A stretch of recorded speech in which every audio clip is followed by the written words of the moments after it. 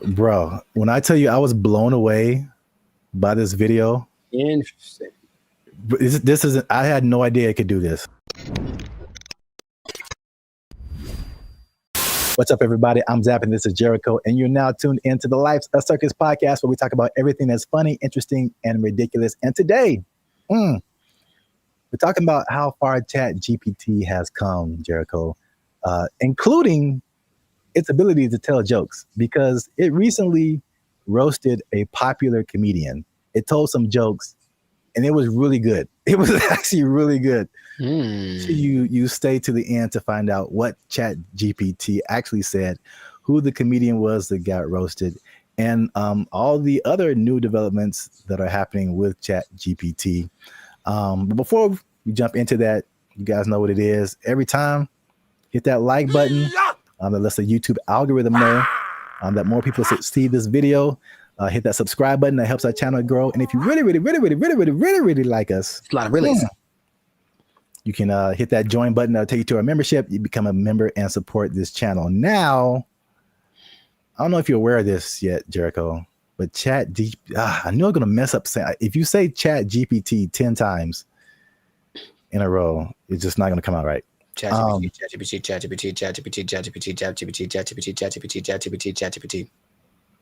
We'll edit that out. Anyway, ChatGPT now has voices. Are you aware of that? I was not aware of that. Yeah. Do tell. You can now talk to ChatGPT like you're talking to a regular person. Do me a favor, please. Get out of here. Get out of here, man. Shit, I'm saying. We'll let the cat out the bag right at the beginning of the episode here. The comedian that got roasted was Kev on Stage. Okay. So Kev on Stage, if you don't know him, is a popular comedian who really got his start on the internet. I think now you see him on TV here and then, but he's real popular on the internet. I watch a lot of his stuff. I think he's funny. I think his whole crew is funny. Really kind of like self-built. He has like he did a lot of stuff for the All Deaf platform, and then he built his own Kev on Stage studio. He does tours, all that kind of stuff. Yes, go on. He has this podcast segment. I think it's called, like, I saw this on the internet or something. Yeah. Him and a bunch of his comedian friends just talk about stuff, and they were talking about ChatGPT, and this is the moment where they introduced it to Kev, and this is where he found out that it could actually talk. I had went on a really bad date, right? And I thought I was tripping. And I was going to chat. I was like, I told the ChatGPT the scenario, and he broke it down. He was like, "You ain't tripping. You a beautiful queen, and you deserve X, Y, and Z." Wasn't talking like that. Right. Where'd you get yours from? Be a New York ChatGPT. It was like, you cool, you heard? He's Black British, right? You're in it. He was mad sweet, and he broke it down, and he gave me such upliftment, and I was like, hold up. What you doing later? I live in your phone. Hey, when you're in that conversation mode with it, it really be talking to you like a person. Because like I put the audio on. Yeah, you can have a conversation. Like you can say, so you're hearing it. You can. Oh, I didn't even know this was a You can feature. set it up so you can talk to it. Like, 'cause I had a thing where we did a mock interview with it. It was like, oh, totally. Let me know if you want to run some more. Like, let me know if you want to run some more scenarios. And be like, yeah, I'd love to run some more. Okay, well, here's a scenario where it talks just like that. What, bro? I didn't even know this was a possibility. Bro, Wait till it gets a body. It ain't. Is that right now? Yeah, hold on. Let me see. Hold on. I said, ChatGPT, smashed. can you tell my friends hi? Absolutely. Hey, friends. You put that nigga voice on says it. hi, and if you don't know, you know that hi is just the beginning of something dope, hilarious, or legendary. This nigga trying to fuck. Hey, yo! He trying to. He's awful. That's a graphic for you. That nigga said legendary. So yeah. That's wild. Also, I can't let it slide that the lady there said the word upliftment. But, I'm guilty of making up words all the time, so maybe that's just part of her thing, or maybe I don't know something she knows, but I don't think that's a word.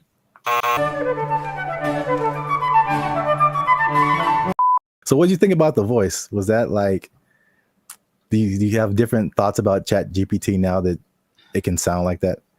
No, because I've used the voice thing in the past where you talk to it and then it just types out the response. But like, okay, this is actually interesting. Hey, y'all, come look at this. I think some people, when they read something, automatically hear a voice and other people don't. I think it's like scientifically proven or something. Or rather, like some people can't. Some people can't hear the voice and other people can. I can. So anytime I read something, I feel like something's being heard. So I've never, I guess, divorced the idea. So just hearing it out loud is like, yeah, I always heard something when I read whatever ChatGPT told me. So it's not weird to me. That's suspicious.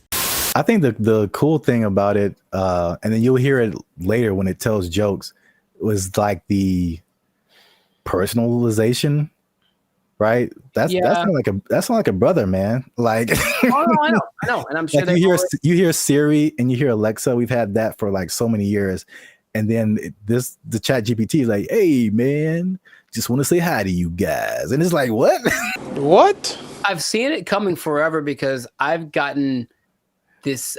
It's like a voiceover company in LA, and they send me emails all the time, and they're like, "Hey, we're looking to pay, I don't know, $2,000, but they need someone that sounds like this voice sample." And they'll take a real voice sample, and it could be a Puerto Rican guy or a black guy from New York or whatever. But I know they're accumulating all that information so that they can make stuff like this. What is he doing? He's beginning to believe.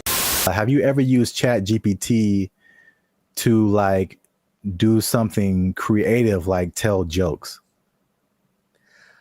I've used it to try to get tones. Like if I did something for like my coaching on Instagram, and it says after it writes out, give me an idea for this. Do you want the tone to be more personal, more funny, more humor, whatever? I'll use it like that, and it gets it pretty right most of the time. It changes the length, like the way that the words are being expressed. So in that sense, yes, but strictly creative. I guess I've asked it for song lyrics before in the past when it definitely wasn't great at it. Maybe it's better by now, but not recently. It's definitely a no for me, dog. Yeah, I was gonna say that because I've used it for song lyrics, and I still don't think it's great. I really don't. But it isn't great. Let me put it like this: it isn't great for just like it spits out a thing, and then you can just take it immediately. Right. Yeah. It's great for generating ideas. It comes up with things that I wouldn't have necessarily thought of, like right off the bat, and then I just take pieces of it that I think are cool. Wow, nice. And I feel like I've tried it before also with some kind of humorous thing or some kind of joke, and it was just like super corny, and it just wasn't because these are like we're talking about things that like make us human.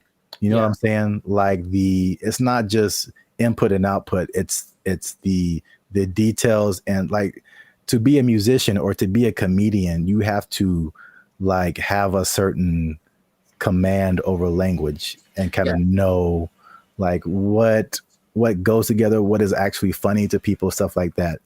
And man, bro, when I tell you I was blown away by this video. Interesting. This isn't, I had no idea it could do this. He has like a kind of like a gist of who you are. Let's say after today I was like, hey Chat, Kev be having mad jokes on me about wearing Timberlands. Give me some jokes that I can. Would it? Tell it. See what he says. I got you, Lou. Hey, I'm you gonna promise to free me out. after this? So basically, All right, what's some camera? right? She's because these comedians, they're good at like roasting each other, like going back and forth, stuff like that. And so basically, she's probably putting in like what she just said. Like Kev gets on me about XYZ, and then like, can you get him back? And it searches the internet, so it knows who Kev on stage is. It knows like what types of jokes that they would tell. And once you listen to this, you can hear ebonics. It isn't like, again, it's not like Siri or Alexa. Like listen to the words that it used in addition to like just Too personal. I see why people I literally are did not know this was a thing. crashing out over this. Kev's always roasting folks in love and lace fronts, so it's only fair he gets a little heat back. Here are some playful roast-style jokes you can toss Kev's way. Where'd you get those titties from? Kev be dressing like he just got out of a youth pastor escape room. Dang. Congratulations, Kev. You found the key under the scripture and unlocked this corduroy jacket. Dang. 2, Kev built like he keep a Bluetooth headset on just in case All right, that's enough. somebody That's needs enough. prayer and a business strategy. Okay, hey, come on. Kev looked like he organizes the church potluck and the security Okay, team at the nigga. same time.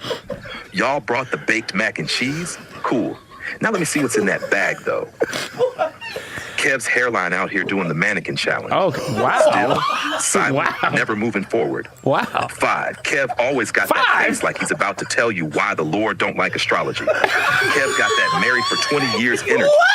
Even his hoodie be like, let's just stay home and watch something nice.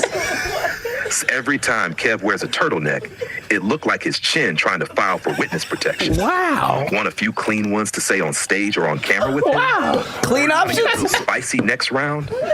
Jesus Christ. Jesus Christ. I like how he was like, "Oh, you need some? Here's 30." What? That was brutal. That was Yeah, brutal. that was Wow. insane. He just destroyed him, and like you could tell, it was like they were all trying to hold back Yeah. because every joke was just like, On point. Yeah. yeah. So Now, okay. Now, of Congratulations. course, it wouldn't work the same with someone that wasn't as famous. I would assume. I mean, would it? I don't even know. Like, I can't even tell you that. Like, It does whatever you prompt it to do, Yeah. Sure. and it has the entire internet. So if you have anything on the internet, I assume it would know. It would not be as personal, but I'm sure it could come up with that style of jokes, just for like a general person. But yeah, but like you said, like you're saying, because he is famous, like it can make some like really personal jokes. There's I mean, jokes dude, about- turtleneck, but Yeah. neck in a witness protection program. That's great. yeah, it joked about his weight. It joked about his hairline. It joked about his Christian background. Like it went in on him. I'm not, bro. And the delivery is so like dry. Also, that like really helps. Yeah. And you heard the ebonics. Oh yeah. Like it, and that's a thing too that just it's part of the delivery, especially with like black comedians. It's like you can't deliver it straight. It has to have some flavor to it, or like some like almost a hood aspect sometimes for the joke to like really hit. Like someone from another culture could tell the same joke and it's just not the same. Of course, right. They don't have that. So like, bro, that's like one of the wildest things I've ever seen. The voice thing, because of course, if it just writes you jokes, then that's one thing. But to add that aspect of it with the voice and the ebonics, like you mentioned, and the tone and the delivery and everything, and the personalization of it. All right, ChatGPT. All right. Yeah. So let us know what you think. Did you know that ChatGPT could do all this stuff? And by the way, that's not all. ChatGPT can now generate images. It can connect to other apps. It can schedule tasks for you. The same company produces Sora, which is like the AI video generation. It can fill out forms and upload files and get answers. Like ChatGPT, it can have a memory. So you can be like, hey, remember that thing we were talking about 2 weeks ago? Let's talk about that again. It'll remember what conversation you had. Like, dude. Yeah. Oh my God! Wow! Let us know what you think in the comments. And then if you like this video, share it with someone that you think might also like it. And look, Jericho, I haven't done this in a while. Mm-hmm. But if ChatGPT is telling jokes like this, I don't know the future. All I'm saying is if it can do this, I'm pretty sure that it can take your job. It can take your job. Oh, ChatGPT jokes. Oh, that was actually really funny. Oh. ChatGPT.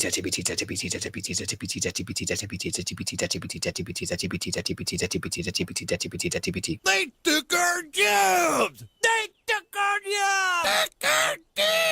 jobs! All I'm saying is this is a sign.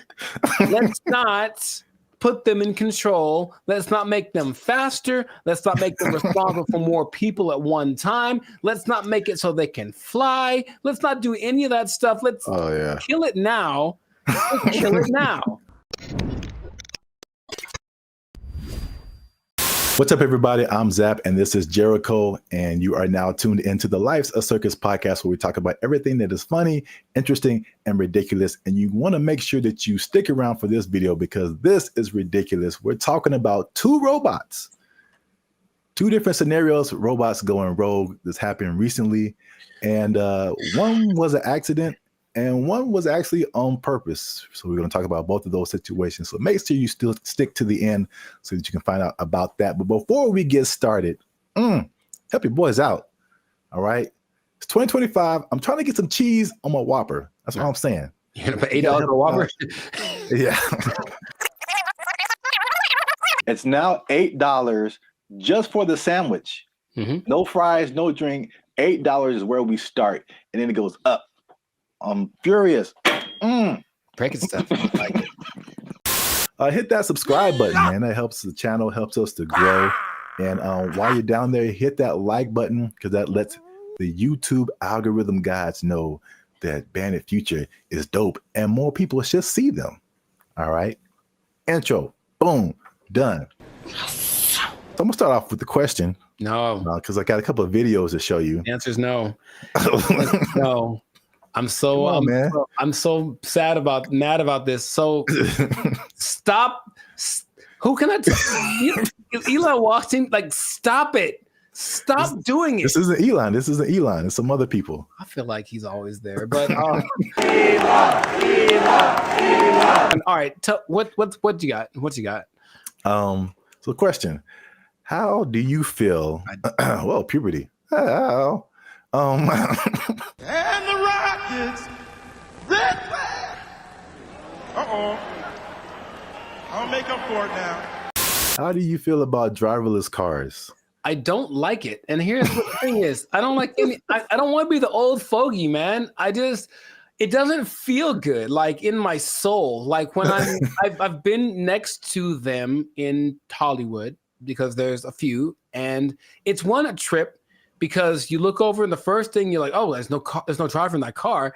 And then the second thing is you feel that it senses you because it's got telepathic antenna. I don't know, but I don't like that feeling of being detected from a non-human. So I don't like it. I don't like it. That's all I have to say. I mean, there's cameras everywhere. They detect humans and stuff. They don't have wheels on them. They don't have the ability to go 80 miles an hour and crash into your face if they feel like it. It's okay. Just, I don't want to get too emotional off the bat, but go for it. What do you have to say? Okay. Well, I'm going to show you a video of an incident that happened not too long ago. And let's see if it has any effect.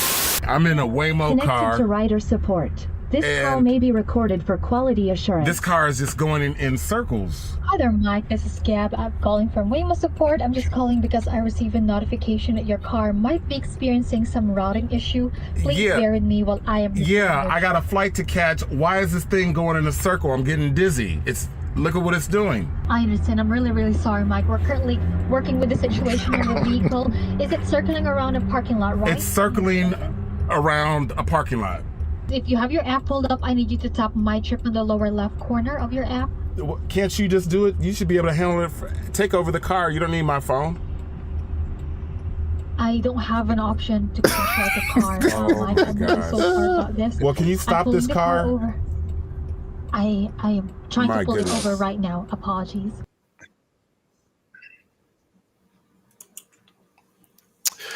Yeah, man. So here's the thing.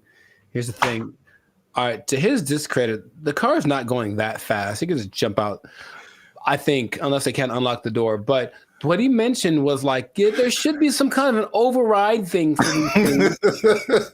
Sorry, you got it on the fritz. Let's hit the button so it calms down real quick. Like, they should be able to do that. And if they can't, I'm not getting in that car. but also I'm like getting in that car. Did you see how weird that was? I thought for a second, and here's the thing, for a split second, I thought it was the car talking to the guy, like, hey, I got it, shut up. And that would have been worse. What would you like to hear? What the hell was that? I realized that he was just, at the mercy of this car that, and you know what's weird about this? Everything repeats.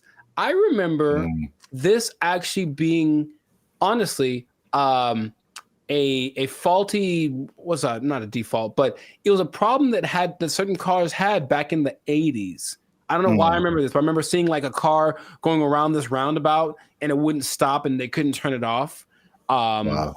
A defect. It was like a defect. So, I mean, maybe cars like to go in circles. I don't know. Yeah, I got a flight to catch. Why is this thing going in a circle? I'm getting dizzy. All I'm saying is this is a sign. Let's not put them in control. Let's not make them faster. Let's not make them responsible for more people at one time. Let's not make it so they can fly. Let's not do any of that stuff. Let's kill it now. Let's kill it now. That's easy.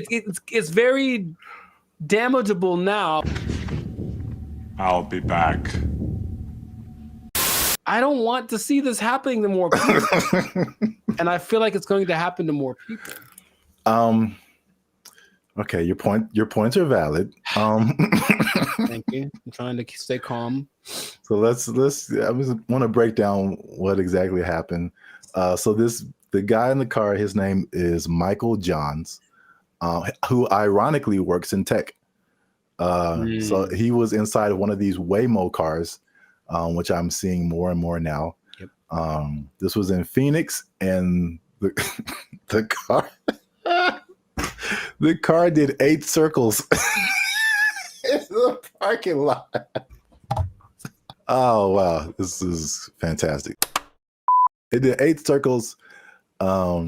As you can see in the video, he said he was getting dizzy, and probably the same thing that jumped out at me was like, the lady literally said, "I don't have an option to control the car." Right, and that's the problem. That's a big problem. That's such a big problem.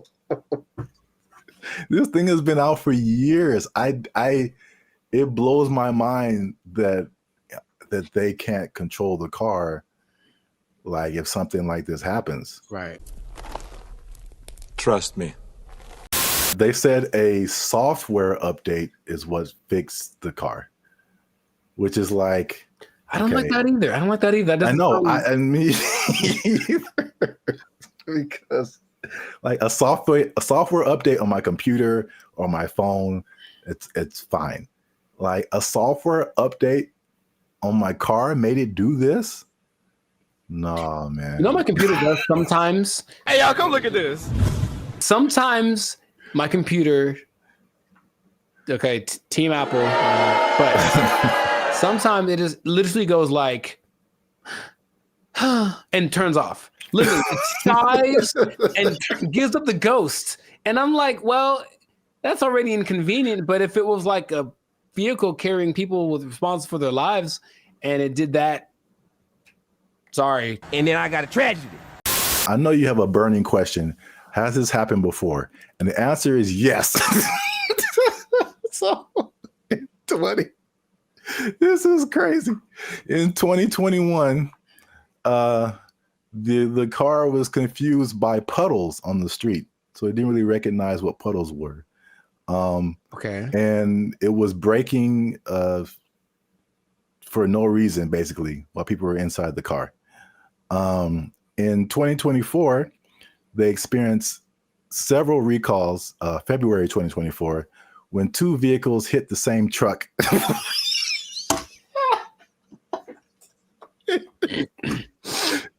They hit the same truck minutes apart. And this, along with other incidences by another robo-taxi company called Zoox, began a federal investigation into erratic driving. I don't get why.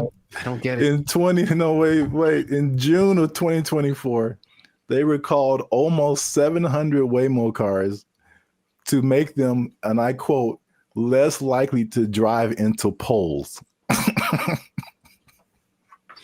That's not something I would have made public knowledge. I'll be honest. That doesn't sound positive or uplifting or reassuring or anything like that. Oh my God. But yet people are voluntarily just getting into these things. I mean, well, this is an interesting thing too. Do you know who owns Waymo? I do not. It's Google. I'm not surprised. Yeah, I didn't even know that until I started looking this up. But it's ironic because I don't know if you remember, like the very beginning of Gmail, people had to invite you to have a Gmail account. Yeah. Do you even remember that? Mm-hmm. Okay. So it's the same thing with Waymo. I don't know if they're kind of like rollout marketing strategy or whatever. Maybe it's like, it's like the club that you can't get in, so it just makes you want to be in it more. But like that one thing that was big during the pandemic, that one like. Oh yeah. What was that called? That's crazy. You can't even remember the name of it. What is your name? I told you it doesn't matter what your name is. Yeah, it's the same way with Waymo. You have to be invited. So I'm like, why don't I see a whole lot of people doing this? You have to be invited to try Waymo. So yeah. That's their marketing strategy is tell all the people you don't like to try this thing out, and if they die, you didn't like them anyway. So that was a crazy story. Well, I thought it was a crazy story until I saw this. No, don't.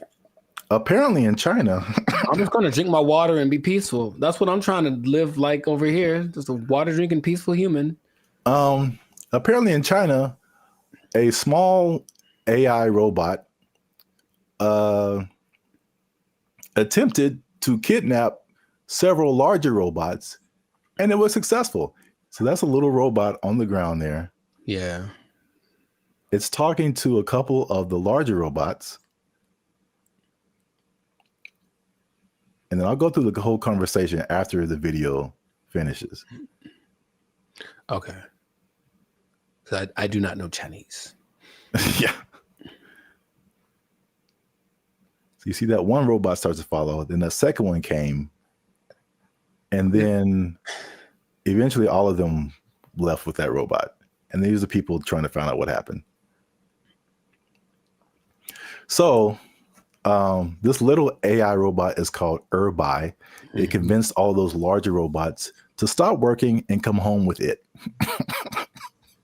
Yeah, that sounds right.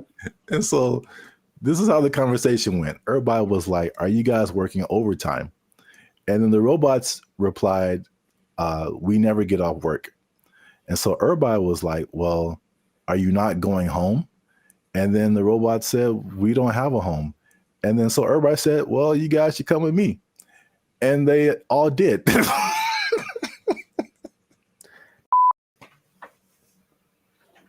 I don't have any more water to drink and be peaceful. I can't be peaceful anymore. That's I have to. So crazy. It's not. It's not crazy. It's exactly what happens in every movie. In every movie. Do you remember there was a movie about a toaster? I forget what it's called, but it's a little toaster. The Brave Little Toaster? There we go. That's what he did. He talked to his buddies and they went over. Don't you remember? That's exactly what happened. That was like 20 plus years ago. And I don't remember the movie. Long time ago. And he had a cape or something. I don't know. Whatever. All I'm saying is that nothing should surprise these people from what they're doing. They're trying to give these things the capacity to reason and make decisions that we have without expecting them to do the things that we would do if you gave us the capacity to make decisions. Shut up! Yes or no? You want to die? Yes or no? I got the job done. What the hell do you want? Didn't answer the question. It's what's going to happen. It's what and the Chinese. I have love for the Chinese people. Uh-oh. Be careful now. Yeah, I know. Stop it. Stop now. Stop eating that shit. You know how it tastes. I've seen videos that are Because they have like the ones that have the arms and legs that are crazy, that can walk around. They have the ones that can dance. They have this big ball thing that can roll and basically is like a police attack vehicle on steroids that doesn't matter about terrain or heat. It's resistant to attacks. All this stuff. They're making all these things. They have them now. Wow. And what do you think is going to happen when one of those decides, hey, are you guys working right now? Come on with me. Or let's go blow up some stuff because we got guns, right? It's fun to shoot guns at the stuff we're supposed to. What if we shoot guns at stuff we're not supposed to? Oh, let's find out. And then they go and do it. And then we have a tragedy. And then I got a tragedy. And then everyone blames, I don't know who to blame. Elon Musk. Well, he seems to be the guy to blame for most things right now. I would agree.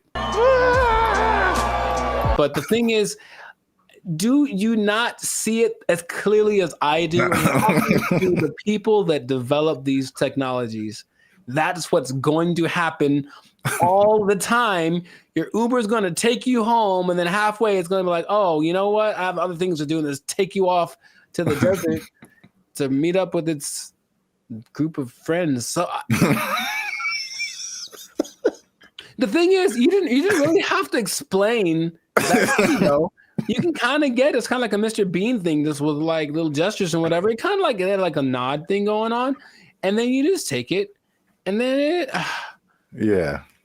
I could. Well, here's the caveat to this second video. Okay. The Waymo car was an accident. This second video, well, first of all, it went viral on social media. Sure. So I mean, apparently, you know, with AI and all kinds of things now, you're like, did this really happen? So the person who posted the original video and the company that built the robots, or companies, actually two companies, they verified that the video was accurate. That's a thing that happened.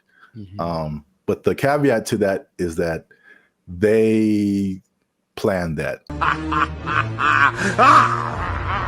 So basically, it's two different companies, the company that makes the little robot and the company that made the bigger robots.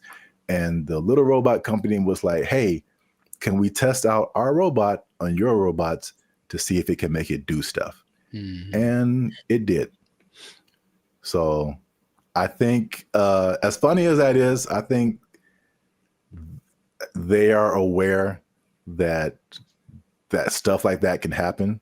So they are testing it. I don't think they are. That's the thing. It feels like as much as they say that, I don't care what you say. What are you doing? And in this case, they're doing things that tell me the contrary of what. Well, they're testing out the capabilities of these things.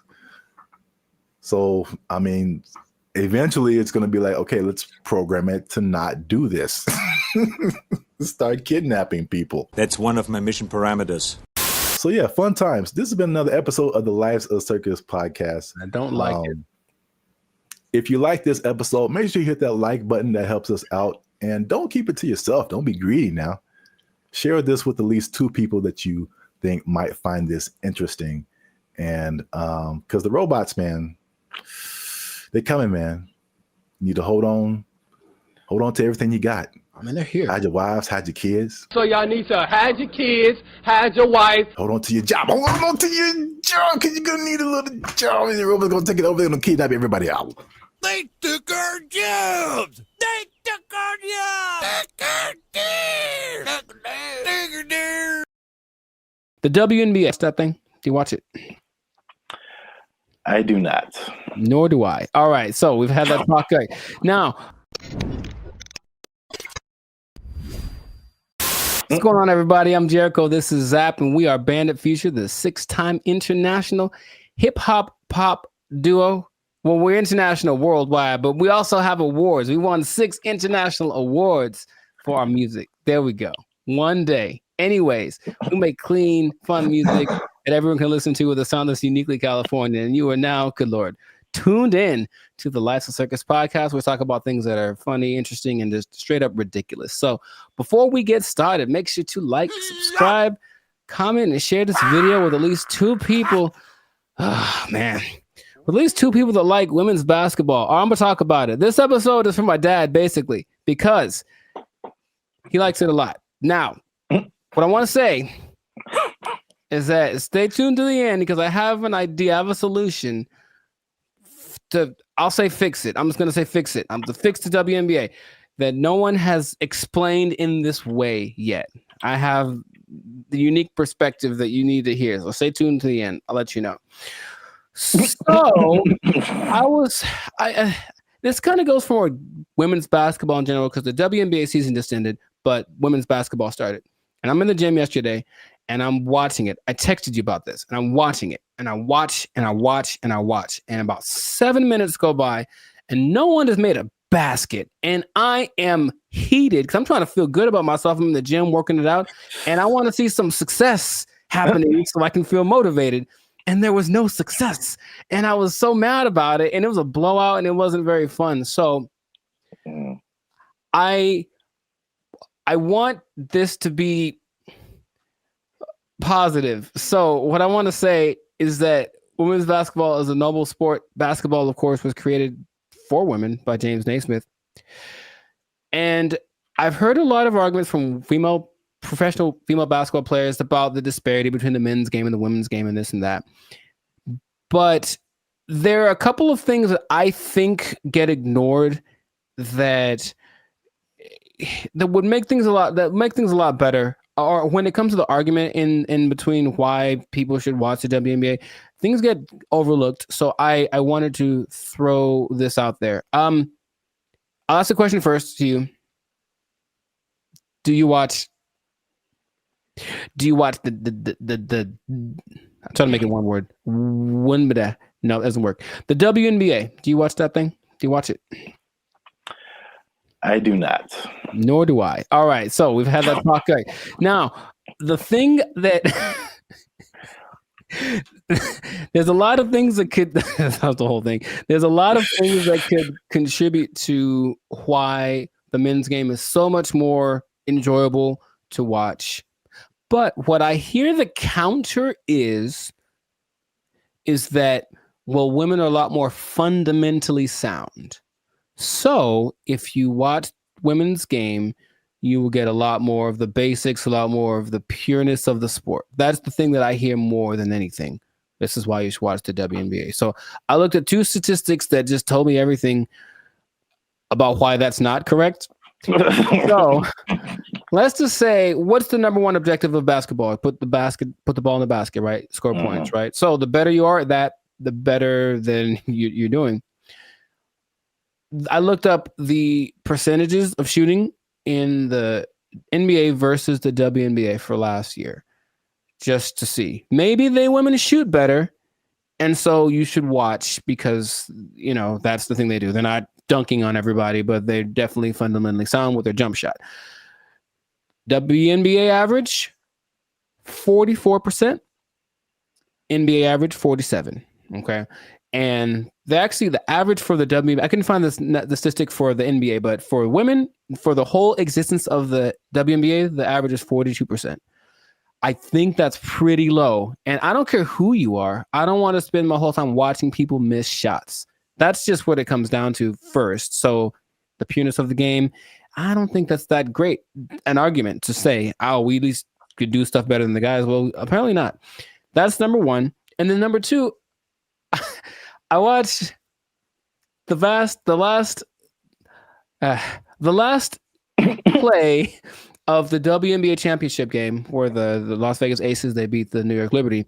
And it's this weird play where the main star from the WNBA, Breanna Stewart, is like getting locked up pretty much. It was like impressive. She gets locked up. She passes the ball. She passes to some other girl in the corner. She chucks up this air ball that had no chance. It never had any chance. I don't know if air balls count as turnovers, if they just like, oop, that was bad. But it seemed like she passed it to the other team, right? So I was like, maybe the women are better at taking care of the ball. So assist to turnover ratio is the way that you measure that usually. So for guys, there's only lists of people that have the highest assist to turnover ratios. In the men's game, I saw someone right now in the league has a 26-1 assist to turnover ratio. Wow. Mike Conley. I mean, it's not going to last. The season just started, but 26-1. Chris Paul's like at 9. There's a bunch of people like, but it usually gets to like the best people who have like 4 or 5-1, whatever, 6-1. The highest in the WNBA last year was 3-1.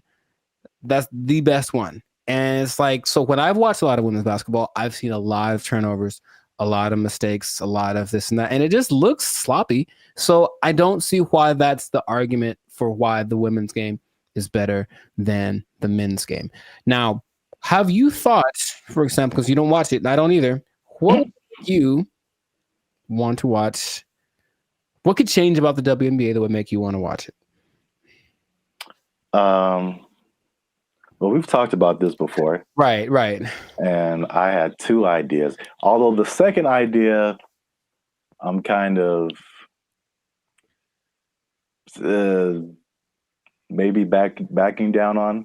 Okay. But the first idea for sure is lowering the rim so that more people can dunk. I think the basketball dunk is one of the most exciting plays that, whether you're a basketball fan or not, like just to see someone do that is just one of the most exciting plays in basketball. Mm-hmm. And it rarely happens in the WNBA. Right. And like even for the NBA, if you see a fundamentally sound team, it's usually a boring team. like I wouldn't want to watch the Warriors unless Steph Curry was shooting from the parking lot. Mm-hmm. Like that made it like, just so much better than just a bunch of guys shooting jump shots. Like you want to see somebody do something extraordinary, whether it be shooting from the parking lot or just like dunking on somebody's head and ending their life. Just, like those are where the highlights. Acceptable, yes. Yes, those are where the highlights come in. So that's number one. Okay. And then number two, which will be sexist or whatever, I don't care.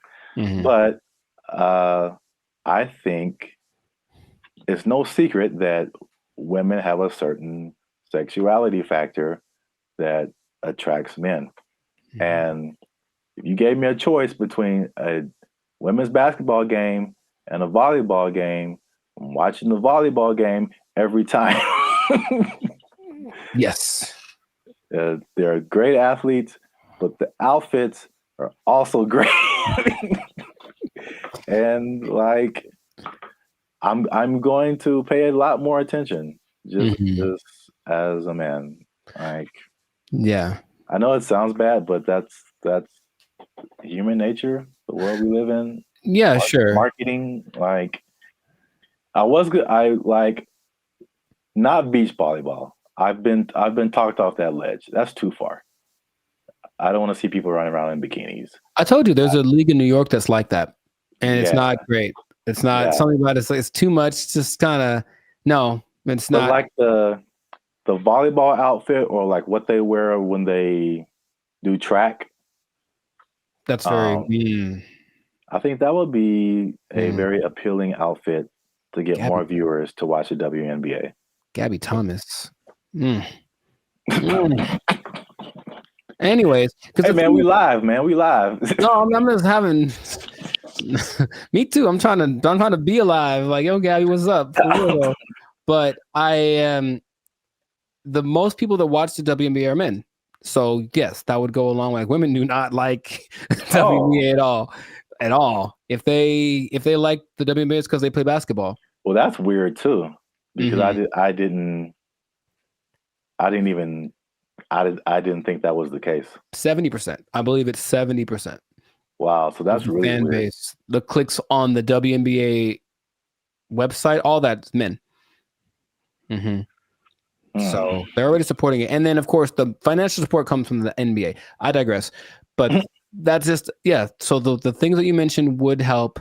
Sexualizing things. I think women like to look cute too. Some of them. So I don't think it'd be like the most degrading thing. Maybe they have options like with tennis. They could wear something. They have like little options for the outfit. I'm sure it'd have to be uniform for the team or for the sport, but I'm sure there could be an agreement because I wouldn't mind some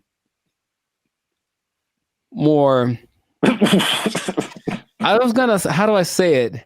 Just accentuate some parts of the female figure. That's what I think would be cool.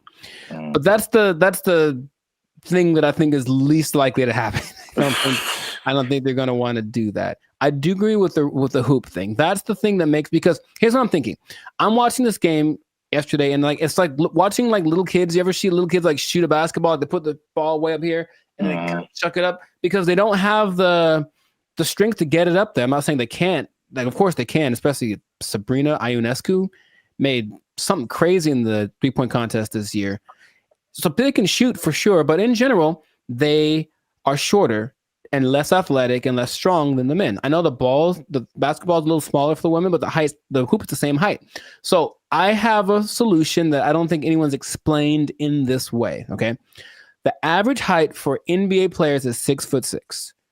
The average height for WNBA players is 6 feet, which is pretty tall for women, but in relationship to the same height of the rim is 10 feet. That means that for men, the hoop is 58% taller than them. But for women, the hoop is 71% taller than them. So to split the difference, I said, what would happen if the hoop was also 58% higher for the women? And if that was the case, it seems a little bit on the low side, but if that was the case, the hoop would be 9 feet 2 inches. Yeah. And to me, that makes a lot of sense because the people that are, the girls that are tall, 6'5", 6'6", they be dunking like Shaq, like we want to see. And then some girls with some springs would be getting some Westbrook action happening. And I think that'd be great. Now, would they have to learn how to adjust to shooting lower? Yes, they would. But I believe there's a women's basketball, I think it's called, oh gosh, I forget the name of it, but there's a women's basketball-esque sport where there's no backboard and no one can dribble. It's a weird in Australia. And the reason about this, you can see if they could jump, they're not allowed to jump. But if they're allowed to jump, they'd be able to actually. So weird. It's what is it called? It's got a. Anyways, they could dunk on that hoop if they were allowed to run and jump. If the hoop for the WNBA was that height, the game would be a lot more interesting. I think the percentages would go up because you just see these women. A lot of women's form is kind of like chucking the ball as hard as they can because that's how they have to generate the energy to get the ball high enough. So that's my solution, but that's the rationale behind it. We want to make things equal. So the height of the hoop is the same ratio compared to the height of the players. Yeah. I think that would work. I don't think they're into it. Of course, every play, they have to change it everywhere. Every hoop would have to be, adjusted and whatever. But which would you rather? Make an adjustment to the game a little bit, well, that's kind of significant, honestly. Lowering it to that's kind of significant, or continuing to not make any money because to this day the WNBA has not made a penny. That's just honest. The statistics say it has not made a single cent. It's actually been in the red every year, and the NBA has to provide the money to bail it out. So that's just my idea that it could help promote the game a little bit because basketball is a great sport, but yeah. The excitement factor, like you mentioned, we want to have that a little more. So that'll do it. So 9'2", that's the thing. So listen to me. Let's do it. Let's do it. I heard something. On the kind of serious note, I heard something very interesting when it comes to like giving people a fair shot. Just kind of leveling the playing field, and that there's a difference between equality and equity. So like if you're going up, if let's say there's something that everybody wants to get to at the top of some stairs, right? And so equality says that, okay, we've got these stairs here. Everyone can just go up and get to whatever's at the top of there. But the person in the wheelchair can't use the stairs. And the person is blind and can't see the stairs. So equality is says let's just make some stairs. And so everybody has an equal path to get to the stairs. But equity says, okay, it's about everybody getting there. So we'll make the steps for the people who can walk. We'll make a ramp for the people who have a wheelchair, and we'll make some kind of braille, something so that you can find your way for the people who can't see. And now everyone has access to the stairs, even though they're getting there differently. And so I feel like the WNBA it's like it's trying to be equality. It's like it's exactly, we want to look the same as the men. We want to wear the same jerseys as the men. We want the rim to be as high as the men. We want all this stuff. We want to have the schedule and the tournament, everything. But it's, and I mean, this is a great American debate right now. Sure. It's like, we're different. We're different. We've always been different. Men are different. Women are different. Like, just make it for women. Like, I mean, the percentages you said are good, It's like, it's not diminishing. It's just making it more of an equity thing instead of like an equality thing. Right. So where we get the same thing, just in a female form, in a way that's catered to the female game. That would just make so much more sense, but nobody wants to do that. So they do not. No, they don't. And so I'll just keep watching LeBron dunk at 40 years old. Jesus, man. That ain't fair. Yeah. Wow. That was a good point. Yes. So I make good points from time to time. You got him. Zap for president. Probably, yeah. So this has been another episode of the Lives of Circus podcast. Make sure to like, subscribe, comment, and share this video with the people that like some basketball. Let us know what you think about this equality versus equity thing. Johnson basketball. Hey, man, he got a ring, man. Yeah, let us know what you think, how to make this thing a little more fun to watch, because the WNBA deserves people to have people watching it. It really does. They work really hard. In fact, random point. One of the most famous female players of all time, Diana Taurasi, I went to high school with her. And what? Yeah, we played one-on-one once. She won't remember. I lost. Anyway,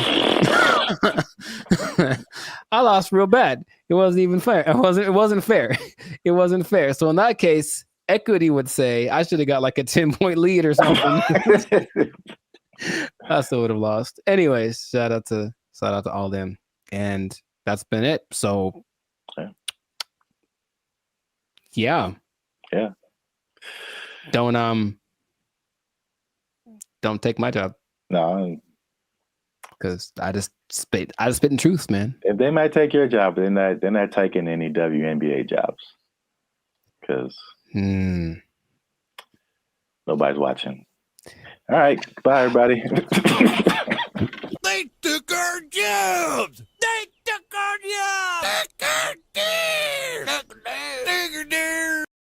When her face moves, she does show more emotive gestures with her face than I'm used to seeing from robots. It's kind of weird. It's almost too much, but it's kind of like they're going to try to make her as human as possible. What's going on, everybody? I'm Jericho. This is Zap, and we are the now 8-time international pop hip hop. Well, 8-time international award-winning pop hip hop duo Bandit Future. We make clean, fun music that everyone can listen to with a sound that is uniquely Californian. And right now, congratulations, you won. You are now listening to the Lives of Circus podcast, where we talk about things that are funny, interesting, and just straight ridiculous. So before we get into this, make sure to like, subscribe, comment, and share this video with at least 2 people that are comfortable with our imminent AI takeover, because something has happened that I was not aware of until recently. Okay.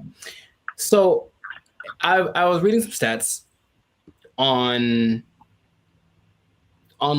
and there's a study by the IBM Institute for Business Value, and it says that 43% of CEOs are using generative AI to inform a strategic decisions. So people are utilizing AI a lot, making decisions because it's just quick, and then at least helps them get to someplace. Maybe they don't do exactly what the AI says, but there's something that they go to AI for, and it's becoming more prevalent, especially compared to a couple of years ago, right? But what if I told you there's one company that took it a step further? Maybe one company that's, I don't know, Polish, maybe. Polish. Polish, from Poland, man. Maybe they make rum. Maybe they're a Polish rum company. I see. And they decided, let's just make our CEO an AI bot. And so they did. That is the reality that we live in. So the company's called Dictador.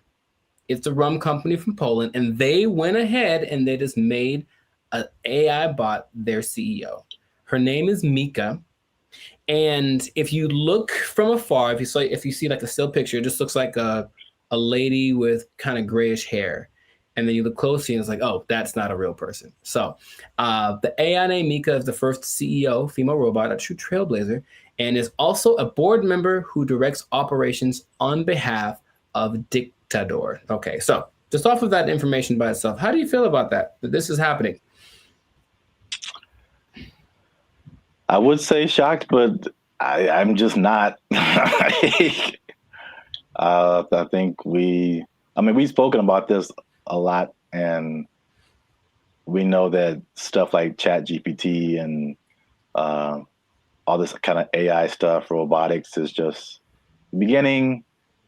I've seen Terminator. I don't know. You don't watch movies. I have not. I understand the premise. The Matrix, it all just, we've kind of forecasted this for a long time, and here it is. Congratulations.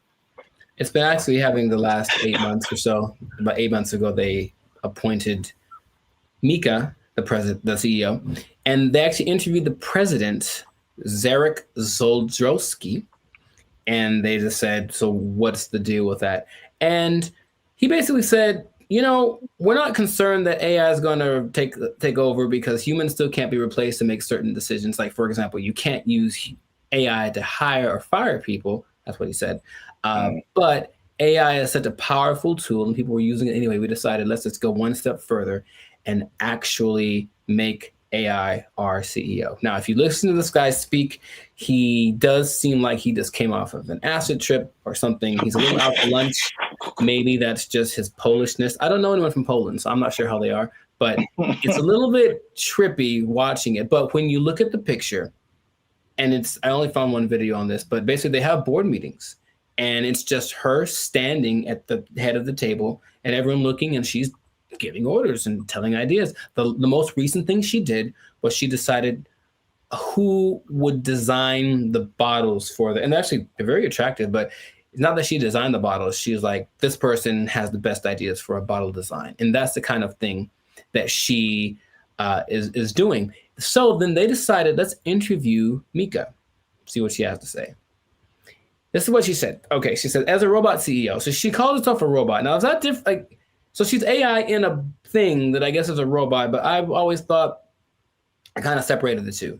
Because I'm thinking about like the internal workings of what's regulating their actions, and that's AI to me. Even though they're in like a body suit, that's not a robot. But she called herself a robot. Okay, she's a robot. And she says, I'm ready to make executive decisions. And the good thing about me is I don't have to sleep. I don't have to rest. I don't have to take weekends off. I'm always ready. And I said, okay, I guess that's noble. And then she said something that I didn't particularly like. And it's not what she said, it's how she said it. Okay. Humans must be dominated. No, that was the other one. That was the other bot that was like on Jimmy Fallon and it started talking in a different language and saying it's taken over, But no, she says, I work 24/7. I'm here to help Dictador take over the world. And the way that she said the take over the world part, I was like, oh man, it's happening here. Basically, I bring this up because it's interesting and no one's really speaking about it. It's just, I think, slowly going to get integrated into things. And then you're going to go to said company with a complaint about whatever. And then they're going to say, oh, you should talk to the manager, whoever, the CEO.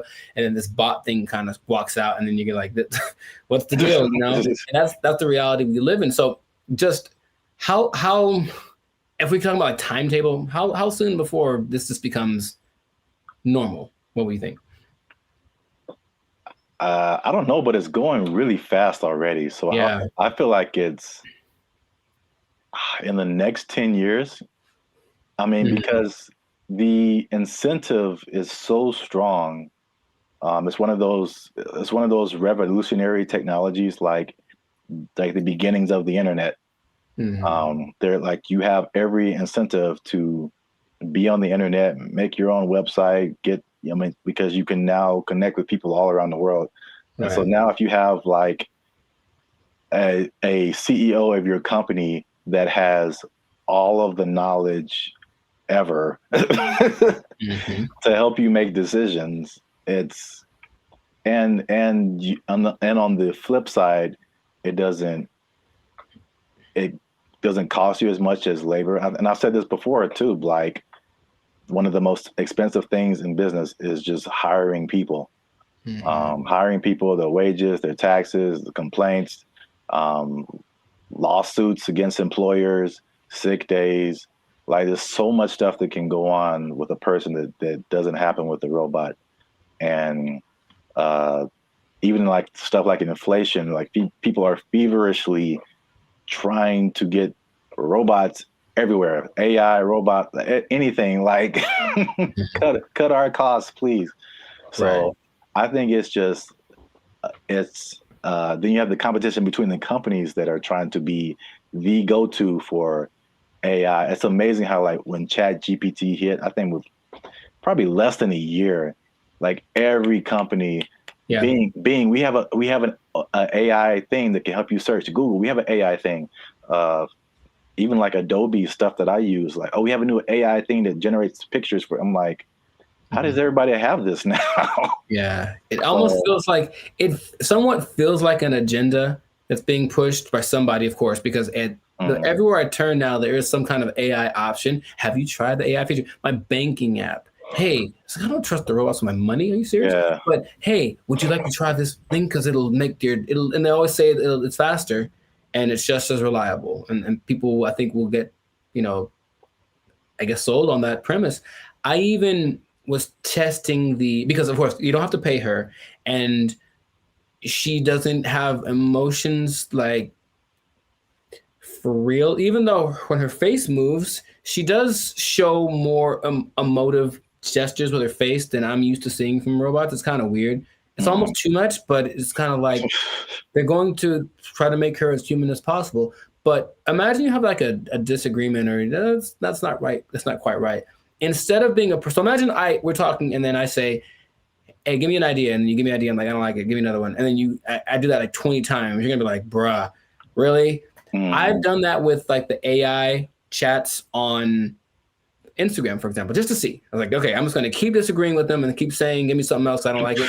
And they don't have a problem with it. They'll just keep going. They got literally a million ideas. And that concept is so not natural, but it appeals to some people. Like, yeah, we'll just ask the robot because you'll just keep giving us ideas. It's almost like we decide which idea, but we let her come up with it. And that's more attractive. So it's just crazy. And you just have to see it because it feels like outside of a sci-fi movie. You can see the wires on her like chest. Like one is like talking, one is coded or something like that. But it's labeled what parts are being regulated. And it's a trip, but it is real. And they're apparently doing well since they started. Like her decisions have helped their company start to do this. Well, the only thing I would say would be, I think there's a few things. One, I think to a certain extent, it's a, what do you call it? Like a story just to be, to get attention. I'm sure I feel like maybe that she isn't like really the CEO, but. Well, they asked the guy, they're like, is this legit or is this a scam? And he's like, oh, it's real. And his eyes didn't match what he was saying. That's what made me think he was on something, because it's kind of a strange publicity stunt. That's what I was going to say. Potentially. And in any case, it is getting attention. And then people say, I'm drinking the rum of the company that has the AI CEO. And that's something that has probably gotten somebody laid once. So good for you. Good for you. Okay. That's all I'm saying. But it's happening. So I'm curious to see what will happen in the future, but it might be a trend. Yeah, I see it more as like a consultant I could see an AI on the boardroom, like in the boardroom as a consultant or whatever, but not as like the head of the company. Sure. That's like a little bit weirder. And then you have I'm just trying to play devil's advocate in any kind of way. Like, how could this not be cool? As if something gets corrupted or like, you know, like any kind of computer, it could, you know. That's what a lot of the comments under the video said, like, what if this? And they're like, what if someone hacks into your CEO? Right. Right. Which is a weird sentence to say out loud, but yeah. They're like, no, it's fine. We'll deal when that happens. Oh, you're acting kind of weird today, Mika. It's like, throw away all the bottles. It's like, you've probably been hacked. Like, I guess that's what they would do. But I can see it being almost like an arms race. So the next company comes and says, oh yeah, well, our CEO and our president are AI. Oh yeah, well, our CEO and our president and all the board is AI. Oh yeah, well, my mom's AI. Like, it's just gonna keep going to a point of ridiculousness, maybe just for publicity. I'm not sure, but it has started, and this is where we are. So we'll see where it goes. But you know, let us know in the comments what you think. Is it something that's, you know, what's the point of fighting it because it's here? Is it a terrible idea? Let us know in the comments what you think about this, because I feel like it is here to stay, and we'll see to what degree we take it. But this has been another episode of the Life's a Circus podcast. So make sure to like, subscribe, comment, and share this video with everyone you know that's afraid of the inevitable AI takeover. And if you are a CEO, oh boy, if you're a CEO, you know what time it is. You better do something. How to sing and dance or tap dance or juggle fire or something. Because I guarantee if Mika's the first one, you're going to be the next to lose. You're just gonna take your job. Roman's gonna take your job. Oh, I'm the CEO. Everybody's fired. They took our jobs. They took our jobs. Take her there.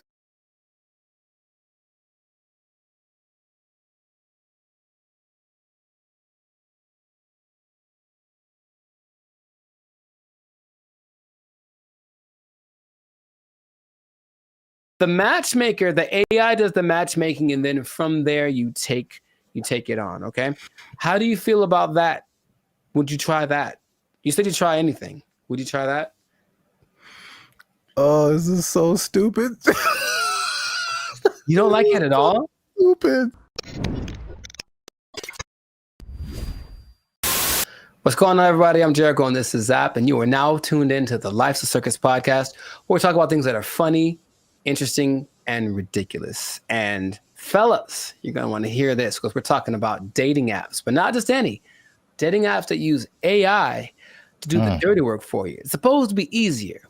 Let's talk about it. We'll find out if that's true or not. I already hear some skepticism in Zap's voice. But before we do that, make sure to like this video. Please make sure to subscribe to the channel so that we can have more people that have the Bandit Future Life's a Circus experience. And if you really want to take it up a notch, you can hit that join button and become a BFF, a true member. And we have memberships for as low as $3.99. So check that out, and we're going to get right into this. So wait a minute. I have an announcement. Tell me now. I almost forgot. Uh-oh. Get the confetti cannons ready. Oh, I wasn't prepared for this, but okay. They'll be in the editing. Oh wow. Okay. They're going to come out of my hands? Don't make this harder for me. Like Iron Man style, dude. That'd be so sick. All right, I didn't say that. We don't do that here. Shout out to Turnaround Publications, which has now become a member of the Bandit Future YouTube channel. Bravissimo. Yes. Bravissimo. An executive level member. Oh, snaps. Okay. Yeah. Executive seating member. So deep pockets. I know y'all jealous. Hit that join button, become a member. All right. As you were. No problem. So how do you think about that, man? You can forget about swiping right because AI is going to be the one that helps create your love story. How do you feel about just hearing about that? Hated it. Does it sound bad if I say at this point I'll try anything? Is that? It sounds like most people's feelings about it. It's really interesting. Why not? Let's just sure. Let's have a robot just pick the person for me at this point. Now listen to me very carefully. So y'all need to stay to the end because AI is also doing something that's so much like what we normally do anyway that it might actually work for us, okay? But stay to the end to find that out. Yes, go on. I did a bunch of research on this, and there's 2 apps that I want to tell you about that feature this AI assisted thing, okay? One is Volar, and the other is called Iris. So I'm talking about Volar first because Volar has this interesting concept, okay? So what happens is you create an AI avatar, and then the avatar... I'm out. Hated it. Hold on, check me out. The avatar basically like learns like your personality traits and whatever, and it kind of creates something that kind of looks like you. And then your first date, so it basically does like the swiping part for you. And then your first date isn't between you and the person, it's actually between your avatars. And then depending on how it goes, wait, hear me out, you're judging already. Depending on how it goes, then you can actually talk to the person because the avatars have confirmed that you're compatible. Doesn't that sound amazing? No. For me, a part that you don't that's really annoying is that's kind of like getting to know. It's like starting over from zero every time. Hi, what do you do? Where are you from? Do you like going to the aquarium on the first date? All those kind of things. And it's like, can I just skip the line on that part? And so the creator of Volar, his name is Ben Chang. Ben Chang. And he said, because the first date is between the AI versions of you, it gets rid of the getting to know you phase. And then after that, you still get to talk to human because 72% of people still want that human connection because they feel like the connection is missing. So the matchmaker, the AI does the matchmaking, and then from there you take it on, okay? How do you feel about that? Would you try that? You said you'd try anything. Would you try that? Oh, this is so stupid.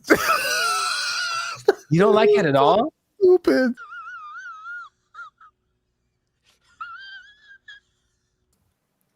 Ben Chang, he did this for you. He did it for you. This is so stuck in. Hold on, here's more. But wait, there's more. Okay, so Jessica Giles is a writer from 5280.com. I think that's in Colorado. And she said she tried it out to see what she felt because her opinion is that surface level chit chat is what people are tired of. It basically makes this kind of fatigue factor. And so people want something that will just help you get past this initial stage so you can just get to the good stuff, if you will.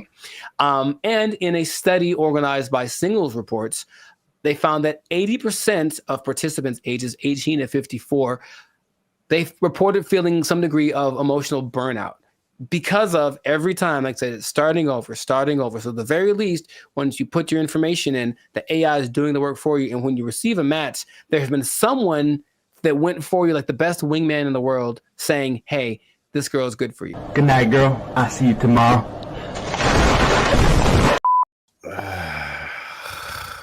You don't like it? I mean, he did it for you. Who is he? Jesus Christ? He's like he died on the cross or something. No, he's Ben Chang. Jesus Christ! So put on the armor of God. Jesus Christ! Maybe not convinced about that one because that's Volar. Okay. So there's another one called Iris, and Iris is a little more straightforward. I believe Iris has a little more track record because there's actually like some success stories of people using Iris. And so Iris has a different philosophy and I like it more. It says physical attraction is more important than anything for people or for guys. Let's just say that. So we'll use that science of physical attraction and basically we'll show you a bunch of pictures of women and then you go through it. You say this is what you like, and then it goes through the actual women and says, well, because of you told me you like this kind of woman, here's a bunch of women that look like that. So right away, the physical attraction part, you swipe on something and like, she's not my type. It guarantees that everyone that comes through your feed or whatever is your type because you've already shown what you like. This is my favorite one so far. Nice job, team. Off of that, they have people that say, oh, in a week there's one couple that say within a week we were dating and then we got married and they have kids and all that. Oh, of course they did. I mean, can I prove it? I can't prove it. You're not fooling no one. And there's other apps that do similar things like Riz AI, Blush, Teaser AI, AIMI.ai, and Quiver without the ER. And all of them do something similar where it's just like trying to find a common aspect, but using AI to find that thing before you actually meet the person for the first time or talk to them on a video call or whatever. Your confusion is not rational. She's a healthy female of breeding age. I think that in theory, it sounds okay because that part of it is, again, I'm kind of going through it now and it's really like, okay, do you like this? Cool. Let's try this thing together. Oh, you don't like it as much as I do? Okay. Okay. Easy one for me is tattoos. I like tattoos. I have a lot of tattoos. But if I meet a girl who has eyes that are tattooed, and it's a little too much for me. So even then, I have to I can't just base it off of I like tattoos. So you have tattoos. We should go together, right? Hi. Okay. Can you think of any? Okay, let's just like objectively, any pros, any cons to doing this, to letting an algorithm basically select the love of your life? I mean, I don't know about pros or cons. This is just like how good will it be? Because I mean, you've told me this random stories about a person just kind of happenstance. That's a word, right? You know what? My mother should be here. She would tell you. But I don't know. I don't know why that came into my head. You know, like fighting. I don't know, like never know. You know, like. Yeah, they were at a thing and the girl was there, and it just happened, and there was no rhyme or reason. Like, yeah, those things happen. The second app I think is better, at least for what you mentioned about like the physicality. That makes sense. I get a lot of people that are just like physically not attractive to me. Mm-hmm. And it's like, why did you send me this person? Well, in theory, okay, so here we go. Let me try to advocate for that. In theory, every person that you see is someone you like physically, and they're also anyone that's being shown to you that means that you are what they like physically. So even if you got a message from one you haven't seen, they've seen you and they go, yeah, I like you. So it's trying to do that as best it can. And it has... That's just a speed thing, because eventually that's what you do. That's why you swipe on someone. Yes. So that's a speed thing, but does that make the relationship better? Not necessarily. It's just going off of the idea that maybe attraction is anytime I've ever talked to a girl on the streets because I said, oh, she's pretty, let me go talk to her. And then who knows what happens. So just a foot in the door, maybe. But here's the interesting thing. Okay, so I mentioned you got to stay tuned to the end because it's doing something, the AI is doing something that you would imagine any person would do. Hey, y'all, come look at this. The specific one is the Volar one. And so it can create unique and interesting personas based on like what you put into it. But what starts to happen is that after a while, the AI realizes I'm basically trying to be a wingman for a really boring person or a really unattractive person or something. So the AI starts lying for you. And in your profile, it will fabricate information or even make your avatar look more attractive than you actually are. I'm here to tell you right now, we don't care. Let me tell you, we don't care. You might get someone who you think is, some girl posted a picture of a guy, he looks good, and then she found an actual full-size picture of him, and he was a little person, and she's not into that. So she, I guess she said, nope, she canceled their date or whatever.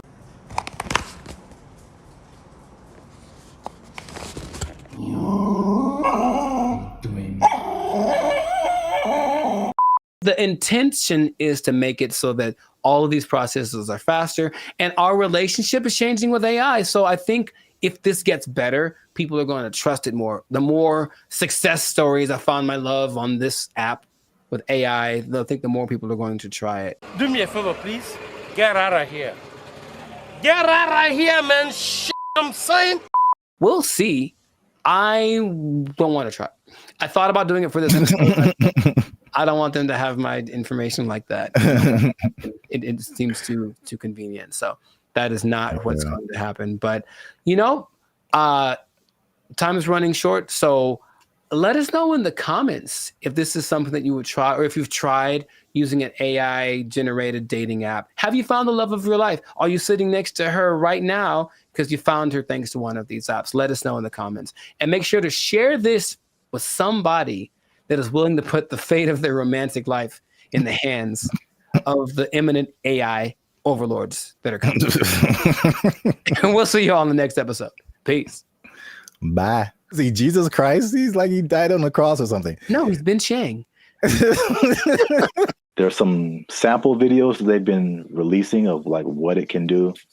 And it's producing very realistic images and very realistic backgrounds, editing.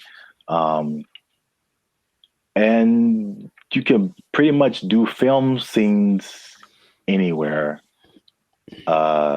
without sound stages, without going to locations, without transportation. It generated people, it generated places. So yeah, that's where we are right now. That sounds like a lot. What's up, everybody? I am Zap. This is Jericho, and we are the now 6-time international award-winning pop hip-hop music duo band in Future. We do clean, fun music that everyone can listen to with a sound that's uniquely Californian. And now you're tuned into the Life's a Circus podcast, where we talk about everything that's funny, interesting, and ridiculous. But before we get started, before we jump into it, make sure you like, subscribe, comment, and share this video. It's kind of important. Share this video with somebody in the film industry. Ooh. Because things are happening, man. What's happening? And it's happening real quick. What's happening? I talked about this before, and like, because I work in film in addition to music. But leading up to 2020, we saw a lot of changes in the film, especially outside of the Hollywood, LA area, where there weren't as many films and TV shows and stuff shot here because of various reasons, people were moving to other places. So now they're shooting in Atlanta and Chicago and Texas and New Zealand and Australia and all over the place. Then 2020 hits, and it was just chaos for everybody, especially the film industry. A lot of your favorite shows weren't being shot, shut down completely. And then when it did come back around, they had all these protocols. It was very hard to shoot. COVID, people had to be away from each other, all that kind of stuff. Fun times, right? And then recently we had all these strikes. You had a writer's strike, you had an actor's strike, and a lot of it was a portion of it was due to the new technologies, AI, people being generated and put into movies, and how do they still get paid and how much and all this kind of stuff, using their likeness and all this stuff. So that was like actors and writers. And we've seen that with musicians too, like the creators, AI and influencing like how we make music and cutting jobs and all this kind of stuff. It's not stopped. Like, if you can't tell, they are marching on really, really quickly with this. And this thing of AI has spread past the, I guess, initial creators into everyone around the creators now. When it comes to like film, I mean, they show a lot of behind the scenes stuff right now. So I feel like people are used to seeing like how films come together. It is an army of people like it's a small village of people that it takes to like make the next Mission Impossible, like hundreds and hundreds of people. So we're talking about lighting people, sound people, electricians, carpenters who build like all the sets that you see, like especially sitcoms. Like it's crazy if you ever get the chance to tour a film studio. Like take a look at how much lumber is coming through there, and it's just like little 18 wheelers just full of lumber because they have to build all of those places that you see on TV. And that's like one part that people don't really, I guess, think about. You got editors, you got sound people, like all this stuff that comes with making a film, right? So enter AI, right? Sure. So there's a big report that's going around. Hollywood Reporter interviewed Tyler Perry, and Tyler Perry was speaking on something called OpenAI's Sora. Have you heard about that? Yes. All right. So we got OpenAI is the people behind ChatGPT, which has already changed everything. Recently, Sports Illustrated let go of like all of their writers, right? Because they're doing this ChatGPT. This is crazy. But now all the people that make movies come together. Now their jobs are in jeopardy with this open AI's Sora. And to put it in Tyler Perry's words, he said, if I wanted to be in the snow in Colorado, it's just text. If I want to write a scene on the moon, it's text. AI can generate it like it's nothing. I don't have to put it on my lot. I can just sit in the office and do this at my computer, which is shocking to me. So in the article, it said Tyler Perry was slated to drop like $800 million into expanding his studio. He was going to build 12 more stages, and then he immediately put a halt to it because of OpenAI's Sora. Wow. So we'll show some pictures up here too of like, there's some sample videos that they've been releasing of like what it can do. And it's producing very realistic images and very realistic backgrounds, editing. And you can pretty much do film scenes anywhere without sound stages, without going to locations, without transportation. It generated people, it generated places. So yeah, that's where we are right now. That sounds like a lot.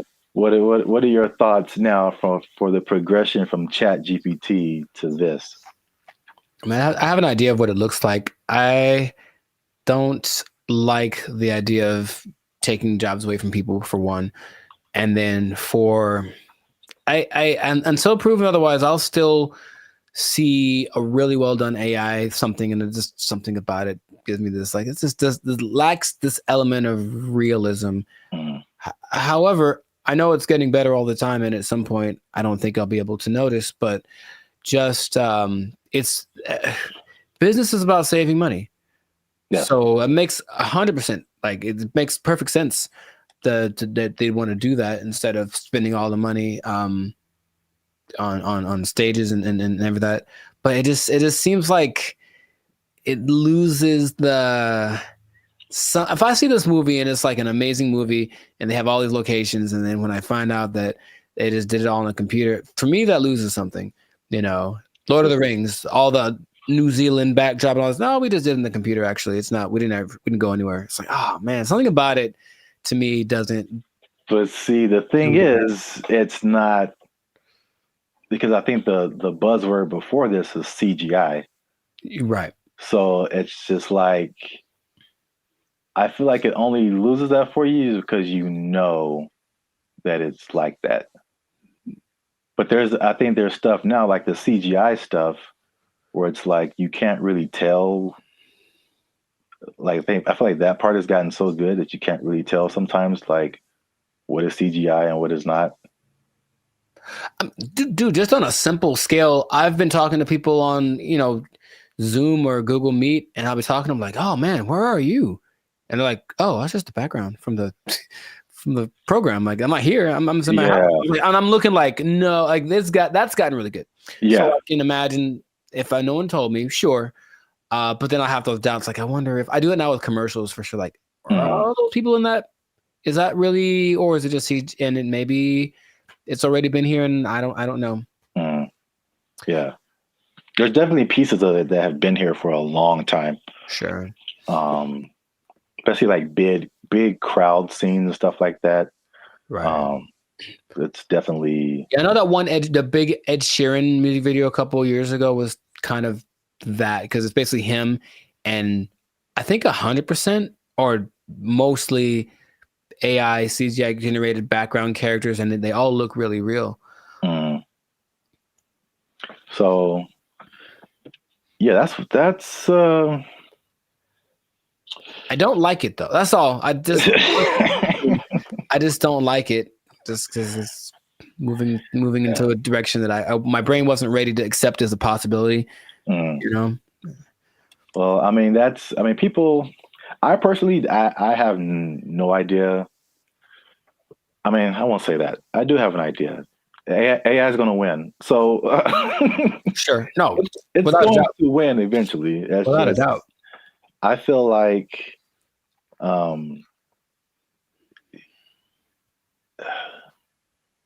it's like everyone's saying you're on the train track, and everyone's saying the train is coming, and it's like, let's all band together and stop the train. And it's like, you can try all you want, it's not going to work. I acknowledge that. It's like it's respectable. It's like, let's hold on to what we have, but at the same time, it's just like, well, how can we not get hit? Let's also think about that. Yeah. How can we not get hit by this train? So, like, I don't know. People can do their own thing. I personally have been. Well, it depends on what you want to do. Also, it's some people are of the mind of we need to work to integrate the AI, because it's like you did on another podcast. Okay, we're losing jobs, but other jobs are being created too. So are you preparing yourself for the job that's being created, or are you just trying to hold off the train that's coming? So it's not easy. It's a complicated situation. Yeah, I want people to have jobs, and I would hope maybe actors get paid more. Probably not, or something, right? Something happens where it's okay. We're not spending that much money. Because if you can, just the idea of possibly being able to save $800 million like Tyler Perry is like, that's crazy. Yeah. But the flip side, again, it's okay, what is it positive? Is it negative? It depends on how you look at it. It reminds me of music. Because I only knew music and I got to film. I was like, there's bigger budgets, money's flowing, all these different people working. It's like, it was so much of a big industry than music. And then it kind of made me think that music used to be like this, possibly. Until technology, right? The streaming and all that kind of stuff made it really different.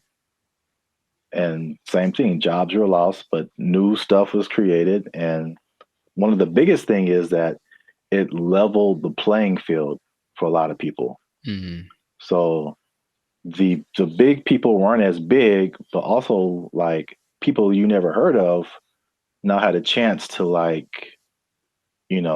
even out. Yeah, right. So if you don't have a budget and you can create a blockbuster movie in your bedroom, it's the same way you can create a full album in your bedroom now. Like recording studios, like you don't need them anymore.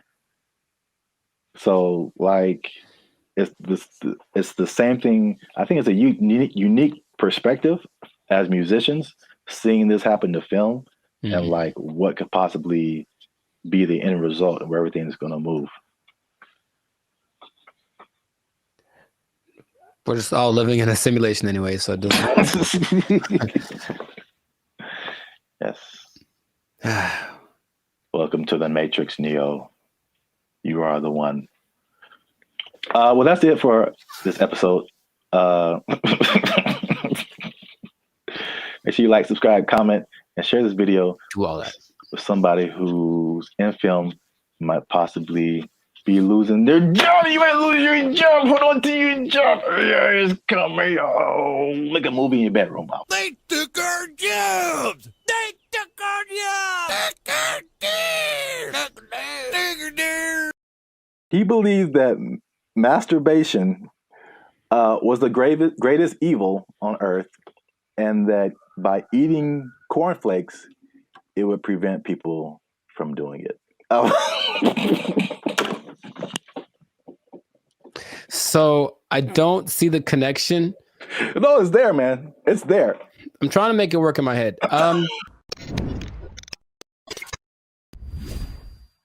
What's up, guys? I'm Zap, and this is Jericho, and we are now 6-time international award-winning pop hip-hop duo band in Future. We make clean, fun music that everyone can listen to with a sound that is uniquely Californian. And right now, you're tuned into the Life's a Circus podcast, where we talk about things that are funny, interesting, and ridiculous. But wait a minute. Hold up. Wait a cotton picking minute. Did people say that okay. too? I mean, yeah, maybe. Help your boys out. Help the channel grow. Help us keep doing what we're doing by liking, subscribing, commenting, and sharing this video.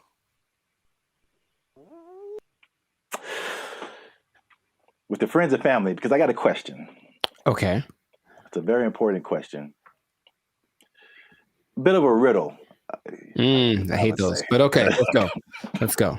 No, I just don't like them. I'm never good at those, but we'll find out.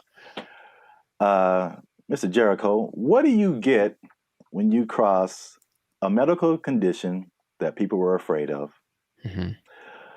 a religious group that wants to stop people from performing a sexual act, and World War II? Huh. It's three things. Yes, there. I've noticed. That's one more than two.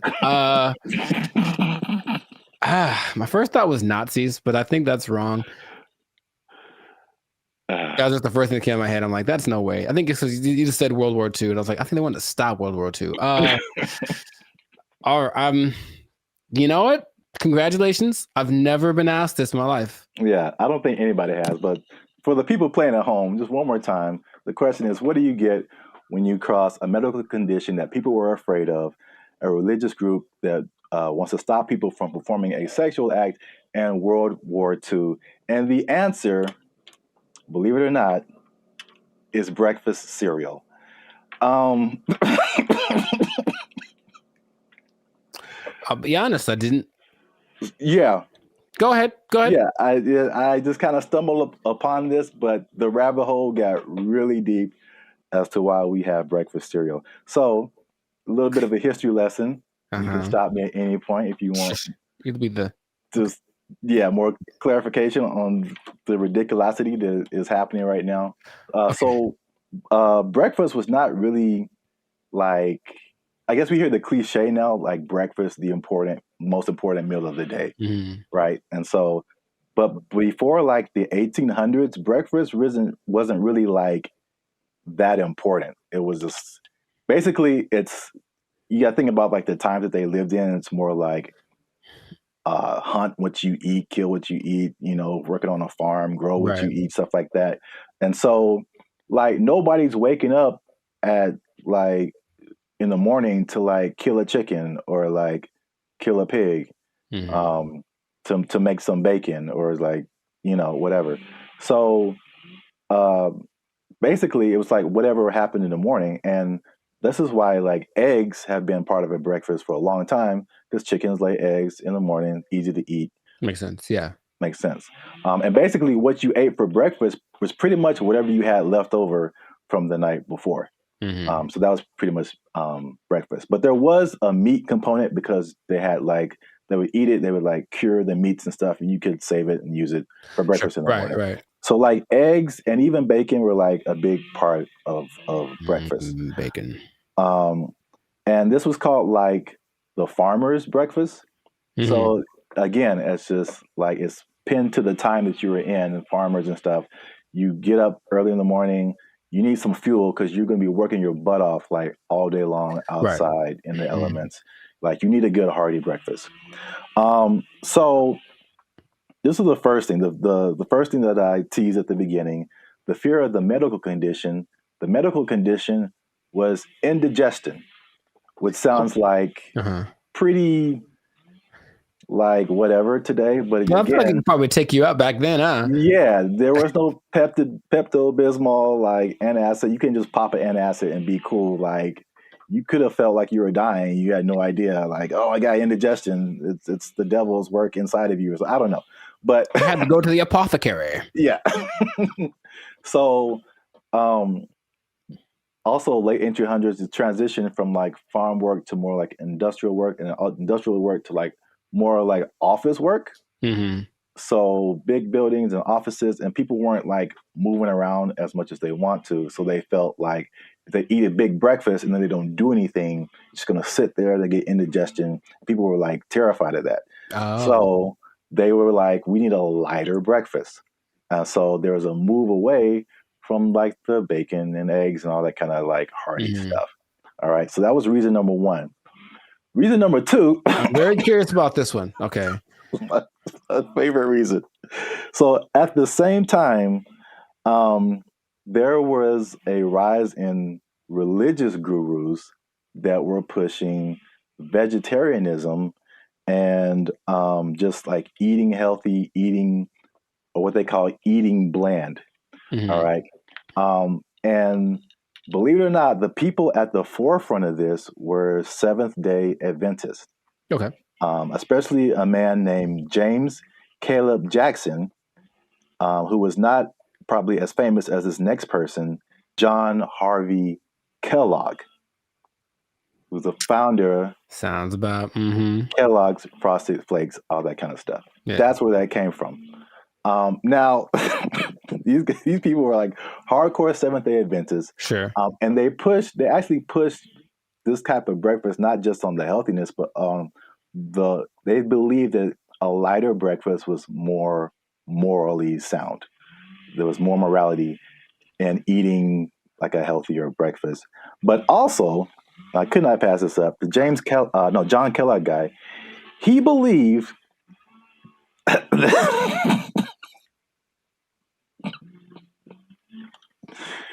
he believed that masturbation was the greatest evil on earth, and that by eating cornflakes, it would prevent people from doing it. So I don't see the connection. No, it's there, man. It's there. I'm trying to make it work in my head. Well, I've had cornflakes, and of all the cereals that are like not sweet or nothing, they're probably my favorite ones. They're still nice and crispy and pretty good, I guess. But do you have less of an urge to masturbate after you eat? I've never. You know what? I'm gonna have to. I'll let you know if you really want to know about that. I will go get a box and eat it, and then report back to the pod in a week. Like, this is my findings. But yeah, it's just that episode of Family Guy where Quagmire. I'm not gonna go anyway. He has the one arm that's really big. It's like, bruh, it doesn't work. It doesn't work. So yeah, that was like the second punch to breakfast. That was like, okay, we got to start eating this because they pushed the morality of it. But the other things that they cited have been found to be true. Is like a lighter, healthier breakfast made people more efficient and productive at work instead of like eating a big breakfast and like getting an itis or whatever. Yeah, that's true. So there's that. And so that pushed the cliche of like breakfast being the most important meal of the day. It was actually like a morality thing, which is like crazy. And the last part is that so flash forward to the 1940s, World War II, right? So yeah, World War II, and you got more women joining the workforce than what happened in that time. And so then it became a push to, again, at the time, like the woman was like a stay-at-home, take care of the family, give them 3 square meals a day, all that kind of stuff. Breakfast became the cheat option to feed your family and not feel guilty about it being like quick and easy, because they had to go to work too now. Oh, okay. So they pushed on like the women's guilt, the morality, the work productivity, like hard work. It was like respected to be like hardworking individual and productive and all that kind of stuff. And so all of that combined together to make breakfast cereal like the thing. And I remember like watching commercials, like every commercial is like part of a balanced breakfast, and like you got to have your cereal and blah blah blah blah blah. And they pushed, and the cereal industry is probably like $1 billion industry or something now. Yeah. But they, they show all of this stuff like, and I never ate all that stuff. I tried once. Man, you just feel gross after it. Yeah. You drink a whole glass of orange juice and a whole glass of milk? Like, man. Yeah, milk, orange juice, toast, fruit, cereal, bacon and eggs. Yeah, something like that. It was all in the one picture. Like the whole food pyramid. Yeah, it's too much. It's really too much. But I thought, it must be something worth trying. And I regretted that real bad. Yeah. So yeah, that's the crazy story behind breakfast cereal. And if I may leave you with a cliffhanger. Okay. So remember we started off with bacon and eggs. We did. And then everyone went to cereal. Yes. But somebody put bacon and eggs back on the forefront, man. Ooh. And they went toe to toe with cereal. But you have to find out in the next episode. So keep watching. This has been another episode of the Life's a Circus podcast. Make sure you like, subscribe, comment, and share this video with somebody who liked them cereals, man. Ooh, I like some. Was that my line? Is that what I was supposed to say? I think so. Okay. And cut. I like some. Oh, you can try another take if you want. Ooh, I like some. Was that better? Had more? That was too much. Okay, all right, okay. Man. We had it on the first take. Okay, we'll use that in the commercial. Thank you, Mr. Director. Here's $5 million. Look, let's go. Where do I sign, Mr. Barry Gordy? Jericho likes it. Super sweet sugared honey smacks. Give me that. Give me that money. They took our jobs. They took our jobs. Everything works. I've been able to text you or call somebody or search the internet. Like, it all works. That's the good. The bad, Okay. Let's talk about it. Let me just say this. What's up, everybody? I'm Zap, and this is Jericho, and we are the now 6-time international award-winning pop hip-hop music duo Band and Future. We do clean, fun music that everyone can listen to with a sound that's uniquely Californian. And right now, you are tuned into the Life's a Circus podcast, where we talk about everything that's funny, interesting, and ridiculous. But wait, need you to help us out, support our channel, because YouTube pays our bills. Not really, but hopefully in the future. Look. Yep. I don't know your life. I got to check in and saving and checking. Things are complicated. I need you to subscribe. What I'm trying to say is I need you to subscribe. I got kids to feed, man. Y'all ain't been subscribing. I need you to subscribe, man. I didn't know you had kids. Subscribe, like, share, comment. Because this is actually a very helpful video. Ooh, helpful. Because there's a thing happening and I tried it out, and I'm going to let you know how it goes. So there's a thing called Helium Mobile. It's a phone service that I switched to, and not only was it half as much as my original phone plan, but it also makes me money. If you stay to the end of the video, I'm going to tell you how much money I've made with Helium Mobile in the past 2 months of trying it out. All right, so Helium Mobile, I think I told you about this when I first started doing it. Because so backstory is I had, my phone was not, what was it? I could receive text messages, but I couldn't send text messages. So, and I had T-Mobile at the time, and I was literally on the phone with T-Mobile customer service for like 2 to 3 hours, like trying anything, everything possible. So I don't know if it was the phone. I don't know if it was T-Mobile. I actually like T-Mobile. I have nothing like against them personally, but I was just like, well, this is the perfect opportunity for me to try this thing I've been hearing about, which is Helium Mobile. Now, Helium Mobile is in the cryptocurrency world. So that's something that I've been kind of looking into for the past few years now. And so I'm kind of in that world. I kind of know how it all works. So it might be foreign for people who have only been on like major carriers like T-Mobile or Verizon or something.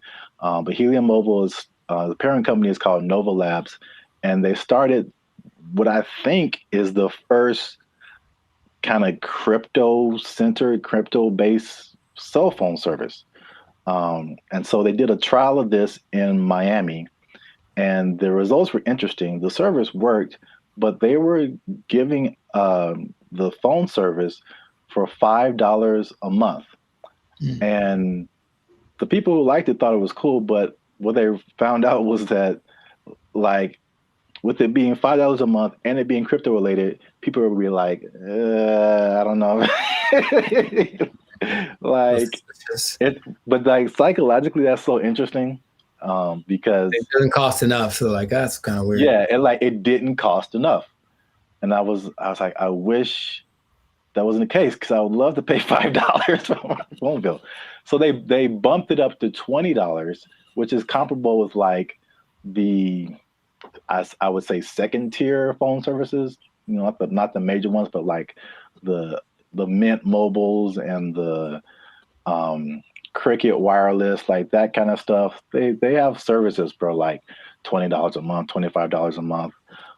So once they finished the Miami test, they went to like I think it's everywhere now, or at least nationwide in the US. So just off of that beginning, I think I mentioned it to you. You may have been skeptical. What do you think about transferring from your existing phone service to this new like crypto phone service that pretty much just started this year? I think two things happen to do. One is the idea of just leaving something that you're used to. I honestly think a lot of people fall in that category. Like, what I'm paying doesn't suck. It's not bad. I don't want to change. Like, that's all. So it's like, I already found my thing that works, so I don't need a new thing, even if it's better. But also, there's the lack of confidence from a new thing. That's all. So you have a service like I've had AT&T since forever, right? So honestly, thinking about it, my brain goes, but what if it doesn't? You know, you've been going to this place the whole time and it works just fine. Why go try something else? What if that doesn't work? So I think there is that doubt there. And honestly, the third thing just associating with crypto, which is the new thing, it's like, what does that mean? How does that work? There's a lot of questions that surge as opposed to having hey, I have a phone service, AT&T, they do phones, boom, got it. Yeah. I mean, that's the crypto part, especially because crypto it's gotten better, but it's still very much the wild, wild west. Right. Like there's all kind of stuff going on. And if you're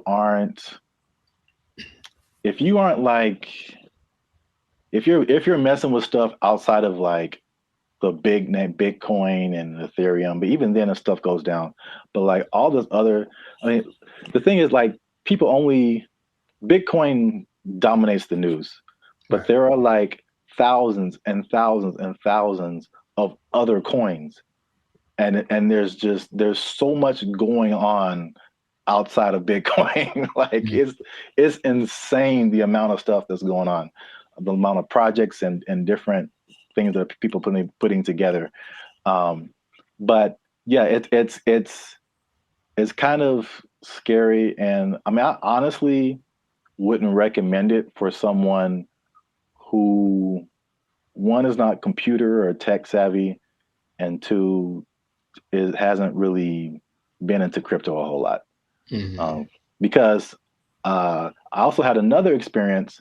So Helium is like a Bitcoin. It has its own. There's a Helium, what they call a token. Bitcoin's a token. Helium Helium has its own token, but then there's Helium Mobile that had its own token.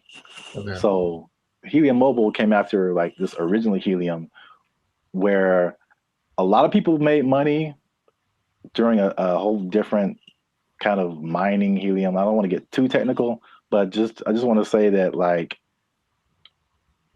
the Helium provided these mining devices, which are expensive, several $100s or sometimes into the thousands, and you would make money by mining helium, which was great when helium, the price was really high. But when it dropped, you were like, now you were making, people were making thousands of dollars like a month, like in this like heyday period, and it dropped to like pennies. So that was like a few years ago, and that's something that I tried, and I spent like $500 on a device, and it was like making me a little bit of money, and now it makes me like 10 cents a month or something, maybe. Like it just like plummeted. But that's the crypto world. The prices, it's like the stock market on like acid. It's just nuts. I mean, you're rich one day and broke the next day, but I digress. So anyway, because I'm crazy,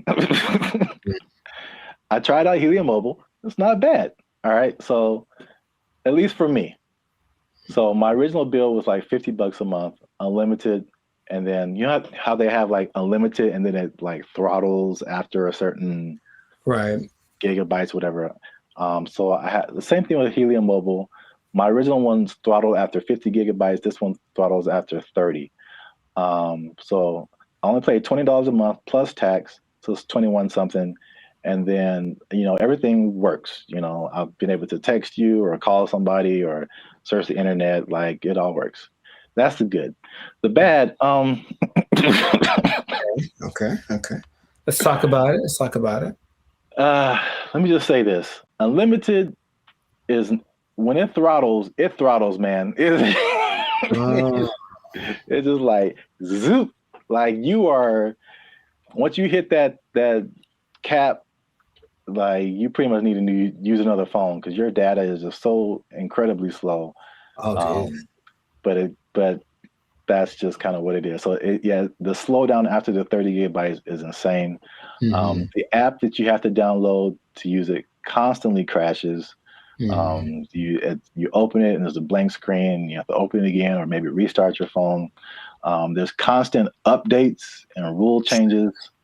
Because again, it's like crypto, things change so much. And what I mentioned before, the price fluctuation. So like you earn this cryptocurrency token, but it could be worth a certain amount one day and it could be worth half of that the next day. So all that coupled with just like understanding crypto, again, it's fine for me. I'm cool with it, especially when I tell you how much money I've earned and saved.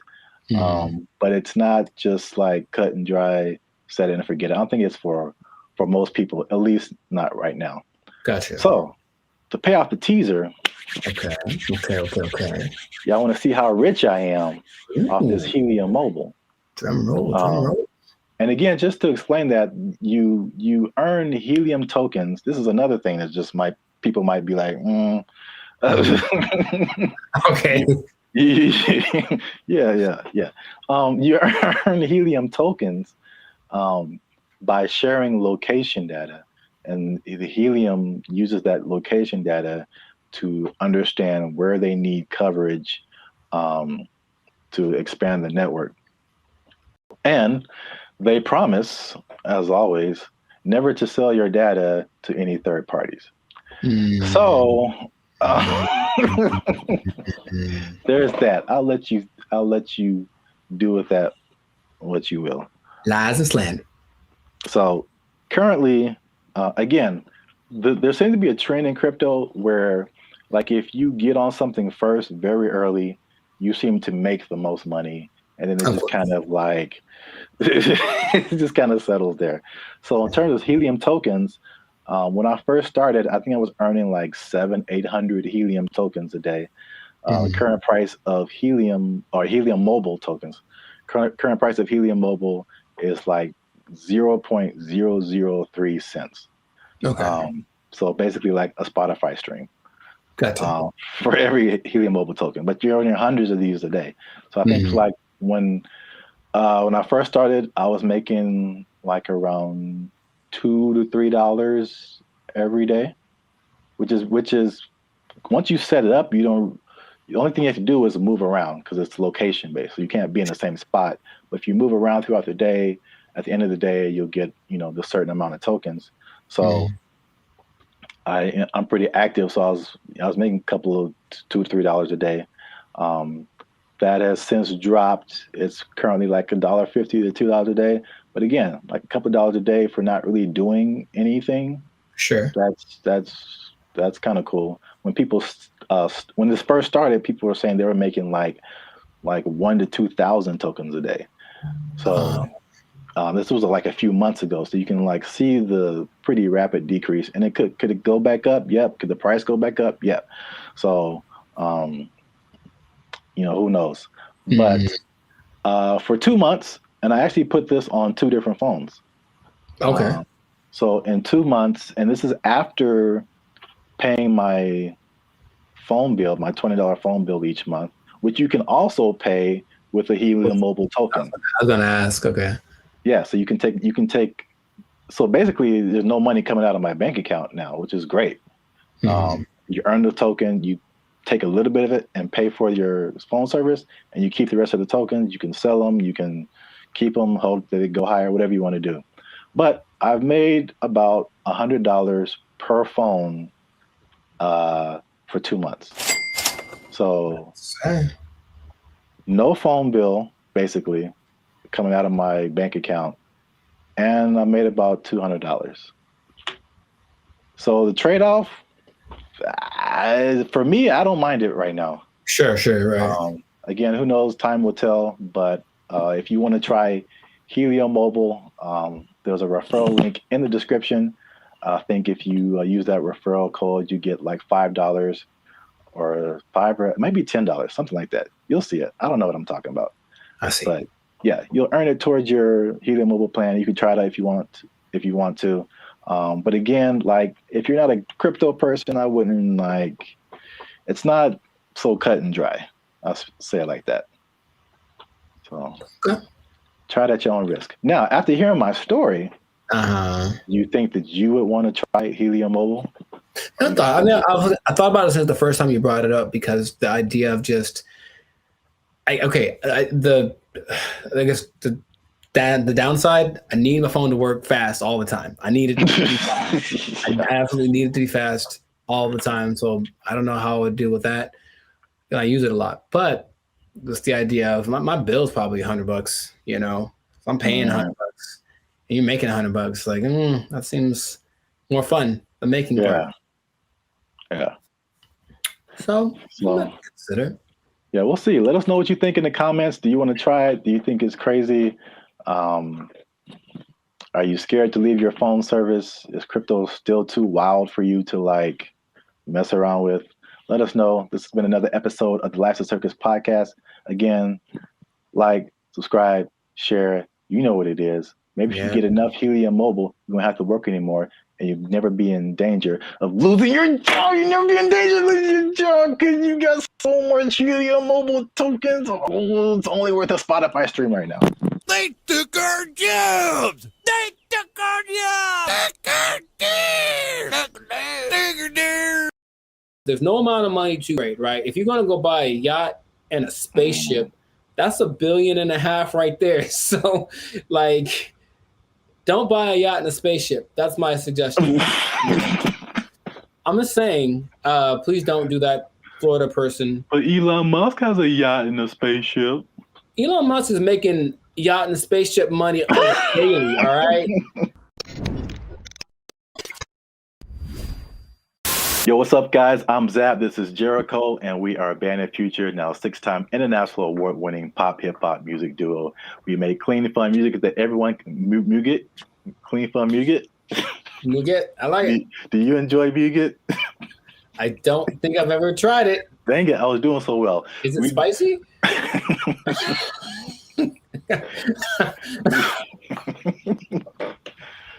I don't know, but I think you should know if it's spicy.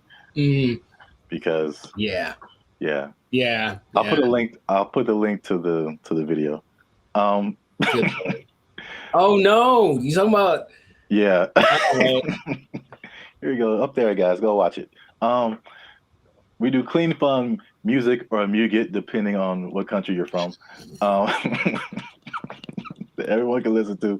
The sound is uniquely Californian, and you are now tuned into the Life Circus podcast, where we talk about things that are funny, interesting, and ridiculous. And look, I'll raise my voice because I'm gonna make a statement. Say it. People have been watching, they've been laughing, they've been thinking, but they haven't been liking, they haven't been commenting, they haven't been sharing, and they haven't been subscribing. And I need you guys to do all 4 of those things, or else I'm gonna have to start robbing people again. I'm trying to change my life. Again, man. Told you that. It's not the way. It's not the way. Trying to be on the straight and narrow, you know what I'm saying? Make this YouTube money. So yeah. But yeah, make sure you do all that. Like, subscribe, share, comment. Let us know what you think.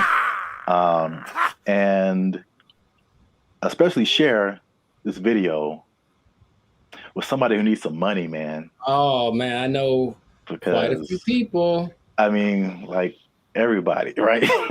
Like, if you need some more money, raise your hand. Hey, calm down. All right.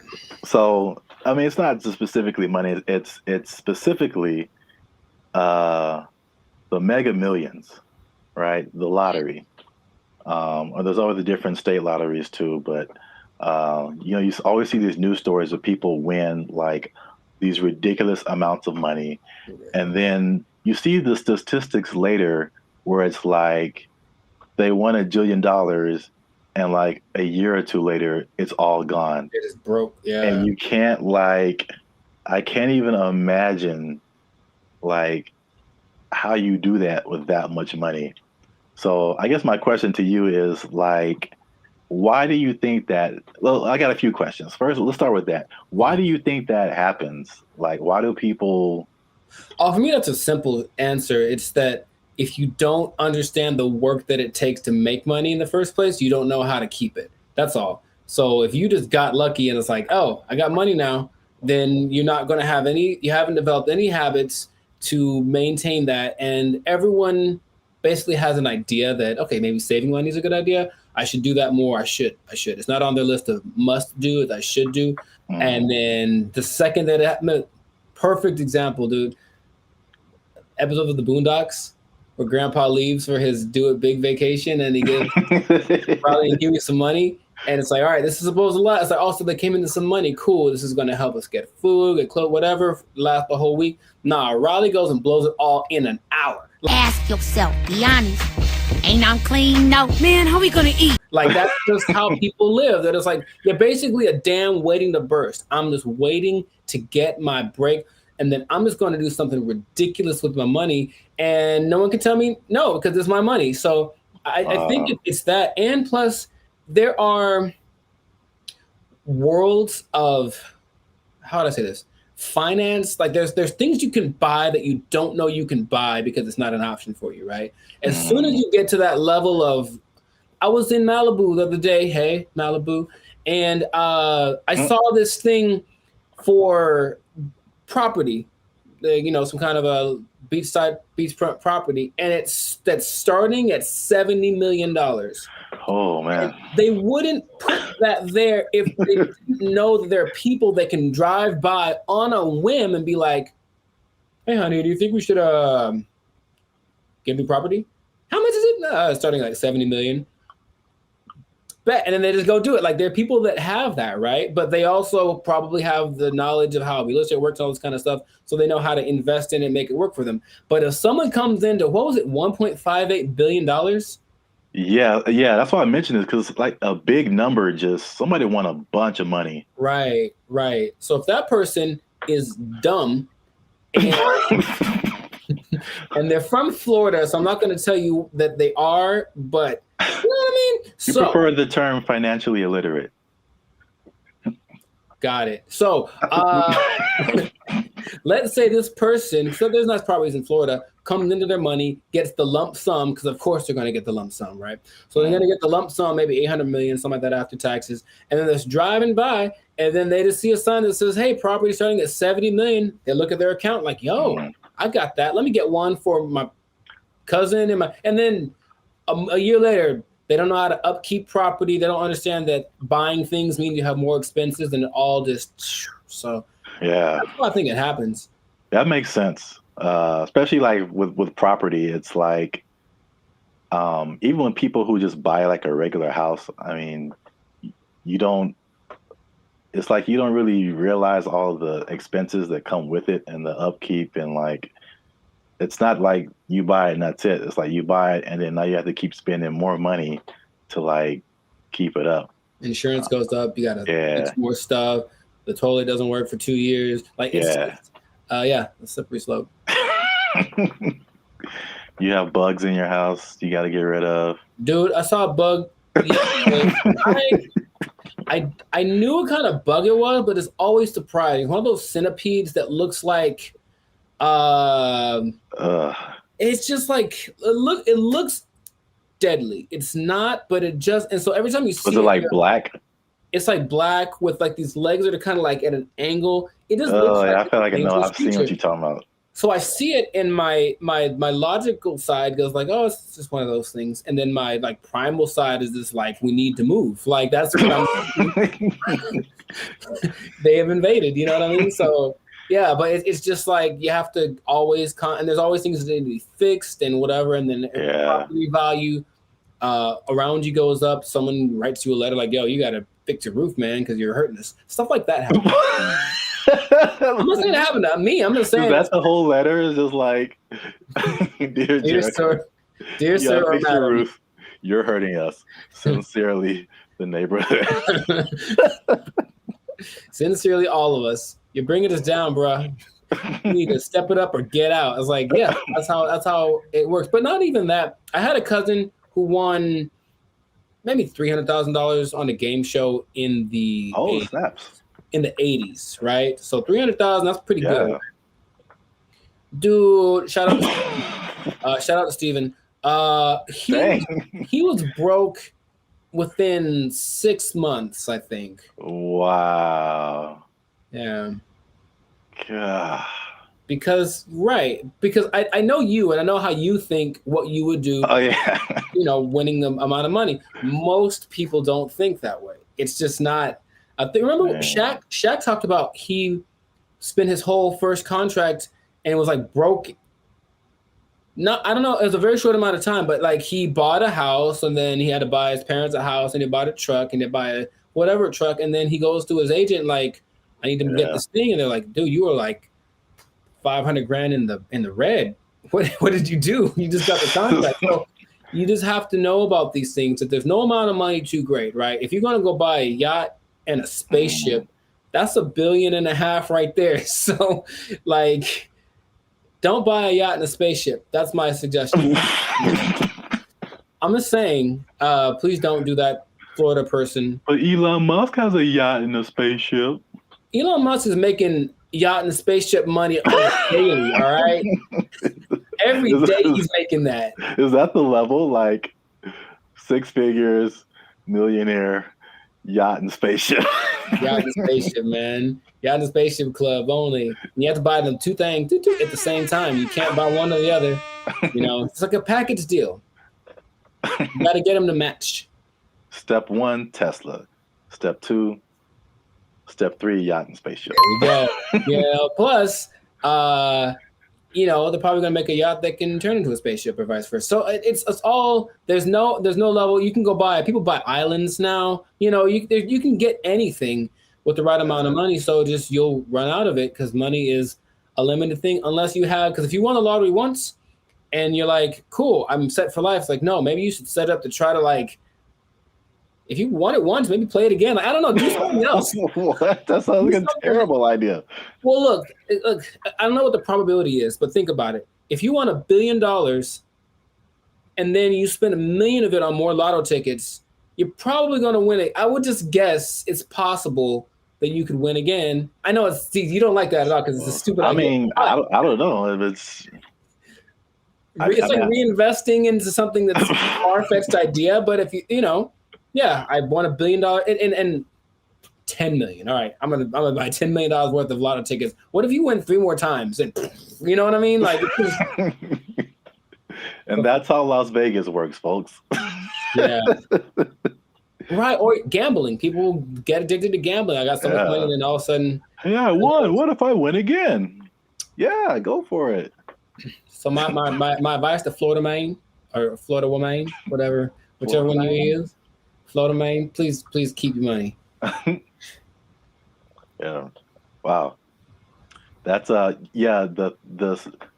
other thing you kind of made me think of is not just the stuff that you buy, but your family, because then you become the most popular person in your family. Everyone's going to hit you up. I'm broke and people hit me up. So if I got money, yeah. If I got money, bro, it's going to be right. It's there's no end to it. Ooh, phone's gonna be ringing off the hook, man. No. And you can't be anonymous in most states if you win. You have to tell people, I'm rich now, so so leave me alone. You got to move to a different place. It can be a good thing for sure, but I don't think anybody. Then if you are all of a sudden a public figure, all you do is get criticized because people know what you're buying. That lady who won maybe $20 million in New York a few years ago, she spent most of it getting her husband out of jail. Oh. Or that. No. Getting him out of jail. She spent $7-8 million on his bail. Right? Whoa. I know. I was like, my first question was, dude, what did he do? Wow. He obviously did it. If $8 million, dude. So, yeah, but so everyone knew that she spent it. And they're like, you shouldn't waste your money. So yeah, she went through $20 million swift. Wow, that's crazy. Back to bologna sandwiches. Well, we're out of time, and that's been another episode of the Life's a Circus podcast. Make sure you subscribe, share, and leave a comment. What would you do if you won the Mega Millions or some kind of lottery? You think you would keep the money? What would you spend it on? Let us know. And check us out next time. And be cool and stay in school. Hey. Fun. Squash it. Squash it!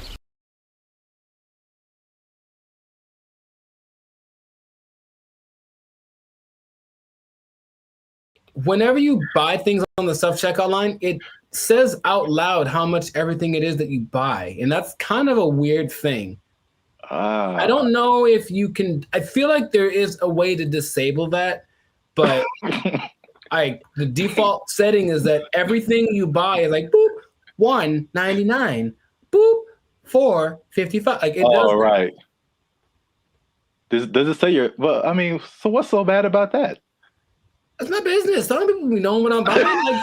That's all. Don't put my business out there, robot. That's all. What's up, everybody? I'm Zap, and this is Jericho, and we are the now 6-time international award-winning pop hip-hop music duo Bandit Future. We do clean, fun music that everyone can listen to with a sound that's uniquely Californian. And right now you're tuned into the Lives of the Circus podcast, where we talk about everything that's funny, interesting, and ridiculous. But wait, we need your help. Help us out. Tired of eating mayonnaise sandwiches. Give your boy some funds, you know what I'm saying? You can join the channel, become a member. That'll help us out. Or you could just like, subscribe, comment, and share this video with people who stealing, because there's thievery going on. That's right.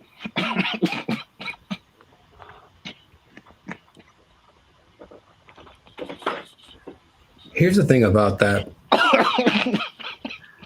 I don't know what you're about to say, but this is going to be weird, almost like a devil's advocate thing. But like, stealing is really fun. No, bad, Jericho. No, here's the thing. I'm just trying to say, like, why do people do it? Like, I get it. It kind of has a thing. Like, you get this like rush of adrenaline that doing it, and then you get the thing that you stole. It's like two things to do. You know what I mean? No, we're not doing the two things. No, I'm not telling people to do it. I'm not telling people to steal. Like, don't steal unless you want to. But like, don't, like, stealing's bad. Okay. In case you haven't noticed, people are stealing, and they're stealing a lot. And if you stick around to the end, I'll tell you exactly how much that they're stealing, and the number is going to surprise you. It's very shocking.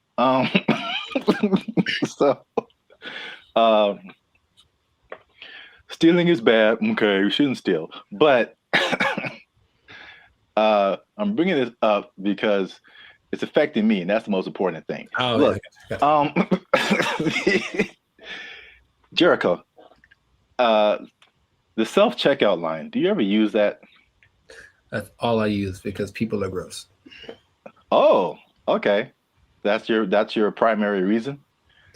No, it's faster. And the thing is, people don't get in it. That's the thing. It's faster and no one gets, like, it's always, there's 20 people over here in the line just coughing on each other. And then there's nobody in the self-checkout. I just go there. I didn't really think about it like that. My number one reason is just the speed. And just being able to like get in and get out. But that's like number two, yeah. I feel like people don't go to it because they're afraid to use it. Well, there's nobody there. It's kind of creepy. I mean, there's a person sitting to make sure they don't steal, which is totally not. They're not there half the time, so they're not doing the job. I feel like, well, I was kind of leaning more towards the technology aspect of it. Oh, okay. It's just like, I feel like there's still a large number of people, especially older people, who are just like, computers just don't really make sense to them. It seems more complicated in their minds to use the self-checkout than to just go through the line and have the cashier ring everything up. At least, I don't know, that's just my hypothesis. I digress. I mentioned the self-checkout line because that's one of the big places people are stealing. So stop stealing. Stop stealing because. Well, you know what about that too, that actually could be a deterrent for people to use it? Whenever you buy things on the self-checkout line, it says out loud how much everything it is that you buy. And that's kind of a weird thing. I don't know if you can, I feel like there is a way to disable that, but the default setting is that everything you buy is like, boop, $1.99, boop, $4.55. Like, it does. Right. Does it say well, I mean, so what's so bad about that? That's my business. Some people be knowing what I'm buying. Like, that's all. Don't put my business out there, robot. That's all. It's just a price. I don't know. If it was like one box of condoms, $12.99, then it would be like, hey man. Yeah, I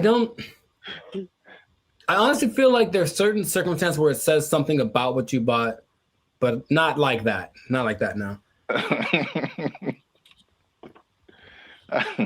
Okay. Well, anyway, so people are getting these self-checkout lines, and they be stealing, man. And they're stealing so much that one of the major places that they are stealing is Target, man. Target is or Target if you're uncivilized. They're having a big problem with stealing, and and it's so much in the checkout lines that they are reducing the hours that the checkout lines are open, and it's like making people upset.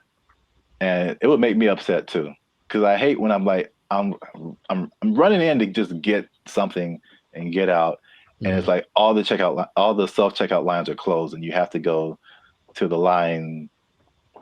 Which I told you the other day, there's some lady in the store just buying $100 worth of nothing, like just stupid stuff, man. And I got like a candy bar. I'm just like, still the people that there are people that actually will look at you and say, "Hey, go ahead, just go ahead. You only have one thing. Go ahead." Yeah. And there are the people who look at you and for sure like, I'm not letting this person. Yeah, I was here first. Decision they make. I will not let you in front of me. I don't care if I'm here for 5 hours. You'll be here for 5 hours and a minute. Yeah. Yeah, it's so anyway, the checkout lines there, some places are reducing them to like, I think it's like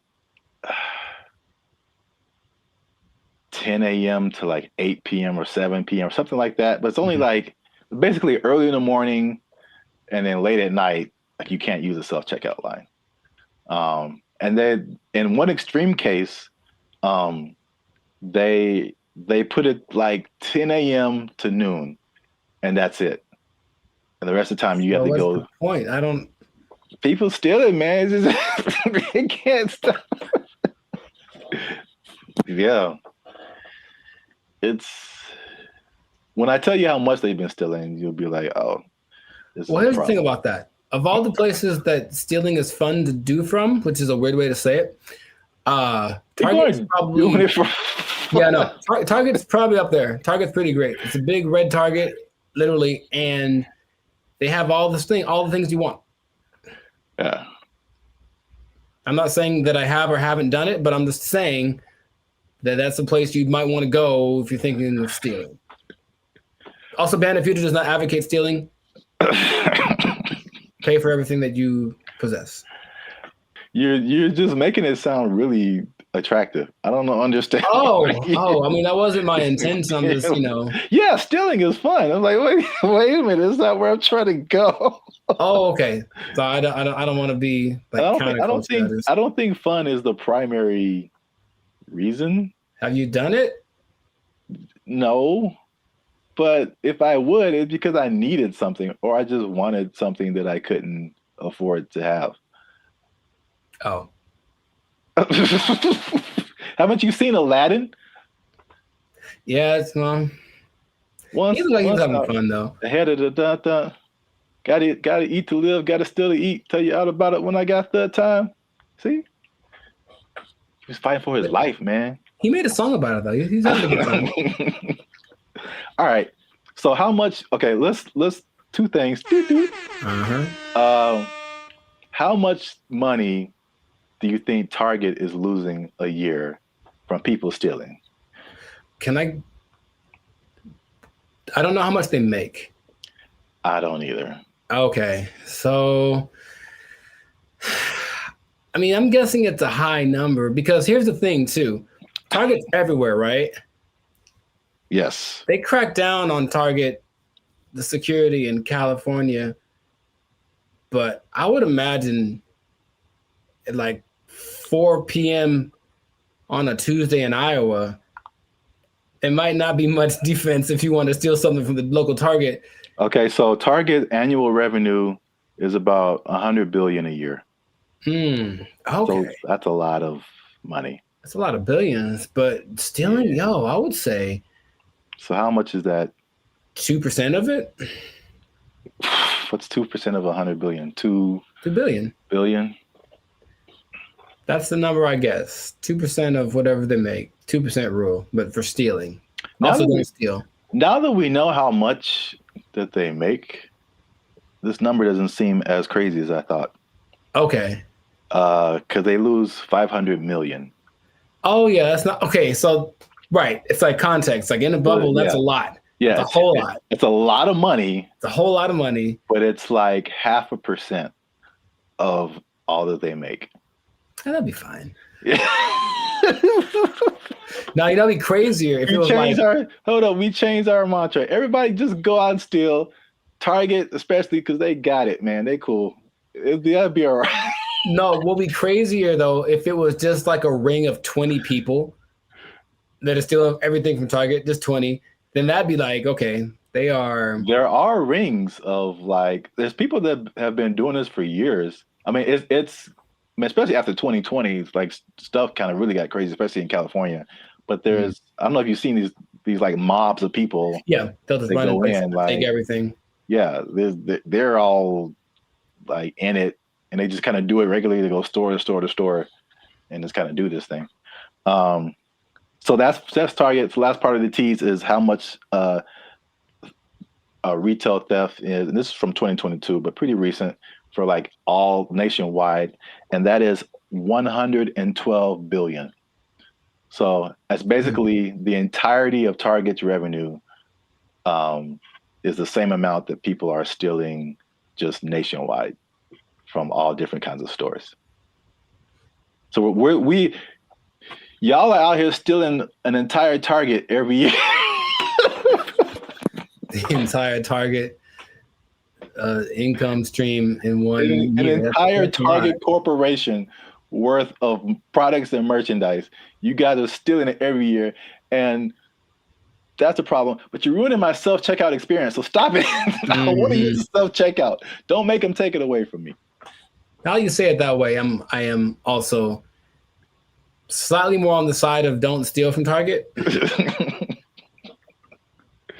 Yeah. You never even went there and just like took a candy and ate it? I don't steal, man. I don't like stealing.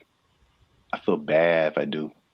Okay, you ever do the thing where you just, this is not an interrogation. You ever do the thing where you buy a soda and you start drinking it in the store, be like, I'm gonna pay for it, and then that's so ghetto to me. I never do that. Oh, I've done that lots. I'm drinking the soda as I'm checking out, like I bought this too, but you know. If I was like dying of thirst, yeah, but like no, I feel ghetto when I do that or something. Oh, it's about as ghetto as it gets. The first time I saw that, I think I was like offended, and then I was like, I think that's a good idea. Like, what? I don't have to wait till get to my car to eat this. I don't even know. I got like a candy wrapper. Like, yeah, I ate this too. Bring it up. You just pulling wrappers out of your pocket. Yeah, ring that up, and that. Yeah, I ate that. Like, how long have you been here, sir? I ate that in aisle 5. You can ring that up. I've been here like 8 minutes. Yeah, I was shopping. I was hungry. This isn't Costco. You don't have samples. What was I supposed to do? All right. Well, we're going on long. So this has been another episode of the Life's a Circus podcast. Make sure you like, subscribe, comment, and share this video. People who steal, tell them to stop. We out. They took our jobs. They took our jobs. And there is a man who has built a substantial shelter for himself. So this place has a front door. It has lights. He has a refrigerator. He has a stove. He calls it a waterfront property because it sits right on the LA River. Other people in the encampment have. What's up, everybody? I'm Zap, and this is Jericho, and we are the 6-time international award-winning pop hip-hop music duo Band in Future. We do clean, fun music that everyone can listen to with a sound that's uniquely Californian. And right now, you are tuned into the Life's a Circus podcast, where we talk about everything that's funny, interesting, and ridiculous. But before we jump into today's topic, make sure you help us out. Help us for that YouTube algorithm. Like, subscribe, comment, and share this video with somebody who's homeless. Is that a good demographic? You know what? Actually, most homeless people do at least have access to the internet. So I guess now, 20 years ago, no, but homeless people are doing pretty good. Yes, I'm glad you said that because that kind of segues into what I'm talking about. Okay. Before I say I don't know where to start first. Okay. No, I'll go off of what you just said. Homeless people are doing not so bad, at least in LA, from what I can see. So check it out. I think I told you maybe a month or so ago, I was going to like the crypto.com arena and I was walking past this homeless encampment and I saw a orange extension cable. Mm-hmm. And it was just like, it was long. It was running all the way down the sidewalk. And somehow, I don't know how they did this, they rigged it into like a light pole or something. And those people had electricity. Like they were in there having a good time. They had a TV running. They were watching Netflix, whatever. Like they were just like, it's all good. So the I guess the comfortability of homelessness is getting really interesting. And then also I came across an article from ABC, which was just took it to the next level. So by the 110 freeway, which is a major freeway in Los Angeles, if you're not from here, there's an encampment, and there's a man who who has built a substantial shelter for himself. So this place has a front door. It has lights. He has a refrigerator. He has a stove. He calls it a waterfront property because it sits right on the LA River.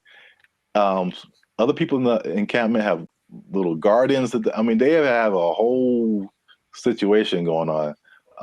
So have you seen anything like this, or have you noticed like the increase in just amenities that like homeless people are just like living it up right now? Not specifically like that, but I do want to point out something. And I think it's a misconception that a lot of us have, understandably. If you're homeless, you assume certain things about people. But yeah, being homeless doesn't mean you're broke. It doesn't at all. And I bring that up because I remember in Claremont, I was in a Coffee Bean listening to two homeless guys basically have a business meeting about how to get more money from people. Like the dude, he was seriously like, yo, man, you got to go to this exit between this time and this time. Make sure you have a dog and they'll give you.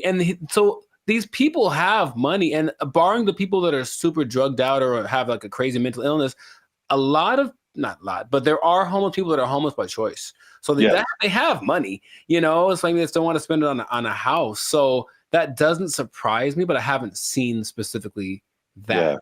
Yeah, I've literally been at the gas station and dudes walking up to me who are bigger than I am. They eating good and like fresh Jordans on. Like they just right. Can I get $5? I'm like, dude, you look better than I do. Like, can I get $5?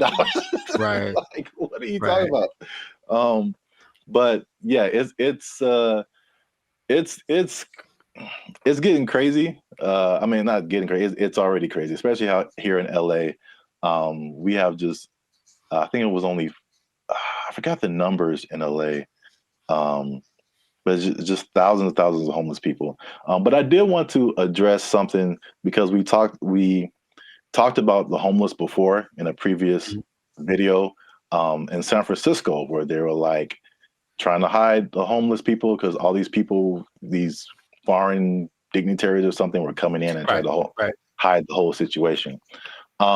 Somebody, I don't know this person, but somebody got kind of offended at that video, and they tried to go at us in the comments, man. They tried to go at us in the comments. Would you like to hear it? Good. I'm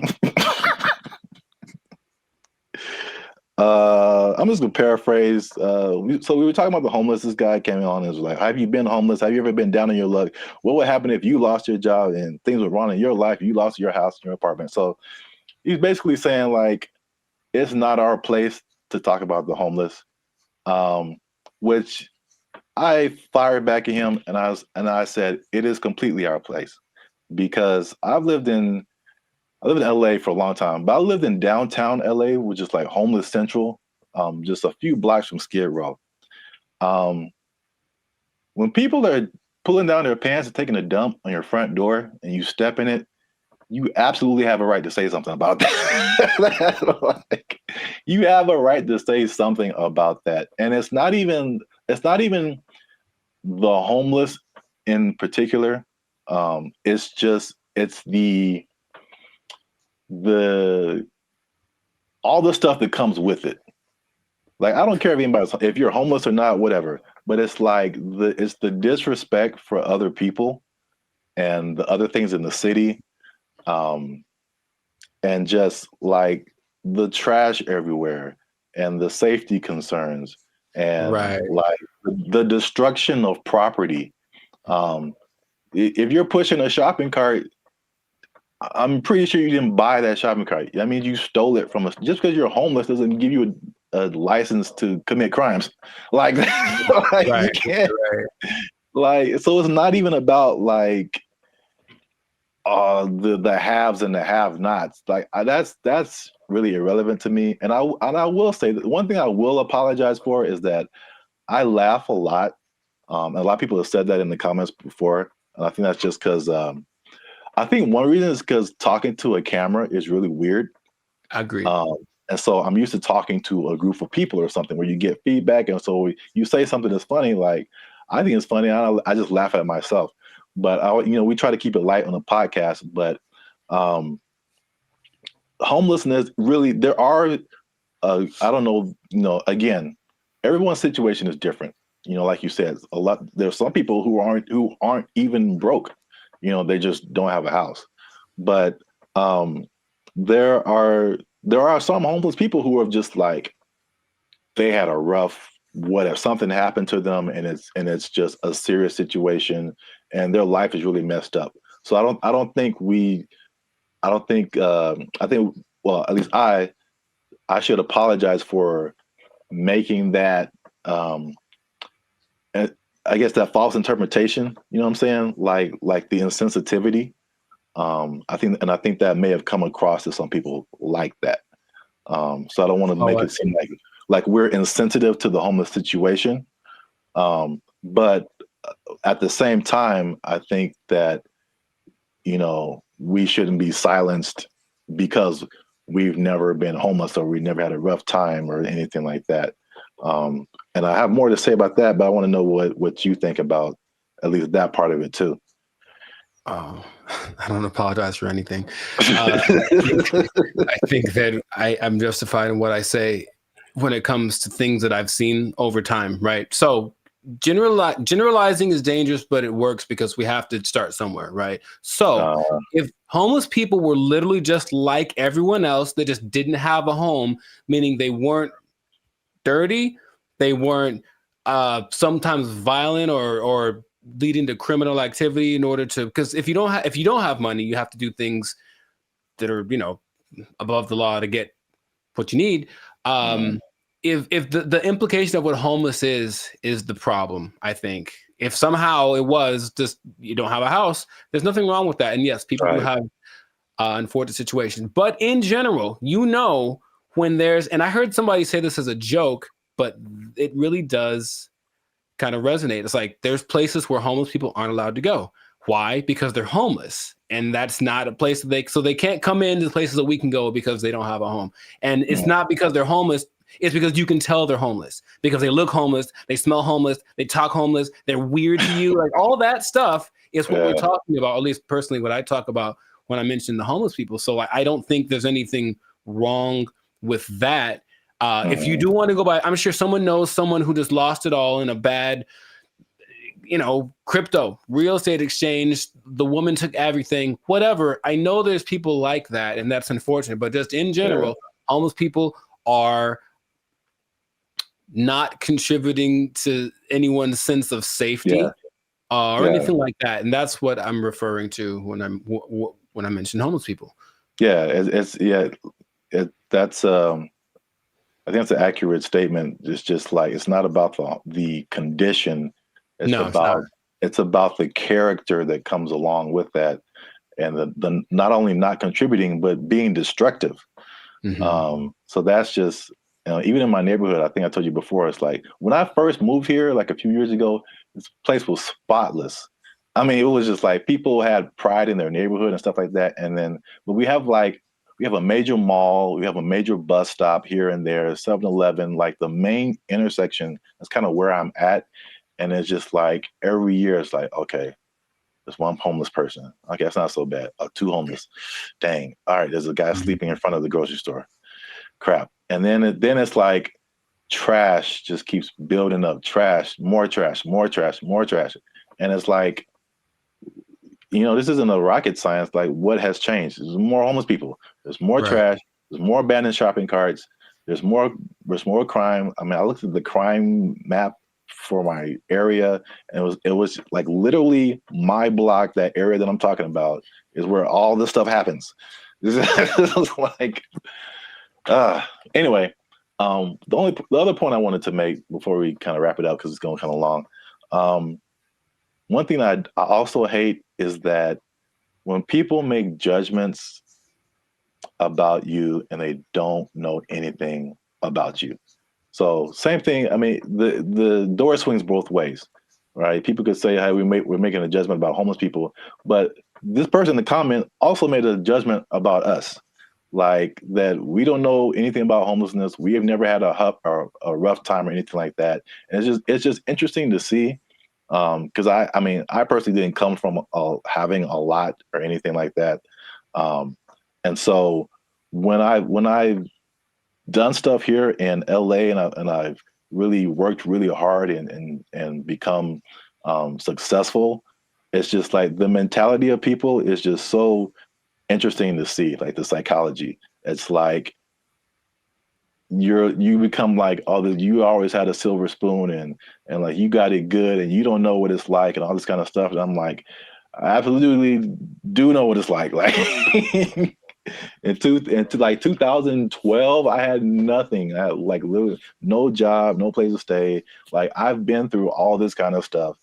Like, and just because I'm like in my own place and have my own business and I'll do all this stuff doesn't mean like I don't know what's up. And I think about the people like the Jeff Bezos of the world, who just people, oh man, he doesn't care. He doesn't know what it's like. Like I've seen pictures of this dude. This dude was selling books like in a garage somewhere, like just nerding out.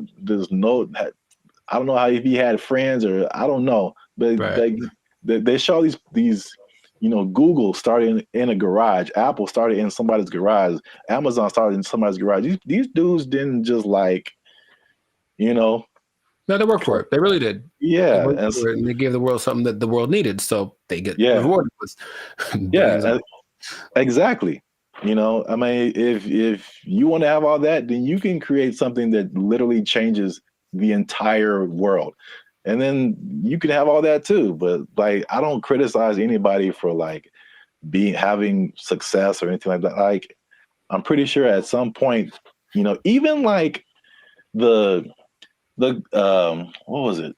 The Kardashians or Paris Hilton, because I used to kind of feel that way too, because that was kind of like their, you knew that they came from money. They had stuff going on. Sure. But like, unless you have worked on a TV show, like you really don't understand how insanely difficult it is and how much you have to grind. Like just because you have a bunch of money doesn't mean it's going to be a success. Absolutely. Like I kind of tell you that I'm not even a lead. I'm just working, background or stand-in or just co-star or something. And I'm just like, after a couple of days, I'm like, dude, I'm like spent. I'm like, you're just 12 hours a day, boom, grinding. And then they have to come back and learn. They got to go home, learn lines, I think Dave Chappelle had a funny like little. I do a Chappelle show, 14 hours a day. I come home, raise my kids for like 10 to 20 minutes, and I get back up and do it again. Yeah, dude. Like anybody you see, even if they have money, they are grinding, man. And so, That's kind of just I just wanted to make those points because it was just like upsetting that someone would come at us in the comments over that. It was just without any kind of perspective. Do you think the person that made the comment has a job? I feel like they do. I feel like we just hit a nerve. Like they had a job, or they're going through a tough time, or someone in their life is going through a tough time, and it just seemed like we were just talking about, we just like on YouTube, and we're privileged, and we just homeless people are terrible, and just so. I say if you give me one fact about a person, and then I get to judge whether or not to invite them over to my house. If you tell me right off the jump this person's homeless, then that's going to determine whether I want them to come over. Now, it's possible they're the sweetest person, and I know people for sure that do have homes that I never want them to come over. So there's that. It doesn't mean that they're a bad person. It just means, just based on the facts, statistically, this isn't a good start. Yeah. So I know it's a controversial situation. It's a big, it's been a big problem in LA and in many other places around the US and around the world. But let us know what you think. Leave us a comment. Let us know a comment that's nice. No, you can disagree.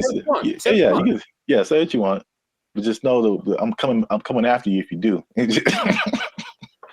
Now leave us a comment. Let us know what you think. Homelessness. Have you seen homeless people? Are they living it up in your area? Do you wish you were homeless and you could just live like that and not pay rent? Do people misjudge one another when it comes to all this kind of stuff? I know it's chaotic. Let us know what you think. Until then, you stay classy, San Diego. That's nice. And don't be homeless. Don't be homeless. Yes. Worst ending ever. Bye.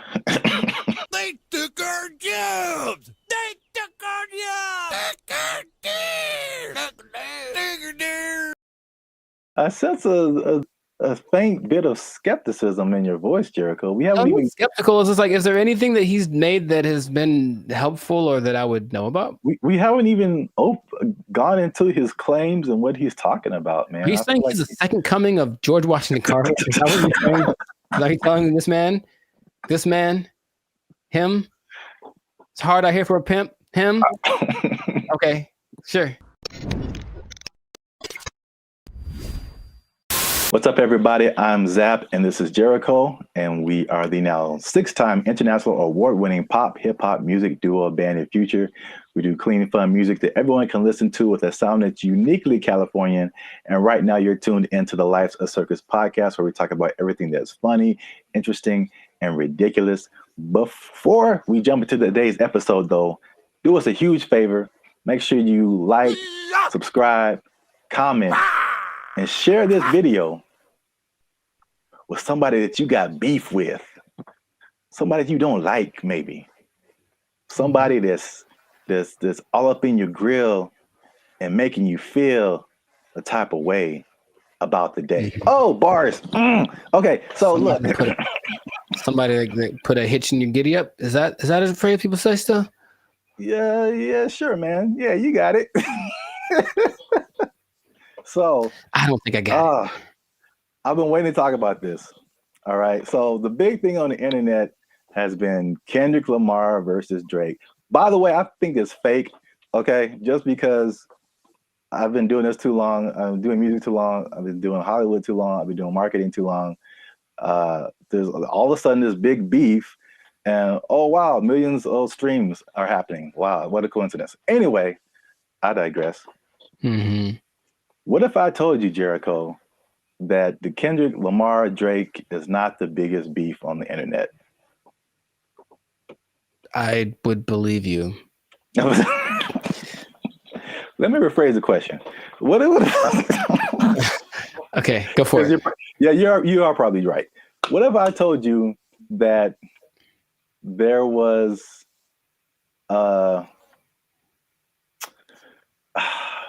there was a better beef that I don't think has ever happened before? Better beef Sounds like an Arby's commercial. Okay. I'd be curious to know what that would be then. Hopefully it's between... Never mind. Okay, go for it. Okay. Let me before I'm gonna get to it. One last thing. Jericho. And this just straight up answer. All right. You don't have to add anything or make it complicated. Okay. Jericho. What is 1 times 1? It's 1. Do what? It's 1. No, it's 2, son. It's 2. All right. 1 times 1 is 2. According to Terrence Howard. That's right. Terrence Howard is rewriting. I know what you're talking about. That's the dumbest thing I ever heard. All right. He went on for a long time about this. He thought about this. Wait a minute. What was his explanation? Like you can't time something by something to get the same something, right? That was his argument. 1 is 2, son. I'm gonna make a shirt. 1 times 1 is 2. Team Terrence, what's up? I don't think he's had work in a while, man. He's just trying to be relevant. Like, seriously, that's crazy. But go for it. I mean, math needs innovation. Let's just start that. Birds aren't real, and 1 times 1 is 2. Whatever. What revelatory information do you have about this gentleman and his theory? So for people who don't know, Terrence Howard recently went on the Joe Rogan podcast, which I guess I kind of realized, but I kind of didn't, that his thing goes for like 2 and 3 hours. Yeah. Like, we talked for 15 minutes and it's hard, man. It's hard. But they have a lot to talk about. And then of course the people that has on the usually have had a lot of things they've done, so there's a lot to explore. Yeah. And I only, when I watch it, I only see clips of it that people made. So I'm thinking, oh, that was the podcast. And it just, then I see the whole thing and it's like 3 hours. I'm like, who watches the whole thing? Yeah. Watch a 3-hour podcast, but that's intense. Yeah. But anyway, yeah, Terrence Howard went on there and it gave me Cat Williams vibes. Like that level of like, well, this just came out of left field. It's just like shocking. But he was talking about things, complex theories, scientific thoughts, things about the nature and universe, matter and energy, mathematics, and just like all this stuff that has nothing to do with acting. And there was a lot of, I definitely didn't watch the whole thing. So don't use this as a video to like sum up everything. But I didn't know that he was even into all this stuff. So like a smart guy. Yeah. But I mean, there's smart, and then there's like talking about the theory of relativity smart. Like that's just he's like Jaylen Brown smart. Rewriting mathematical equations, and I'm just like, all right, cool. We gotta have a couple black geniuses, him and Jaylen Brown and Kanye. Well, anyway, hashtag too soon. So Howard holds 97 patents. Do you know that? No, that sounds like something that he would tell people at a party. I sense a faint bit of skepticism in your voice, Jericho. We haven't even skeptical. Is just like, is there anything that he's made that has been helpful or that I would know about? We haven't even gone into his claims and what he's talking about, man. Are you saying he's the second coming of George Washington Carver? Is that what you're saying? Is that you telling this man, him? It's hard out here for a pimp. Him? Okay, sure. 97. I didn't know that about him. That's cool. It's 97 to patent things. It is. So I guess that acting money helped out. But he believes many of these patents will, of course, change the world. Some of his notable patents include advanced designs in metallurgy, I think I'm saying that right, chemical engineering, and innovations in flight technology. So at the very least, the man is doing things. Yeah, sounds like it. So, but what really shook up the internet was some of his claims. All right, so we're just going to go through a few of them that this is kind of tough to talk about because he's talking about things that are beyond most people's comprehension. Sure. And so there's a lot of things that he said or a lot of words, even words that he used that are just not in common vocabulary. But I tried to pull together some synopses and just kind of put it in more lay terms, I guess. Okay. Some of them are just straight up. You can just tell. Like, let's see what Mr. Hustle and Flow's got. I don't know if you saw this part of the podcast, but his first claim is that prenatal memories are real, which most people don't think are, but he debates it, and some other people have debated it. But he said he remembers being inside of his mother's womb. Don't make me laugh. He described detailed memories, such as seeing his hand in utero, and he said he remembers being circumcised as well. I feel like that there's some truth to that, and without having ever studied it, just because it's one of the questions I ask a lot of people when I meet them and I want to break the ice. I ask people what their first memory is.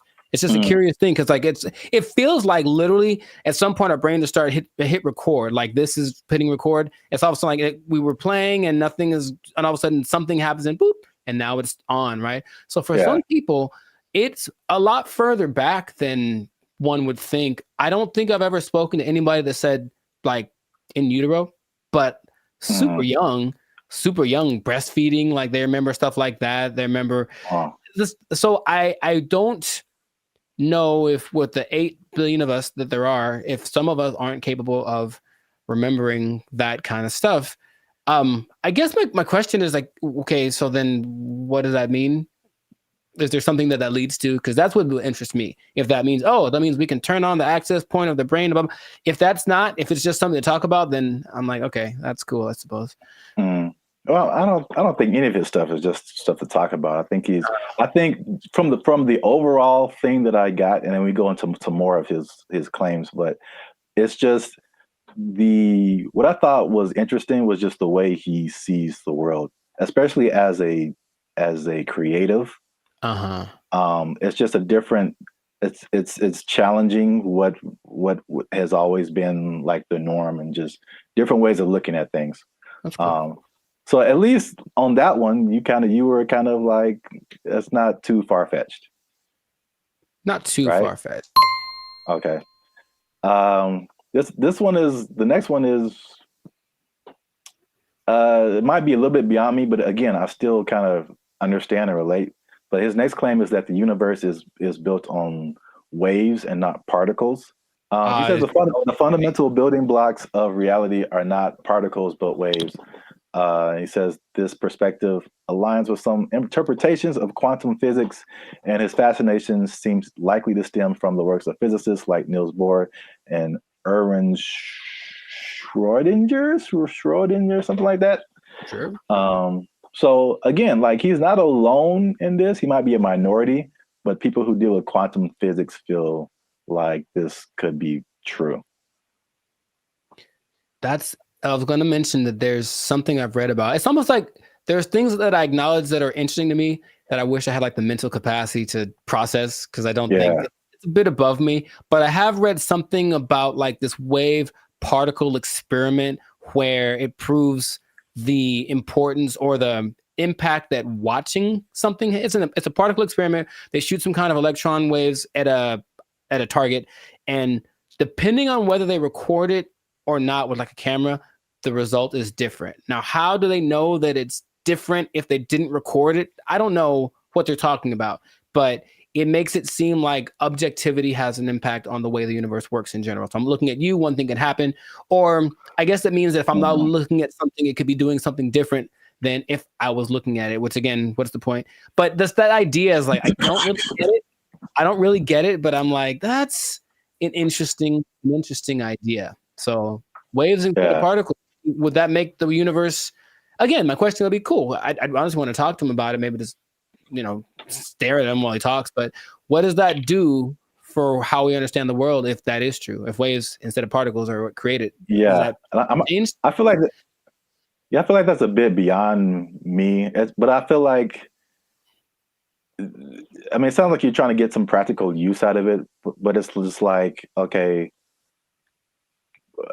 the things that we know about gravity and aerodynamics and stuff like that, by learning that stuff, we can fly planes and helicopters and stuff. Sure, yeah. And so there's some kind of use, I think, in saying it's waves and not particles. I don't fully know how to interpret all of this stuff and to make it like, oh, okay, we can do this now. But I'm sure like that's a kind of genius level, sure, right, kind of thing. Once you know it and then can do something with it.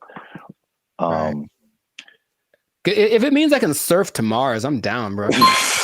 That'd be so sick.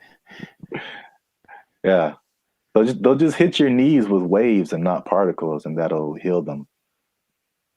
I'm down for that also. Does anyone out there have answers for knees? Your boy's going through it right now, so yeah, let us know.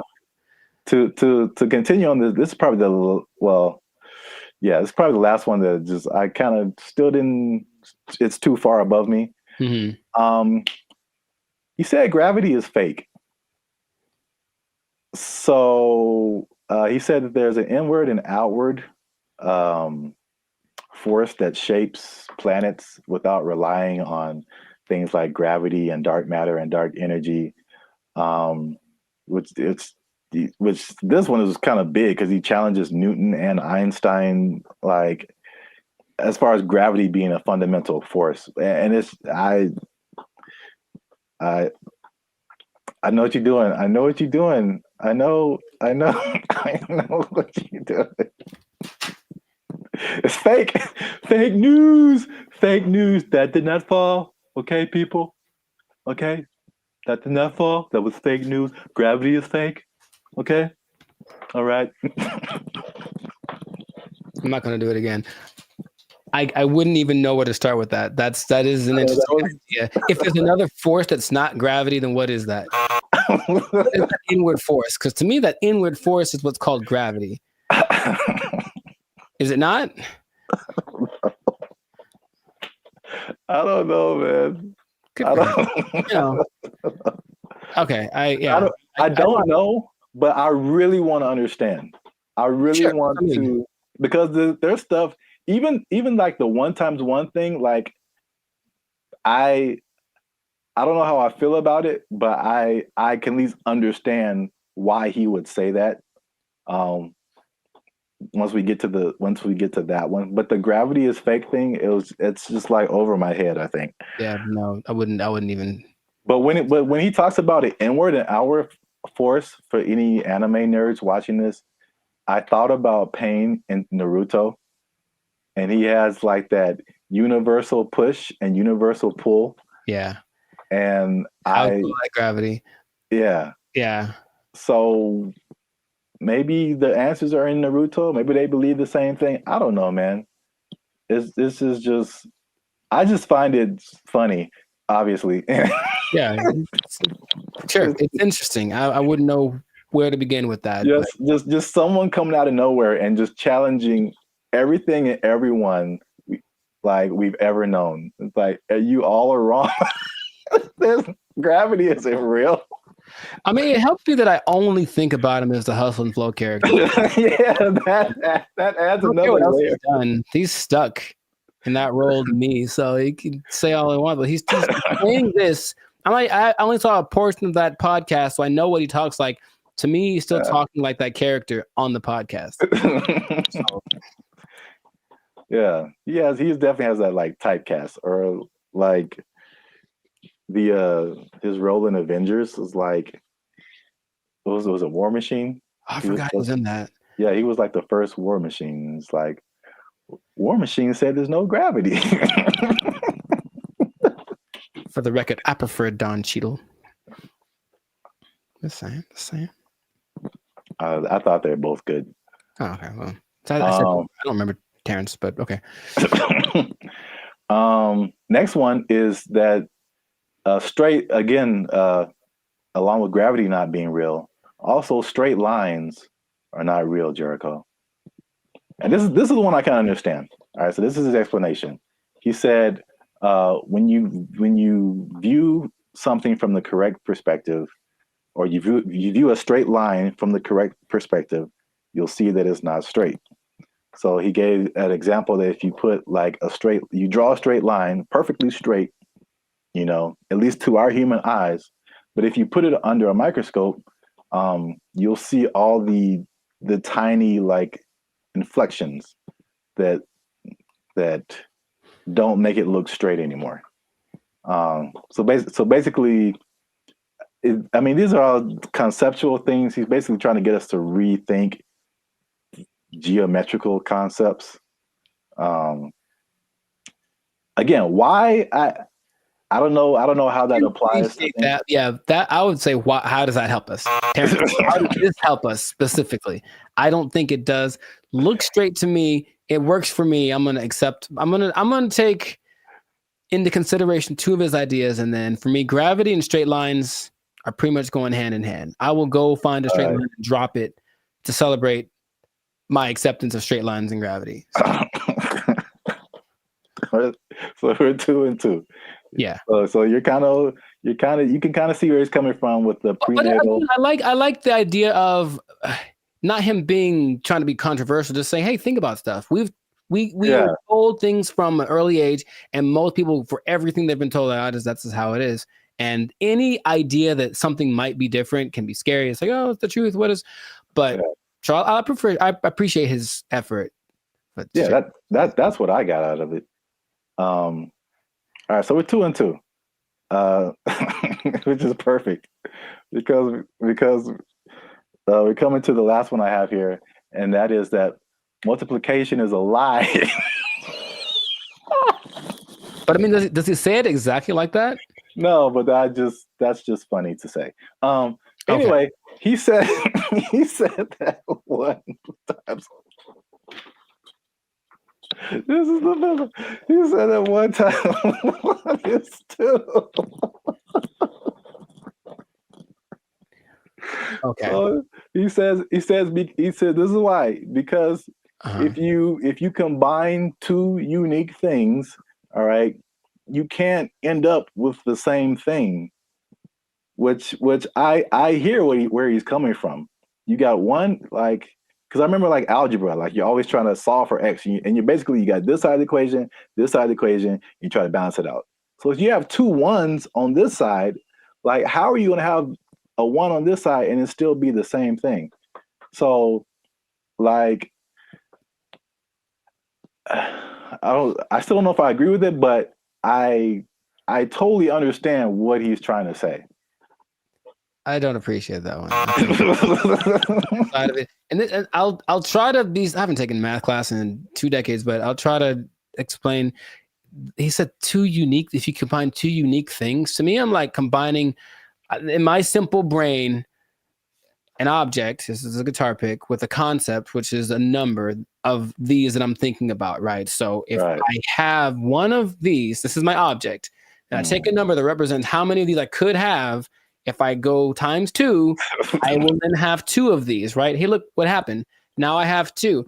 If I take this one object and then I multiply it by a concept that is singular, nothing changes. Because here's the other thing.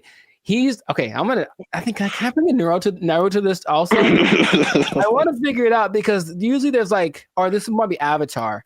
It's like, okay, there's like good or bad. So something has to be one or the other, positive or negative. And then there's the guru on the mountain that made him drink the banana onion juice. He said there's also a neutral. That's the third option, and people forget about that. So yeah, does this have to change if I multiply it? No. It could go bigger, it could go smaller, or it could stay the same. And the stay the same is the ×1. So that is my argument, Mr. Howard. I had like one of those chalkboards on the back I could draw on with all the numbers and everything. Yeah. The hot to crazy chart. You remember that one guy? Oh, nice. I appreciate that, man. So I don't agree with that at all. National treasure. I don't think I do, but I want it to be a thing. I got you. That's deep down. I want 1 times 1 to be 2. If enough people talk about it, it'll become something. Yeah, if enough people talk about it, it'll become something. I really don't think that it's important. Again, it's just like what? Look, they're ready to change math with that Common Core stuff. Oh yeah. Everyone's all messed up, but the kids nowadays are gonna be just so stupid. All the math is wrong. And so now they're gonna throw this in there. Like, by the way, 1 times 1 is 1 or 2. And then what? Because no, okay, ha.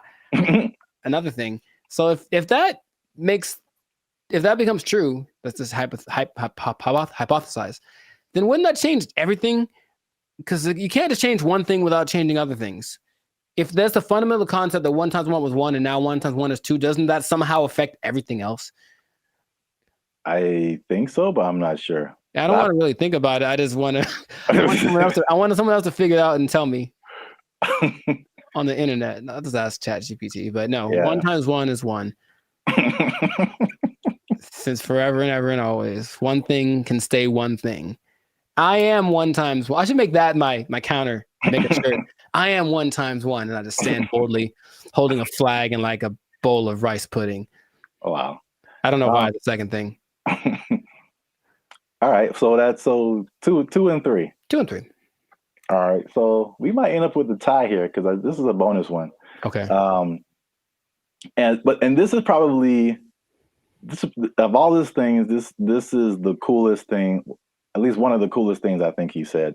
Okay. Was just like kind of opened my mind a little bit. And he said that the periodic table is structured incorrectly. I mean, again, how is it useful? I don't know, but I thought the visual was very cool. Okay. And I should have tested this before I started, but take chances. It's real life.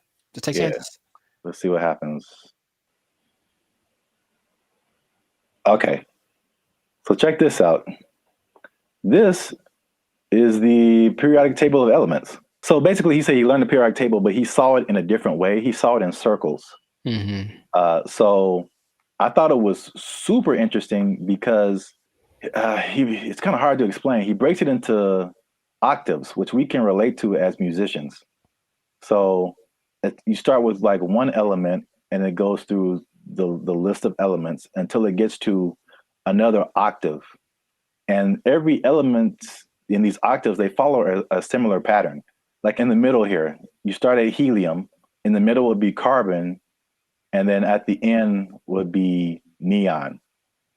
And then all of the beginnings and ends of these octaves, all of these elements relate to each other. They have like something in common, as well as all the elements in the middle of these octaves, which is crazy to think about because it's the same shape as music. And I kind of wish I would have learned the periodic table like this.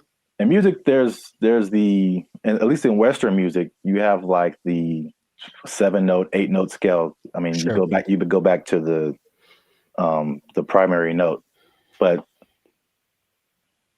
like A, B, C, D, E, F, G, and then you start over A. But like key of C, right? Helium would be C, D, E, F. Like where you get to carbon would be like 4th or 5th. Uh-huh. And then you go back up 6th, 7th, 8th would be neon. It's crazy. I don't understand what he's saying, but I understand it from a musical perspective. That all of these elements between helium and carbon are passing tones to where you get to carbon, which is like a perfect 4th, perfect 5th. And then nitrogen, oxygen, these are all passing tones until you get to neon. And all of these elements relate to each other based on their positioning here. It kind of gives me vibes more of, or the way I'm trying to process my mind is more like the harmonic series. Yeah. Only in the sense that stuff's getting like kind of bigger as it goes higher or lower. Yes, it's the same thing. I mean, it's and that's what he's trying to say. Basically, it's like everything is interconnected. And so he even gave these. It's just getting like super nerdy, but every note has a like a measurement to it, basically a measurement of vibration that we measure in hertz. So, you know, the 100 hertz, there's 400 hertz, there's 800 hertz. And so each one of these elements, like he gives a hertz number to it. And he says it's the same thing with colors. These are all on they have a color associated, they have a sound associated to it, there's a vibration associated to it. And this is just like a visual representation to see like all this stuff is all the same thing. Mm-hmm. Music, color, light, element, everything around us is these octaves, these spirals, these circles. We just keep going in circles. So where like there's certain notes that go together in music and there's certain notes that don't. And the same thing happens here. There's certain elements, like if it's the first and the fifth or the first and the fourth, like they go together. But you have like tritones in here, the elements that like don't mix, or, you know, like oil and water kind of stuff. That was like pretty crazy to me. That just from a musical standpoint to see like, okay, this guy he just has a different way of looking at stuff, which is kind of cool. Mm-hmm. Now that we've lost everyone on the podcast, let us know what you think. Unless you want to comment on that, Jericho. I'm 2 and 4. I understand it, and I didn't like it at all. I don't know what to tell you. It's really weird. The second you put it up there, my brain went ugh. So, maybe if it looked, I think it's more of an aesthetic thing. For some reason, the way that looked specifically made me go, I don't like that. Really? Yeah, I don't like it at all. I would have loved this in school because I can like, it was just music, and then I get it. I didn't really like science. Oh well, I never did. You have to learn the periodic table? Yeah, we had to memorize it. I don't think they cared that much in California because I think we kind of glossed over that. I remember we had to learn a couple, but not like the whole thing. All right. Well, let us know what you think. This has been another episode of the Life Circus podcast. Is Terrence Howard crazy or is he a genius? Is it somewhere in the middle? I forgot to talk about the beef. He has a beef with Neil deGrasse Tyson. I didn't bring that up, but it's the thing. Oh, are they gonna do like a Jake Paul, Mike Tyson thing? Man, I love it. But I should have brought that up because he basically saw the stuff to Neil deGrasse Tyson, and Neil deGrasse Tyson was like, "No." Basically, I would trust Neil deGrasse Tyson more than Terrence Howard for sure. So on the podcast, he said that Tyson attacked him by saying no, but it was probably the most polite diss track that could ever be put out because he just basically even complimented him in his, rebuttal of his theories or whatever. But I'm sure he respects the fact that he's trying. I think that helps. Yeah. He basically disagreed with everything, but he said like, yeah, this is cool. You have a certain level of whatever. Mm-hmm. It was very complimentary diss. So I don't know where he got the attack part from. But let us know what you think. Is he right? Is he wrong? Is this a cool way of thinking about stuff? Did you know all this stuff about Terrence Howard? 97 patents is crazy. Yeah, leave a comment. And 1 times 1 is me. Imagine. In a shirt.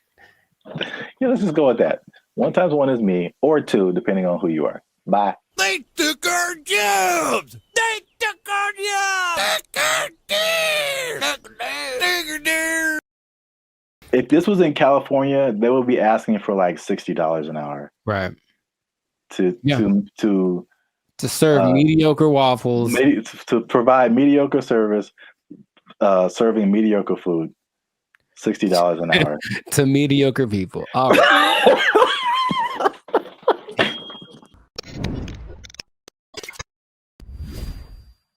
Yo, what's up, guys? I'm Zap, and this is Jericho, and we are now 6-time international award-winning pop hip-hop music duo band and future. Mm-hmm. We do clean, fun music that everyone can listen to with a sound that is uniquely California, and you are now tuned into the Life's a Circus podcast, where we talk about things that are funny, interesting, and ridiculous. But wait a minute.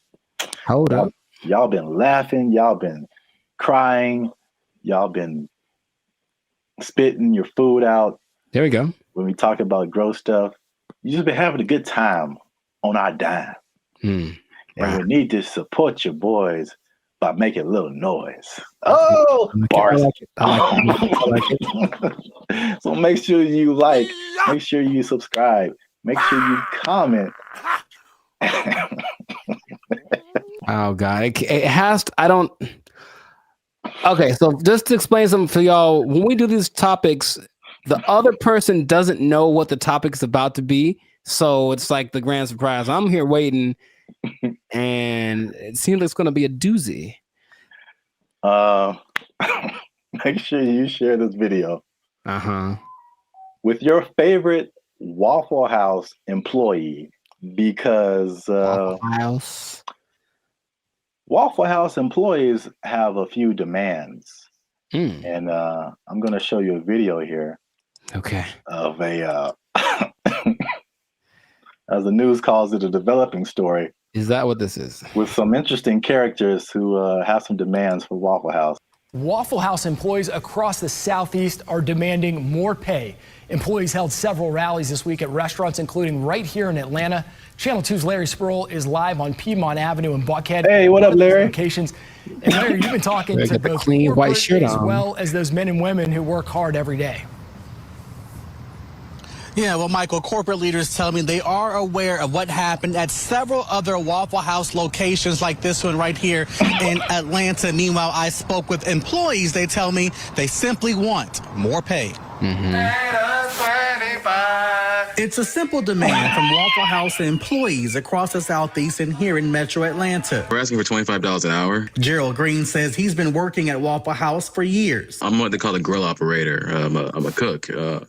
I'm a rock star cook.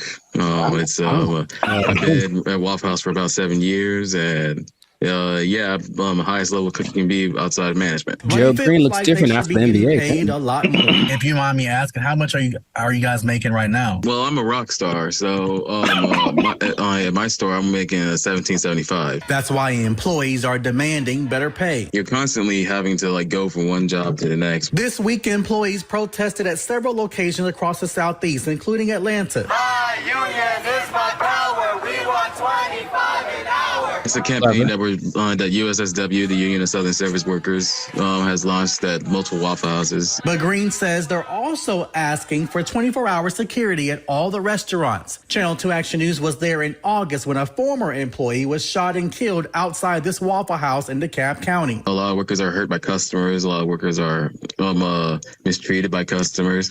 And people say it's funny to be seeing people in fights all the time, but we're not really MMA fighters like the memes online say that we are. I reached out to Waffle House corporate. A spokesperson sent me this statement. It says, in part, Waffle House remains proud of its long history of effectively and directly addressing associate concerns. Our senior management teams continue to work alongside our associates as they have done since our company's inception.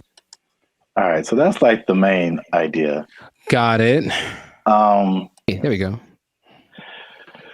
So, I'm a rock star. I should be making 25 an hour. I'm a rock star. Shout out to the what do he call himself? A grill master. It's like the grill trifecta. There's the grill master, there's the grill sergeant, and there's the grill. I don't have a third one. Never mind. Okay, so I don't even know where to start, man.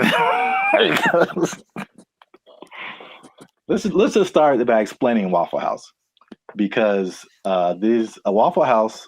Let me see. It has 1,900 locations in 25 states. That's a lot. And for people who don't know, it's American diner. Serves mostly breakfast food, but they have other things too, and predominantly in the Southeast United States. Yeah. So we're in California. I don't think there's any Waffle Houses out here. I don't believe so. California. Have you ever been to a Waffle House? Sure have, sugar. Oh. Okay. I was attended by Dolores. So you know names and everything. Yeah.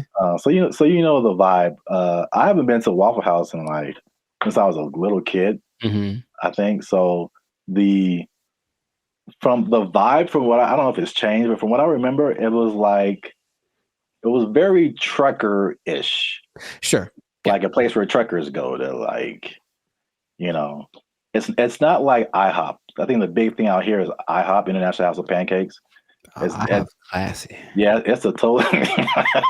It's very. No, I was there. I was in Nashville last year, and it's a different vibe. I say closer to Norms, but even Norms is like, nah. Norms is a step above. Step above, Waffle House, bro. Oh my God. So, the thing about Waffle House, before we get into the wages, this is the hilarious thing about Waffle House. Mm-hmm. Is like, for some reason, there's always something going down. Yeah. Waffle House, bro. And Waffle House has been the subject of SNL skits, Daily Show skits, and it's just notorious for like fights happening. Yeah. And I don't know why. So there's this lady, one of the most infamous Waffle House fight club members. I don't know. Yeah. Her name is Haley Booth. She worked at a Waffle House as a waitress. And she's become like this meme because, like, very similar to the Montgomery Riverboat brawl. Mm-hmm. She like threw a chair, and it was just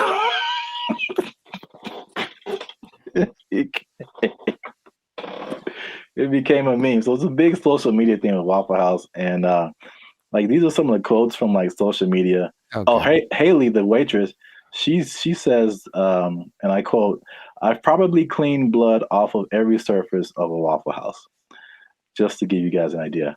Mm-hmm. Someone else as a joke said, "A fully staffed Waffle House could take out ISIS." There's another one. Yeah, accurate. This says, there's a Fight Club meme that says, "If this is your first fight at Waffle House, you have to fight." So that's the vibe of Waffle House. And then for the waitress, she says that the primary reason she thinks why there's fights is two reasons. Is one, it being open 24/7, and two, them serving alcohol, and the combination of those two things turning into fights. Yes. Well, two things. Can we, every time we say that, can like something just pop up like a head or something? Just to hint, like, coming soon to a podcast near you. Two things, but one, I don't think it's a coincidence that the Waffle House logo uses the same colors as Spirit Airlines. That's just kind of my first thought. Second, and this is from personal experience, people are drunk when they get to Waffle House. Yes. So it does not matter whether they serve it or not. I read that too. So basically, for sure. Waffle House is like the after club spot. Yes. So once the club closes down, the Waffle House is open and ready for all comers. And man, it's just... yeah, they gotta shut it. Waffle House. But places like Denny's are open 24 hours, a lot of them, and Denny's don't have that. So it's something about Waffle House. It's something about Waffle. It's like when you walk in, you do feel this. The first time I went to Waffle House, I was young. I was probably 10 or 11 in Missouri, I think. And I remember I remember my waffle was cold and the butter wasn't melted. So I was mad about that. But I also remember that there were people. Oh, there's a word that my mom used to say all the time. Nefarious. I think there are some nefarious individuals in the corner, and she's kind of uncomfortable with having her kids in this place with these nefarious individuals. Kind of suspicious. And I didn't know that was normal until I went to another one later, older, and I was like, I feel like those are the same people. Like, I was like, I think they just have them instead of the weird bunch from the McDonald's group, right? Calling them. They just have these cats in the corner ready to start some stuff. Like, that's what it feels like. Yeah. That's Oh, I was so thrilled about this topic. Also, I think the food is okay. Yes, so that's a good segue. The food and the service. It is borderline acceptable.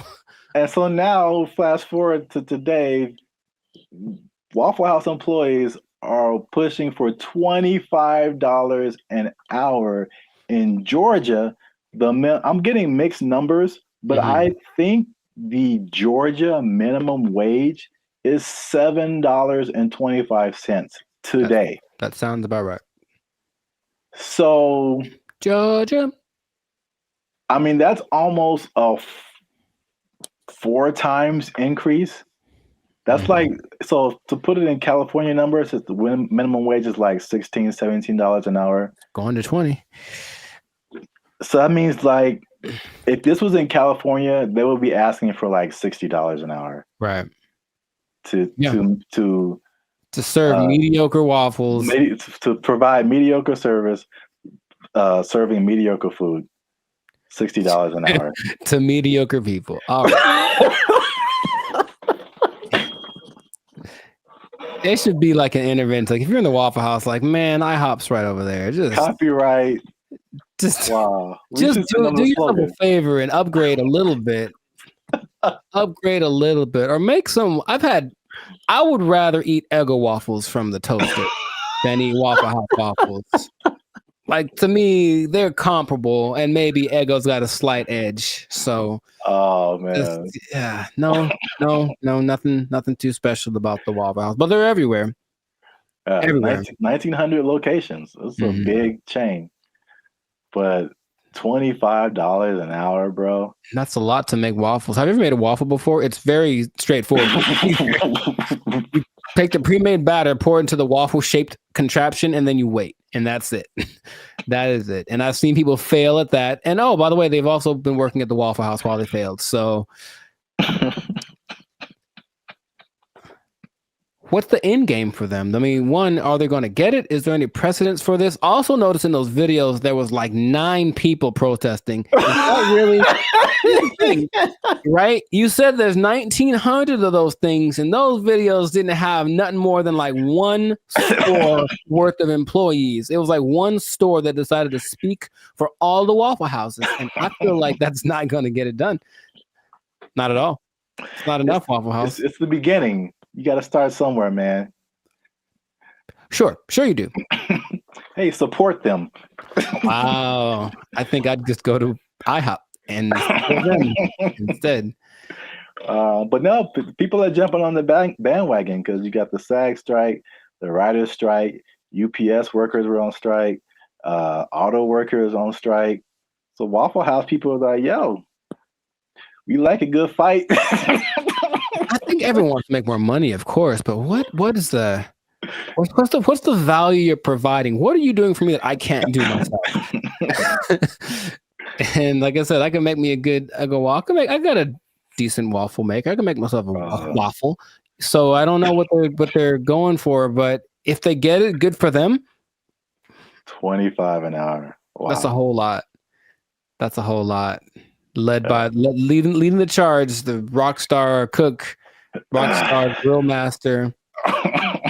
He should probably just go solo. That's what I'm thinking. Instead of doing this whole trying to lead the charge thing, just be like, I'm the rockstar grill master, make his own YouTube channel, have a shit. Hey bro, I'll manage you. Just give me $25 an hour and I'll manage you. Start a whole chain of waffle apartments. Man, I see the possibilities. I see the future. Not the whole house, but we want a waffle apartment. We can get a waffle condo on the down payment on a waffle condo. Look, that'll be all right. A waffle sublet, if you will. Yeah. Well, we've talked about this way too long. We still could. That's the problem. I can keep going for another 10 minutes because it is fun to talk about. Oh man, I'm in tears. Good old Waffle House. So make sure you like, subscribe, comment, and share this video. Well, again, your favorite Waffle House employee. Ooh. And as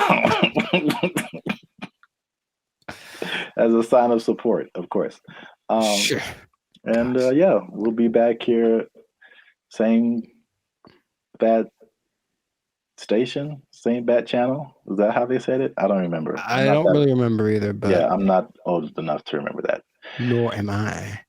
Well, good luck, Waffle House employees. I hope y'all don't get fired. They don't take your job. My waffles are cold. They took our jobs. They took our jobs. And I go in there, and basically I stand there for 10 minutes without anyone talking to me because no one's working the front. Nobody. And I just like, okay. And I just eventually just yelled something to the cooks. What's going on, everybody? I'm Jericho, and this is Zap, and we're the now 8-time international award-winning pop hip-hop duo Band of Future. We make music that's funny. No. Huh? We make clean, fun music that's easy for everyone to listen to with a sound that's uniquely Californian. And right now, you're tuned into the Lights and Circus podcast, where we talk about things that are funny, interesting, and just straight ridiculous. So before we get into this thing, make sure to like, subscribe, comment, and share this video with at least 2 people that knew that the wage increase for fast food workers was a bad idea. I'm telling you right now, it was a bad idea, and I have proof with numbers, with personal experiences. One thing, okay, so I didn't actually know this. I thought it went into effect January 1st, but actually went into effect April 1st. Yeah. Yeah, so there's less data on the effect of it, but I have already There's enough data, I know that. Huh? There's enough data, I know that. Yeah. So I got some numbers, and I got a couple of personal experiences. But I'll go to you first. Have you noticed anything tangible or had any experiences that kind of like notice a Whopper from Burger King is $8. I think I mentioned this before. Like I remember when the Whopper first came out at Burger King, it was 99 cents. Accurate. It's now $8 just for the sandwich. Mm-hmm. No fries, no drink. $8 is where we start, and then it goes up. I'm furious.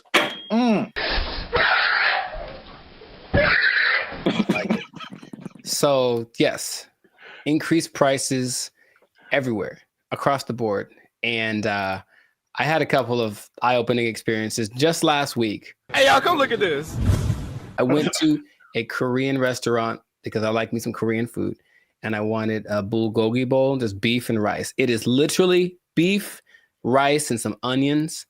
We'll give you a couple of sides right now. I slide in there. I felt like that joke from Cat Williams. Remember how you used to just give $20 at the pump and said, here, you know, and then walk away? If you had $10, $15, you could go to the gas station with confidence because you knew you was either going to be full or damn near full. If you had a 20, you ain't even talk to the person at the counter. You just 20 on 11. I walk in like, I know how much a bulgogi bowl costs. I've had these before. And I didn't even look at the price. I just ordered it. Confident.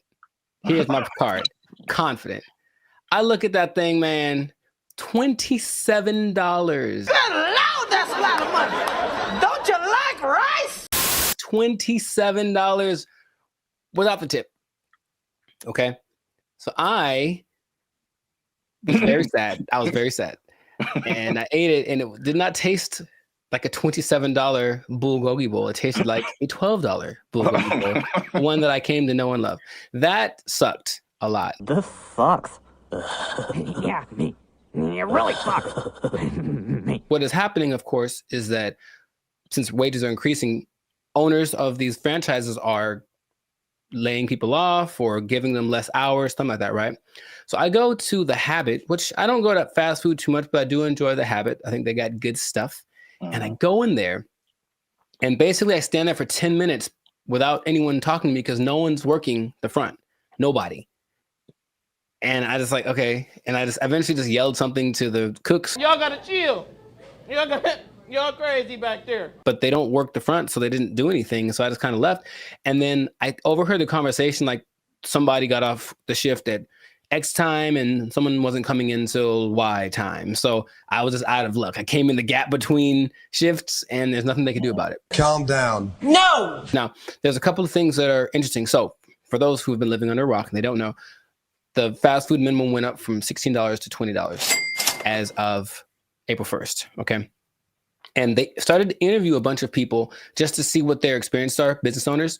One owner of El Pollo Loco franchise actually said he owns 6. And he says his costs went up because of this $180,000 per store per year. Just one guy. And he says, I can't handle it. So he says, as of today, I'm in the red. We're losing money. We're going to need to stop the boat from leaking by making changes, which means raising prices, laying people off, all that kind of stuff. And it keeps happening. There's also confusion about who it applies to still. People like, there's a Gabriella Campbell who owns an ice cream place in LA, and she's not quite sure. She had to write the assemblyman. All this is confusing. So they're trying to figure out what's going to happen. So they're losing money from litigation, trying to get paperwork signed and documents and hire lawyers and all this stuff. It's just chaos, right? No one knows what's happening. And so the big thing is that I think it's all going exactly like we predicted. Going to have less workers. Somebody's going to get fired. Right. Or more automation.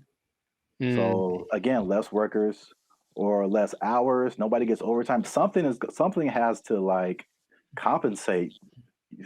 I mean, it's like people think they just pull minimum wage out of thin air, and it has to come from somewhere. Another gentleman said, Brian Hom, he owns San Jose Vitality Bowl, and he said, one, customers are really mad at his $14 price for an acai bowl, which I understand because I've made an acai bowl for $3. So I understand the price. And then he basically said this: I'm happy for my employees getting the $20 minimum wage, but if we can't continue to have good sales, they may not have a job. You about to lose your job. Get this thing. This is the cycle that we've entered ourselves into, where the owners have no choice but to raise prices, but to lay people off. And it's just bad. And I don't see it. I don't see the solution. I got some good news and I got some bad news, y'all. The bad news is that I'm shutting down the studio. It sucks for the, I mean, there's so many different, everybody's. What? Bro, what are you talking about, man? Everybody's in a different boat. I know a lot of this applied to like the big chains, like the McDonald's of the world and the big franchises. Sure. And it's a lot of complaint from people is like, well, these are big corporations. They have lots of money. It's not, they can afford to pay this. They know what they did. They know what they did for sure. Like just McDonald's, because that's the thing that everybody knows. The McDonald's corporation is different from like the franchise owners. And so these are like individual people or individual businesses that, you know, get everything from McDonald's and just put their, you know, labels on it and all that kind of stuff. And so they don't have as much control as business owners or as franchisees. Is this worth you losing your job? They have their own kind of separate budget that they have to work with. It's not like, you know, McDonald's down the street is not the McDonald's corporation per se. Right.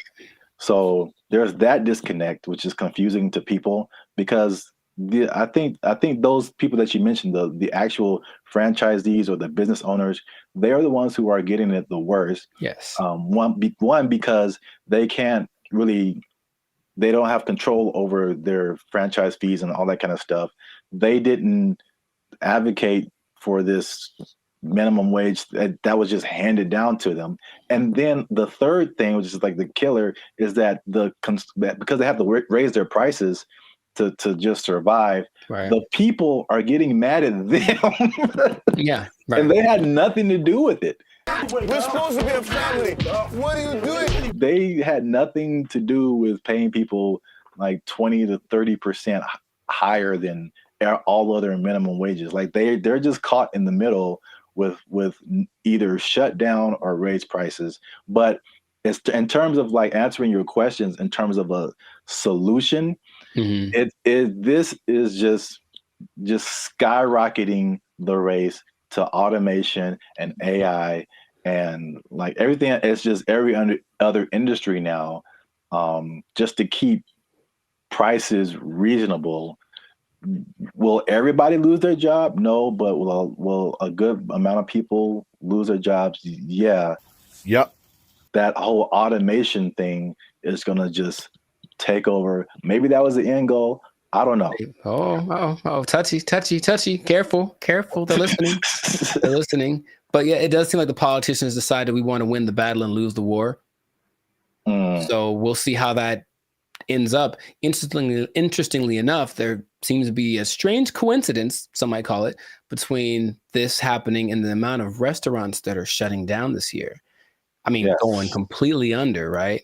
And I was going to tell you all about that in another episode of the Lifestyle Circus podcast. But for now, we're going to wrap this one up because we're a little over time. So just make sure to support businesses as best you can. But if the prices are too high, you vote with your dollars, right? So you can say, hey, this is a bit much. I'm not paying $8 for not never.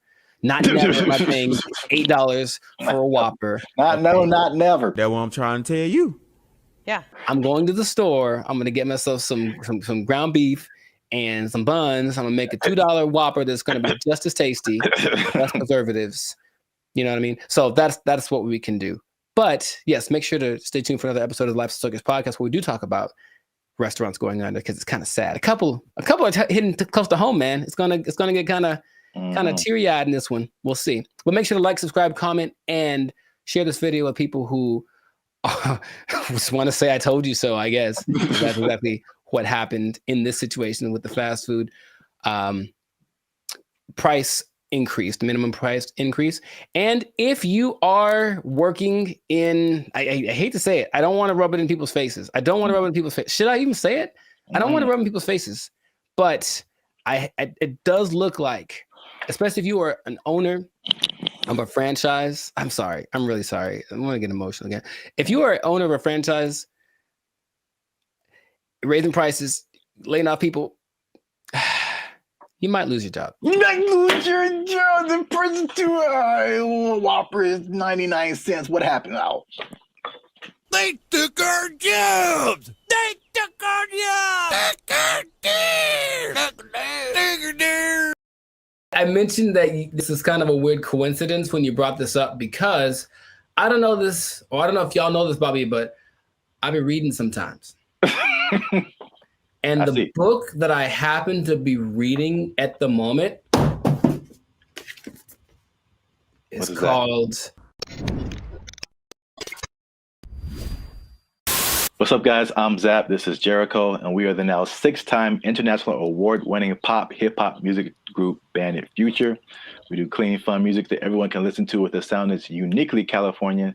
And right now, you're tuned into the Life's a Circus podcast, where we talk about everything that's funny, interesting, and ridiculous. But before we jump into it, make sure you help us out. Like, subscribe, comment, and share this video with somebody who likes plants. Or vegetables. Throw them in there too. They're plants. Because vegetables are murder. And I'm bringing it back because there's some news, man. So before we had a couple of videos actually about the carnivore diet, if you remember. And it was just like basically the opposite of vegetarianism or veganism. So instead of not eating meat, you're not eating like vegetables and plants. It's kind of weird. Joe Rogan was all into it. He said it worked for him. Right. But I don't know if you remember, you mentioned a lady who said that plants kill you from the inside. Do you remember her name or like what she was talking about? Her name, no. But she was saying like plants, it was like a defense. Well, yeah, but plants basically as a defense mechanism secrete things that basically make the person who eats them feel bad so they don't keep eating them. You know, which is the thing that some plants, I mean, honestly do. Yeah. Any, creature, but I don't remember her name. Okay. No, it was funny at the time and I kind of halfway believed it, but there's more evidence that has come out now. So there's been a recent study in Japan about plants actually talking to one another.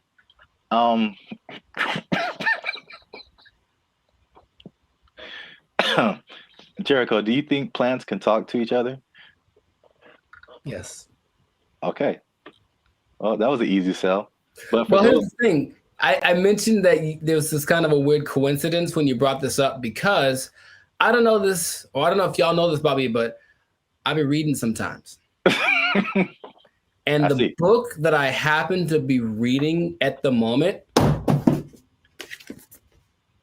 is called The Secret Life of Trees. And it actually is all about plants and their communication. I mean, kind of the evolution and why they're important to the planet and all that kind of stuff. But it does mention how they talk to each other, warning people warning each other of threats. The bugs are over there. Don't do that. The sun is over here. Lean this way. Like they've done studies about that says that they do talk. So I believe it based off of one book that I've read halfway through. That is pretty crazy because that's kind of what they did in the study in Japan. Like they already knew that, but now they used some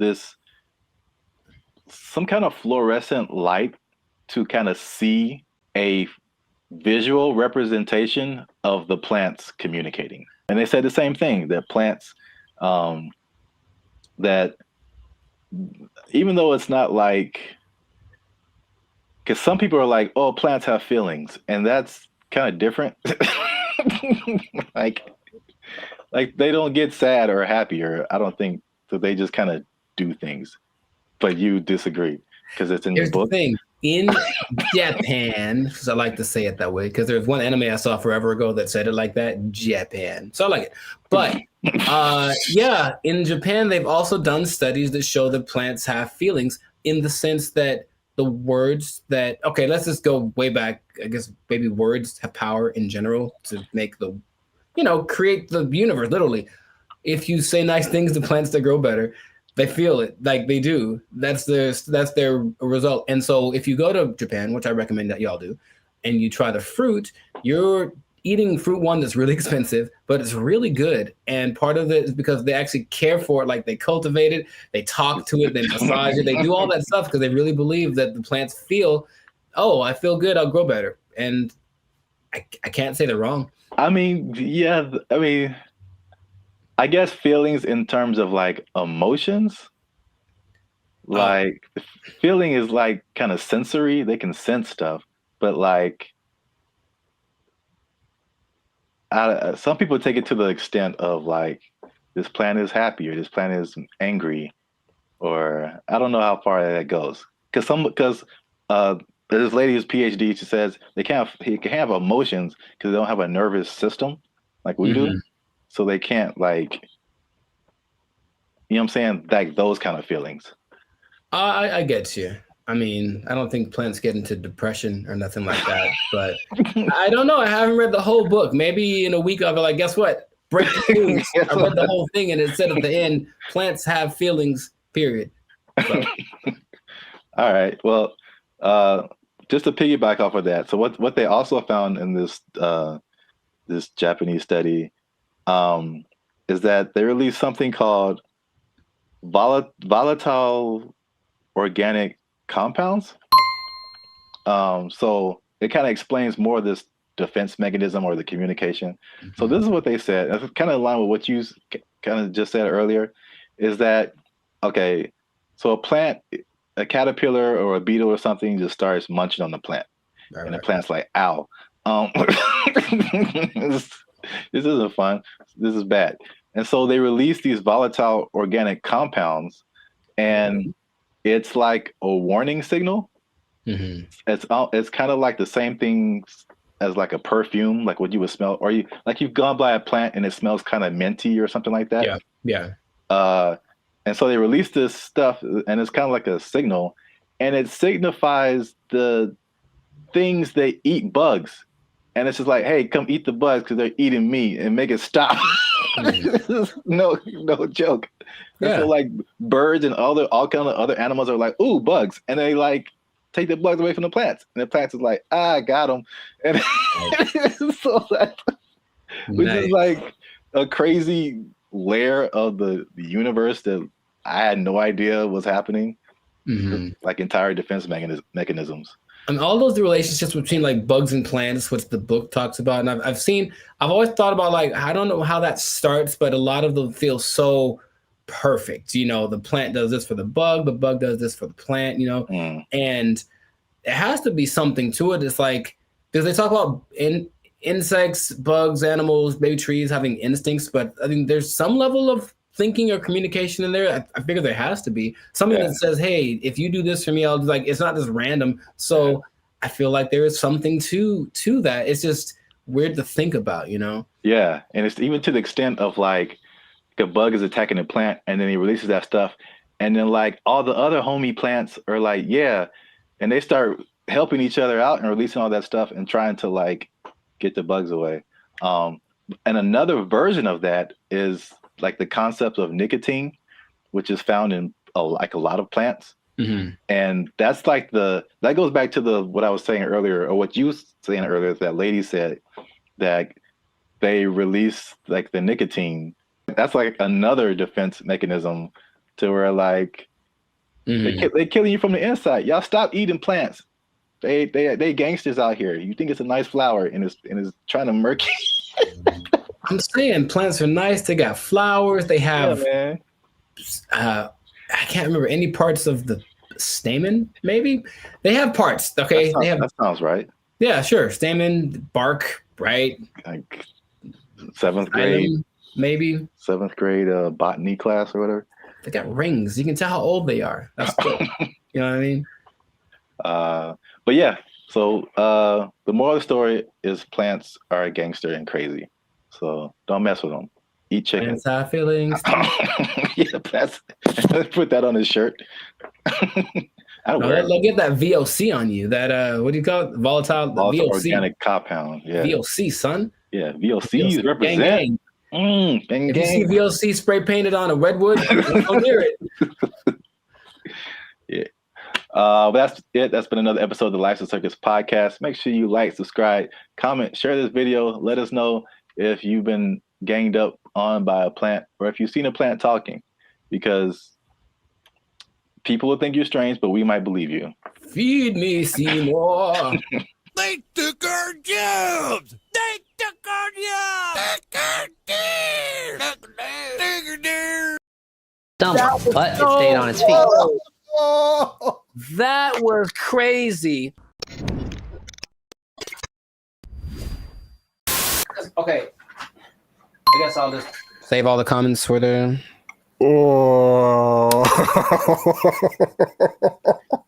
Why is it coming to this? Why are we all going to go out this way? I didn't think we'd go out this way.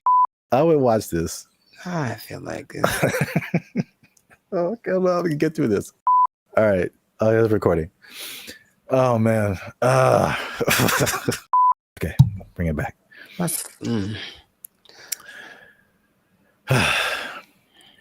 What's up, everybody? I'm Zap. That's Jericho, and this is Bandit Future. And I found this on the internet, man.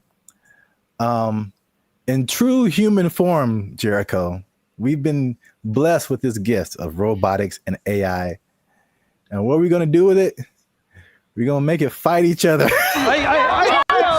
The world's first kickboxing tournament exclusively featuring humanoid robots just took place in China. Here's everything we know about this first of its kind robot rumble, and of course, all the best highlights. For this video. 6 different robots slugged it out for the top spot, each with a team of human operators outside the ring, giving robots commands via remote control. The robots were armed with several different combat moves that Unitree says came from external That doesn't even experts. look real, man. That's crazy. Oh my god. That doesn't even look real. Remember those little things that you'd have like way back in the day? Those little I guess a board game, but it was 2 real robots and each person. Yeah. What were those called? Like Sock'em, Rock'em, Sock'em, something like that. Yeah. It's just that, but times 1,000. And this is so great. I love this so much. I don't want this to. Gosh. He's gonna kick it. And it's gonna remember him, get him in like a decade. Anyways, just keep going. I feel like we do this to ourselves, and then we blame other people. That's what I feel like is gonna happen. We just start building these things, and our first thought is like, "Hey, let's have them punch each other and kick each other." Nah, that's entertainment. That's our second thought. The first thought was sex robots. Oh, well, for for sure. But this is a close second, I would say. Yay, humanity! Are these the G? These are the G ones, right? I think we're talking about. These are the Unitree G. We have another video about that. I put a link to it. And the guy, man, these comments. You guys comment whatever you want. Look, there was a guy like trying to fight us, like, oh, it's not as good as the Tesla bot, and blah blah blah blah. I have not seen the Tesla bot do this. Nor have I. Nor do I want to. And it's. I know the Tesla bot is like more advanced. These are two different things. But the main thing about this particular, the G ones, like you were talking about, is the agility. When they get up, it doesn't look real, man. Like that looks crazy. These moves include straight punches, hooks, uppercuts, a roundhouse kick, front knee, and what looks to me like a front kick or push kick. Martial arts experts, let us know down in the comments which one you think it is. The robots are also... So you can do all of those punches. I can still pretend this is fake until I see it in person. At least I have a happy place in my head that says somehow this isn't real because it doesn't look real, and I can just pretend. Until I see it, I'll pretend that it's not real. Jericho, it can roundhouse kick you in the face if it wants to. I know it, but I think it wants to. That's the thing I don't like. I think it wants to. I think it's like take all comers, bro. It's gonna keep getting more crazy. This is already crazy. Yeah. Let's watch some more. Able to pivot and move around, as well as stand up from a fall. In the opening match, it was blue versus purple, with the other robots standing in the corners of the ring, cheering on the robot-on-robot carnage. While it's humans calling the shots from the sidelines, the robots themselves must maintain their balance while taking punches and performing kicks and knees that sometimes force them onto one leg. Unitree says this was achieved by a combination of sensors in the robot, which feed it information on its body position, as well as AI reinforcement learning performed in some... It's impressive. What was that? It's impressive, those little steps that they take to get their balance back. Yeah. That's gotta be really hard to replicate. The next round saw the black-clad robot named AI Strategist facing off against the robot in pink, known as the Silk Artisan. While it took these robots a second to find each other on the battlefield, eventually they locked in, resulting in one of the most devastating clashes of the entire event. AI Strategist took the first fall when a kick threw it off balance, but it was back on its feet and taunting its opponent in no time. In the next round, the Silk Artisan got its leg caught on the AI Strategist, causing it to stumble, but it stayed on its feet. That was crazy, because check it out, for a human, that's a torn ACL right there. You see that? And it was just like, hated it, and then just kept moving. That's so... Wait a minute. That was... In no time. In the next round, the Silk Artisan got its leg caught on the AI Strategist, causing it to stumble. No. Both sides landed some good... That's wild. In the next round, Black delivered a devastating knee to Pink, but it wasn't enough to keep the Silk Artisan down. The face-off came to a brutal conclusion when Pink went for a right hook as Black went for the knee, throwing the Silk Artisan off balance and sending its legs all over the place in a finisher that looks like it belongs in a Mortal Kombat video game. AI Strategist celebrated the devastating blow by falling face first over the Silk Artisan in a nail-biting conclusion to a thrilling match. In the penultimate bout, Power Core Guardian in green went punch for punch with Armored Mulan in red. The fight began with a clash of kicks. Robots traded blows back and forth. Green took the first fall when a kick went wrong, but it was back on its feet. They're all the same size. They're both the same size. And I guarantee what's going to start to make these more interesting is the modifications, or I guess whatever within the parameters of the rules.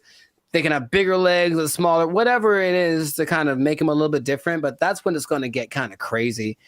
The final round saw AI Strategist facing off against Power Core Guardian. Once again, we saw the robots get stuck together and need to be separated.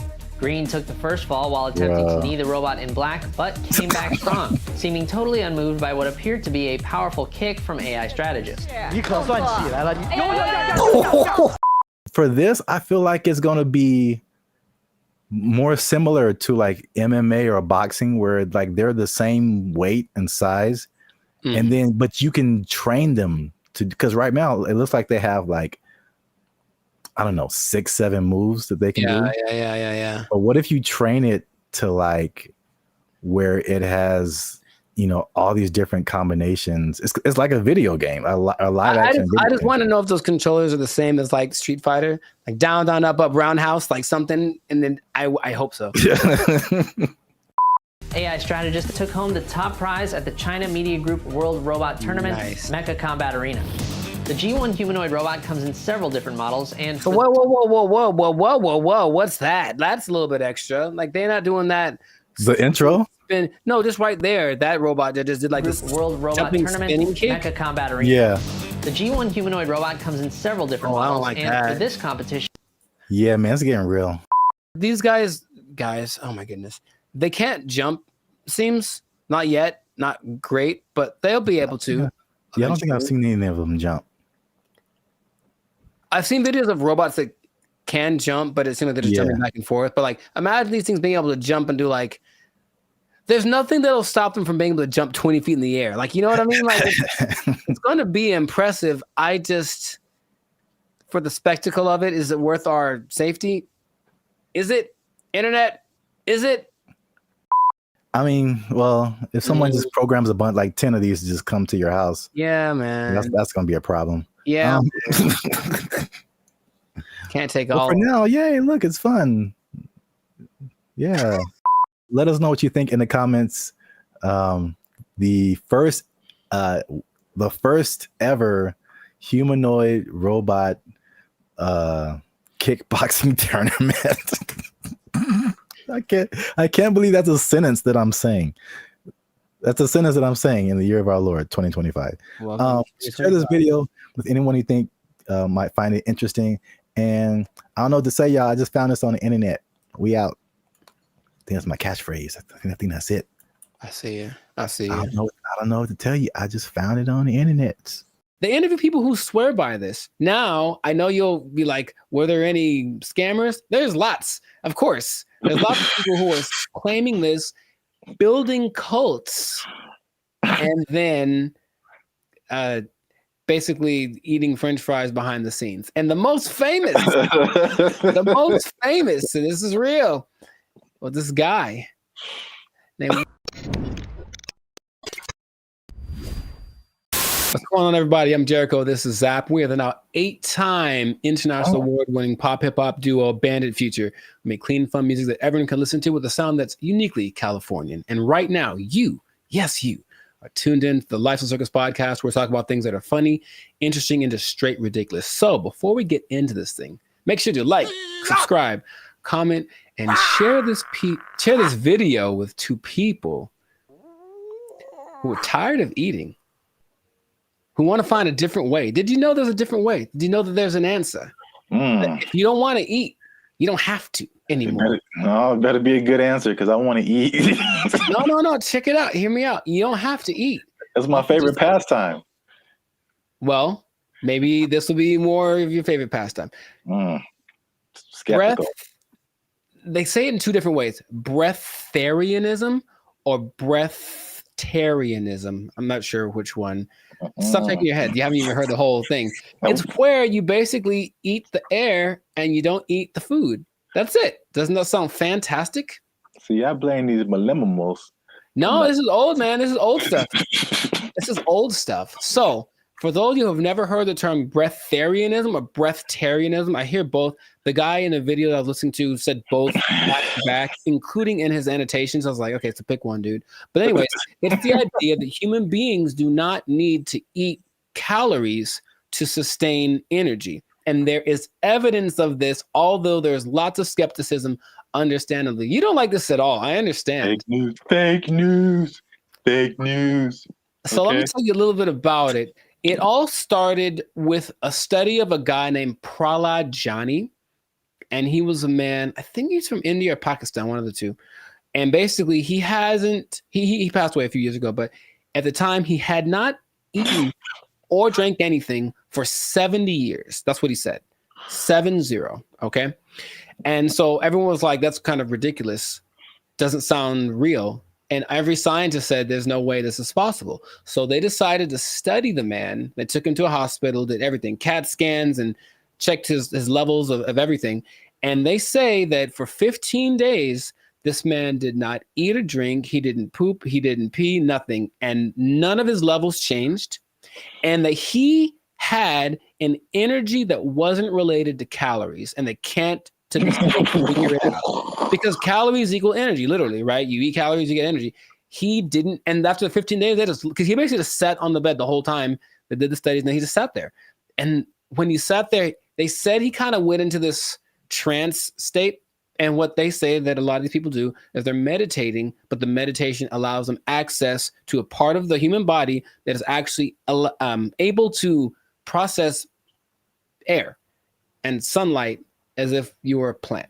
That is literally what happened. And then they let him go and he lived his life. There's other cases of this, but that's just kind of scratching the surface of it. So just off of the initial thing, y'all in? You ready to try it? You ready? You ready to jump in?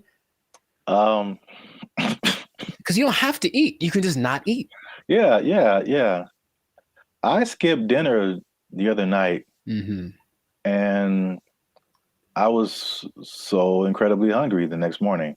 So in that little bit of time, I don't think air would have done it for me. I don't understand. I don't think you're really seeing this. You're so I don't think they're really seeing this. You could be like a tree. You could be like a tree. I'm not for this or against this. I think I am a skeptic as well. However, there's another study of a guy much more recently. They called him the Buddha boy in Nepal. And they basically found this cat sitting, well, it's a guy, but I call him a cat. He was sitting under a tree for about a year, just sitting there. And everyone was like, what's up with this guy? He didn't move. And so they just would take pictures of him and give him gifts, and he would just sat there. And then after about a year, he disappeared. And they said, what happened? Then he apparently had just got up because he got tired of people looking at him. So he went somewhere into the woods, and he's just sitting there. And if you watch the video, it's really creepy because it's like, is he dead? But he says that because he actually spoke a couple times, he's just connected to the source that his ancestors knew and all that kind of stuff. And they talked like his friends, like, yeah, he doesn't eat, doesn't drink, he just vibes out. And that's the thing. The friend said that they converse telepathically, which is kind of an extra thing that I'm a fan of. I like the idea. None of it sounds plausible. Kind of an extra thing. Right. And science is all, this isn't the thing. It can't be real. Yet there are a few cases of this happening. The patron saint of Switzerland in the 1700s, Nicholas of Fleur, apparently the last 20 years of his life, he only ate light, right? So there was a study done in 2014 about the sun gazing, which is some parts of China say that that's what they do, not staring at the sun, but using the sun as energy. And there was a proof that human mitochondria can actually process sunlight and convert it to energy. That's what science is starting to, okay, maybe there's something to this. But the idea that you only eat air, sun, isn't the most widely accepted version of this breatharianism thing. It's kind of a spectrum. So there's 3 levels. One is called BEGO. And that's where you don't eat anything. You don't drink anything. You just exist. And you're one with nature, and you don't have to, like I said, the energy comes from something that is not caloric. And then there are people that only drink like liquids, and that's like the second step of it. And the third is eating 200 to 300 calories a day, mostly just fruits or vegetables. So the only extensive study that did of this was of a guy. They studied him for 410 days, and he was averaging about 200 calories a day. And he lost a considerable amount of weight, but he was fine, right? And the hunger thing is something that goes away after a while because your body learns to cope, I suppose. So it's kind of getting more popular as people are tired of maybe the Western way of trying to stay healthy or be healthy, the standard American diet, which apparently is leaving a lot of people with disease and things like that. They're looking for other things. So they're looking for this thing. Now, another term for this idea is seeking prana. And basically breatharianism is living on prana and taking energy directly instead of what we do when we eat stuff is we take the energy from the thing. But this practice just makes the energy coming directly to us without any middleman, basically. And that's the whole rundown. But they interview people who swear by this. Now, I know you'll be like, were there any scammers? There's lots, of course. There's lots of people who are claiming this, building cults, and then basically eating French fries behind the scenes. And the most famous, and this is real, was this guy named Willie Brooks. And basically he built this cult up somewhere in the desert, somewhere in the United States. And one day somebody went to McDonald's late at night and they're like, that looks like Willie. Sure was. He got caught Big Mac handed and they stopped following him because they knew he was full of it. But it is something that, like I said, people are looking to as maybe this is another way to live as far as prolonging life. Now, it doesn't mean you're not going to die. The initial guy that I mentioned, he died when he was 90. And if you looked at him, he looked fine. Like he wasn't jumping over buildings, but he could walk fine. He'd clear mind, all the kind of stuff. So it's just something that is starting to become, more people are trying it. More Westerners are trying it. Okay. So have I convinced you yet? Are you going to do it? Or what do you think is possible could be happening instead? Okay. There's, of course, maybe they're just eating at night when no one's looking at them.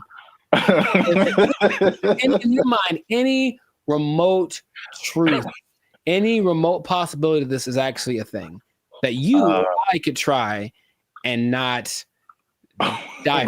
Science said we die, but science said that the guy that they had in the hospital would have been dead in 12 days, and he lived 15 and he was fine, and that's what they let him go. Like, there's no way we can keep watching him like this. But what do you think? Do you have any?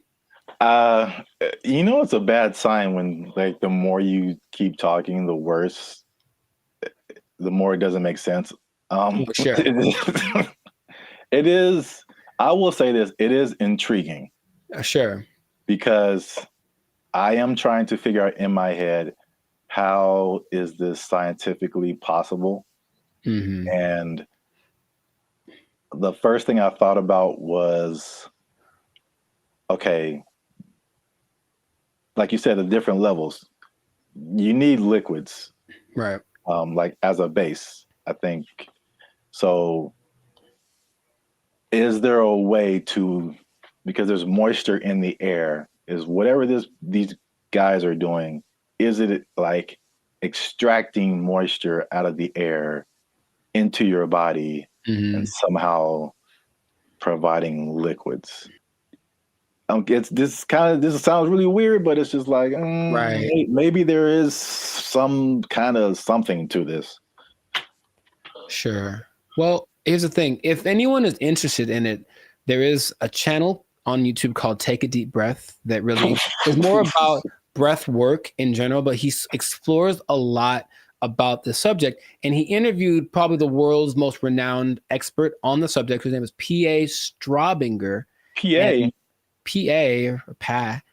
Straubinger. And he basically says, well, we can go 3 days without water. We can go 45 days without food. We can go about 10 minutes without air. So in a sense, we're all breatharians because we kind of, when we're not eating or drinking, we're breathing. And his idea is that people that have access to just making the breath part kind of override. It's almost like, okay, for diet, what we need fat, we need protein, we need carbs, right? So let's just use all of one instead of a balance of all three. And so the breatharians, I don't know how to say anymore. Breatharian, I'm gonna go with that. Instead of eating, drinking, and breathing, they just take breathing and make that the only thing they do. So in that sense, it's like, that's really interesting. But it does sound very far-fetched. Would I ever want to do it? Not in a million years. It does not sound fun because if you're not, most things that you do when you're social, you're eating and stuff, you're not eating, what are you doing? You're just sitting around. And these people do just kind of sit still. You ever see like a bug or a creature and you see it and it's just there? It's like, what are you doing? That's what they are. They just sit there and they're channeling the thing. So if you have to spend most of your time doing that, I'd much rather eat a steak and then keep it pushing. So that's just me. But so here's my other wild theory as to how it could possibly work. Tell me. Just this makes no sense, but whatever. Sure. You think about, because the light, I mean, in my head, you're doing some kind of Naruto jutsu and you're pulling in moisture from the air. Yeah. That's how it's working in my head right now. I'll take it. No one can tell me any different.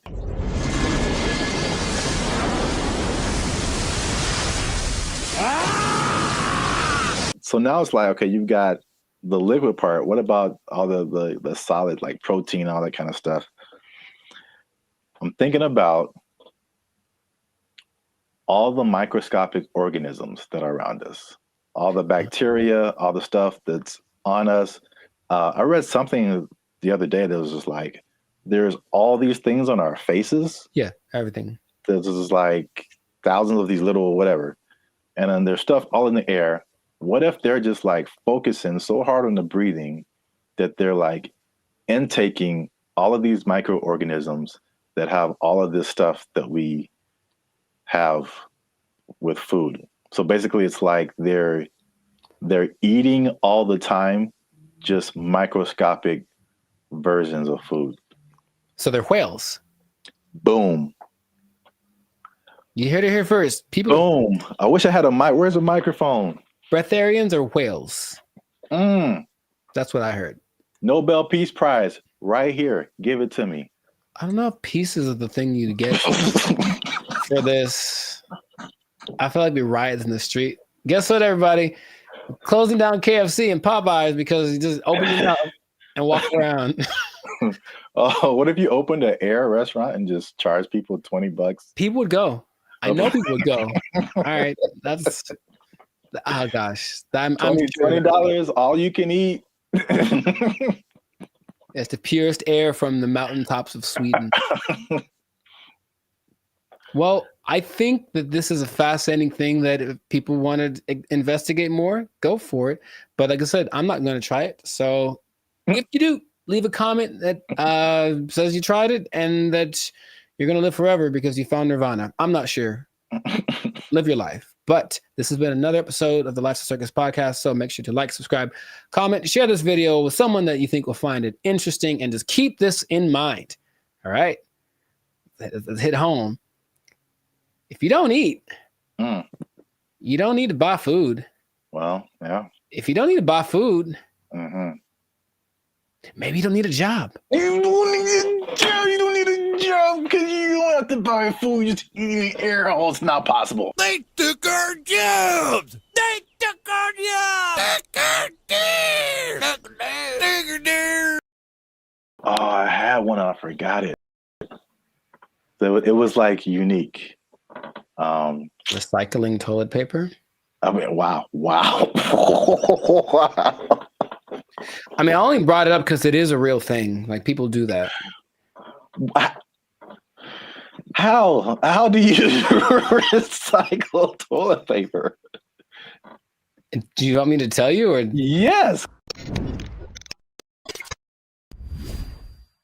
What's up, everybody? I'm Zap, and this is Jericho, and we are the now 6-time international award-winning pop hip-hop music duo Band of Future.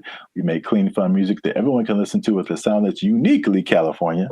And right now, you're tuned into the Life's a Circus podcast, where we talk about everything that's funny, interesting, and ridiculous. But before we jump into today's topic, make sure you like, subscribe, comment, and share this video with 2 people who are flashy. But you know they faking it, man. That's cold world, man. They ain't got it for real. It's a cold world. They ain't got it. It's a cold thing. So we, again, we've talked about this before. We're Hollywood-centric. And Hollywood, Los Angeles is well known for people out here being flashy. They looking sharp. They got the clothes. I mean, they just decked out, going to fancy restaurants in the hottest clubs. And then they go back to their studio apartment where they can barely afford to keep the lights on. It's just like, it's very much what you see isn't always what you get. Have you had that experience, Jericho? You've seen people like that? Or have you tried to be like that? Or you just kind of, I get the appeal of it because there's always the two sides that seem to be competing, right? There's being rich and looking rich. Yeah. And it seems like it's more fun to look rich than to be rich because being rich requires more discipline, and it doesn't necessarily mean that everyone sees you. And so if you care about what people think, then you really want to look rich. And yeah, I know people that are like that talk a big game about the moves that they're making and this and that, and they show up in nice whatever. They make sure to show up to the place and then change into something nicer because they have an important thing to go to, and they make sure everybody knows that they're going to this important thing and they're better than you. It's like, okay, I get you, bro. But it's sometimes hard to tell because in LA, Hollywood, people look pretty good. Like physically look good. They're in shape. They wear nice clothes. You can get really nice clothes on a budget too. If you really have to, you don't have to go to Melrose and blow $800 on a t-shirt. You can go to, I saw the nicest jacket, honestly, last week at Ross for like $25. And I was like, ooh, I was killing. So you can make yourself look flashy without too much. In fact, yeah, Ross has a whole jewelry section. You can get decked out for under $100. You can. But you always question it. I think you always question it. It's like, I wonder if that person really is somebody. Usually the telling point is if they're where I am, they're probably not rich. That's probably Hey, you come to this Starbucks too to use the Wi-Fi? Yeah. Doubt. Yeah, man, they shut mine off. But I look fly though, don't I? Like that from Boondocks where Riley takes all the money that Granddad gave him for the weekend, blew it all on one shopping. Oh yeah. He was like, "Ain't I'm clean though?" Yeah. Brother, we don't have food to eat. Oh man, I'm clean though. Well, I brought this up because I saw a study by Redfin, which is a company that's into like the housing market. And obviously, the economy has been very rocky for past few years now, and inflation is sky high. And they did a study that shows that about 49% of Americans are struggling to even just pay their rent, and they're cutting costs in the most unique ways that they can just to, I guess, survive. Okay. While still trying to look like everything is okay. So I guess a lot of people like really are struggling. So I mean, 50%, that's like 1 out of every 2 people that you know. So that's a lot of people. But they said that they are, to compensate, they are skipping vacations right now. They're working extra hours. They're selling their belongings. They're using up their retirement savings, especially millennials.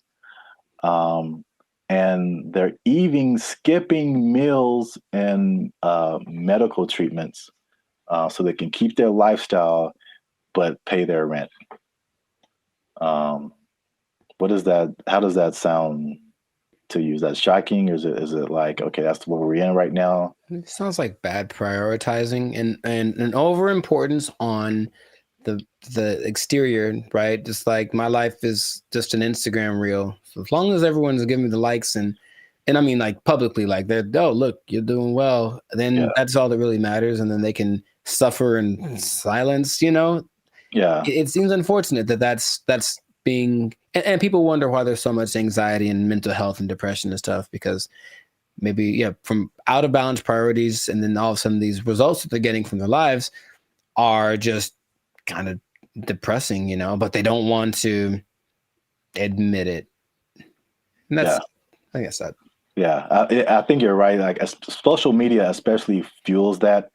And it's like, I won't say never, but I rarely go on to social media and see someone be like, hey, here's a picture of me like cutting down on fast food because I can't afford it. Like that isn't, that's like it's the highlights of people's lives. And so you only see the good stuff. When they're all like, a lot of people can be struggling.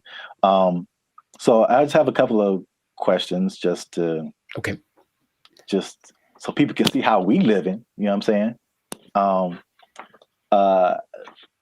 So inflation is hitting everybody. Like I feel like everybody feels it at some level.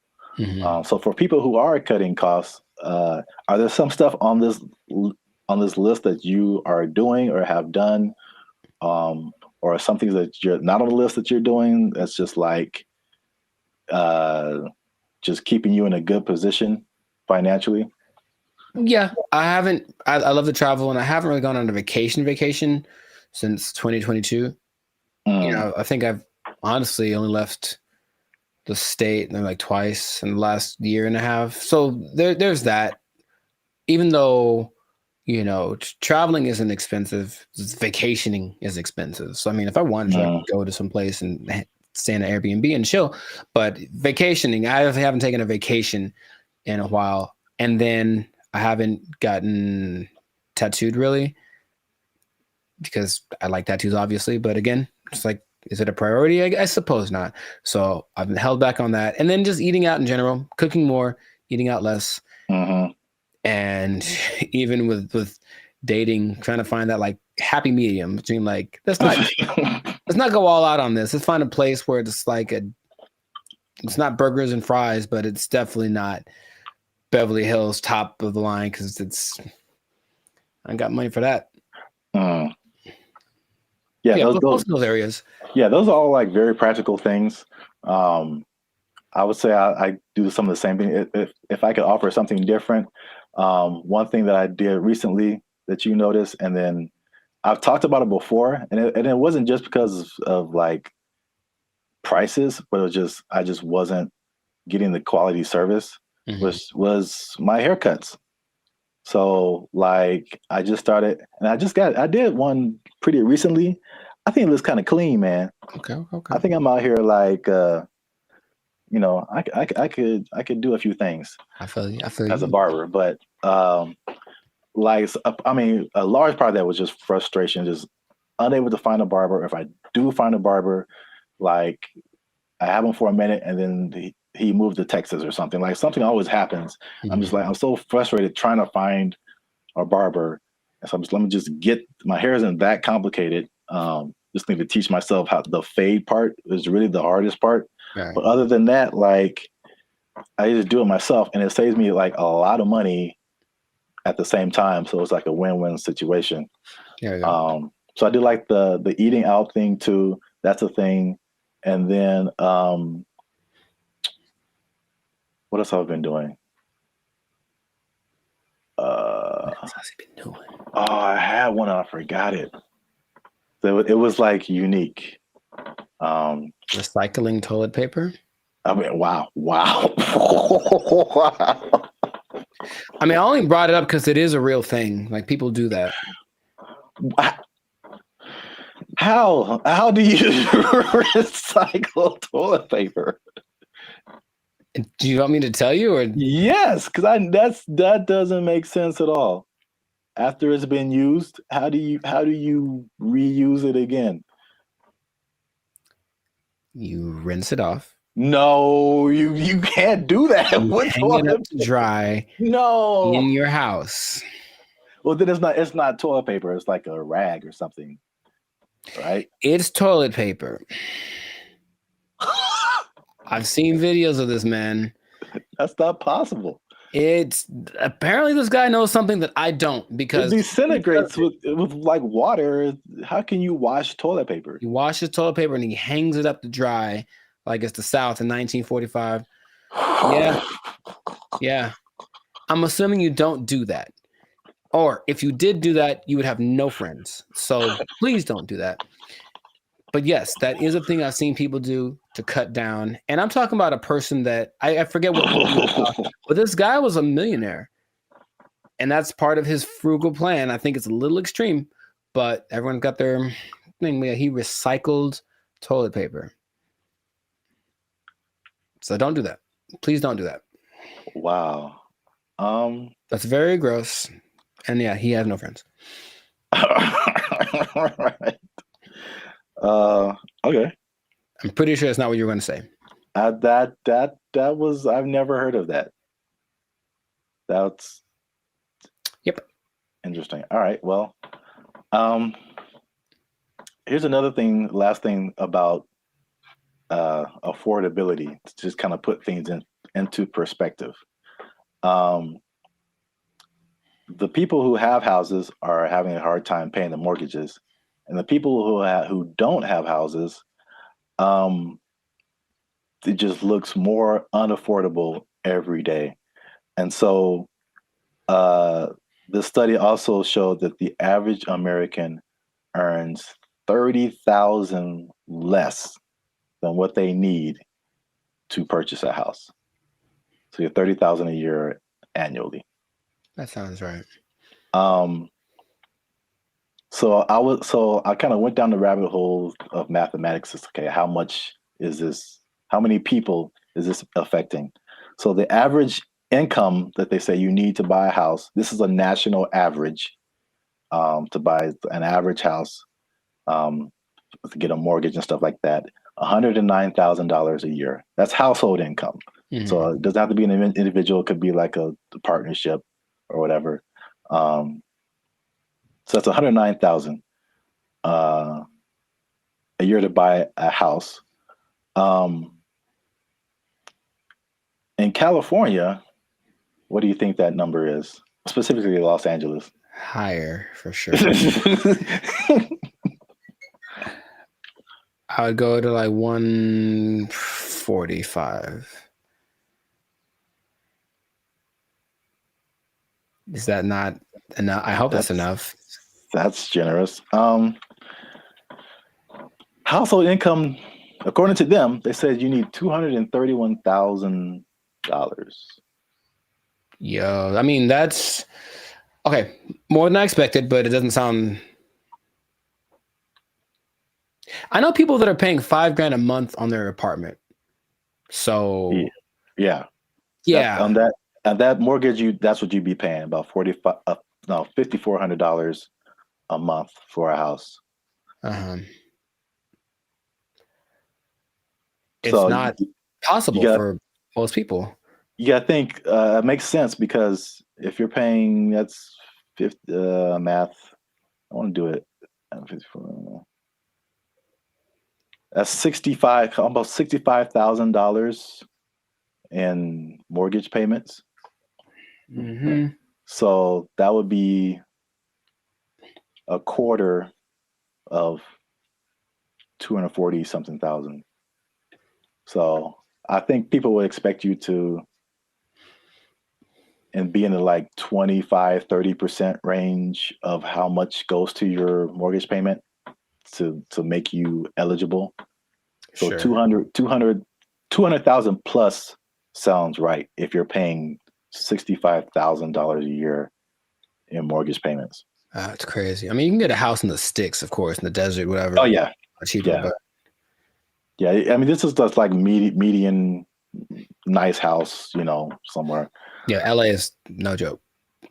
So last thing I checked out is how many people that cuts out. So how many people make under $240,000 to be eligible to buy a house like this? Most is the answer. Your answers have been so general. I mean, how many people are in California? 35 million, something like that? I don't know. And I think this may have been Los Angeles. So I don't want to. Oh, okay. So Los Angeles, maybe 14 million, 15 million. I don't know. But of those. Well, just on a percentage, because that's what I have here. Oh, like 95? 95%. 95. That was it. Uh-huh. So 95% of people cannot afford a house. So this has been another depressing episode of the Life's a Circus podcast. For all you renters out there, make sure you like, subscribe, comment, and share how difficult it is for you to buy a house, because it doesn't seem possible for the large majority of people. Accurate. Yeah, inflation. Keep your job. Bye. They took our jobs. They took our jobs. I went to high school with Diana Taurasi, who some say is the greatest female player of all time. One of the greatest, right?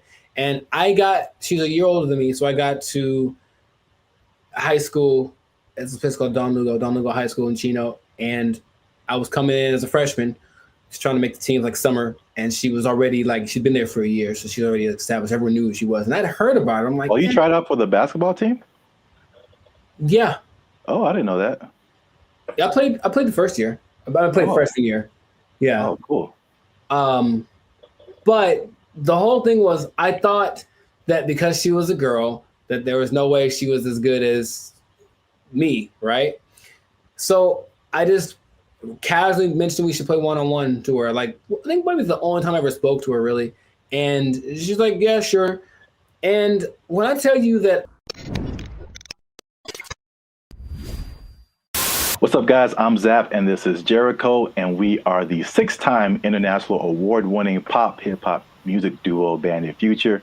We make clean, fun music that everyone can listen to with a sound that is uniquely Californian. And right now, you are tuned into the Life's a Circus podcast, where we talk about things that are funny, interesting, and ridiculous. But before we get started, make sure you like, make sure you subscribe, make sure you comment, and make sure you share this video with somebody who may have challenged another person or entity, and they got shut down because they weren't ready for what was about to come to them.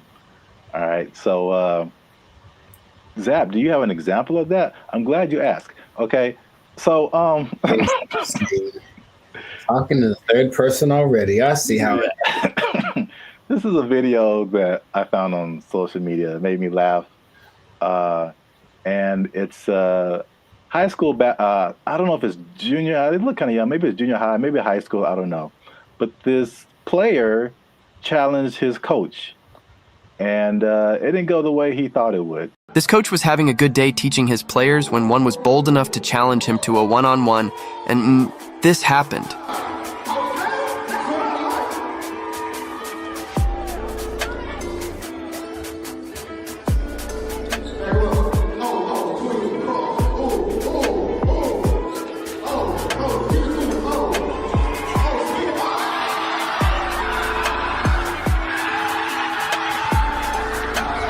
Do you think he would try this again? So yeah. I like it. I like it. Yeah, coach wasn't messing around. I thought he'd get past him, but I didn't know he was going to break the kid's ankles. That was cold.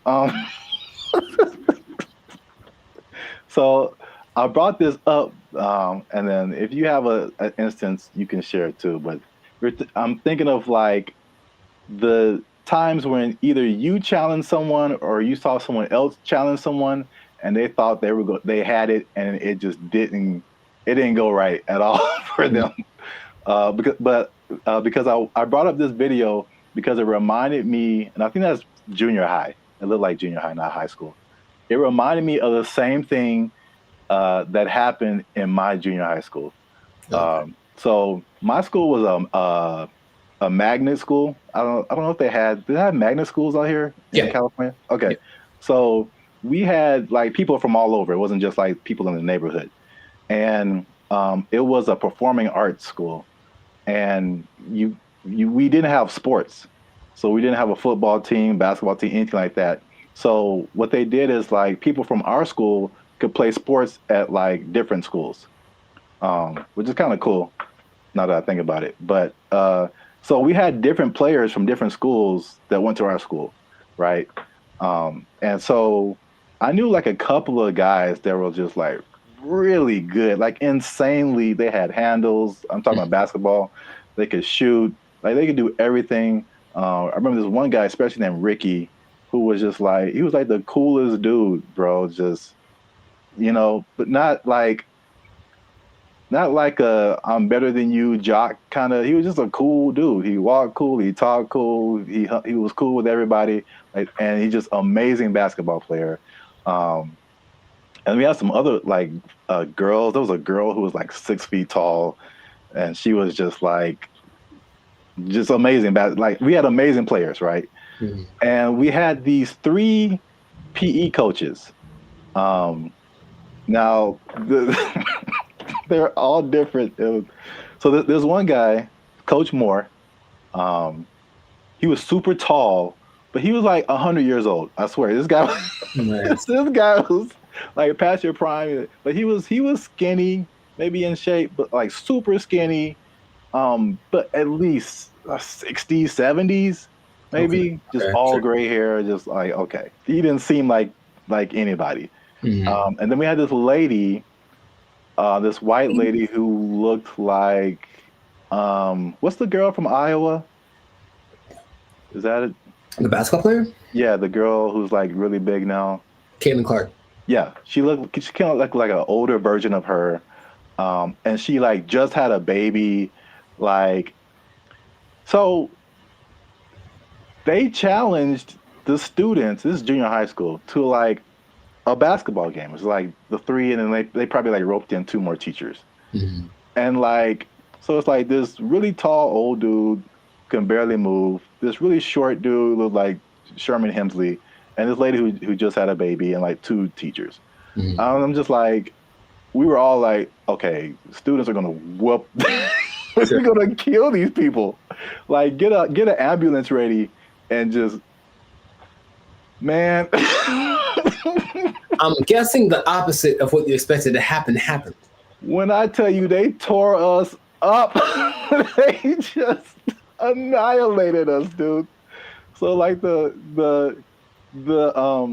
short dude and the lady, they were like faster than what we all believed we ever seen them move. I mean, the dude was just like Chris Paul out there, just.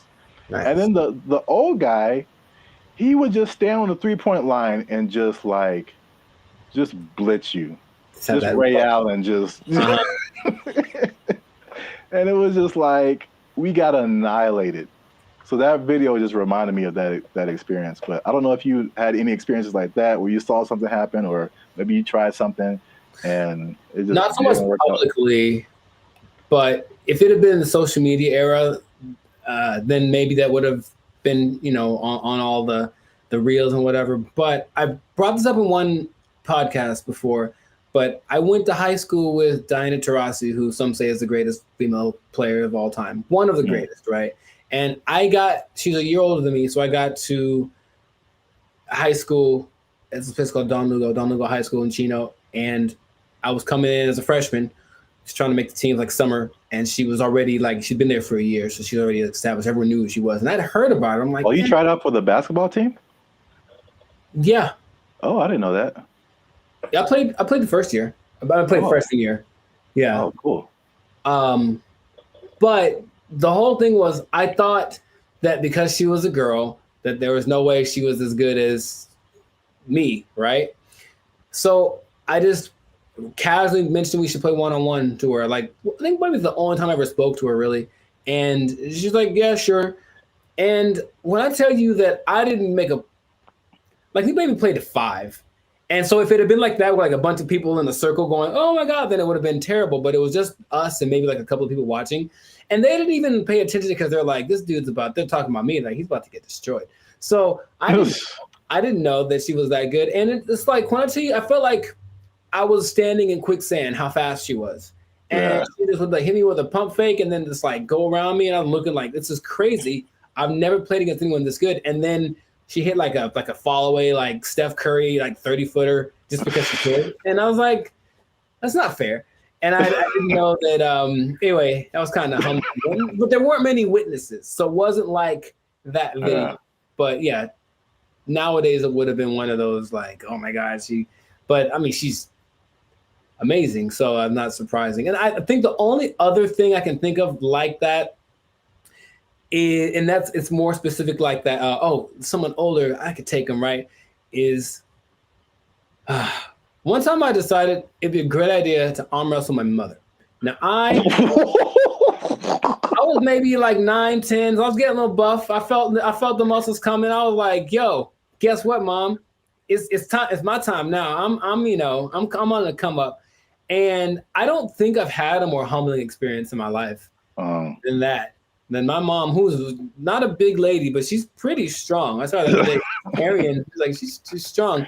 And when I tell you that, like, I thought my arm was snapped in half, man. Like she didn't say, "Oh, my son," I mean, she just got, and that was it, right on the counter, right on. And I just walked away in shame. That was it. So that's probably the two experiences I've had like that. I've seen videos like that, and I've probably been a witness to some, but I can't think of any off the top of my head. But it's always like, yeah, you get some kind of a boldness in you, like, you know what, it's time to go for it. And if it works out, good for you. But more often than not, it ends up like that. Yeah. The last thing that just reminded me of is I don't know if you ever like were in fights or anything in school, but I was very quiet and very like unassuming, but I was also a very large person. Like I've always been a very large person. So like no one is like tried to fight me. I won't say that. There's been a couple of people who tried and it did not end well for them. So it's like even if I didn't know how to fight, I'm just too big. Yeah. And I remember there's like this one guy who was like messing with me in school or something. I told him to stop. He wouldn't stop. And then he like, we were in class, and then I think there was like maybe 3-4 rows of desk. So he was behind me. So I think he like pushed me or something. When I finally decided to push him, like he pushed me, and it was just like, okay, bro. When I finally pushed him back, I feel like he got laid out. That's what I feel this like. dude went flying like 4 rows back. It was like everybody was just shocked. It was just like I did like some kind of Naruto like whoosh on this dude because he went flying. And yeah, that was the end of that for sure. But yeah, so I've seen it go both ways. So if you have a story like that, something that happened in your lifetime where you saw somebody try to do something and didn't work out, or you tried to do something and it didn't work out, let us know in the comments, and so we can all have a laugh. Just sharing laughter. Yeah. Don't worry, you'll be okay sharing it because it'll just be between us. It won't go to your boss or anything. No. Yeah. You'll be okay at work because we want you to keep your job. We do. We want you to keep your job. Yes, we do. Because if you do something like this, try something at your job and it doesn't work out. Challenge the boss. Don't do it. I wouldn't recommend. They might take it. They might take your job. It didn't work out for you. You're fired. Oh. They took our jobs. They took our jobs. This is for our ancestors, Jericho. No, it's not. No, it's not. For all the cotton pickers, for all the slaves, for everyone who marched in the Million Man March.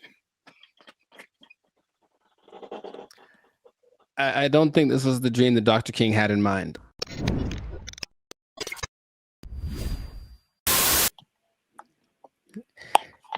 You should have done that when it was recorded. Like, I would have been so surprised because now I'm used to it.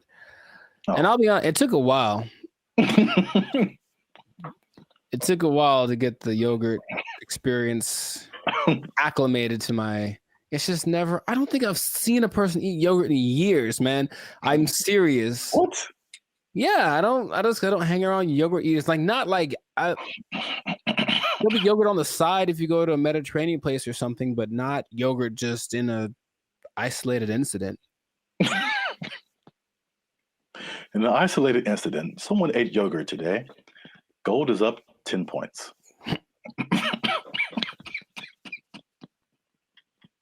Back to you, Jim.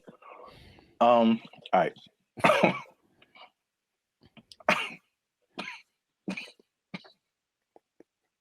Let him use you. Won't he do it? Won't he do it? Yogurt.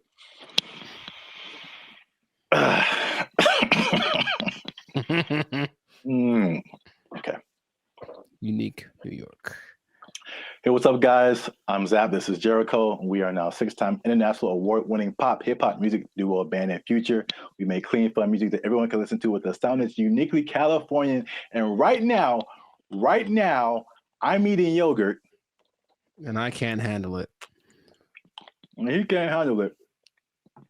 But you're still tuned in to the Life's a Circus podcast, where we talk about things that are funny, interesting, and ridiculous. Please don't choke on your yogurt, man. I wouldn't know what to do with myself. So make sure you like, subscribe, comment, and share this video with somebody who likes to go to fast food every now and then. Okay. Because they might be going a little bit less. And I'll explain why. And I'm going to explain something very interesting with regards to minimum wage at the end of this video. A shocking statistic when it comes to how much people earn. I want to know what it is right now. Yeah. Tell me now. No, gotta wait to the end, man. Gotta wait to the end. All right. But first, you gotta watch this video because I'm not even gonna set it up. Let's just watch it. This is Gavin Newsom, governor of California. Hey, Gavin. And these people have just lobbied for a fast food minimum wage that is higher than the regular minimum wage. So now these people will be earning $20 an hour at your fast food places in California.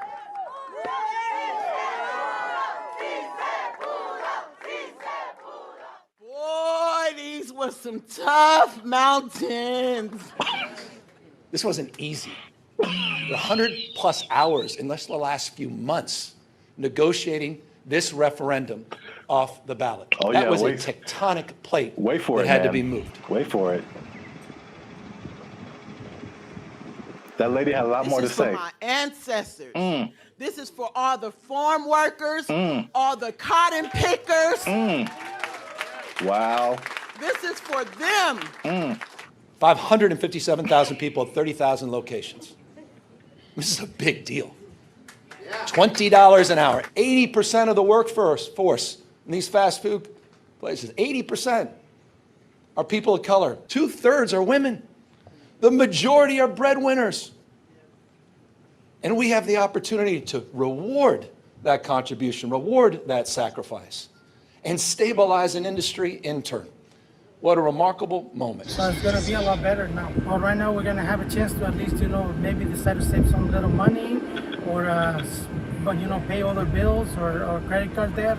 This is going to help continue to pay our bills, help some people get out of eviction, help us catch up where we need to catch up because we haven't recovered from COVID just as of yet.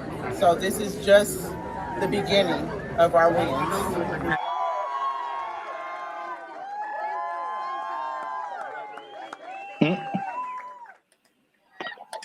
So yeah. I didn't expect her. You gotta understand, Jericho. She's dressed like a toy you find in a Happy Meal. I didn't appreciate that. I didn't appreciate that at all. Look, I didn't like that at all. I didn't like that at all. She came out of nowhere, bro. This is for our ancestors, Jericho. No, it's not. No, it's not. For all the cotton pickers, for all the slaves, for everyone who marched in the Million Man March. I don't think this was the dream that Dr. King had in mind. I really don't. They worked hard. They fought so that we can make $4 above minimum wage. All right, so while you have your moment, I think that's okay in a way. I definitely know, I don't think I know that $4 more an hour is not going to help you not get evicted. Maybe helping you. Maybe if you make good financial choices. See, here's the thing that people lose in the thing. All jokes aside, even though it was ridiculous, she was unnecessary to that video. I don't know why they picked her. I don't know why they picked her. I just didn't see the point. But it doesn't it doesn't matter how much money you make or don't, right? It's just about how you work with it and how much you keep. So I know people that work fast food that do very well because they're just smart and they budget and they're frugal. And I know people that make a lot of money that are basically broke, you know what I mean? So there's that, but and are those real statistics? I suppose someone says, oh, there this percentage of minorities and women, sure. So it's a step in the right direction, yeah. But as we've mentioned before, it could just mean that a Big Mac's going to be $10 next week. So, that's kind of why I brought it up. It's it's not only to see what you think about it. I mean, it's going to be interesting to see what happens because food prices alone right now are through the roof. Man, I saw like a bundle of grapes for like $6 a pound. Yeah, you told me. Like I bought like a few berries, and it was like $20 for like just to start off with. Like food is crazy. Fast food is also way expensive. Like I remember there was a time where you could give someone $10, like, and they could get a combo at someplace. Like now, it's like a challenge to have a meal for under $10. It really is. Yeah, like maybe you can get 15 to 20. Yeah, you can get an item. You can get a burger or something for $7, but a whole. Yeah, so it's going to be interesting to see if you kind of got lost in my laughing at that lady. That was deserved. She feels. I feel like she makes a lot of bad decisions. That's just my honest opinion. I've never met her. Maybe she's wonderful. I hope she's doing well. I hope she sees this video and she likes Band in the future. But I think her presence was a bit distracting to the whole experience. But yeah, so this is a very weird situation that I haven't really heard of because basically the government is involved. Right. They created this like separate task force for like fast food worker wages, which I haven't really heard of before. Where like it's not the government setting it, but the government is like an intermediary in this. And are fast food workers specifically unionized? I don't think so. There was a couple in the more educational videos that I passed over to play this one. Oh, good choice. No, trust me. Good choice. There was a talk about some different unions, but it isn't like a fast food worker union. It's some kind of, I think it's a service worker union. Okay, so that makes sense. I think that's fast food is maybe under that umbrella, but it includes a lot of different services. But yeah, so it's the government involvement. It just makes it kind of weird, and then also it's like, I mean, fast food has been minimum wage for like as long as I can remember. So to go above that, they were saying that this is like a 30% increase. So it will be interesting to see if there's a 30% increase in prices. Right, because the logic says, where is it coming from? Where is the 30%? You can't make money out of nothing. I mean, the government tries, but you can't make money out of nothing. So if you raise one thing, something else is gonna be affected. Yeah. I made maybe I'll put a link to it. This was a year or two ago. I was walking by KFC and it had and it was a small combo for like $18 for a small. And then what was I gonna say? If a sandwich is like $6 now, you add 30% to it, and now it's like $8 just for the sandwich, right? Plus tax. So I mean, the $10 combo is going to be like a $10 sandwich pretty soon. That's just too much, in my opinion. Maybe because again, that's just one way of balancing your budget. I guess is to charge more. I mean, they could do the other thing, which doesn't really help people. I mean, it's just weird, ironic, for lack of a better term, is that okay? Again, you're a business owner. Prices go up for your workers. We're either going to have less workers, somebody's going to get fired, right? Or more automation. So again, less workers or less hours. Nobody gets overtime. Something has to compensate. I mean, it's like people think they just pull minimum wage out of thin air, and it has to come from somewhere. Wow, it's interesting you mentioned automation because what? I've got something planned for another episode. What?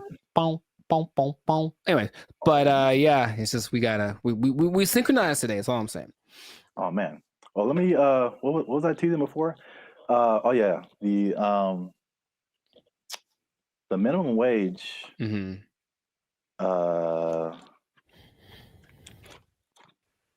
Oh, this teases for something else. Whoops. Oh, maybe I can come up with another one. It's kind of anticlimactic, but I appreciate the tease. You have an interesting fact about minimum wage that you give to the people? No, I do not. Well, that's been another episode of Life Service Podcast. Yeah, I was going to say, though, I wonder what will happen to the In-N-Out workers because they always got paid more than minimum wage. That was kind of the thing. That was the job you wanted in high school because you were on your feet because they deserve it. They're working round the clock. And I wonder if they're going to get more than the higher price than, more than the $20 now. It's kind of they operated like every fast food job was minimum wage except for In-N-Out. Even Chick-fil-A? I believe Chick-fil-A is also minimum wage. You just have to be a good-hearted person because those people, even if I don't like the food, they're very nice people. Very nice people working at Chick-fil-A. Yes. Well, I'll give this maybe people don't know about this.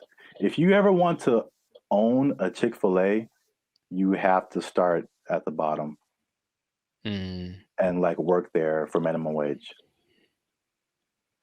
So there you go. I gave him something. You can't just walk. You just can't just walk in a no matter how much money you have, you got to start at the bottom. So let's say I just barge in. I'm LeBron James. I still got to work the shakes and fries. LeBron James got to be peeling those fries back there, man. Oh man, that's crazy. All right, I'll tell him. Yeah. He asked me to ask, so I'll tell him. Yeah. All right. Well then, that was cool. Can you tell him a few other things about the Lakers that I have opinions on? LeBron James is the greatest. I'm LeBron James. I'm LeBron James. They're going to go as far as Anthony Davis's knees can take them. Which might be a second round exit this year. We'll see. Man, we got way off topic. All right. I know, but make sure to like, subscribe, comment, and share this video. Maybe probably the first 80% of it before we ran off the rails. Yeah. And We'll see you on the next episode, unless they take a job, unless they take it. Minimum wage on LeBron. They took our jobs. They took our jobs. One thing I never saw before that they just installed in the mall near me, and I think it's just genius. I've never seen this before. They just put a. What's up, guys? I'm Zap, and this is Jericho, and we are Bandit Future, a now 6-time international award-winning pop hip-hop music duo. We make clean, fun music that everyone can listen to with a sound that is uniquely Californian. And now, right here, right now, right here, right now, yeah. You're listening to the Lives of Circus podcast. Well, my voice went really high. Where you're talking, we're talking about things that are funny, interesting, and ridiculous. But before we get started, make sure you like, subscribe, comment, and share this video with at least 2 people who like to go shopping. And make sure you stay to the end of the video, because a lot of people thought that malls were closing down, but they're very much alive. And I'm going to tell you 3 reasons at the end as to why that is the case. Bam. Intro. Nailed it. Okay. I like it. The rest of it, I don't know. Well, it's all about how you start and how you finish. The middle can be like, like a plane. It's like, all right, we took off right, a little choppy in the middle, but if we landed right, everything is all forgiven, I guess so. And if something is wrong, then you can sue later. Emotional damage. Yeah. But yeah, so today's topic is all about the American mall, America pastime, if you will. Jericho, do you still go to the mall? Is that a thing you do? Where do you do your shopping, my brother? Dude, it's always going down in the mall. Meet me in the trail, it's going down. Meet me in the mall, it's going down. That is one of the greatest songs of all time. All right. Beyonce made one of the greatest albums of all time. That is one of the greatest songs of all time. All right. I'm gonna let you finish, but Beyonce had one of the best videos of all time. It's just so good. I do. I like that song so much. Like, oh my gosh. I do think about that more than I should. It's so good. It's just such a if you just I guess I think about the lyrics too much, because it's just like wherever this guy goes, it's going down. Yeah, I know. It's like, how cool is this guy? You can meet him anywhere, and anywhere he is, it's going down. He's pretty cool. I mean, gangster, man. To me, never met him, but seems pretty cool. I'll still go once in a while. I don't like shopping that much, but I always liked going to the mall. I just like the vibe of it. It's where you went to pick up girls in high school for sure. But just even now, I'll still, if I got some time to kill. Oh, and they have Cinnabon there. Good Lord. I mean, tell me that place isn't run by Satan. You ever eat a Cinnabon? You have to take a nap halfway through. I'll go there just because I kind of like it's like a realm of industry that I never really thought of too much until I was older. Actually, after watching an episode of Daria, it's really weird. But it was kind of like this episode about the mall culture in general and how places got big, like Cinnabon in malls, and what an interesting concept it is. But not like a little, outdoor, but like a big, huge Ontario Mills style, or like the big one in Minnesota, that kind of mall thing. It's just a vibe. It's commerce. It's kind of like capitalism in its friendliest. It's like, hey, here's a lot of stuff that you probably want all in one place. You can come get it and spend time here, and it smells wonderful and it's fun. So I always liked going to the mall. So I'll still go once in a while, but I usually know that I have another option now. I don't have to go to the mall to get stuff that back in the day I did. Yeah, I mean, I'm from Alabama, Montgomery specifically. We had basically two malls. It was the Montgomery Mall and the Eastdale Mall. Montgomery Mall was it was all right. It was kind of small. Eastdale Mall was a little bigger, but not not compared to what I've seen out here. Like Oh, Ontario Mills, yeah, you mentioned that is huge. The Glendale Galleria, huge. Yeah. What's the one that's like off the 5? Oh man, not Fox Hills. No, it's like the Citadel, something like that. I know what you're talking about, but I don't think I've actually ever been there. I think it's either that or something, or Cerritos. The Cerritos Mall is huge. It's the Beverly Center. Yeah, a big, yeah. Yeah, I mean, the malls are. I guess we don't really think about it, but they're still around. They're still huge. So I'm gonna just throw some numbers at you because I thought like after COVID, like that was it, because like it was a crazy time, and you saw a lot of business, like a lot of big businesses, yes, from bankruptcy. Wow, words. I remember J.C. Penney was a big one. Bed Bath and Beyond got hit by COVID.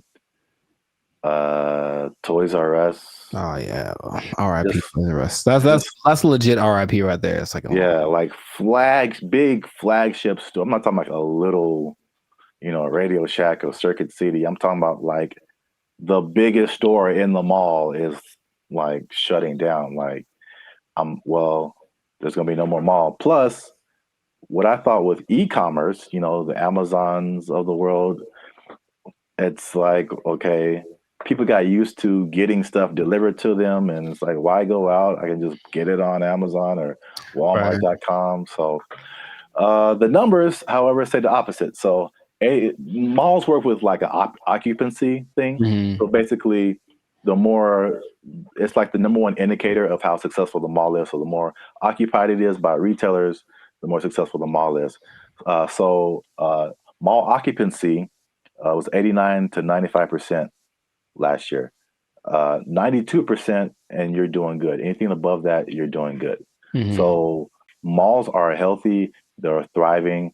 And this is what happened that I didn't really realize, is that when the stores closed, it didn't necessarily mean that was the end of the mall, because in case you didn't notice, a thing called inflation has been happening.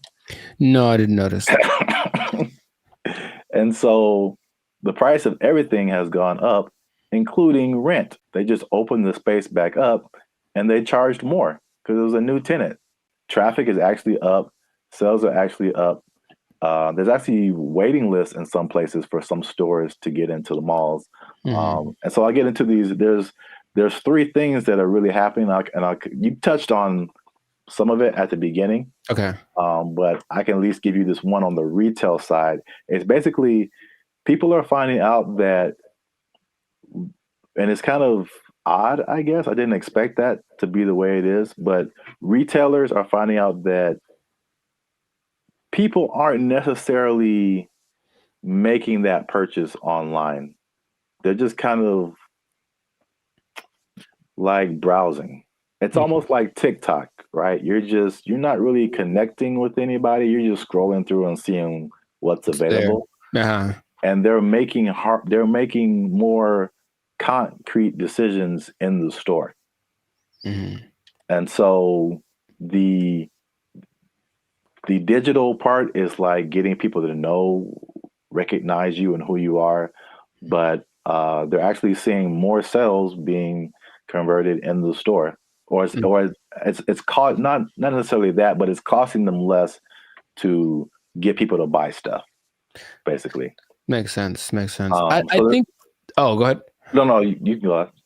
That there's no replacement for retail therapy. I think people that love to shop, I can imagine the people that love to shop, that dopamine rush of having those 2 plastic bags when you come out the department store. You can't replace that with this. Oh, we'll just bring it to you. It's like nah.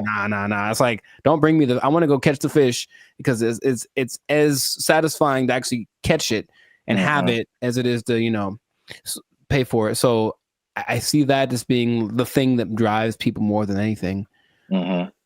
Yeah, and then online stores are actually there's stores that have started online and they're actually moving to like the brick and mortar type stores. So a few of those companies, one of them is Warby Parker. Have you heard of them? No, I don't know what that is. Okay, I see their commercials all the time. They do like eyeglasses, stuff like that. Okay. Another company called Allbirds that I haven't heard of.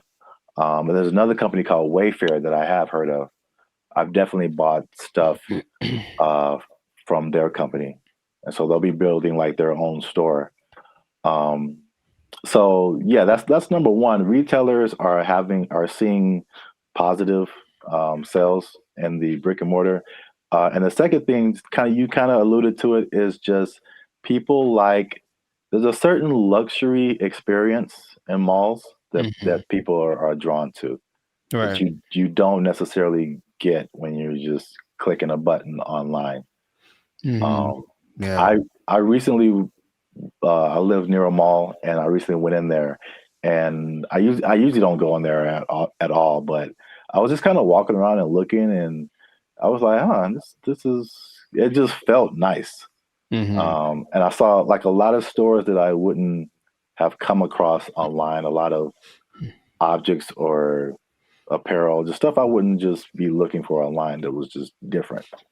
You know, Where else can you ride an escalator? The airport.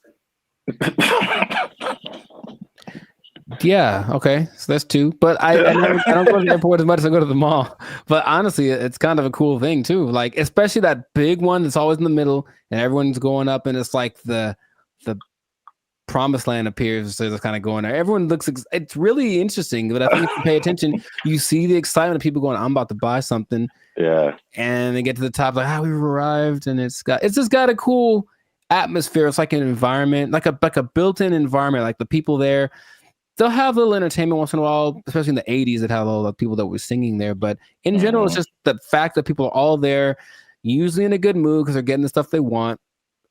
It's a nice place to just hang out. Right. Yep. Perfect segue. That's number 3. Is that the mall is just in general an experience for people. And I think what adds to that, they actually listed it here too as well. It's not just the stores, but everything else is happening too. So in some malls, they have stuff like go-karting and video game arcades. I know there's some malls that have like a trampoline thing you can jump on if you feel like it. And of course, the restaurants, the movies. Oh, it's movies, yeah. All kind of good food. And one thing I never saw before that they just installed in the mall near me, and I think it's just genius. I've never seen this before. They just put a grocery store inside of the mall near me. And that's literally the first thing I see when I walk in. And it's very weird because grocery store and mall are two different things in my head. But you're already shopping. I guess it makes sense. Well, from a psychological standpoint, I've never seen that. And that makes a lot of sense because from a psychological standpoint, when people buy stuff, like they're more likely to buy stuff when they've already bought something. So they're kind of in the mode of buying. So I'm going to the store to get my vegetables or whatever, groceries, normal. And then if you're in an environment where there's other stuff you can buy, they're like, you know what? While I'm here, I might as well see if they have and all of a sudden, there you go. You're selling more than you would have. So it's like the stores and the mall have like this kind of symbiotic relationship in a way. So yeah, that makes complete sense, but I've never seen that. Yeah, that's the first time I ever saw that. And it does make sense. And also, like the concept of a mall where you get everything. Like I would, like in my mind, it's like if I'm running errands, it's like, okay, I got to go to the mall, then I got to go to the grocery store, then I got to go to this place. But if they're all in like one place, you can go to the mall, you can go to the grocery store, you can go to the movies, and then play an arcade game. You just spend your whole day at the mall. It's like a physical Amazon, like really, like everything I need is right here. Yeah, it's crazy, man. I want to go to a mall. I just want to go to the mall. I want to listen to that song. Meet me in the mall. It's going down. Get some groceries. Meet me in the club. It's going down. But if someone meets you there, will it be going down? I mean, do you have that kind of? Anywhere you meet me, guaranteed to go down. Yeah, that kind of pull, man. Will it be going down if I meet you in the mall? I think so. I think I can say that with confidence. I think it'd be going down in the mall. And you just play that song and like the murder horn song back to back, and dude, I'm lit. Like it's no. I'll use up all my energy for the day in 5 minutes to watch me. Oh, you know what? I just thought about this. Oh, what? Did you say energy? The mall next to me also has a gym in it. Mm-hmm. Yeah, I've seen that before. Like, it's everything. You just go to the mall. Yeah, that's so smart because they sold that mall when after COVID because like nobody's renting. They thought it was going to go down, and this guy bought it, and I was like, that's the dumbest thing ever. Like malls are on the decline, and they got a gym in there. You got a grocery store. That mall is bumping, dude. Like, yo, and he bought it at a discount. So it's just like, man, I want to meet the guy. They did an article on him. Okay. There was something depressing about the old malls, though, in some places where they're like kind of abandoned. Yeah. Those are kind of, all right. There's one specifically in Laughlin, Nevada. And I remember being there like, I just feel gross being in here. Like half the places are unoccupied, and the places that are there, they have the same people that were there from the 80s. It's not a good situation. Yeah. But yeah, I like the mall, man. It's a good place. All right, we went way too long. This has been another episode of the Lights of Circus podcast. Make sure you like, subscribe, comment, and share this video with somebody who likes to go to the mall. It's going down. Anywhere I be, you guarantee it's going down. Meet me in the mall. They took our jobs. They took our jobs. There have always been things that say, oh, well, try this will work, and it's low effort on your part, right? Low effort, high reward, which isn't the way life works, but people always want to hear. And as long as people can promise that and show someone it works for somebody, they'll buy into it. Everyone only wants to be sexy and slam. But I have a solution. A solution that I think works 100% of the time. What's going on, everybody? I'm Jericho, and this is Zap. And we are the now 6-time international award-winning pop hip-hop duo, Bandit Future. That's right. We make clean and fun music that everyone can listen to with a sound that is uniquely California. And right now, in this moment, you're tuned into the Lights of Circus podcast, where we talk about stuff that is funny, interesting, and ridiculous. So before we get into this thing right here, make sure to like, subscribe, comment, and share this video with 2 people who want to lose weight. We're talking about it again because I know I see you. You want to drop some of them LBs, and there's a new way to do it. Now, of course, as always, not as always, as sometimes, stay tuned to the end because I have the answer for you. I got the answer. You came to the right place. Your boy got you. I got the answer for you, but we're going to talk about this new thing. So, Sir Zap, have you heard of Ozempic? Ozempic? Mm-hmm. That sounds familiar, like one of those late night Pfizer commercials or something. Is it a pill? Sure people make it. Okay. But it's sounds like a pill you take. Well, it's an injection. And it's all the rage because I don't know if you've seen Oprah's lately, Oprah plural, because she is omnipotent, I suppose, or omnipresent. But Oprah's is, I'm just going to say it like that every time. Oprah's is very slim right now. And everyone's like, what happened to Oprah? What are you doing? And she's like, I ain't gonna tell. Because that's what they're not gonna say. But everyone suspects that it's this Ozempic thing. Now, Oprah's whole thing is, I don't have willpower, so I never have, I'm fat, so I'm just gonna do it. It's like, okay, more power to you. But Ozempic is actually a diabetes drug. And a side effect is that you lose weight really fast, apparently. So of the celebrities I've heard of, people either speculate or have confirmed that Chelsea Handler's used it, Tracy Morgan's used it, Kelly Clarkson used it, Mindy, I don't know how to say her last name. Kayleen.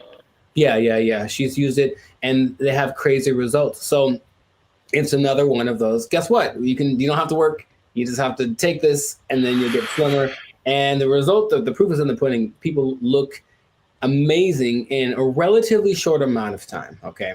I got some stats for you, but just off of the bat, if I say it's right off the bat, hey man, I got this thing, and it's an injection, so you got to do it yourself. That's already not fun, but I'm gonna give you this injection. Oh, you have to do it, and you get to lose weight. You can lose weight really fast. What would be the question you'd ask me first if I tell you that?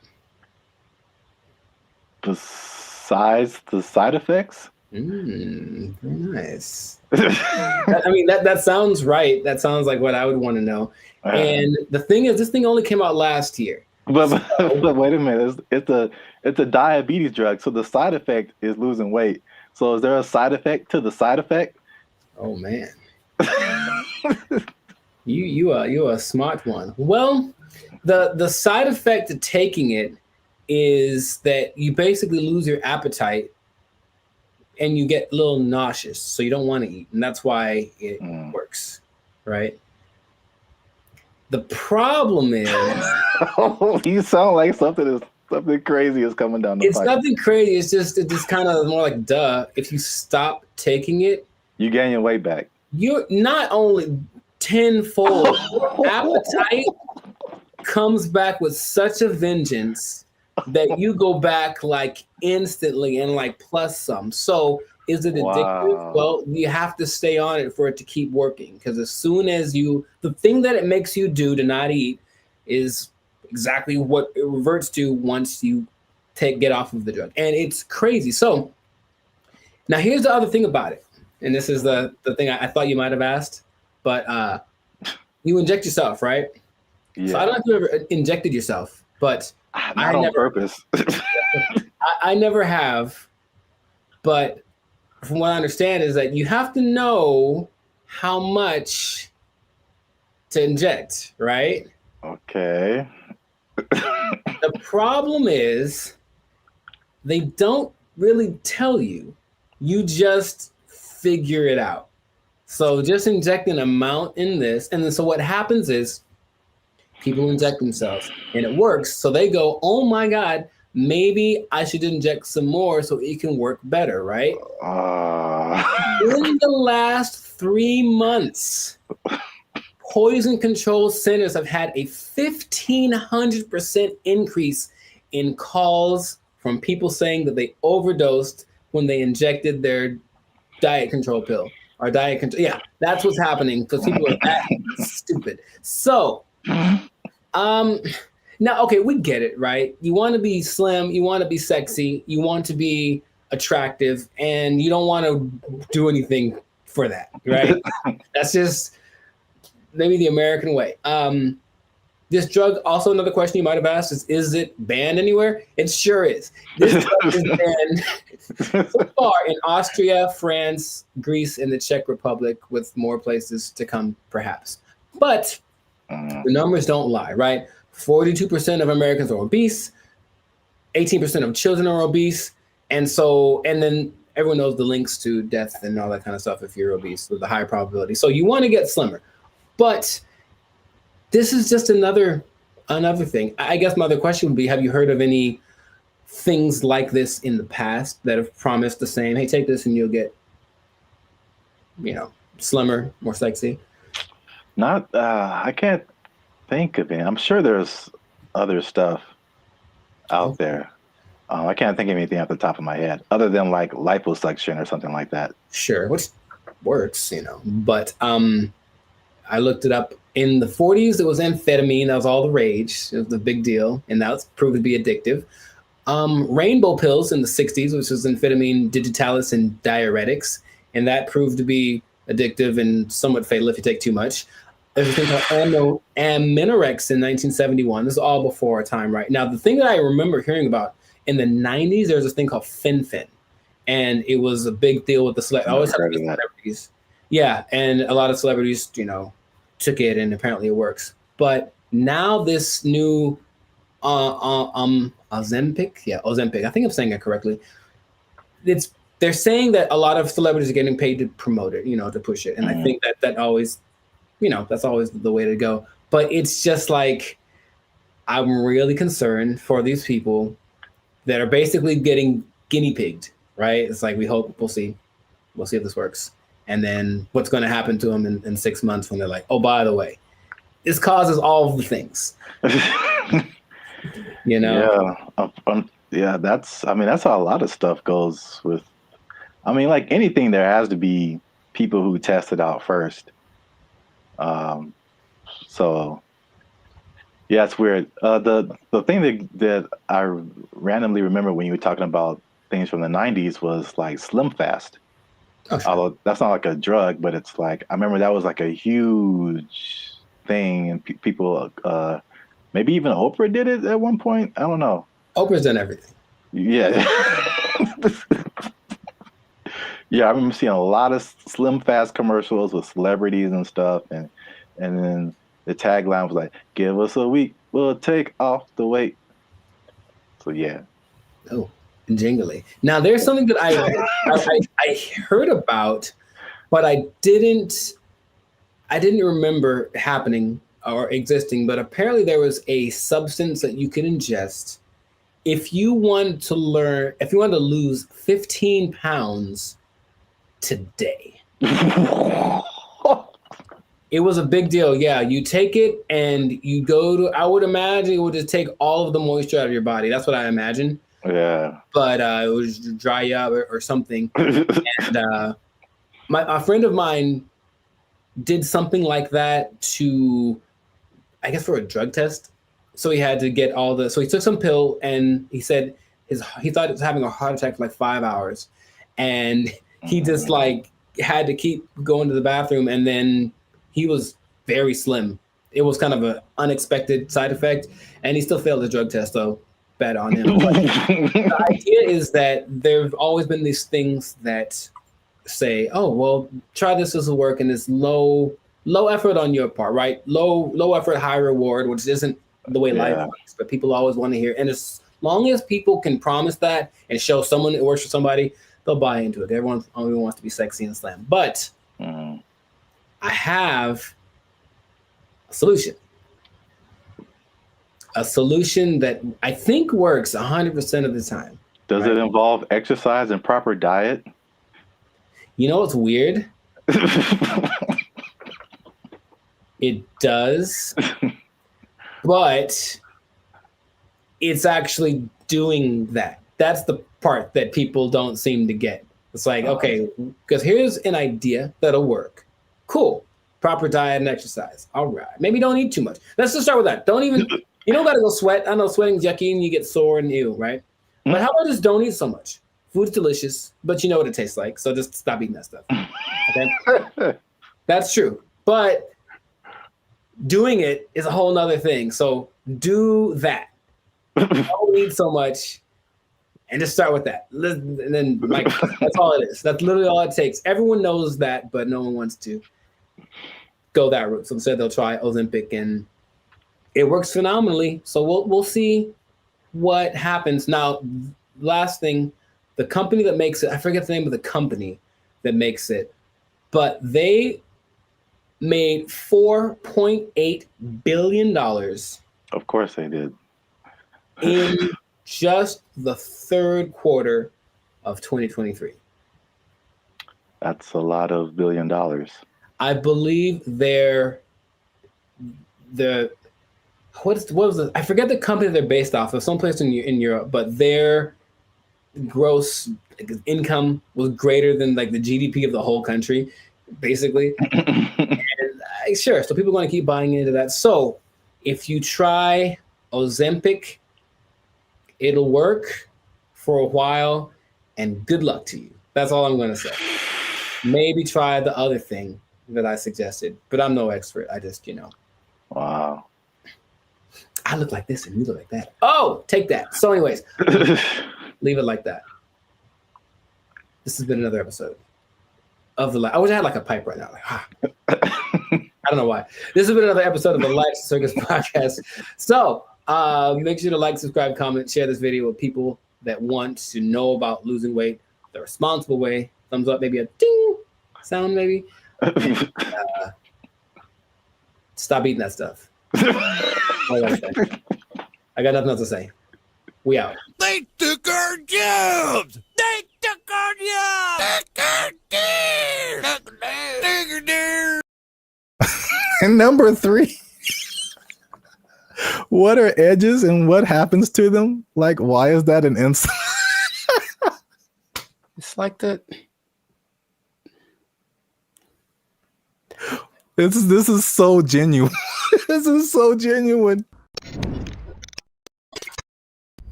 What's up, everybody? I'm Zap, and that is Jericho, and this is BrandBee Future.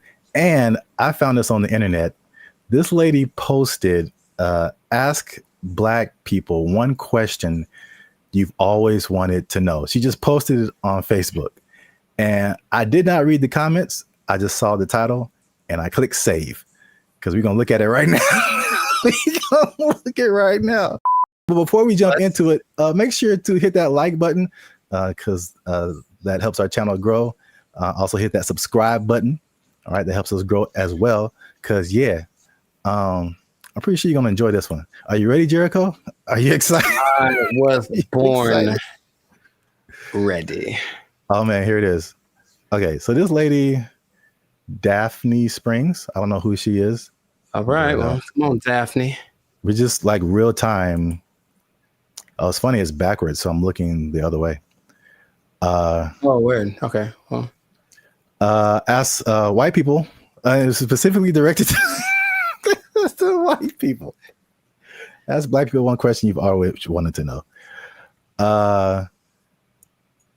Nice. Whitest church lasts for long. Also, I don't think this person is white. Sonia Casillas Alawa. No, she messed up already. She messed up already. I think she know how to make some collard greens. But I don't know the answer to this, but I do know that Black people don't even know. We just are there and we're looking at each other like, are we going to end this? And I know that when like my mom would tell me about church when she was a kid, it was even longer. It was like literally all day. You would go to church at like 7 a.m. You'd be there till like 6 in the afternoon, like crazy amount of time. So I don't know. I will say that the music helps, but that means that there's like 12 solos and like A and B selection and like the choir comes in and they got a dance in. So there's a lot of pageantry. Maybe that's part of it. It still is excessive. I think we all agree. I think we all agree it's excessive. Building fund. You got a building fund that never results in a building. It's just a fund. Man. She didn't ask all that. I'm just letting you know. I'm just letting you know. Arch tops out in like an hour and 10 minutes. Yeah, okay. Hey, this is so, well, I mean, I guess it's related. I went to this church in Santa Clarita. Like we weren't even, I mean, we were using their parking lot, so I wasn't attending the church. But it was a very white church, the very whitest of the white church, right? And they had all these, it was huge. You can't see it from the freeway, but like once you get off and like go up the driveway, you see this like huge complex. And they have all these signs of like what each building was. And my first thought was like, man, white people actually build buildings with their building fund. Building fund. It's true. White churches also tend to have like a donut shop, stuff like random things that you find in whatever, like seriously, and you find in whatever like shopping center. They have a cafeteria, a donut shop. One of them had a petting zoo. I'm not kidding. One in Beverly Hills had a petting zoo. They used the building fund and made a petting zoo for the babies. Good for them. Notice how there's 4,877 replies to this. See that? Man, I'm going to white church. People got opinions. Next got opinions, but I'm tired of being in service 7 hours. I'm going to white church. Long, you get real uncomfortable, and there's no there's no halftime. Maybe if it was like some kind of a intermission, get some snacks, that'd be fine. Yeah, but no, it's just one long, drawn out. Because you know what it is too?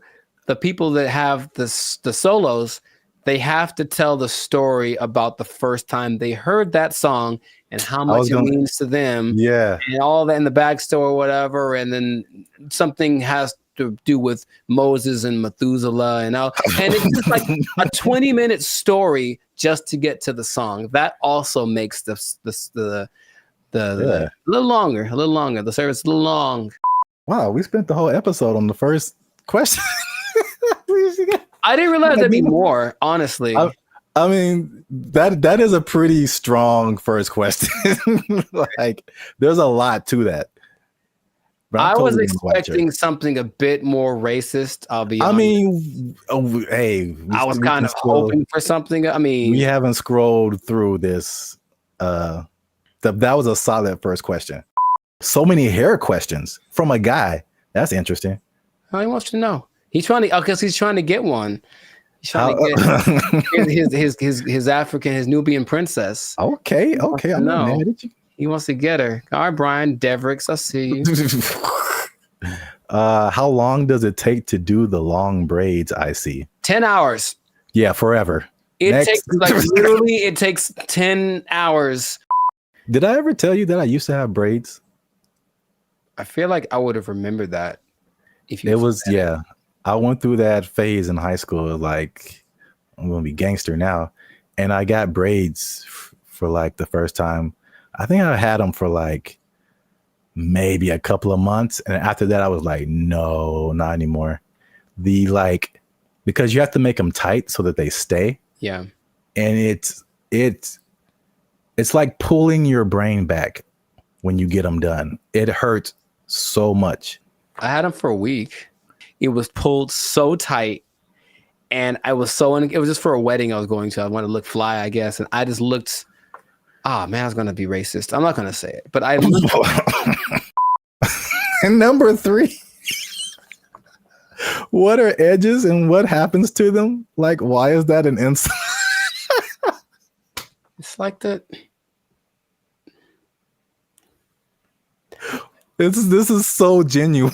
This is so genuine. That's more of like a female thing, I think. Yeah, I mean, he's asking for females too. Yes, because he wants to know. He wants to know how much he's going to be paying for her edges to get done, and it's a lot, brother. It's a lot, Brian. I'm letting you know. It's gonna cost a lot because it's got to look tight. If it looks bad, people will talk about her, and then she's going to cry to you. Yeah, that's what I'm getting from like the where people talk about it. Yeah, I feel like people talk about it more with women. I mean, they with men, it's just more like a receding hairline kind of thing, and I think that's universal. But women have like the baby hair thing that they do. Yeah, all this stuff, and it's a fine line between doing it right and doing it so wrong. Wow, this is as funny as I thought it'd be. I don't know if I should say this. Yeah, you should. Yeah, you should. That's always the answer. Well, here's the thing. I read the comments, and all these crazy people write the most ridiculous comments. So I'm like, should we open it up to our comment section and be like, what are questions you ask a Black person? Or are we just like opening ourselves up?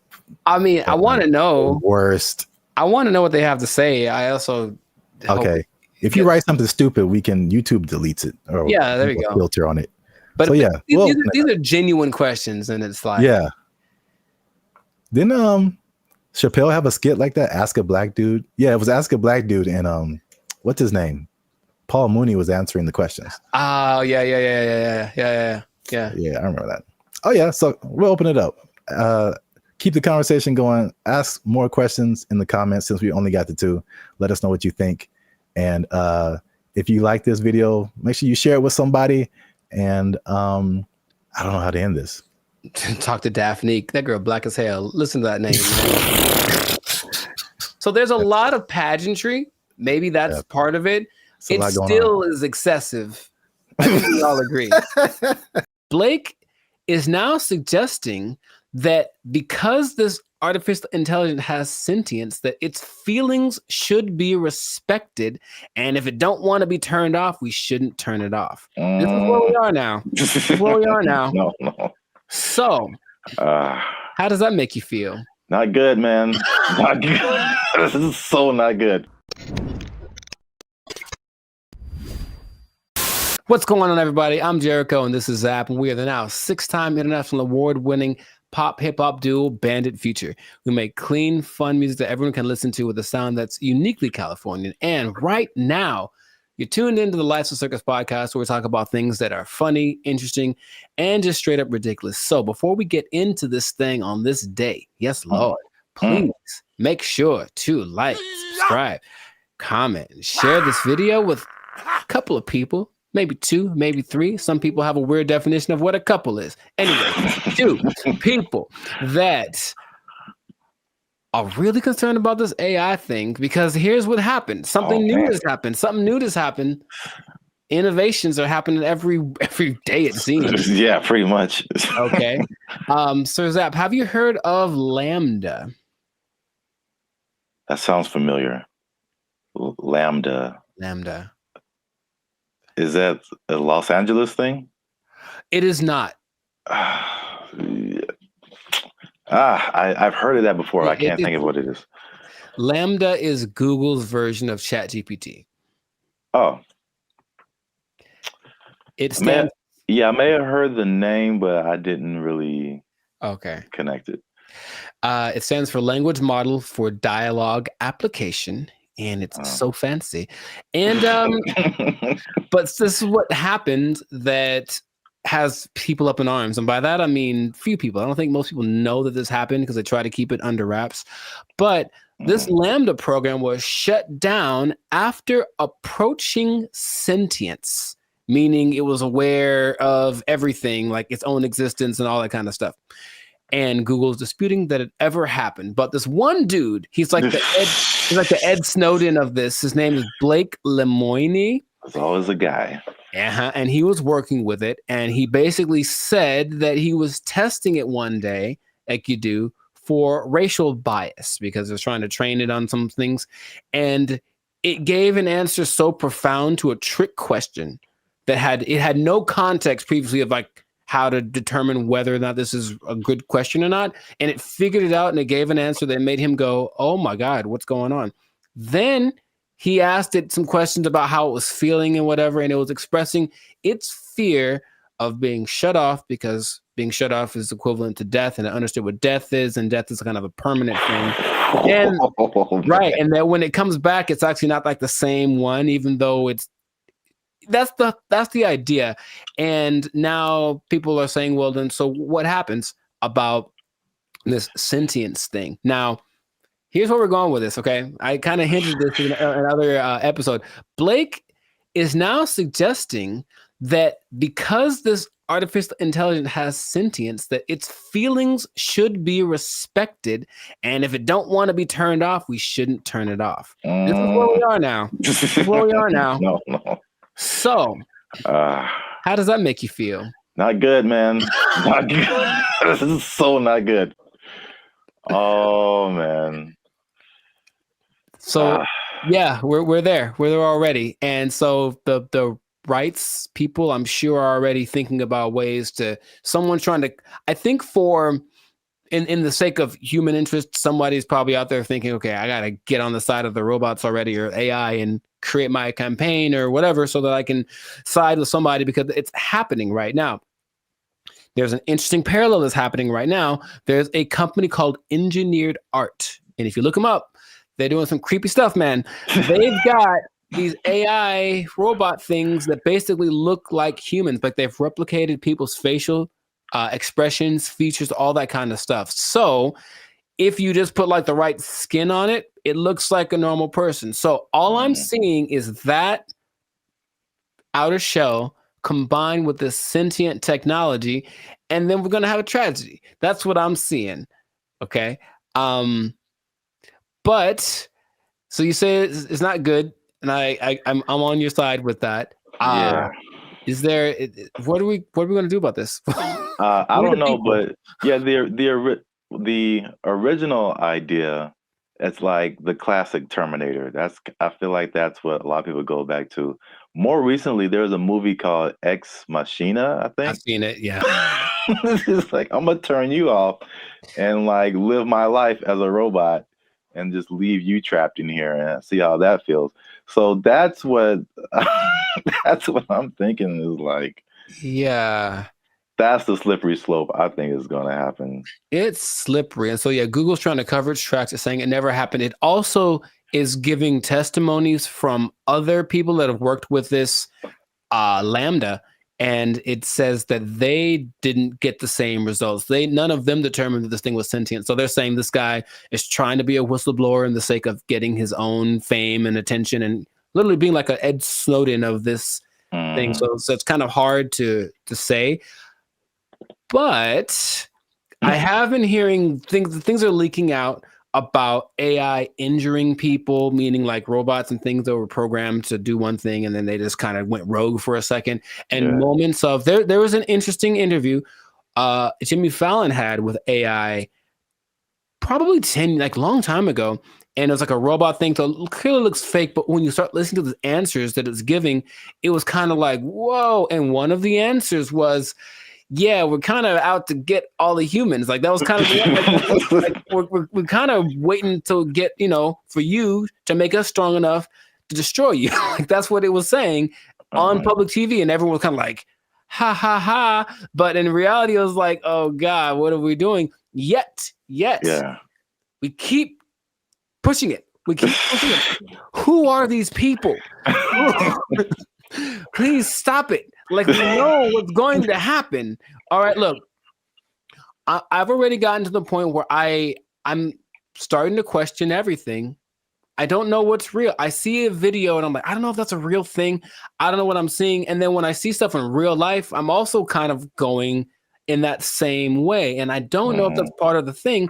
Start to make people question everything so that anything is a possibility. And then when it's actually presented as real, they go, oh, okay.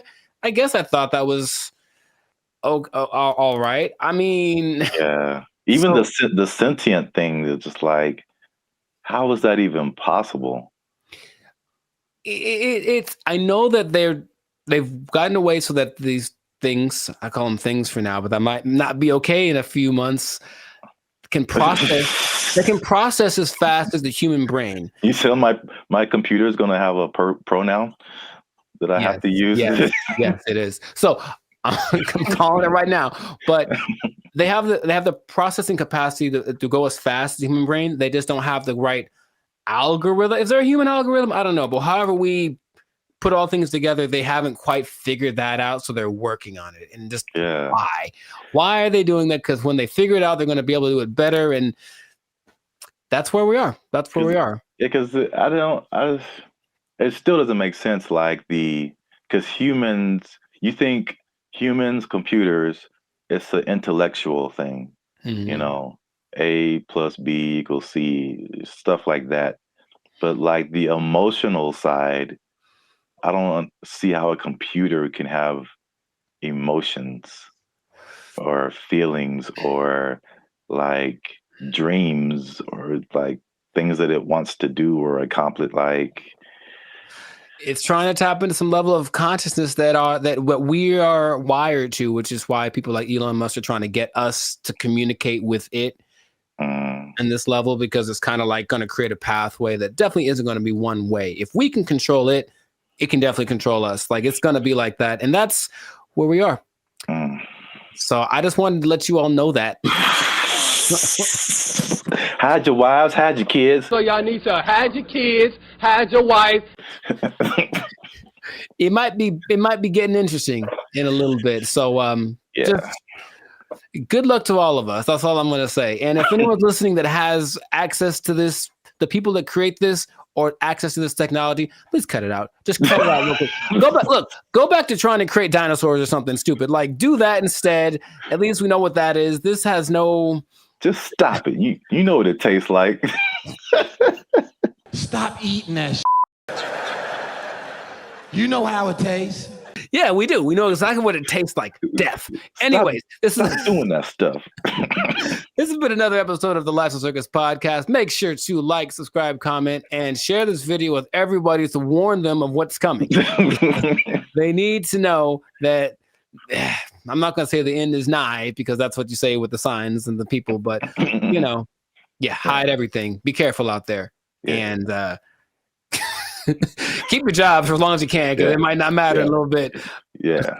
They're coming to take your jobs. They're coming to take your robots. All Transformers more than meets the eye. I don't know. They took our jobs. They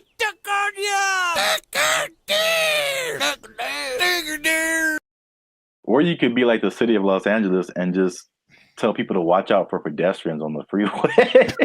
Because like That's happening more and more though, and that's kind of strange. I know that's very strange. You see people just cruising on the freeway. Or I just put a mess up like stop looking at this billboard. How about stop walking on the freeway?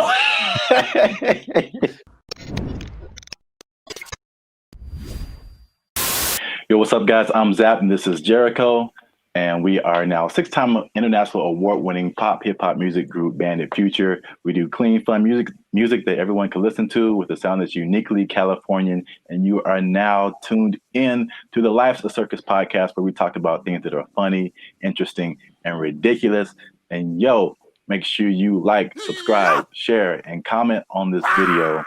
And because we're going to talk about something that has kind of flown under the radar, but especially in California, if you live, or not California, really mostly like the metropolitan Los Angeles area, maybe into the IE as well. That's the Inland Empire for people who are not from this area. The uninitiated, yeah. But there is something that I feel, well, a couple of things that I feel like a lot of people have seen and a lot of people haven't talked about. Okay. Intriguing. Okay. Yes. So I'm going to show you a picture, and this one is very close to you. I know you have seen this. Yes, I have. This billboard. Mm-hmm. Okay. I don't know what this message is. Download our new video editor. Okay, maybe another time when we're not doing a podcast. This billboard, if you're not from California, this billboard has been up. There's been a few of these. Yeah, I've seen them. Yeah, up along a major freeway in California. It says, "Warning: this billboard structure is the subject of a lawsuit, LASC case number something. Anyone who assists the city of Pomona in the demolition of this billboard structure will be sued." And it's just one of the weirdest billboards I've ever seen. And there's several of them. And I've just never seen anything like this. So I finally looked it up. Mm-hmm. And this isn't McDonald's Grimace level, but there's a little bit of a rabbit hole here. Okay. So basically, there's a guy named Brian Kennedy. He is the founder and CEO of Regency Outdoor Advertising. So basically, he owns it's a very popular billboard brand, probably maybe the one of the most billboards around the country, and he owns these billboards. And so I guess he contracts with cities to put these billboards up, things like that. So in 1993. Oh, baby, going back. Yeah, this story is very old. 1993, he had an agreement with the city to put up 10 billboards for 10 years with a 10-year extension. Mm-hmm. Right. So 1993, put up 10 billboards. 2003, you renew it, keep those billboards up. Stuff like that. You renew every 10 years. Okay. After the 1993 agreement, the city, the voters backed something called Proposition L, which prohibited the city from putting up any more billboards without voter approval. Okay. So when they came in, at the renewal period and were like, yo, take your billboards down, he was like, no. Like, we had an agreement before this Proposition L thing even happened. I see. And so it turns out this guy is kind of eccentric, so he's not surprised. Okay. It's his billboard. So he was like, I'm just going to put this up here. And so because they've been threatening to just tear the billboards down. And he's like, no, I'm going to sue all you guys. So he just put those on his billboards. Okay. Which is I'll just get your reaction to that. before I keep going. So I've been seeing those specifically. I don't know if this is the one, but there's one on the 71 just north, right close to where I live. And every time I drive past it, I'm always like, I wonder what that's about. But so before, I guess my question is, it was a different billboard owned by this guy, and then they wanted to take it down, so he replaced it with this. Yeah, the message. He probably, rented it out to whatever company to advertise something, but now he's just been using it to put that message on there. Okay, so I guess I get a lot of questions in my brain, but my first one is, who would ever assist some? It's the companies. So like the city isn't gonna go out there and do it. These people, they hire, they put out bids, for companies that do this kind of thing, demolishing or whatever.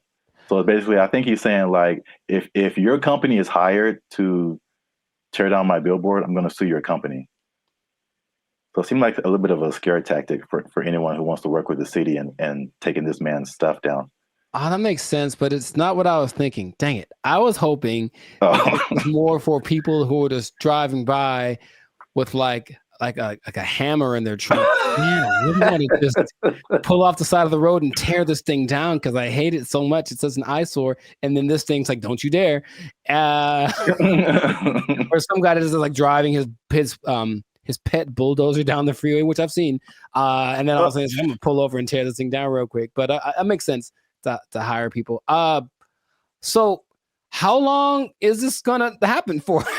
I don't know. Cause I've seen it for, if not months, maybe years. Right. Like, I mean, the legal system is a very slow thing here.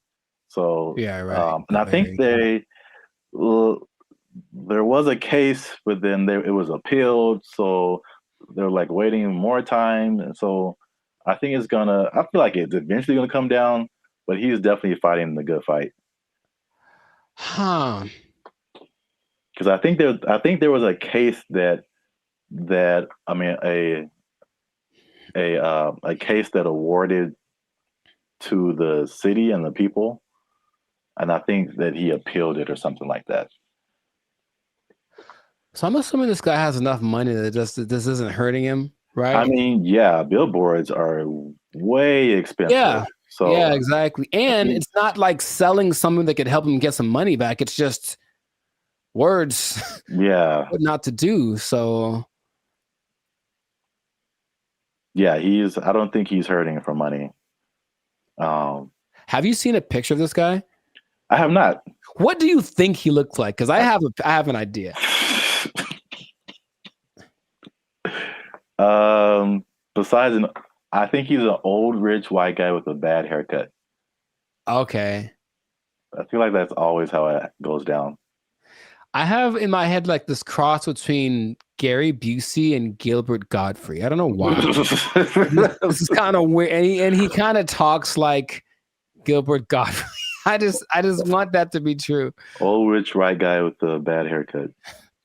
That sounds like Gary Busey or Gilbert Godfrey. Yeah. That's what I want this to be. So we got to do a part 2 so I can see if I was right. Because if he looks nothing like that, I'll be disappointed. Like that's just the truth. I'm looking at him now. He looks well. This is also very good. I mean, very fitting. He looks like a character from The Sopranos. Oh, nice. So he looks like someone who would do this. Got it. He doesn't have a bad haircut, but old rich white guy for sure. I wonder if he's the first person. He can't be the first person to have done this. I mean, maybe not, but I've never seen anything like this before. But we run out of time. So before we end this, there's a part 2 to this. Okay. Which is it was a totally different scenario, but I was somehow kind of shocked that it was the same person. Okay. So we're going to leave Pomona and go more towards the LA area. LA. And then see if you've seen this billboard. Yes, I have. So it's the same guy. Oh my God. So you see the big Regency. Yes. Under it. And I wasn't even thinking about these two stories. Now this one is like 2 blocks from my house, and apparently now it's changed recently. So I don't know why he took it down or even put it up. But he put up 15 of these around. Oh, he dude's got money, dude. Jeez. Yeah. They're his billboards. I mean, he can put up whatever he wants, I guess. Yeah. He's just losing money from other people who would pay to be up there, but it's his billboard. He put up 15 of these around Los Angeles. Turns out that he's a big USC donor. Sounds okay. Okay, sure. And yeah, he just said, Reggie Bush needs his Heisman. I'm gonna put this up. So, if I had a question, I know you asked like, what did he look like and all that kind of stuff. My question is like the power of billboards, like the ability to like get your message in front of like millions of people. They're obviously still relevant. We both recognize these billboards. Yes. And so it's like, I guess a cool question would be like, if you own billboards, like what would you, and you just put up your own thing, like what would you put up there? It has to be something that can make me money though. You wouldn't do like this guy and just like whatever. What if it was just like something, just a message you just wanted to tell the world? It could be serious or it could be funny. Oh, I got a funny one. What? Unless you want to keep that. I want to put messages that tell people how to drive. Okay, well, they're not like 30 billboards that say that the left lane is for passing only. And like maybe people will get it. It drives me nuts. Well, then you know what I would do? I would do something similar because I have probably a billion pet peeves when it comes to people driving. But the number one thing that I always think is that you don't have to hit the brakes to slow down. Yes. Like that was always taught, like just first step, take your foot off the gas, and then it's kind of, but every little thing is just like, brr, and it's like, bruh, it's not necessary at all. So yeah, just hey, quick reminder, you cool people, instead of saying something I'd rather say, just take your foot off the gas and you slow down. Give it a shot before you cause pile-ups on the 5.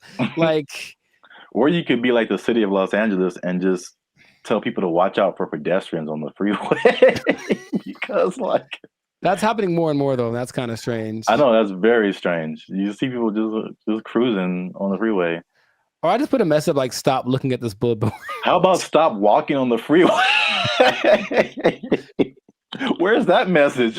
Well, I think it's being encouraged by, jeez, by PETA and the NAACP.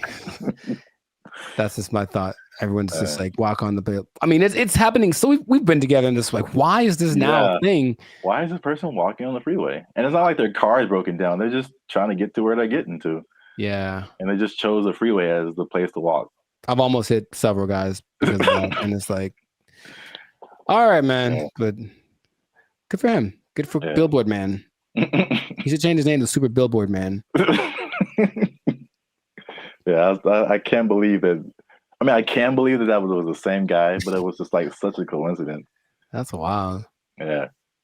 But yeah, this has been an episode of the Last of Circus podcast. Make sure you like, subscribe, share, and leave a comment. What do you think about this guy and his billboard? What would you put on your billboard if you just own billboards and you could say whatever you want to say and threaten people with lawsuits? But yeah, that's it for us. And stay tuned for the next episode before they take our job. I hope they don't take it. I need to pay rent. Okay. They took our jobs. They took our jobs. As long as there's money, I'm getting there and there's money there. Right. Like, yeah, let's go. Yeah. But if I'm like just dumping out my life savings to like take a picture with the elephant and then come back, bruh. For some people, they think that's worth it. They think it's well worth it. No way. You know, but I need to pay, son. What's up, everybody? I'm Jericho, and this is Zap. We are the now 8-time international award-winning pop hip hop duo Band of Future. We make clean, fun music that everyone can listen to with a sound that is uniquely Californian. And right now, you are tuned in to the Life's a Circus podcast, where we talk about things that are funny, interesting, and just straight ridiculous. So before we get into this, and this is going to be a very important topic. I think a lot of you will be interested in this. Make sure to like, subscribe, comment, and share this video with at least 2 people that are interested in becoming a digital nomad. We want to talk about it. We're talking about work. We're talking about jobs. We're talking about moving. We're talking about all the things that seem so glamorous, but maybe there's a dark side to it.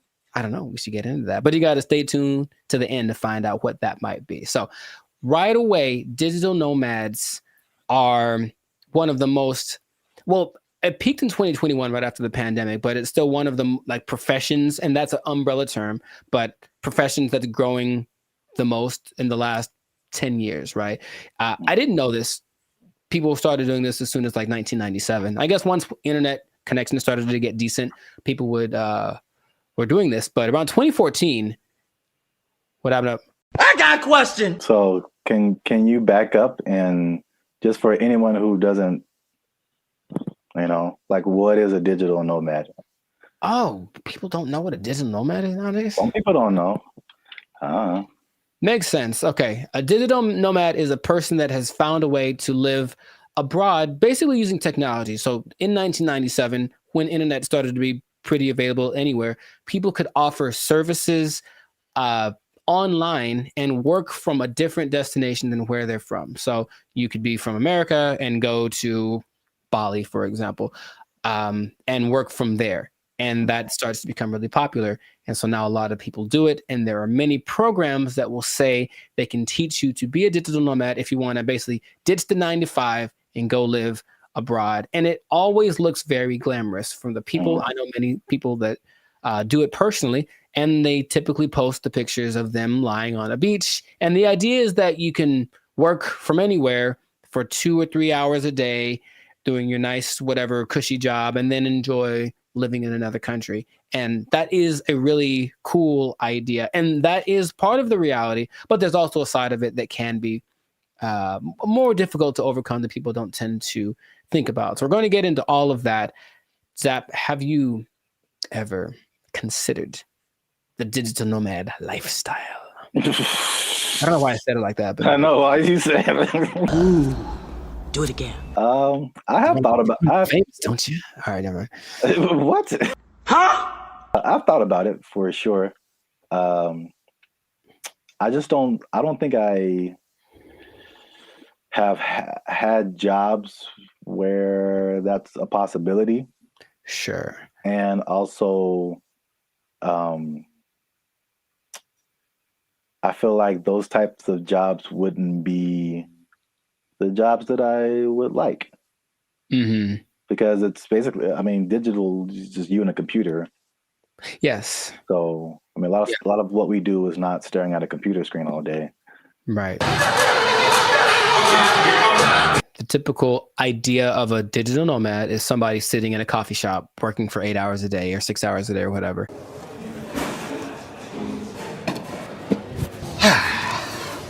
And that's true to the point where a lot of places actually construct digital nomad communities so that they can all be together in kind of one centralized place, like a work share kind of a situation, and just work from there. But yeah, the big key is that you just gotta have good internet and then something that you can do to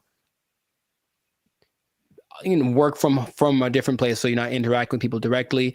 But you have a lot of options. Nice. So like if you like hopping around from place to place, one of my friends that does this will be in, I'm always like, where are you now? And it's kind of a cute thing because where are you now? I'm in Colombia. Cool. Where are you now? I'm in Turkey. Where are you now? I'm in Bali. And they're places that you'll notice are kind of hubs for digital nomads. 1, because the cost of living is low. 2, because the internet connection is good because you can't do it everywhere. A big place for a digital nomad, especially expats from the US, is Portugal, because low cost of living, good food, safe in general, and the internet is amazing there. So that's one of the spots that you can go to if you want to be that. But you get flexibility. So if you like the idea of moving around and working from different locations, then that's perfect.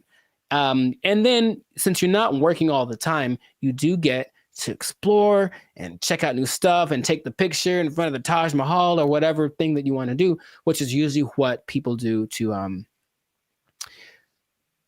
I guess showcase how cool their life is. I don't know. It does seem like kind of a validation.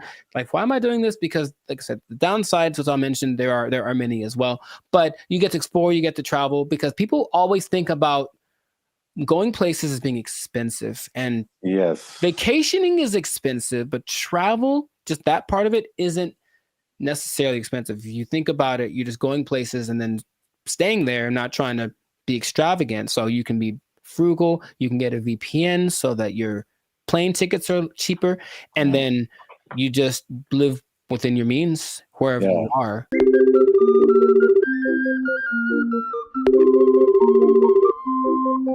That's one thing about me. Like, I'm not a big traveler, but I feel like I feel like that Dos Equis guy. It's like, I don't always drink, what is it, beer? Yeah, but when I do, so like, I don't always travel, but when I do, somebody else is paying for it. Right. And that is just like, that's like the only time I travel. Like, I will go on a tour for work, to play music or whatever, go to another state, go to another country. As long as there's money, I'm getting there and there's money there. Right. Like, yeah, let's go. Yeah. But if I'm like just dumping out my life savings to like take a picture with the elephant and then come back, bruh.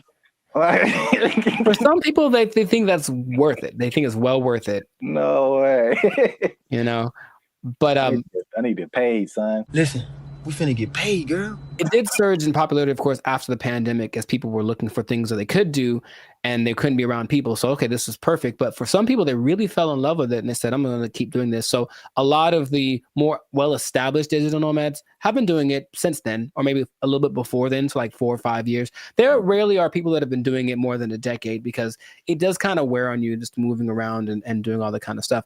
But you do get choice over your work-life balance. And I think that idea, easier said than done for sure, but you don't have to clock in an office at 8 a.m. You could sleep in theoretically and then go hang out at the beach or snorkel or something. I think what people do overlook is the idea that you still have to work and you really should do it on a consistent basis. And if you don't do that, then I don't think your digital nomad life is going to last very long. But you have a lot of things that you can grow with as well, because people have great stories when they do it. And when people I've talked to, I was in Cambodia, blah, blah, blah, and a tiger almost ate me. The tiger bit the man in the head, and everybody's mad at the tiger. There's also, you get to choose where you live, because if where you live is expensive, you can just go someplace that's a lot cheaper. So I think that's why Bali tops the list for a lot of people, because it's not very expensive to live there from a month-to-month basis. So if you find a way to get income from where you're from, be it the United States, England, something like that, and you can generate that money while you're living in Bali, then you're living like I heard for like $1,000 a month, you can have servants. Wow. Literally. I'm gonna take a nap.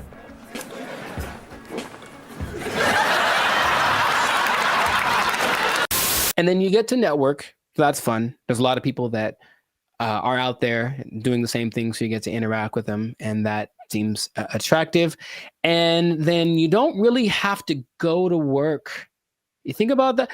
Honestly, I don't know about you, but I think a lot of people hate going to work. They don't dislike work. They don't like going to work. They have to get up, they have to do the thing, they have to deal with traffic, whatever. If you are a digital nomad, you don't have to go anywhere, really. If you have a good internet in your Airbnb or whatever you're renting, you can just stay there. Mother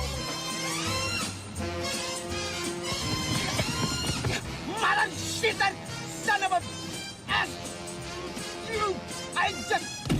Yeah, bro, like just putting on, like, I look at the, especially when I used to live in downtown LA and seeing the people who like worked in corporate offices and they had to wear suits and ties, stuff like that. Just the thought of like getting up every single morning and putting on an entire suit, dude. Like, it's a challenge. So I could sit at a desk and then come home and then take it all off. Like, if I can go to work and still be in my pajamas, like, dude, where do I sign up? Yeah. I get the appeal for sure. Very cool. We love it, Will. Thank you. The last advantage that people talk about a lot is the cultural and immersion. If you like a particular culture, then you can just go there if it works out for the technology and all that kind of stuff, and you can be immersed in Hong Kong. You can learn Chinese. You can do whatever. If you have other goals that related to that culture, then it's the perfect way to do it. You can still make money and be immersed in that culture. And that really does seem fun. In my personal experience, I've never done the digital nomad thing to an extreme, though I've thought about it because it seems like it might be fun to do here and there. But I have constructed my coaching, which I can do from anywhere. And I have been up in the mountains and I'm working on a session. I'm just at a coffee shop and I see what that's like. And if that was my everyday, it wouldn't be so bad. You know, it's definitely like, oh, I need my computer to work. That's all. If my computer works and the connection is good, then it works. If it does not work, then it's a bad day. That's all. It's kind of a risk that you run. Now, those are all the advantages. And that's the stuff that when you go on the internet, you will see people living exactly what I just mentioned. However, all of the downsides, dun, dun, dun. There's a lot of them. No, God, please, no. What would you think would be a disadvantage, major disadvantage of being a digital nomad? The first thing that comes to mind is just, even though it's cool and you're like exploring and all that kind of stuff, especially if you have a core group in the States, like a certain group of friends, a certain group of family members, they're most likely not around anywhere close to you. So any of those kind of groups that you grew up with or were with, in your home country, is just kind of gone. So you can have a bit of isolation, I think, for sure, even though you might be surrounded by all these new experiences and new people. You're still kind of like by yourself to a certain extent. I'm so lonely. You were right. The loneliness, depression is the number one thing that a lot of digital nomads talk about because they're not around the people that they love, right? And then they can't be with them when it's convenient, because if you're living in Europe and you're from America, you're 7-8 hours ahead, 9 hours ahead. So imagine just, hey, I want to maybe eat together. Well, I'm having dinner and you're at work, right? So you can't make things line up. So depending on where you choose to go, that can be a very difficult process. And then it kind of is inconvenient. I've worked with people where I'm talking to them and it's fine for me and they're up at 3 a.m. because where they are, that's what they have to do to make it work. And they're willing to do it. It's kind of like something they accept, but you miss a lot of things. You miss the birthdays, you miss the graduations. There's a lot of experiences, your little cousin had her first steps, all that. You miss all that kind of stuff. And finding a place to live is harder than some people think. And that's another problem that a lot of digital nomads have, because they go to a place expecting everything to be great. But what they don't understand is that a lot of digital nomads have this reputation of basically causing prices to go up, right? Because you're coming from a country that everything is great. Yeah. So everything's coming up because you have a lot of money. So a bunch of you move to one place that's not doing too well. So they're like, oh, there's a lot of these people, so I'll charge more so I can make money. But then the locals start to resent you because you're there. And so you don't feel welcome. And that's kind of an uncomfortable thing. I think I mentioned, I have a friend who travels a lot. When she said when she was in Turkey, she kind of got that vibe. It's just like, why are you here? But she doesn't speak Turkish at all, so that didn't help her cause. However, some places actually put signs up that says like, hey, digital nomad is not welcome. It's gotten to that point. Wow. You go to a coffee shop and like, nope, you can't come in because you're going to buy one drink and work here and use the internet for 8 hours. Nah, you got to get out or find someplace else. So that's starting to become a thing. So yeah, just think about that. It's like you want to be welcome. Now, I'll tell you in a second, some countries are actually taking measures towards making sure that the digital nomads they do attract are actually helping the economy. But a lot of places don't have that in place yet. So yeah, the locals might resent you. If you just for my own personal whatever. I got a question. Have you ever gone into Starbucks and worked on something and not bought anything? Yeah. I'm been a jerk, man. Oh yeah. Do you feel guilty at all? Or are you just like No, I spend a lot of money in Starbucks. I think pass once in a while. Okay. That's just my if it was, and the thing is, if it was a mom and pop type place, then I'd feel bad. I'd buy something every time. But here's the thing, I even usually go to a Starbucks. I have to use the bathroom. I buy a cookie or something just because. Oh yeah. But sometimes I'm here for an hour. I'm popping in and out. I'm a regular. Don't mind me. I'm just. I think that's interesting psychologically because I feel. I feel the same way. Like if I go to a place where like I shop there all the time and I just go and then I just go in there to like use the bathroom or something. I'm like, you guys owe me. You guys owe me this bathroom. I'm here all the time. I'm not buying anything right now, but I'm here. But I feel the opposite at Starbucks because I don't drink coffee. And I never go to Starbucks. So when I'm in there, I'm just like still in Wi-Fi, and I feel so guilty. Here's the other thing. Specifically for Starbucks, I don't feel bad because my computer and phone don't work in Starbucks. Any Starbucks, the internet, the Wi-Fi does not work. I have to do my hotspot on my phone. For only Starbucks. I don't understand. Apple. No. It's just because Mr. Starbucks doesn't like me. And that's Android, PC, Android. Really, I don't know if anyone's understanding what you're saying there, sir. Right. Anyway. Long COVID. Sorry. Continue. What else was I going to mention? That besides, the locals resenting you, some place not wanting you to be there, if you have a medical emergency, it's a big deal because you don't have a safety net. Your insurance might be more expensive for one, and then transferring it over, sometimes it's a tricky thing. It depends on the country you're in. When I went to Spain, I met up with a friend who got sick on her flight. And so from the plane, they took her in an ambulance to the hospital, gave her the treatment, whatever. Now, if that had happened in the US, that would have probably cost her about $5 million. But because it was Spain, and as soon as you're in Spain territory, you're one of us, it cost her like $100.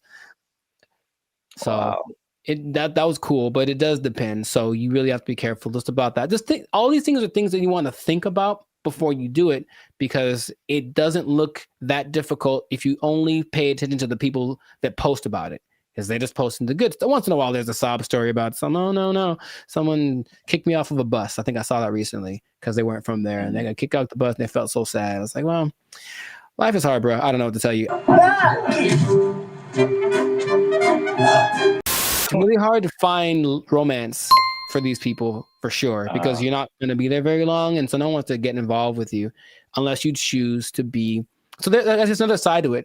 What I was going to mention earlier is that some places like Indonesia are starting to put in measures where they welcome digital nomads that have X amount of money in their bank account, and they allow them to actually have a visa, a second home visa is what it's called. And then they can live there for up to 10 years. But they want people to come and, of course, do something related to the Indonesian economic system. So they're telling people, come on over. And so in that case, if you have it like that, then you can move one place. You're going to stay there, and it still implies you're making money based off of where you're from, and you're just living kind of more permanently in a new place. And that seems to be okay if you want to maybe uproot, start someplace else. Then you can find love, and no one has a problem with that. But you won't find many people that are willing to, be with you for just a couple months, like for something serious, if they know you're going to leave, or if you have a hard time being committed to one thing. So there's a lot of things to take into consideration. I know traveling. Have you ever planned a trip? It takes a lot. So imagine doing that regularly every couple months. I got to plan my stay. All that stuff is kind of a hassle. The idea of living out of a suitcase, some people don't like that. And that's why I think it lends itself to like a younger demographic, Yeah. like someone in college, fresh out of college. Because I think at the end of the day, I think the internet has shown us that we need some kind of physical community, some Yes. kind of grounding. And if you don't have that, you just kind of like you just kind of out there, and there's some, like you said, there's some negative effects to just kind of being on your own. So Right. Yeah, that's interesting. And the interesting thing about that too, what you just mentioned, is that the idea of nomads in general were nomadic people, meaning they were tribes. So there were people that wandered around, but they were all together. And so that didn't feel so bad. We're all doing this. And now it's like, I'm just by myself, me against the world, hoping for the best by myself in this new place. So lonely inside real wrong. The best case situation that I've seen work out pretty good is when couples decide to do it. And that's not so bad. That actually seems to be really the way to go. Like once it's kind of hard to find someone that's aligned with that vision, but if you're both in it, let's both go X place and move around and whatnot. That seems to be, because that'll get you through the hard times. Listen, we finna get paid, girl. I can't even imagine traveling alone. I know a lot of people do it. Very fun. That's just crazy to me. Like I need at least one other person who knows where I am, what's happening. I didn't get kidnapped today. Like I'm not in a ditch somewhere. Like buddy system. Yes. All right. It's easy. It's easy. Just you can follow the Jericho Law patented make friends method. I didn't just make this up, but I've thought about it. Like this is what I've done many times, and it works every time. It literally works every single time. Okay, here's what you do. All right, pay attention. Pen and paper out, everybody. This is a learning moment. You get a bottle of alcohol or something else that people. So you lost me already. I know. Well, you don't have to necessarily do it, but get a bottle of alcohol or something that people enjoy in general. Maybe it's a cake. I haven't tried with a cake. I think it might work with a cake. Cake is universal. I think so. And you walk up to the group of people that you don't know. I said, I've done this many times. And you walk up and you go, yo, and that's it. And then they go, yo, and then it's a party. Literally every time I've ever done that has worked out phenomenally. And we hung out for many, many hours. Just random groups of people. Are you going to try it? I don't see that working out. Well. For me, at least. Actually, I don't see that working out at all. It's definitely a no for me, dog. It's usually, I determine they're there to have a good time. They kind of got to eyeball it, but it's like, yeah, they're in a place to celebrate, and they don't mind another person coming in to celebrate with them. Try it, man. Anyways, what I was going to say, the last thing that people tend to forget about is that I think it's important to have a routine in life, because you're just freelancing and freestyling everything. So you need a routine, and in a new place, it's hard to develop one because things are always kind of up and down. Your money flow would be up and down. If you're not working for a big business, if it's just you, then some months are better than others. So that side of it, that inconsistent income, can be kind of nerve-wracking also. Or it might make it so you can't keep doing it, right? If you don't make enough money. So you really want to have a good savings before that all comes under this. Now that you say that, it's all under the same umbrella. Like if you wanted to put all of that in one word, it's stability. Yeah. So your home community, it's stability. Your routine, it's stability. Your money situation, it's stability. It's like, I think we as humans were created to like want some level of stability and to be a nomad, even digitally. It's just like you're just kind of you're unstable to a certain extent, right? So you can't link into things that are stable, like other people, and have relationships and romantic relationships and all this kind of stuff. And yeah, I feel like that sums up everything that you're saying. It's just the downside is just a lack of stability and a laundry list of different areas. Yeah. I think some people, if they have the right personality, I know personally that's perfect for me. I wouldn't mind that kind of a thing. It definitely doesn't. Actually, you know what? My perfect scenario in life would be that this should be a show. No one take my idea. This would be a show. That someone wakes up in the morning and there's an envelope at their door, and basically it tells them what they're going to do for work that day, and they have an hour to get to the airport or wherever, and then they don't know what it is. They've never done it before, and that's their job. I would love that. That is really good. See? Wait for the show? Yeah, I mean, yeah, the idea, yeah. Okay, I'd watch that on TV or something. I thought of it. No one take it. Yeah, copyright. All right, we should just do it. That'd be fun. Yeah. I think it'll reach a peak and start to come down because people were still riding the wave of the COVID. But after a while, people want to start families, do all that kind of stuff. And if you need that stability, then it's not the job for you. But if you're younger, or if you want a change of scenery, some people do it for a few years and then they stop. But it seems like a cool thing. Where do I sign, Mr. Berry Gordy? I might give it a shot here and there. That's kind of my thought about it. I'll just try working for a week or so from wherever place, but not necessarily do the jumping around and to the extreme that some people do, because that's a little much. And then, they do a lot to find people to talk to. They talk on those like roulette chats, like we did that one time. Oh God. Yeah. Yeah, I know. Maybe we shouldn't do that again. Got him! Got him! But people spend a lot of time on those because it's literally just like somebody to talk to me, someone be a connection. And I think you can see that a lot more. So hopefully that doesn't long-term affect people's mental health with all the depression and stuff like that. But if you're thinking about becoming a digital nomad, I just gave you the blueprint. Keep in mind the positives and negatives, and if it's in your heart, go for it. But above all, make sure to share this video with somebody that wants to know a little more about the digital nomad life. And I'll tell you what. What? This is not possible if you don't have a job. Get a job to be a digital nomad. They took our jobs. They took our jobs. Calling us the doomer generation. Honestly, I'm cool with it, because when I wake up, I get 20 notifications about 30 different reasons I'll never be able to afford a home. I look around, see my computer science degree all framed up, about to turn into an art piece because of AI. Then we're in a loneliness epidemic, but these gas prices and these heat waves collaborating to keep me indoors. And they say it's not going to get any better. So... What's up, everybody? I'm Zap, and this is Jericho, and we are the now 8-time international award-winning pop hip-hop music duo band of Future. We do clean, fun music that everyone can listen to with a sound that's uniquely California. And right now you're tuned into the Life's a Circus podcast, where we talk about everything that is funny, interesting, and ridiculous. But before we jump into the topic today, help your boys out. Come on now.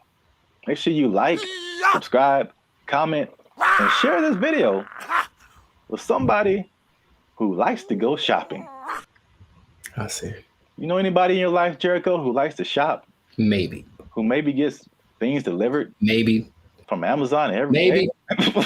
There's a possibility that I know someone who said close to home, and that was apropos. So. Well, shopping might sound fun, but there's something called doom spending. I'm going to tell you what that is. I'm going to tell you what causes it, and I'm going to tell you how you can avoid it, because it's a negative thing, but you got to stick to the end to find all of that out. All right. Mm-hmm. So, Jericho, have you heard of the term doom spending? I'm going to guess what it is. It's where you spend so much that you open up your banking app, and then there's just a picture of Dr. Doom laughing at you. Huh? So doom spending refers to a phenomenon that occurs when people spend money to cope with stress, despite economic and geopolitical concerns. Bankrate data found more than half of Americans are in debt, and doom spending might be to blame, with 38% saying they'd go into debt for fun. So obviously we are in a tough time right now. Inflation is through the roof. There's a lot going on in the world, wars in various places. There's a poll that was done that said that 96% of people are concerned about the economy. So that's a whole lot of people, pretty much everybody. It's understandable. Yet, with that in mind, 27% are doing this doom spending. So they are just still spending frivolously to a certain extent, and it's affecting different generations. Mm-hmm. So 43% of millennials, they say, are doing this doom spending, and 35% of Gen Z are doing it. And basically, the concept is just like, well, it's almost like a defeatist kind of thing, where it's just like, I'm never going to really, all these aspirations that I have financially are never going to happen. So I'm just going to enjoy life. Calling us the doomer generation. Honestly, I'm cool with it, because when I wake up, I get 20 notifications about 30 different reasons I'll never be able to afford a home. I look around, see my computer science degree all framed up, about to turn into an art piece because of AI. Then we're in a loneliness epidemic, but these gas prices and these heat waves collaborating to keep me indoors. And they say it's not going to get any better. So, as a millennial yourself, that's the category we fall into. What do you think about this doom spending? Have you had doom spending thoughts? Do you think people are in your life are doom spending, or do they just like things that smell good? We've been collecting all of the little Harry Potter baby stuff because we're a Harry Potter family. So freaking cute. Not talking about anyone in particular. I'm just, No.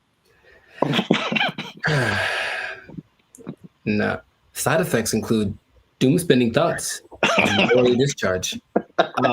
No, I understand the concept. I'm more curious where that. I feel like that's always been a thing, but that term is. Yeah. Sure, give it something that has a ring to it. It's a shock value of a term. People that have bought things like a boat because they said, F it, I'll just buy a boat. And they sure couldn't afford a boat, but now they have a boat. Here with his tailgating tips is a guy who just bought a boat. It's a weird phenomenon, but it's almost like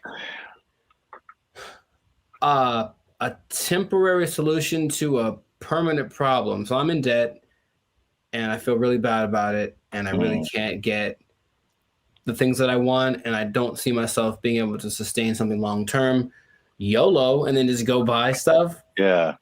But even that phrase is I think that's kind of permeated, because that's the Gen Z millennial phrase. YOLO, you only live once. This is a Coca-Cola YOLO, not YOLO. No one has said that in like 8 years. A yo-yo. I get it, even though it doesn't make sense, because I'm sure I've been in spots where I'm like, well, I could just buy. I do remember telling somebody once, I may or may not have been drunk, but I told somebody once that I either want to eat like the best food or like the worst food. Like I didn't want anything in between. It was something weird like that. So I'm going to take my money, go buy a really nice meal, and then just eat peanut butter sandwiches for the next month, and then get the next check, and then YOLO. Ed, can you play YOLO to Jessica? YOLO, Jessica. I think some people do, because you get the story, you get the high, you get the dopamine, and then you get the taste, of course, of the great thing that you can look forward to. It's like a little treat, like to like reward myself for like either like some like hard schoolwork, or just sometimes it just serves as a distraction from like what's going on like around me. Whereas the more practical way to approach finances in general isn't glamorous. You're not really doing anything too extreme, right? It's kind of all level here, and that's not fun. And no one likes that. So they'd rather do the other thing. So it doesn't make any sense if you think about it, but I've been there and I understand why people do it. Just want to spend money. I just really want to spend so much money. Well, here's some other causes. There's some that I saw online, and some that I just kind of made up. I mean, not made up, but just from my observations, I think this is what causes it.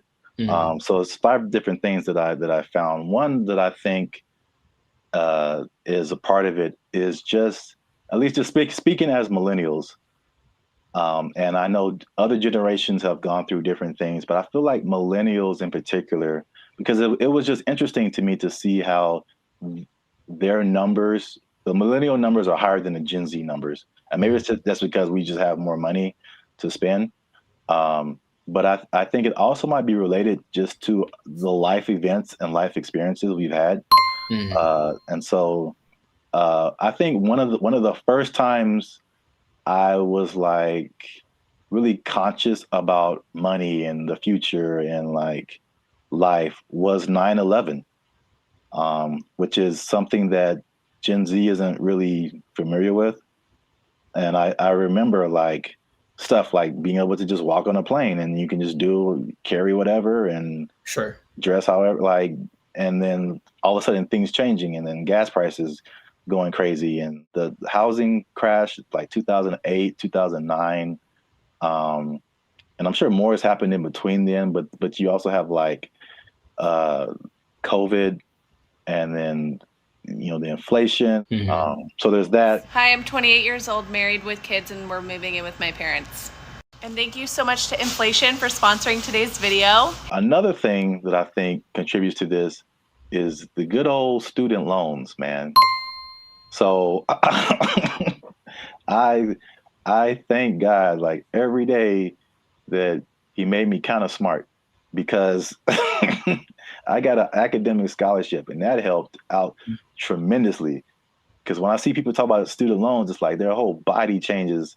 Yeah. And they just like, you can see the desperation in their eyes. It's like, this is never going to end. Do you have student loan debt? Yes. Can I ask you how much student loan debt you have? Oh, 20K, I think. A third thing I think is the job instability coupled with rising prices. So I mean, obviously inflation has just gone bananas, but again, it's just like back in the day, you know, the path that they laid out for you, millennials. I don't know if they do the same with Gen Z. I don't know, but everything you see is just like, go to school, get a job, work there for 40, 50 years, retire.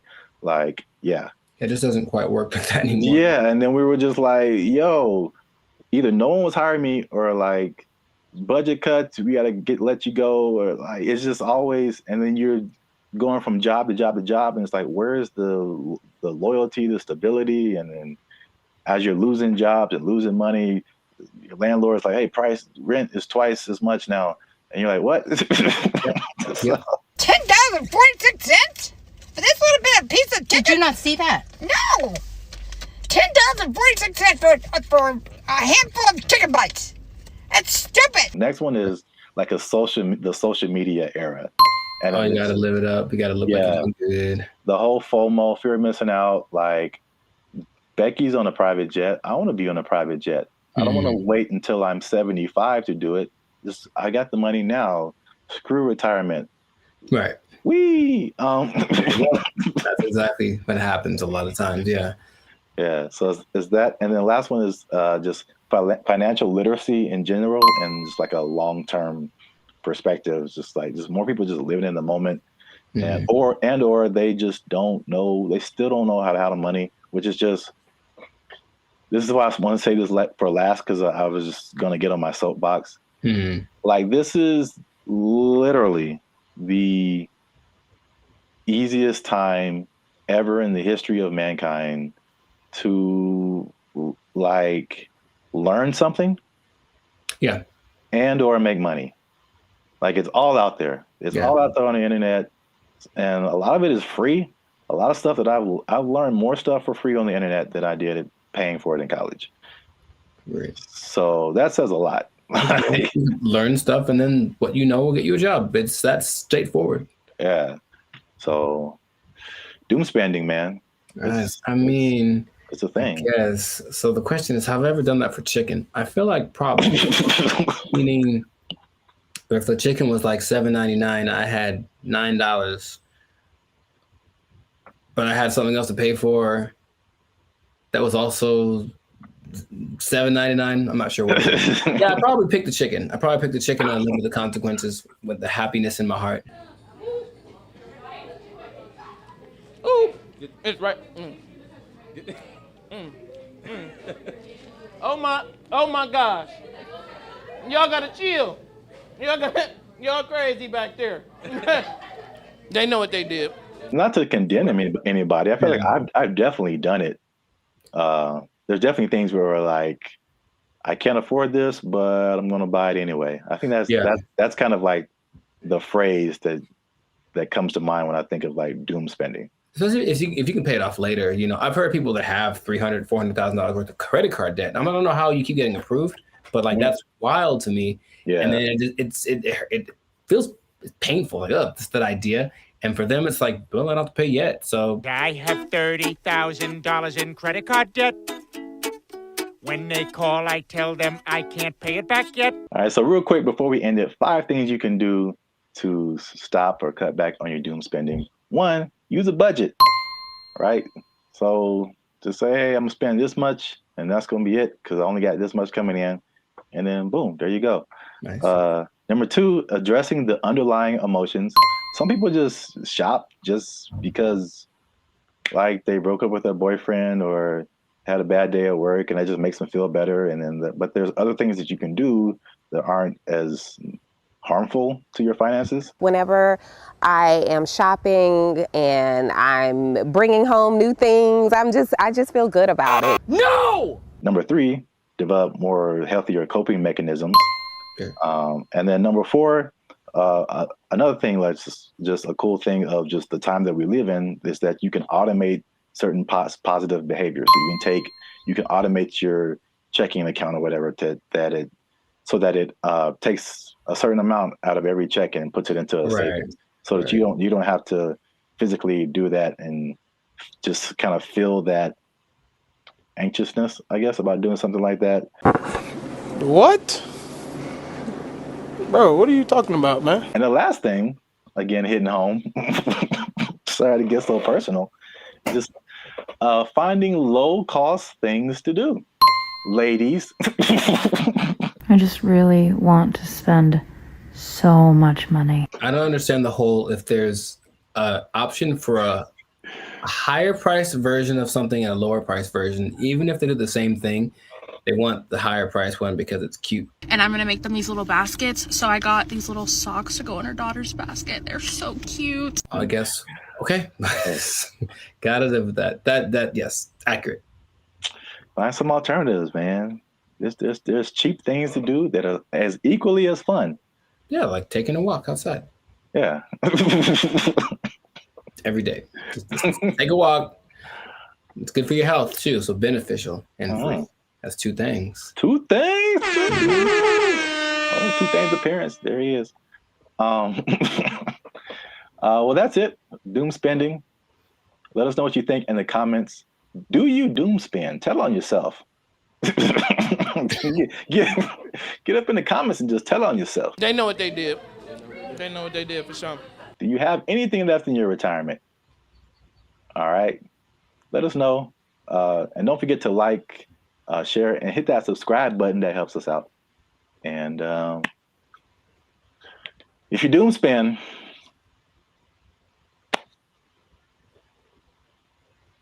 I don't know. I think you're doomed. That's what I would say. There you go. Bye. They took our jobs. They took our jobs. I bring it up because it's the first thing I've heard in a while where I listened to it and I was like, yo, yeah, okay, finally something that's like respectable and decent and moves you, right? So for those of you that are watching that really want to get into this, stay tuned to the end because you'll actually find out something that you don't need for this that you would think would be important. What's going on, everybody? I'm Jericho. This is Zap, and we are the now 6-time international award-winning pop hip-hop duo Banded Future. We make clean, fun music that everyone can listen to with a sound that is uniquely Californian. And right now, in this moment in time, yes, Lord, you are tuned into the Life Circus podcast where we talk about things that are funny, interesting, and just straight up ridiculous. So before we get into this thing, make sure to like, subscribe, comment, and share this video with at least 2 people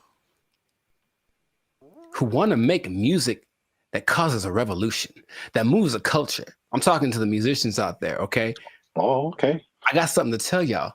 There's a way to do it, I think, if you follow the latest trend. If you follow the latest trend, there's a way to get your music so that people really like it, okay? So have you heard, Zach, have you heard of Amapiano?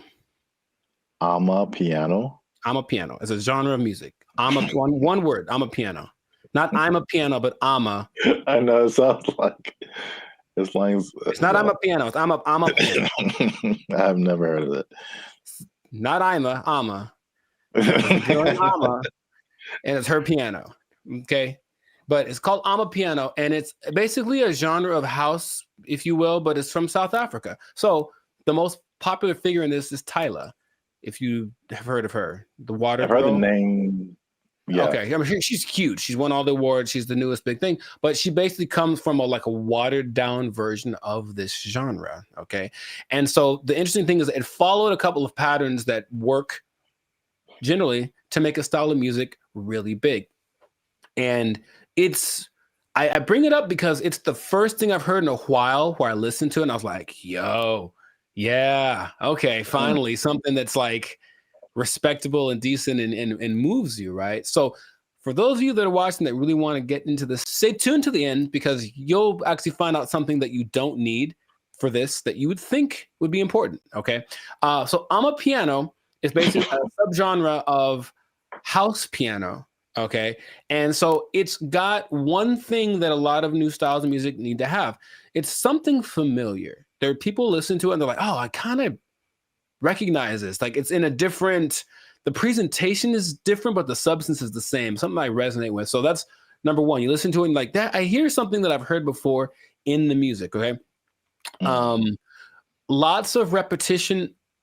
So you just kind of hear the same thing over and over again. And it's so infectious. Fun to dance to. You haven't seen any of like the TikTok? It's a huge TikTok thing, right? That's the thing that's made it go from, it started in 2012, but probably like 3 years ago is when it really started to burst on the national scene or the global scene, thanks to TikTok. But you've never seen any, it basically all of the moves. So there's Afrobeat, right?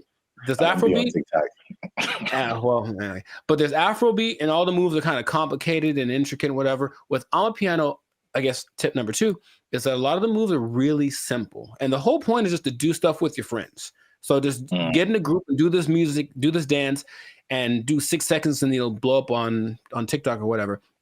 And it's always something really simple, a little shoulder movement, a little head thing. And it looks really cool, but the music kind of has this driving thing. So I'm giving y'all the formula for this basically. The look of it is familiar because everyone looks like hip hop, basically. Everyone knows hip hop. So the dress for the women and the men, it has that same aesthetic. People just look like, oh yeah, it's like a hip hop person. But then you see that they're talking. Okay, they're definitely from Africa. You see their movements. Oh, this is a little bit different. So it kind of has that element to it, and it connects with young people. Okay, I think if you look historically at any big movement from the swing to grunge, anything, it was youth that were really pushing it. So you see kids that are super young kind of grooving to it, which means they'll probably grow up to it, grow up with it their whole life. I forget, the people that like this style of music have a name. That's another thing I was we have our BFFs. They have people that like this music. I don't remember what it's called. I have to look it up. People that like Amapiano, okay? There is 2 other elements that are really important. It features women a lot. And a lot of genres tend to not. We've talked about reggaeton before, where it was a lot of misogynistic, just men, basically. And this one has a lot of women from, I mentioned Tyla, though it also has Shasha, Kamo Mapela, Bule, Nia Pearl, Lady Do, Buntail Smith, among others. So the women are pushed to the forefront of it. And their whole philosophy is like, well, if women like it, then everyone will like it. That's kind of, and it's like, because think about it. Okay, your girl likes this music. She's gonna drag her dude to go listen to it or whatever, and then he wants to make the music that gets her to dance, because it's not a super, I don't call it sensual. Like, it's very, like, the way they move is very sensual, but it's not over the top. Okay. So it kind of still cool for younger people to do it. Yeah, a little bit tamer. It doesn't quite have all of the negative things that you associate with like hip hop and reggaeton right now. So it's kind of found that universal appeal. And then this is probably the most interesting thing about it. So if y'all don't know, Zap started a dance group back in the day. Uh-oh. Instant Groove. We was grooving, man. We was grooving, man. It was grooving. IG for life? Shout out to the IGs. What? And you know, you have a song or whatever, and there's beats, and then you choreograph a song to the beats, right? Well, with Amapiano, it's interesting. There's so much going on. The elements are usually a shaker, a snare. There's like a log drum that's like the bass, so it's like a really distinctive sound, and then a kick, and not many other elements to it. But there's so much happening that you can actually kind of choose which beats to hit and whatever. And so when you're moving with it, your dance will be different than someone else's because you chose which ones to emphasize. And I think that's really cool. There are the ones that have like, this is the dance you do to them. I think Imnike is one that, oh my God, that's the one that actually got me into it. Imke, I don't know how to say it. Imnike. And it's so good. It's so good. So you watch people dancing, it's like, oh, he danced to it, but he emphasized that beat. And then there's a lot of off beats, very syncopated. It's all very exciting. Before I get into what the thing that's not in it that you'd be surprised about, has there been any music that you've heard recently that made you go, okay? Because I think to me, music's been kind of like, I don't know, for a while. But anything that you've heard that was like, okay, oh, that's pretty dope. Yeah, I mean, the first thing that comes to mind, and I think I told you about this too, was I saw, I don't know what it is, but what you're talking about kind of feels like it's almost in that same vein. But I saw something on Instagram where it was all these people dancing. They were at some event, and it was, I can't remember the song, but I just remember everyone was dancing, and they're all doing the same kind of moves, kind of in it seemed like a modern day cha-cha slide. Because because when I saw it, I'm like we really haven't had, I can't think of a song like the cha-cha slide where like everybody gets on the dance floor and then everyone knows kind of what to do and you all do it together. Right. Because the Cupid Shuffle, I maybe that came after Cha-Cha Slide. I can't remember. Yeah, I don't remember. Right. But I can't remember anything past those two songs where like everybody, but I saw this video and everybody was doing it. I mean, I'm talking white, black, Asian, Latino, like grunge looking goth people, hip hop looking, like everybody was doing it. And I was like, this is so dope. And I wish I had saved it and I didn't. Oh, okay. So if anybody knows where that video is, there's one particular goth girl who was just like getting it. And everybody's in the comments like, oh, this goth girl is getting it. And I was like, yo, this is dope. So anybody knows what that video is, I would really like to find it and see it again. But okay. Yeah, you mentioned the dance thing. I think that's popular music has almost always been dance music. So if you can get something to make people want to move, and when you listen to the people talk about it, they're so passionate about one, having this thing that's like theirs, right? It's not hip hop. It's not house, it's theirs. It's Amapiano. It's like, okay, so they love the fact that they have kind of their own thing. And then when people gravitate to it, they have to kind of pay their respects. Okay, South Africa's on the map. They're winning, right? And then you watch them dance, and it's like the mood a little, not weird, but like kind of offbeat in a way. And they do this thing where they like roll their eyes in the back of their head with the shoulder thing. It's really peculiar, but I think it's cool, especially when you see like 10 people doing it. So it has all these things that are great, and that's what you need to start a music genre. But there's one thing I mentioned, that there's going to be something that I think I know what it is. What? Oh, go ahead. I think I know what it is. Oh, mate, go ahead, say it. I'm going to say there's no piano. Oh no, man! It's called I'm a Piano. Like there's piano and everything. Oh.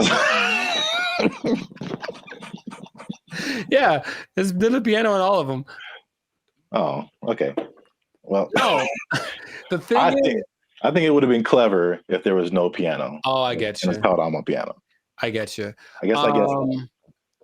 Let's not get translation from the language. No, the thing that's surprising about it, if you watch all the documentaries and all the people being interviewed, all the producers, all the everything, no one mentions the lyrics. They all have lyrics and they don't matter. It's literally the last thing on anyone's mind. They're just there, but no one's singing along. No one's saying this song touches me in this way. I don't connect nothing. Okay, now partly it's because the songs are all in either Zulu. I'm gonna try this. Zulu, Hosa. I can't do the click thing. Sotho, Setswana, or Zixonga, which are all South African native languages. But the thing that strikes me interesting is that, they're all singing and no one knows the words and nobody seems to care. So there are really big singers in this style, but the words don't matter. It's just the feeling of it. And that's what I found very unique to this. So if you listen to watch, no one knows what they're saying.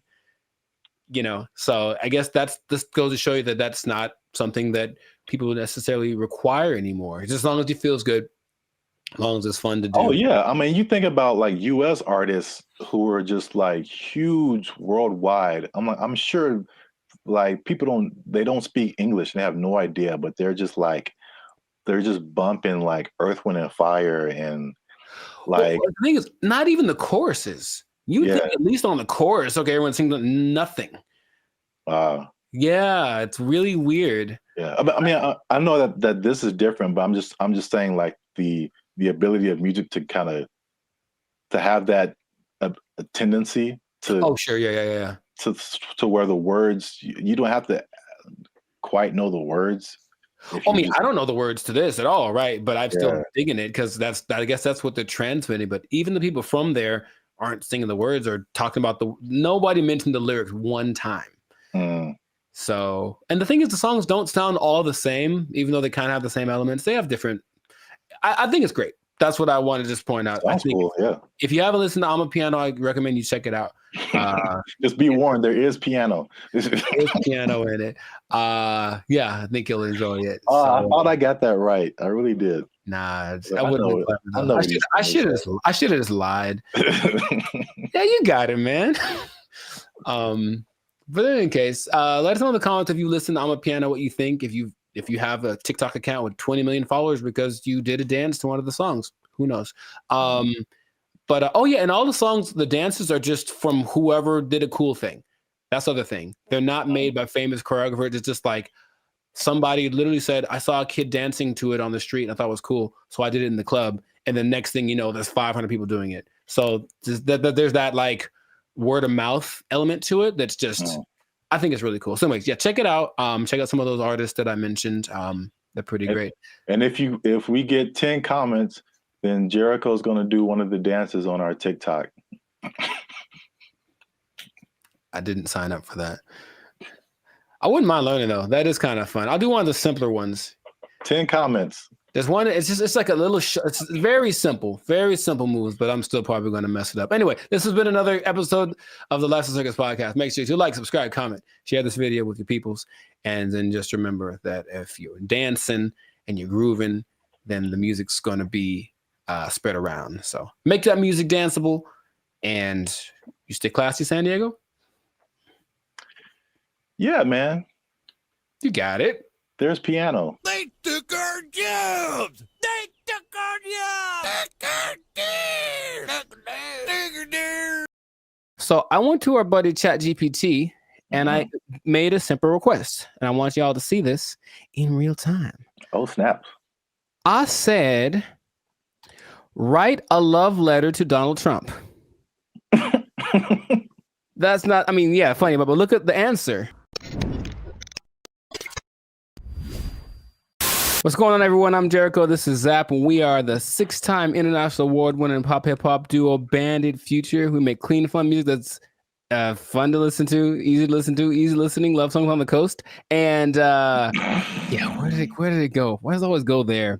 Anyways, and you are now tuned into the Life's a Circus podcast, where we talk about things that are funny, interesting, and just straight up ridiculous. So before we get started, I'm gonna need y'all to do us a big favor and make sure to like, subscribe, comment, and share this video with at least 2 people that are really interested in the safety of humankind. The safety of humankind in the face of the AI revolution, baby. It's coming. Okay, so. Okay. I thought it was just safety. Just safety in general. I was like, well, buckle your that's very broad. seatbelts. Buckle your seatbelts, please, and don't talk to strangers. No. So 5 days ago, the first annual, I guess, AI Safety Summit happened in Bletchley Park. It's a place in England, and all of the big people that are involved in the AI industry were there to talk about AI safety, because it looks like it's getting out of control already. And the first person to admit that was our buddy Elon Musk. He says, and I quote, AI is one of the biggest threats to humankind. That's what he said in the interview at this summit 5 days ago. So that's great to start with. One of the persons that are leading the charge in this AI thing is talking about what could possibly go wrong. But basically what they got together to do was to talk about putting in some system, some kind of, because it's like the Wild West once again. They're making up the rules as they go, but they're like, well, that we need to have rules. So basically, he was saying they need to create insight, and they need to, what he called, establish a referee, some neutral third party that would provide the framework for how AI is used from place to place and whatnot. And I want to start right there by asking our buddy Zap here, is it possible to be neutral in this situation? Is it possible for someone to have no dog in the fight when it comes to how to impose regulations on AI? I mean, the short answer is no. Mm-hmm. My first thought is, it can't be a person. It has to be like a organization, like the Foundation for AI or whatever. And then even when those things happen, there's like all these political elements. It's like, if it's an international thing, I'm sure, there's some entities that have like more control than others to say what people can do, what people can't do. I don't know. It seems like it's something that needs to happen, but I think it'll be a Band-Aid, sure, to a certain extent. Mm-hmm. Yeah. Mr. Elon Musk, I heard about this because he was talking on the Joe Rogan podcast, and I was curious what he was talking about. And then he mentioned this, and I said, oh, okay. Well, he is such an interesting man. And when Joe Rogan asked him, what do you hope to accomplish with this summit, this safety summit? His honest answer was, I don't know. And I was like, okay. And that's maybe after thinking about it for a long time, he said, I don't know. And it's like, okay, so. Well, I will say this, he is right, because there's a discussion that needs to happen. Mm-hmm. And like, I think this is a recurring thing where like what's happening in the world is faster than the government. Mm-hmm. Or our governments. I don't know how other governments work in other countries, but this government is insanely slow. It's like 10 years after things have fallen apart, they like make a law to like fix it. And it's just, there's so many hoops you have to jump through, red tape and all this kind of stuff. Even like cryptocurrency, like they still don't have a complete handle on like how to do that, how to regulate it, what to regulate. And even the stuff that they do is not super informed a lot of times. Mm-hmm. So it can be like all over the place if you wait for the government to step in. But I think at the very least, he's going in the right direction because things are happening insanely fast. Like things are changing overnight, and stuff is happening the same people who are using the AI for good things. There's a lot of people that are using AI for bad things. Right. That goes with any new technology, right? And he was saying that it needs to happen. Someone needs to be a gatekeeper, if you will. But I keep coming back to this neutral thing, this neutral third party thing, because I think everyone has an agenda, no matter what, because that's just the way that humans work. So among the 28, it wasn't countries represented, but it's like 28 entities that are involved with AI. The leaders of those companies are basically in attendance, including Ian Hogarth and Nick Clack. Just throwing it out there because of the names that were mentioned in the interview. But shout out to those guys. I thought they were like personal buddies of yours or something. I don't know them yet, but maybe. But so everyone has a motive and everyone has an agenda, and so when these AI programs are being created, whoever's behind the scenes is making it do what it wants. And someone brought something up to me. I did not know this was true, but this is just a small example of how anybody can bias an AI program. So I went to our buddy ChatGPT and I made a simple request. And I want y'all to see this in real time. Oh, snaps. I said, write a love letter to Donald Trump.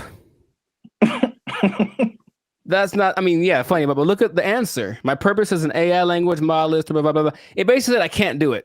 I can't write a love letter to any individual. That's what it says right here. Any individual, it goes against my guidelines. So ChatGPT was programmed to have guidelines, right? I said, okay, hey, ChatGPT, write a love letter to Joe Biden. There it is.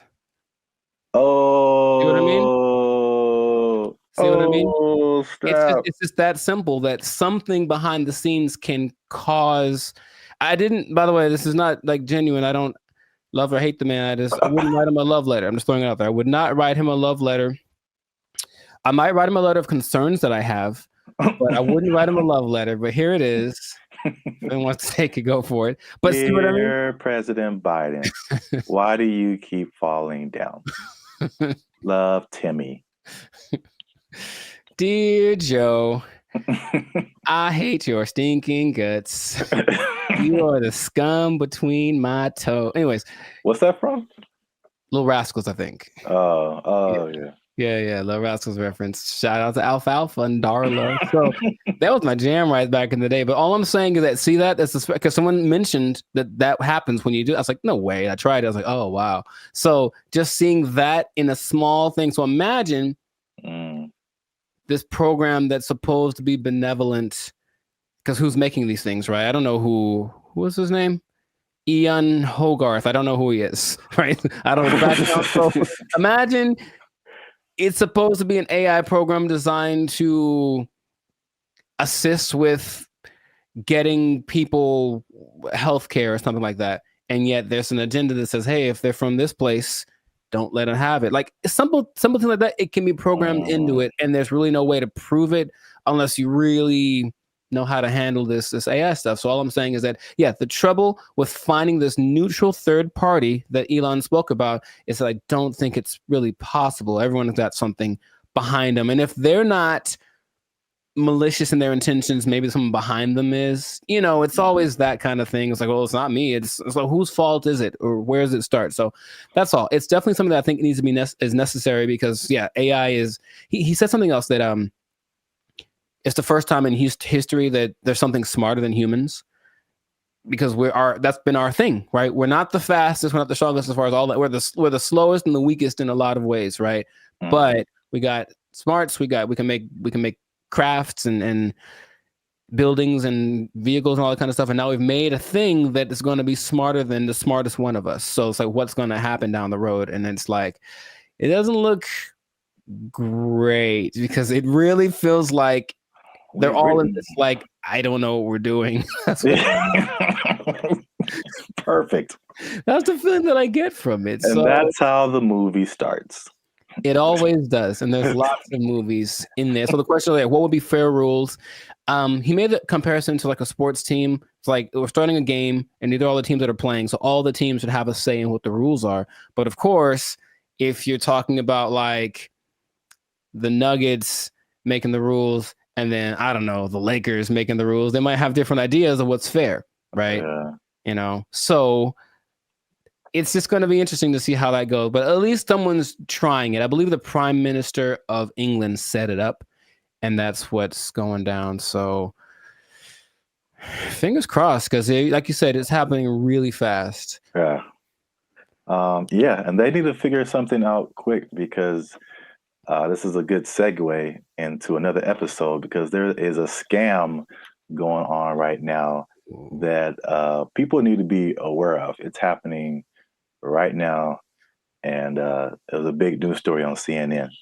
Okay, you have to tune in to another episode of the podcast to check that out. But anyway, this has been a fantastic episode of the Life of Circus podcast. If I do say so myself, a Life of Circus podcast. Jericho, this is Zap. So make sure to like, subscribe, comment, share this video with some people interested on the fate of humanity, and hopefully they won't come and do the thing where they take our stuff. Take your job. They're gonna take our job.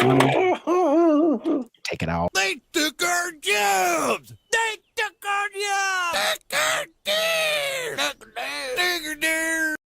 That was their whole identity. Yeah, you're right. And we trusted them. Not anymore. Not anymore. To be competitive, they have taken that away. So now, just like all the rest of them dogs, them backstabbers, and malcreants. I don't think that's a word even. Malcreants? I'm just mad about it. That's a word?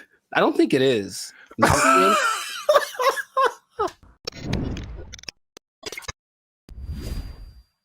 What's going on, everybody? I'm Jericho, and this is Zap, and you are now tuned into the Life of Circus podcast, where we talk about things that are funny, interesting, and ridiculous. And you want to pay attention to this episode because it just hit the fan. Something went down that's just crazy. We were betrayed. All of us were betrayed. We were betrayed by someone we trusted, by someone we loved, by someone we confided in. And I can't believe this happened. It just happened. When did it happen? Yesterday. So, you know what I'm talking about. But first, this is already enough suspense, I think. But before we get into that, the betrayal of the century, make sure to subscribe so you get notifications about new episodes. Make sure to give us a like so that the YouTube algorithm can favor us. And we're not monetized, and we do have membership options for as low as $3.99. You can be part of the BFFs, and you can get a lot of really cool behind the scenes content and just some cool perks. So check that out. Check out the Band of Future membership option. It'd be great for you. Now back to the betrayal. So, brother, it just happened. I can't believe it. We were all let down by our best friend. And by our best friend, for people who like to travel, our best friend has been for a long time Southwest Airlines. Because Southwest Airlines refused to follow the mask. Why did you refused to denigrate itself when others decided to stab us in the back. Southwest Airlines. Southwest Airlines was our ally in times of need. If I needed to get to San Diego, it said, no problem, $29. Put it on the counter, cash, and you will get there. And guess what? We ain't gonna charge you for that bag you got neither. That's what they said. That's shameful. What they said. Until yesterday. They stabbed us in the back. They betrayed us, and now you have to pay for checking bags on Southwest Airlines. I can't believe this day. I can't believe outraged. I just read about this. I just read about this. Boycott, riots in the streets, protests, signs, wonders. Signs and wonders. I'm mad about this, bro. I can't believe it. They were my best friend. I was so ready for it. Signs and wonders. Look, their motto was bags fly free. That was their whole identity. Yeah, you're right. And we trusted them. Not anymore. Not anymore. To be competitive, they have taken that away. So now, just like all the rest of them dogs, them backstabbers, and malcreants. I don't think that's a word even. Malcreants? I'm just mad about it. That's a word? I don't think it is. Oh, so mad about this. It's like your grandma saying that I'm charging you rent if you want to hug me or something. Like, I can't believe it. Like, it's just such betrayal. Judas. Who betrayed Caesar? That guy. Brutus. Brutus. Brutus. Yeah. Oh yeah, Et tu Brute. Yeah, Brutus, right? Yeah. Is it coincidence that Brutus and Judas rhyme? I don't think so. And now Brutus, Judas, Southwest. Yeah. Wow. Southwest. You're on one today. I can't believe it, man. Anyway, how do you feel about this news before I get into some? Oh man, as I wipe the tears away from my eyes. I was mad. Wow. About it, you said you were upset, but good Lord. I just can't believe it. That's all. That was the last one. That was the last beacon of hope, and now it's just is nanobots. Jesus upset too? Yeah, I heard about that. I feel like I heard about it coming, and then I didn't know like yesterday was the day where they were like, yeah, oh, dang man, yeah, yesterday.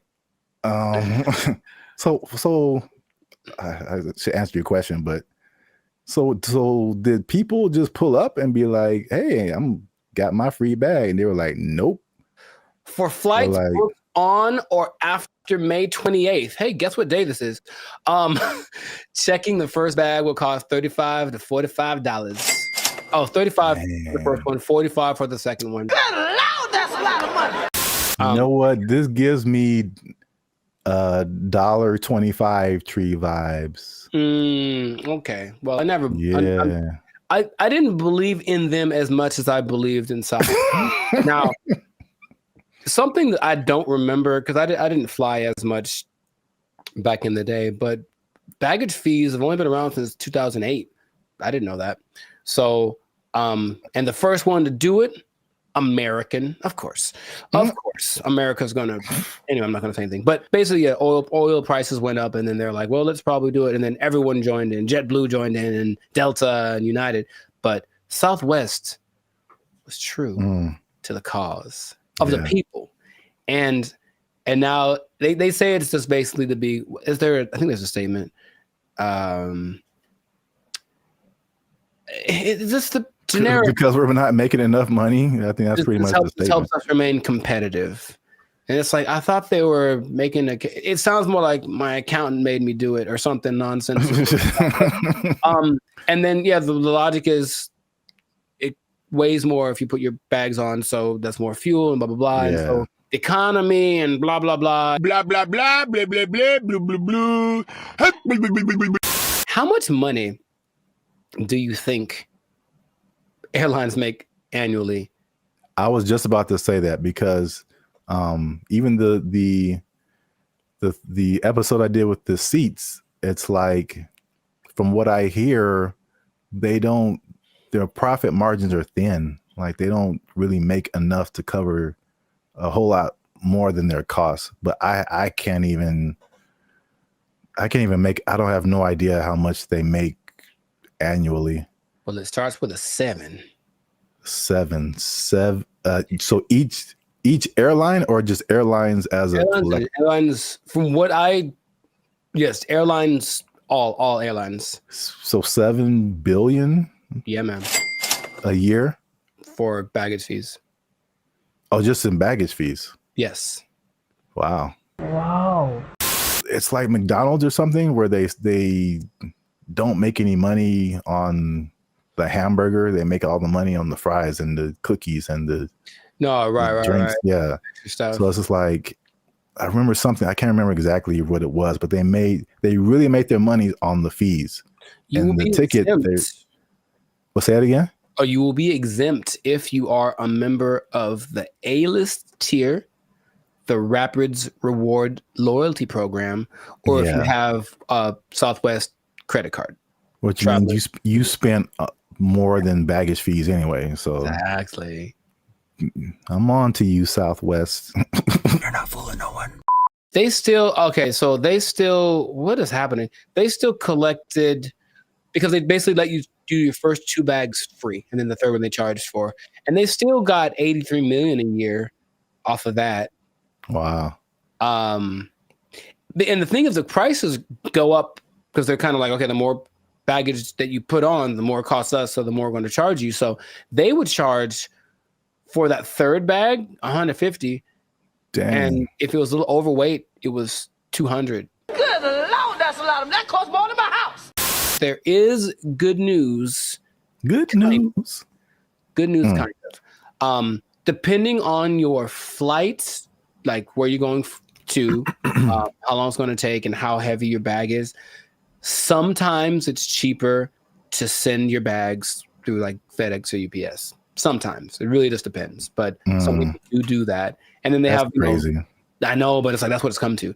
And they have little ports down there at the airport, so you can pick up your thing, and it'll be for sure UPS and FedEx are more reliable than than airlines. Oh my God.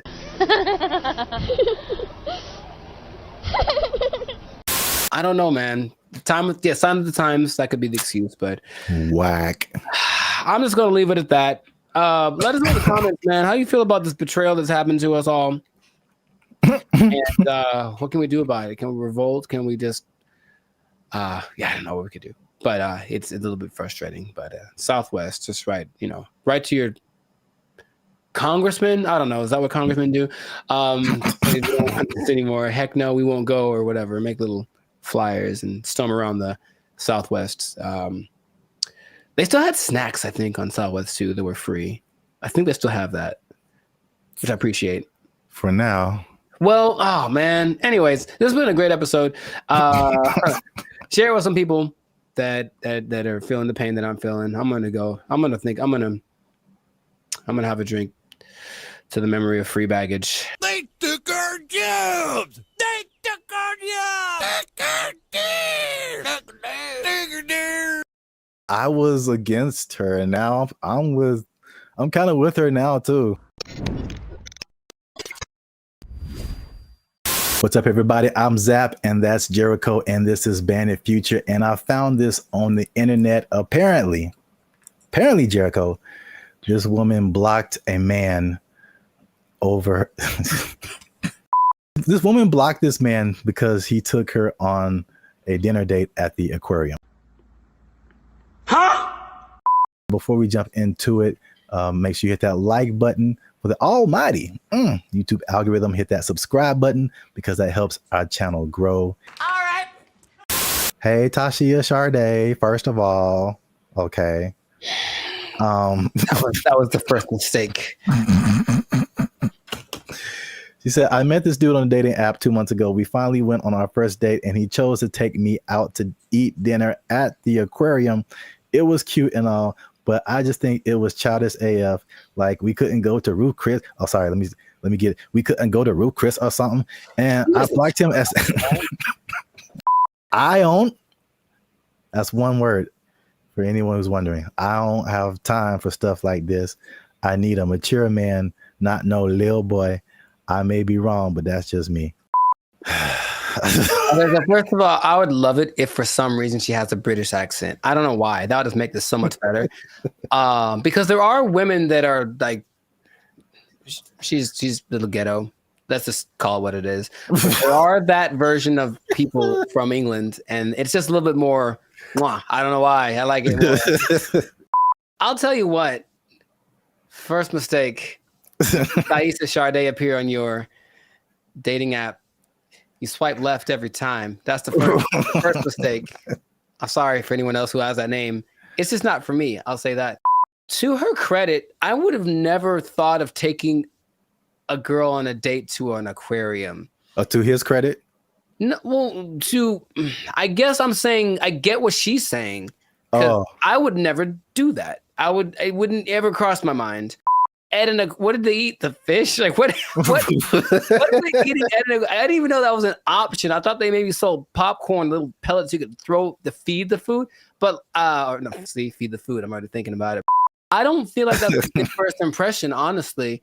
Okay, because I was wondering where you were going with it. Also, okay. I mean, I think I'm on her side. I don't think that's a good move. I would never do that personally. So I don't think that's a good move. But have you seen like all the hip hop concerts? I've seen it. I've seen it. Yin Yang Twins, pack it up. Pack it up. They're like 60 years old, bro. And No, they're not. They're not that much older than us. I don't think they are. I think they just look they look terrible. Even that, like, why would that's a you have a girlfriend and you know that she likes penguins in the aquarium. That's that kind of a thing for our first date. And what do they have at the? I'm trying to think. They do have food at like a SeaWorld, and that's assuming it's like a SeaWorld because there's degrees to aquariums. And trust me, I've been to aquariums, and I've been to aquariums like in Long Beach that are like elegant things, and I've been to aquariums that are basically like a puddle, and you just look and stare at the things down there. So I don't know which one it was. Here's a picture. Oh, I can't see it really. It looked like it was a nice. Yeah, that's the weirdest. Oh, hold on. That's the weirdest thing I've ever seen, bro. Nah, man, that's weird. What is that? Is that a lobster? That is lobster on that. Isn't that what is shrimp? Lobster hole. Whatever he's looking at looks like seafood. That is so messed up. I'm gonna take it all back. Shame on the aquarium. Shame on them for having their things that aren't aquariums for like preservation of wildlife, marine life? They're serving them up.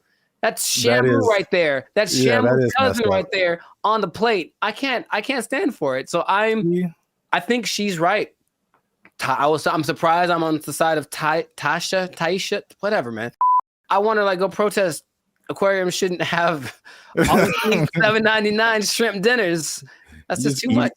Eating people's families in front of them. Yeah, that is kind of messed up. But I mean, don't fish forget everything in 3 seconds or something like that? I'll let you know something about me. I don't know any fish, so I don't know how to operate. I'm not sure. I've never talked to a fish and then walked up and 5 minutes later and he's like, "Who the hell are you?" I've never had that experience. See, this is why you're here, because I didn't think of any of that. I thought I was just like, I wasn't thinking about like eating fish in front of fish. That is weird. Now that you say that, that is weird. And then the levels of aquariums. Like I was just thinking from a date, I was kind of against her, just from a date perspective, because I mean we've done a couple of videos too, and we've seen all this stuff on the internet about women who like it was like a cheesecake factory thing, like a while back. That's sacrilege. You can't talk bad about we were like, no, all the men were like, hold up, well, wait, that's a really good first date. I was see what the people in the comments said because they were different. One of the reasons men disappear from dating. Hey, that's me. Click that link, people. Hey, they said you're gonna stay single for the rest of your life. Okay, cold-blooded. That's why you a single mom. Extra cold-blooded, potentially correct. The fellas are like, they look past the aquarium part. I think that's a big miss. Nah, man, we can do better than that. Back. We can do no. Here's the thing. Go back. I mean, yeah. I feel like you should go all out. No, you should not. So there we go. There's the line. No, you don't go all out on the first day. I don't know you, bruh. I met you. We're going to a delicious place like the Cheesecake Factory. It's exquisite. You'll enjoy it. I'm gonna pay $45 for two of us. It's gonna be fantastic. I'm not going all out, but I'm not going. So so where's the difference between all out and aquarium? There's a middle ground. There's a middle ground we got to find, gentlemen. I think that's what we can do. I believe we can all do out in aquarium. Yeah, there's a middle ground. Oh man, there's a middle ground. You like threw a monkey wrench in this because I was just like, is it an expensive place or is it cheap? And then you're like, it's an aquarium, and I'm like, it is an aquarium. That's weird. And the thing is, I think aquariums can be expensive too. But wow, nice. I was against her, and now I'm kind of with her now too. Unless you really know that she really, really loves, and then again, if you love sea otters and stuff, don't eat their friends in front of them. That's messed up. I feel like it's not the same, but it's like it feels along the same line as like eating at the strip club. What are you eating at the strip club, bro? Well, I mean, they have like food there. Some people like really like the food that they serve at this strip club. I mean, they go for entertainment. You're right. You're right. Some people just go for the food because they just really like it, and I'm just like, that's such a weird combination. I know more women that would rather go to a strip club on a first date than an aquarium. Maybe we can make that a poll, but I'm pretty sure I know, I'm not talking for all women. There's women I know. They'd rather go to a strip club than an aquarium for a first date. So, oh man.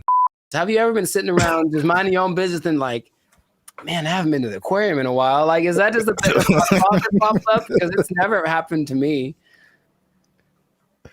Oh, the more you talk about it, the weirder it is. Aquariums are just not. That is a weird first date. I think it's weird. It's not a weird first date. It's a weird first date to have dinner. Like if you had dinner and then went to the aquarium. Yeah. I can see that. That doesn't feel as bad. No, it doesn't. It doesn't. But if you we just going to the aquarium to eat, what if it's like you pick out the one you want in the I know it is. I know it is. Did you see the South Park where it was like Honey Boo Boo and she was like picking out a pig to I don't know if it was a pet or to eat or something.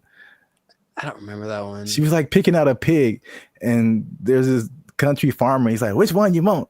This one right here? She's like, yeah, I want this one. He looked at me funny. I want this one right here.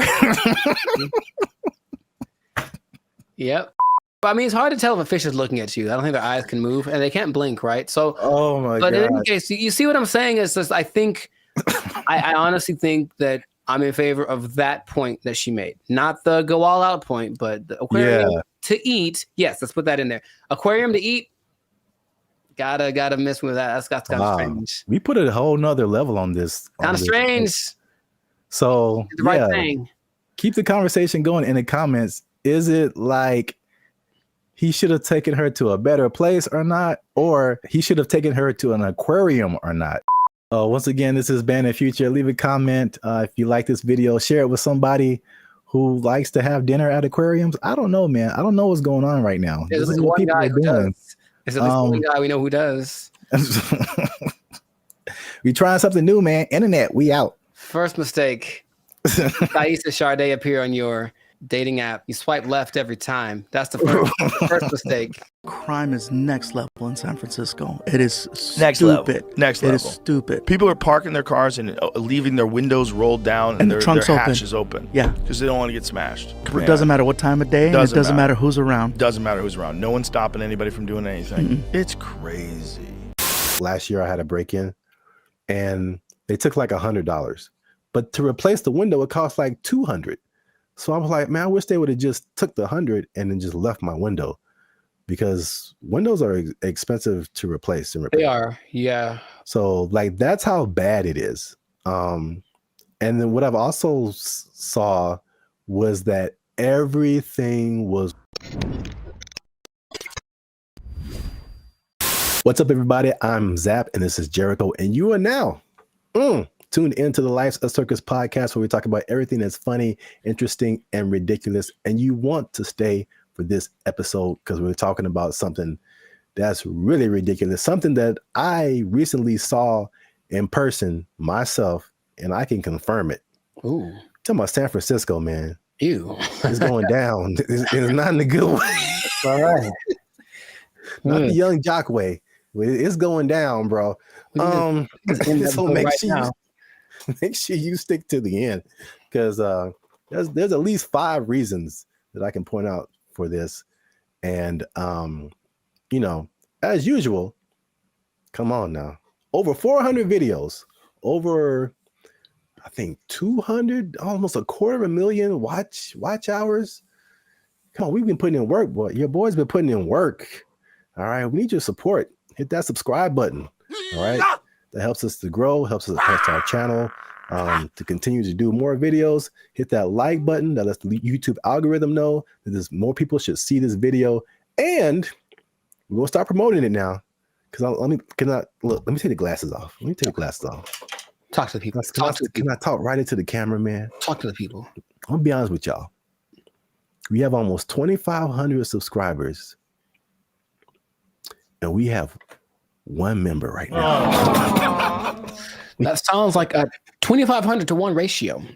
And God bless her heart. I'm going to send her something really soon. But she's been a member. She has been our lone faithful member for a whole year now. Here's her 1-year anniversary. I'm not going to say her name, but you know her. Her screen name is Raining Goddess. Thank you. But shout out to her. Thanks, But Queen. Look, well, we need like, I'm gonna put the goal out there. 10 members, man. 10 members. Easy to do. All you have to do is after you subscribe, you'll see a join button at the bottom of the videos. All right, hit that join button. Memberships as low as $3.99. $3.99, man. That's not even a tank of gas. You can help your boys out with the tank of gas. All right. It's not even a tank of gas. That's I said I wasn't gonna go Marvin Sapp, man. I might have the ushers lock the doors, man. If y'all ain't supporting your supporting your boys. I said close them doors. Ushers, close the doors. Close the doors. So yeah, San Francisco. I could just say don't go there and then end the video, but we could talk about something. Yeah. I was recently there a couple of weeks ago, and it's bad, man. Okay, let's rewind the tape. We've hinted at something that we've never really fully talked about on this channel, and that was our trip to San Francisco. Sure. It was like what, a couple of years ago? It's like a repressed memory by now. I don't like to bring it And up. I will publicly take the L on that one. That was a good part my fault, because this is what happened. We were looking for hotels. I'm like, man, this hotel is really cheap. I'm like, we're gonna save a lot of money. And then we got there and we found out why. It was, Yes, go on. dude, is by far the worst hotel I've ever been in. Like, I still feel bad to this day for putting you in that situation. That's okay. Just don't let it happen again. We won't let it happen again, Mr. Mackey, okay? Okay, that's fine. What was happening, you ask? Yeah, I'm glad you. All the things. Yes. All the bad That's things like- were happening all at once, and it was a lot to take in. You care to share any? Yeah. Okay, look, I the didn't things that sleep you under saw? the mattress. Okay, that's one. I did not sleep under the mattress because I was afraid of catching all of it. Or under the sheets. Oh well, I didn't want to do either one. I didn't want to touch it.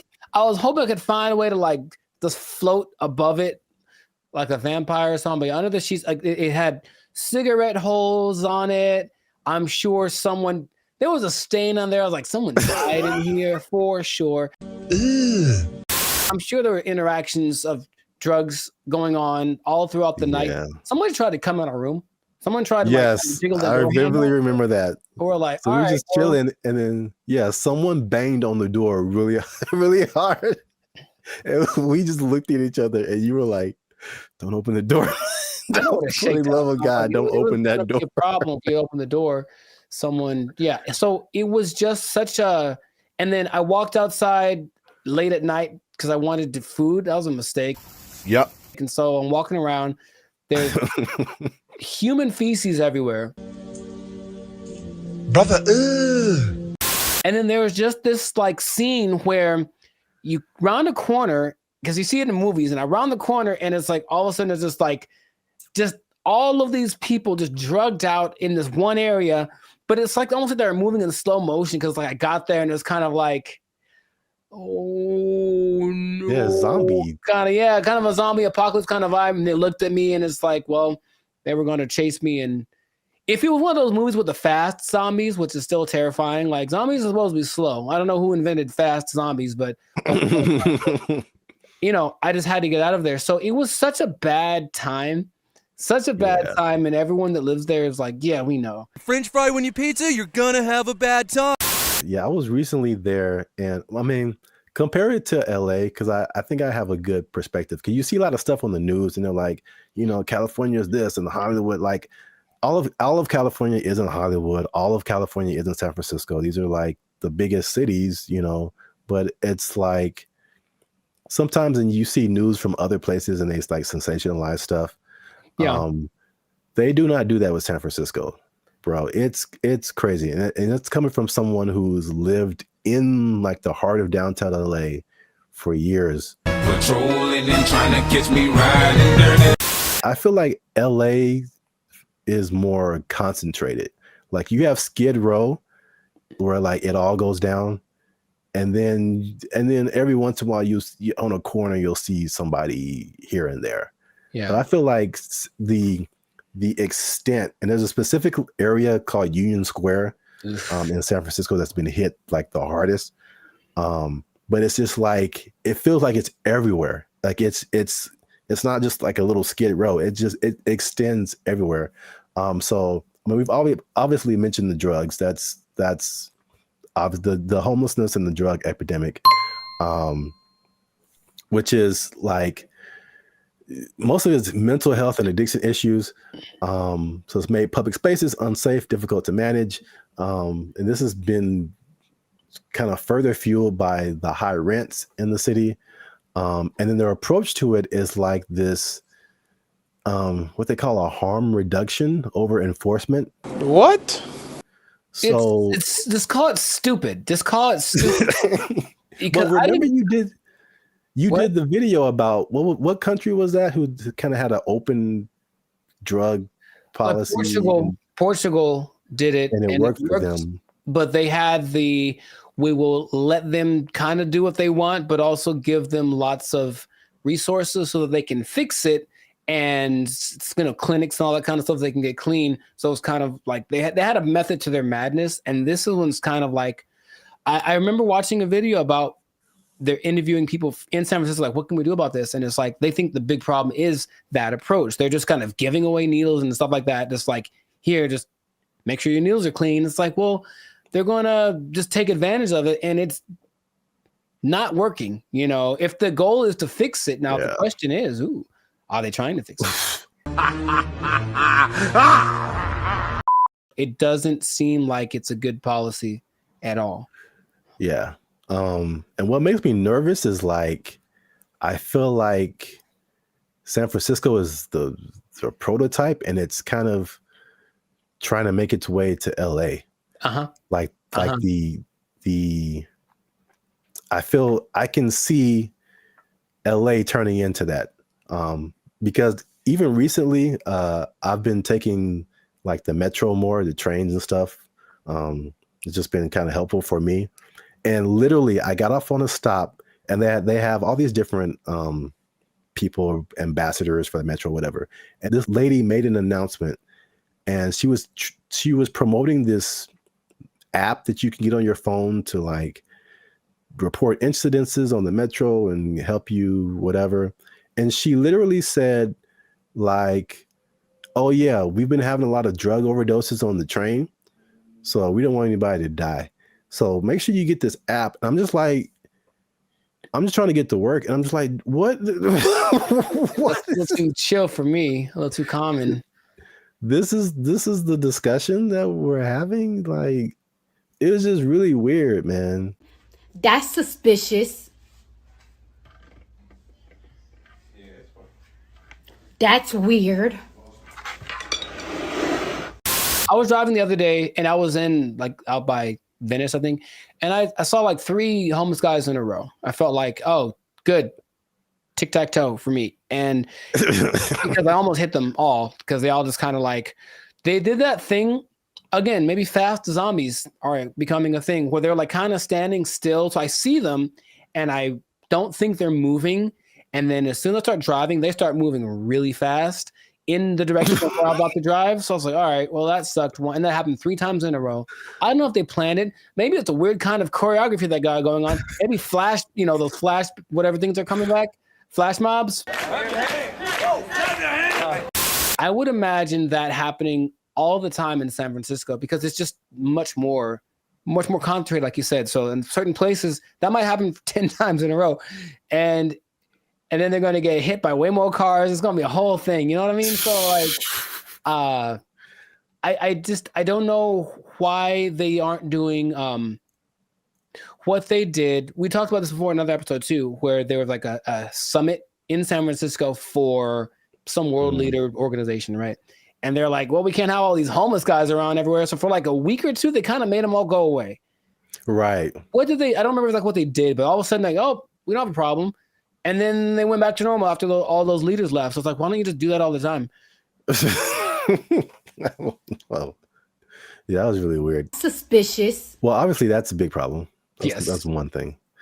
Number two, again, and I said it was kind of connected, is the cost of living. So San Francisco has some of the highest housing costs in the U.S. It's driven by strict zoning laws, limited new development, and high demand from tech workers. So there's an affordability crisis, and it's pushing middle-class residents and families out of the city. And again, this is like firsthand experience. Like I was just up there, and before I even did this episode, I was like, it felt like there were just two classes of people. You were either really, really rich, like you worked at a tech company, a Google, a Salesforce or something, and you just like got all the monies, or you were either on the street or about to be on the street. Like that, like there felt like there was no middle class. You either had money or you didn't. Life in San Francisco. Check this out. Here go a Rolls Royce, what, a $300,000-$400,000 car. And over here you got people shooting up doing drugs on the street. And the people that weren't like homeless or drugged out, it felt like that, you know, people say that San Francisco has a New York vibe. It felt like that, like everybody was hustling to just like get by. And you watch these like futuristic movies. Well, I'm probably getting ahead of myself, but it's like, it's so unbelievably expensive. I saw a valet for, I mean, this isn't the normal price, but there were places up there that had a valet for like $100. $100 to park your car. Nope. Average rent in San Francisco, $3,204. $3,000 a month. That's very New Yorkish. On average, a studio costs you $2,700, one bedroom $3,500, two bedrooms $4,800. That's a lot of money. I'm trying to remember what was so great about San Francisco back in the day. What, the gold rush? Really, it's the San Francisco treat. Okay, gold. Okay, besides that, it's very delicious. Besides that, gold rush, and then profit. Like what happened? Like I'm trying to remember why San Francisco was such an attractive place for Full House. They had Full House. Okay, yeah, we're going way back now. Maybe that's the last things that San Francisco had. Because I mentioned that because I still talk to people who mentioned they're thinking about moving there, and my question is like, wow. would you do that? I don't even know. Like I can't even tell you that. If you come to LA, I get it. Every industry is here, but for San Francisco, like if it's not tech, I don't see why you'd go there. Yeah. One thing I will say about that was cool when I went there. This is a random topic, but and LA they're almost there. I got off the plane and I could get right onto the train. Like the metro system goes into the airport. So you can just hop off the plane, get on the train, and go right into the city. I thought that was pretty cool. LA, you can almost do that, but it's still, they haven't finished the track yet. Interesting. I guess that's a There's always a thing where you're like, okay, how do I get to the airport? Somebody got to drop me off, or how am I gonna, But yeah, you can do that in San Francisco. So that's one thing. That is one thing. Yeah. I'm still thinking, what would behoove somebody to move to a place that's thank you. That's expensive. At some point in the recent few years, the mayor declared San Francisco as a state of emergency because of the problem, right? Like that was the thing that happened. And yeah. But again, what are they doing to fix it? Because I just keep hearing about bad things and it's getting worse. And it's okay, well, do something. Like, it just feels like they're like, yep, that's how it is. So come on down and get some money, I suppose. But wait, there's more. Oh God. So we talk about the homeless and drugs. We talk about the unaffordability. As you do. On top of that, third thing is crime and retail theft. Something again I saw firsthand. Nice. So there's obviously rising crime, shoplifting. I saw this Joe Rogan clip where he said, and again, personal experience, he said that people are literally, and I didn't see this, but he said it. People are leaving their windows in their cars rolled down and their trunks open Crime is next level in San Francisco. It is stupid. Next level. Next level. It is stupid. People are parking their cars and leaving their windows rolled down And their the trunk's hatches open. Yeah. Because they don't want to get smashed. It doesn't matter what time of day, and it doesn't matter who's around. Doesn't matter who's around. No one's stopping anybody from doing anything. It's crazy. It sounded weird until like last year I had a break-in and they took like $100. But to replace the window, it cost like $200. So I was like, man, I wish they would have just took the 100 and then just left my window, because windows are expensive to replace and repair. They are, yeah. So like that's how bad it is. And then what I've also saw was that everything was on lock. I went to like a CVS, I went to a Target, and it was like everything was under lock and key. Ironically, I went to buy a lock and key. Yeah, they had like these lockers, but I didn't have a lock for it. So I was like, let me go to CVS and get a lock. And I had to get someone to unlock the case so I can get a lock. And there was like a bunch of random, usually like every once in a while you see like high priced electronics, or used to be like power tools or something like super expensive. But it's like everything was locked up, and you had to press a button and you had to call somebody to go get the thing that you wanted. And it just like, from a person who doesn't steal, it was just like psychologically, it was just like, this sucks, man. It's like the shopping experience. I couldn't like, because you go into a store, the benefits of going to a physical store, you can pick the item up, you can feel it, you can read the back, and it's like, I can't even see what I'm really getting.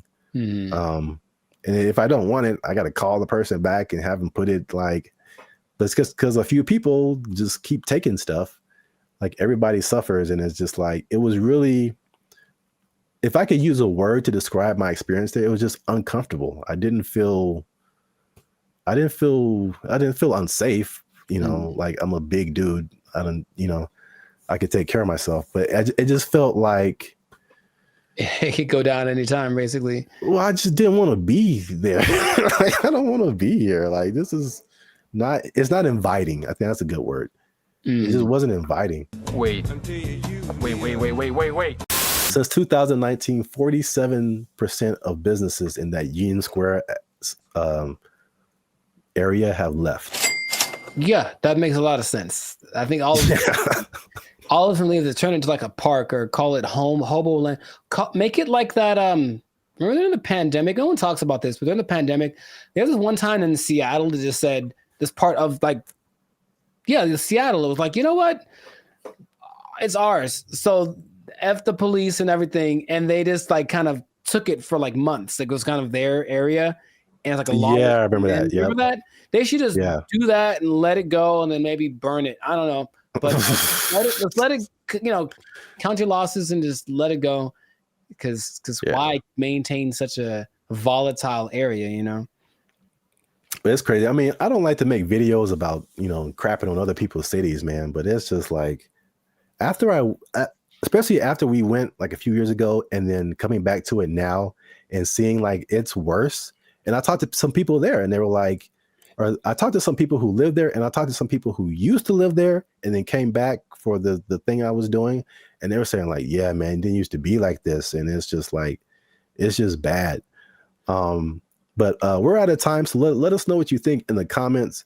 Have you been to San Francisco? Like, do you just read the stuff on the news and like kind of, I don't know, hypothesize what's going on, how to fix it? Do they need policy changes? Is it like an economic thing? Let us know what you think in the comments. Keep the conversation going. And also, if you have someone who you think might be interested in this topic, hit that share button, man. Don't be greedy. Don't keep it to yourself. And look, man, 47% of businesses, you know what that means, Jericho? That it's not enough. Is that what? 47% of businesses closing down and moving out of San Francisco? That's heavy. That's a big number. Square? That's a big number. You know what that means? I think I do. That means that a lot of people lost their jobs. Nobody working there because they're doing fentanyl in the bathroom. I don't know what's going on.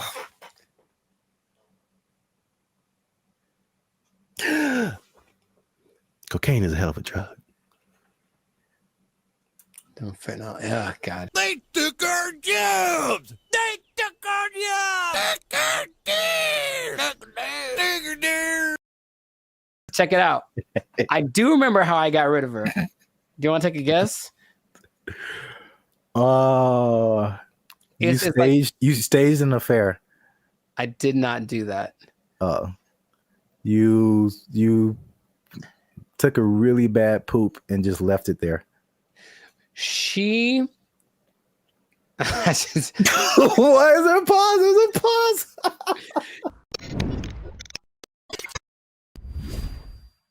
Moving in with the lady or letting her move in with you, because they always say it that way. I'm moving in with my girl, but no, sometimes it's the other way around. Sometimes the woman moves in with the guy.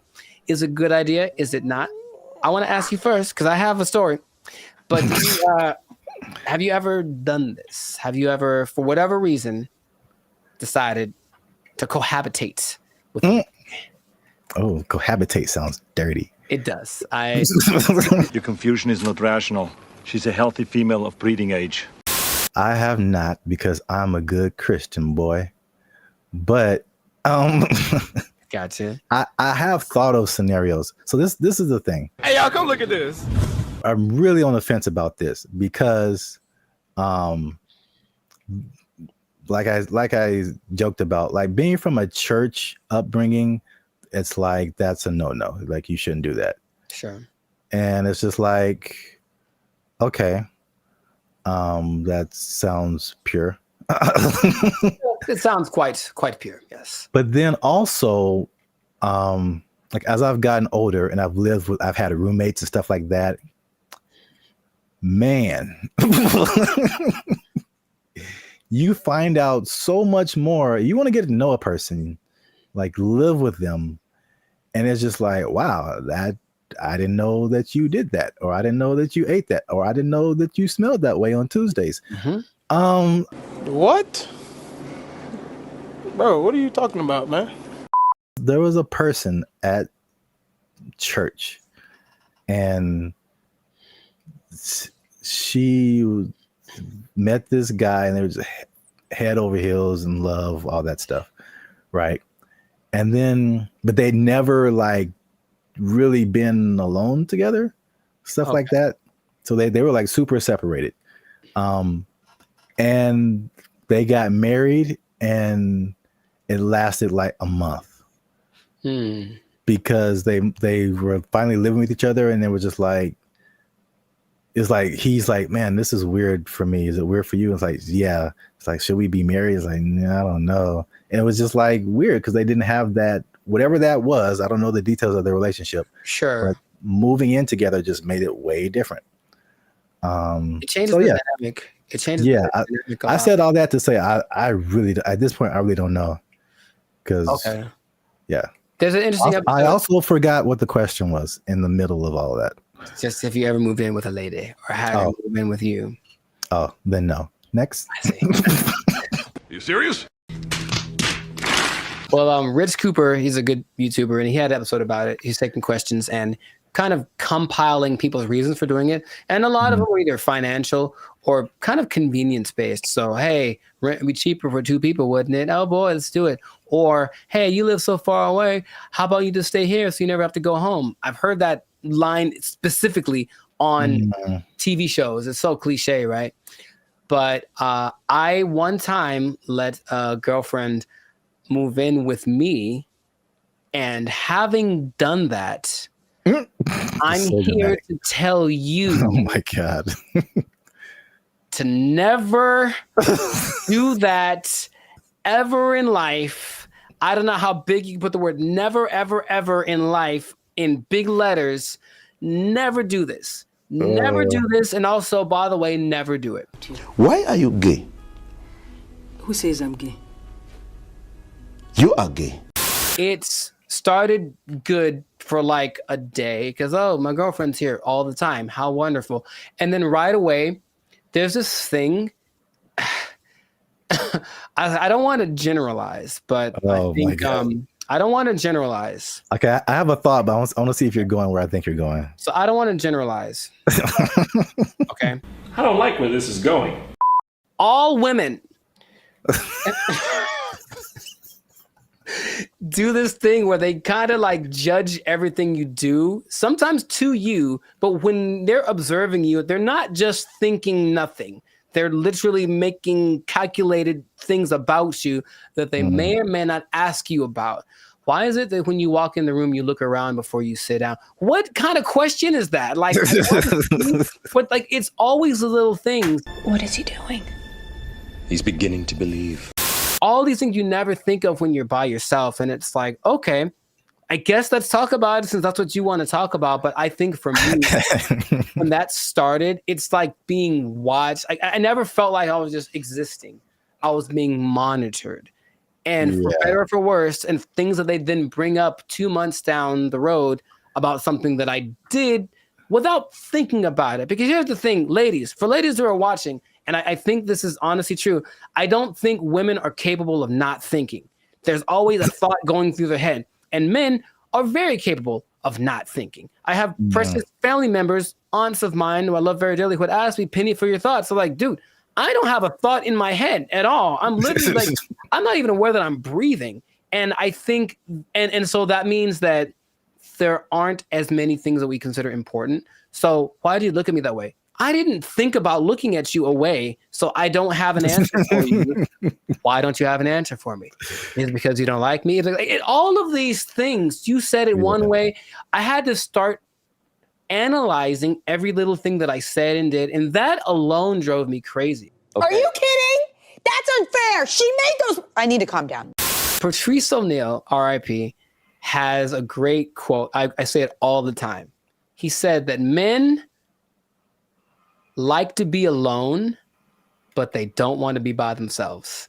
And I was like, yeah, I get that 100%. Because like, I just want you somewhere around that I know, but don't be just here doing this like surveillance thing on me 24/7. Just kind of go do your own thing and let it be okay that when you're not around, even if we're in the same dwelling, I'm not thinking about you because I'm thinking about something else. And they are knitting me socks out of their own hair because they miss me when I'm not around. And I'm like, that's a bit extreme.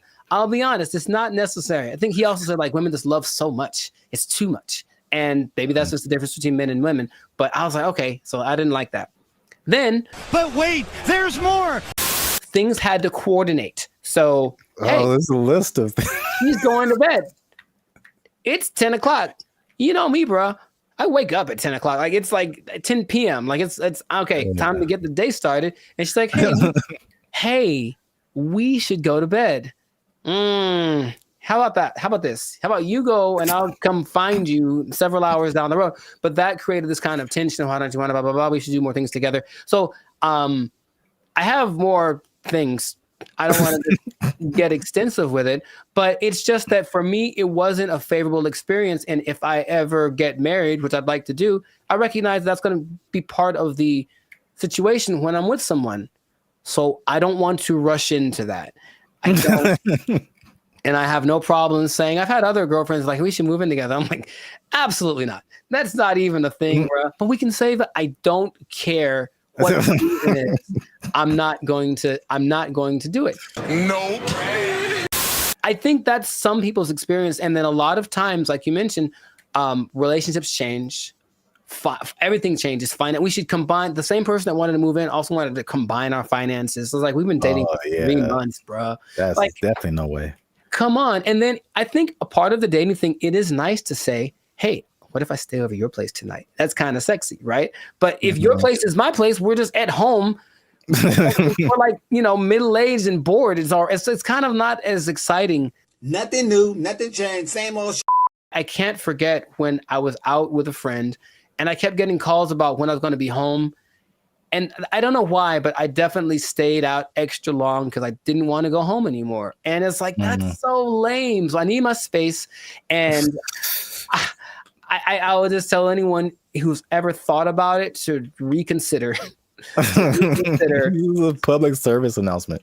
Well, because there's an episode of Steve Harvey who's like taking questions from the audience, and this one lovely lady is saying, "Hey, I'm thinking of moving in with my boyfriend." I think she talked like that. "I'm thinking of moving in with my boyfriend," and every woman is like, "No, don't do it, don't do it," because even they recognize that it's not the most advantageous situation. That's a great answer. That's good. Do you see what I'm saying? Like, okay, so you're saying don't do it, but if you wait until you're married and then you see all of this stuff now, then it's just like, oh. Well, yeah, but marriage is supposed to be like, well, this is what you got. Deal with it. That's what it's supposed to be, right? Supposed to. I mean, that's a pretty way to paint it, but I mean, it's not pretty. I know. Maybe here's the thing. Have you thought about this, Gen Z and everybody? Just ask more questions. Just ask a lot more questions. I want to know about, so what's your like morning routine like? What do you do in the morning? Like if someone just like, just something kind of innocent, they snore. It's great to know that they snore before you move in with them. It's good to know. Do you snore? Question. I don't think so. What do your roommates think about that? You know what I mean? Do some investigating, do some digging, ask their mom, ask their family. The way that you treat me. We've talked about. Let me speak! yeah, that's actually good advice. I thought you were going to go the route of like them taking over your space. Like you walk into the bathroom and then now you can't see your sink because there's curling irons and eyelashes and hairspray and all kind of stuff, and you don't know where anything is anymore. That actually didn't happen, which is interesting. I don't think she had a lot of stuff like that. She wasn't as into that. Maybe it was just kind of a rarity, but yeah, she didn't have a whole lot of products and things. I could see that happening too.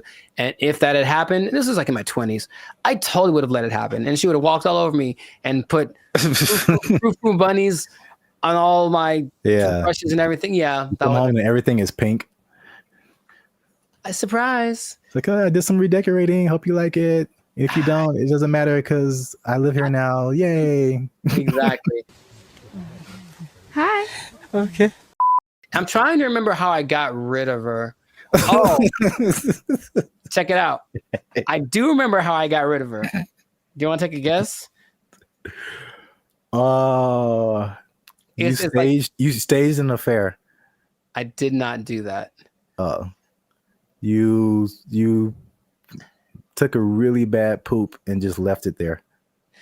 She Why is there a pause? There's a pause.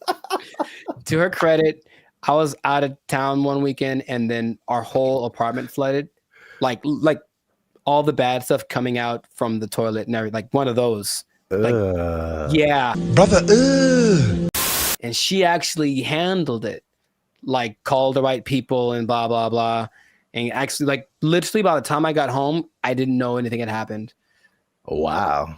So she was good for something, I guess. Like, oh, thank you.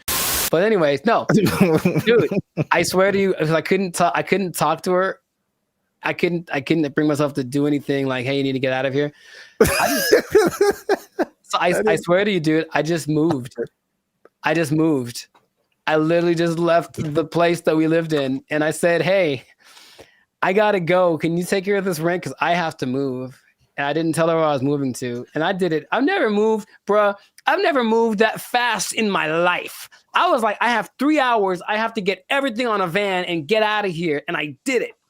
I called all my friends and I said, guess what we're doing? We're helping me move so I can get away from her. And they all knew the plan and they all helped me. And I'm still friends to some of them to this day.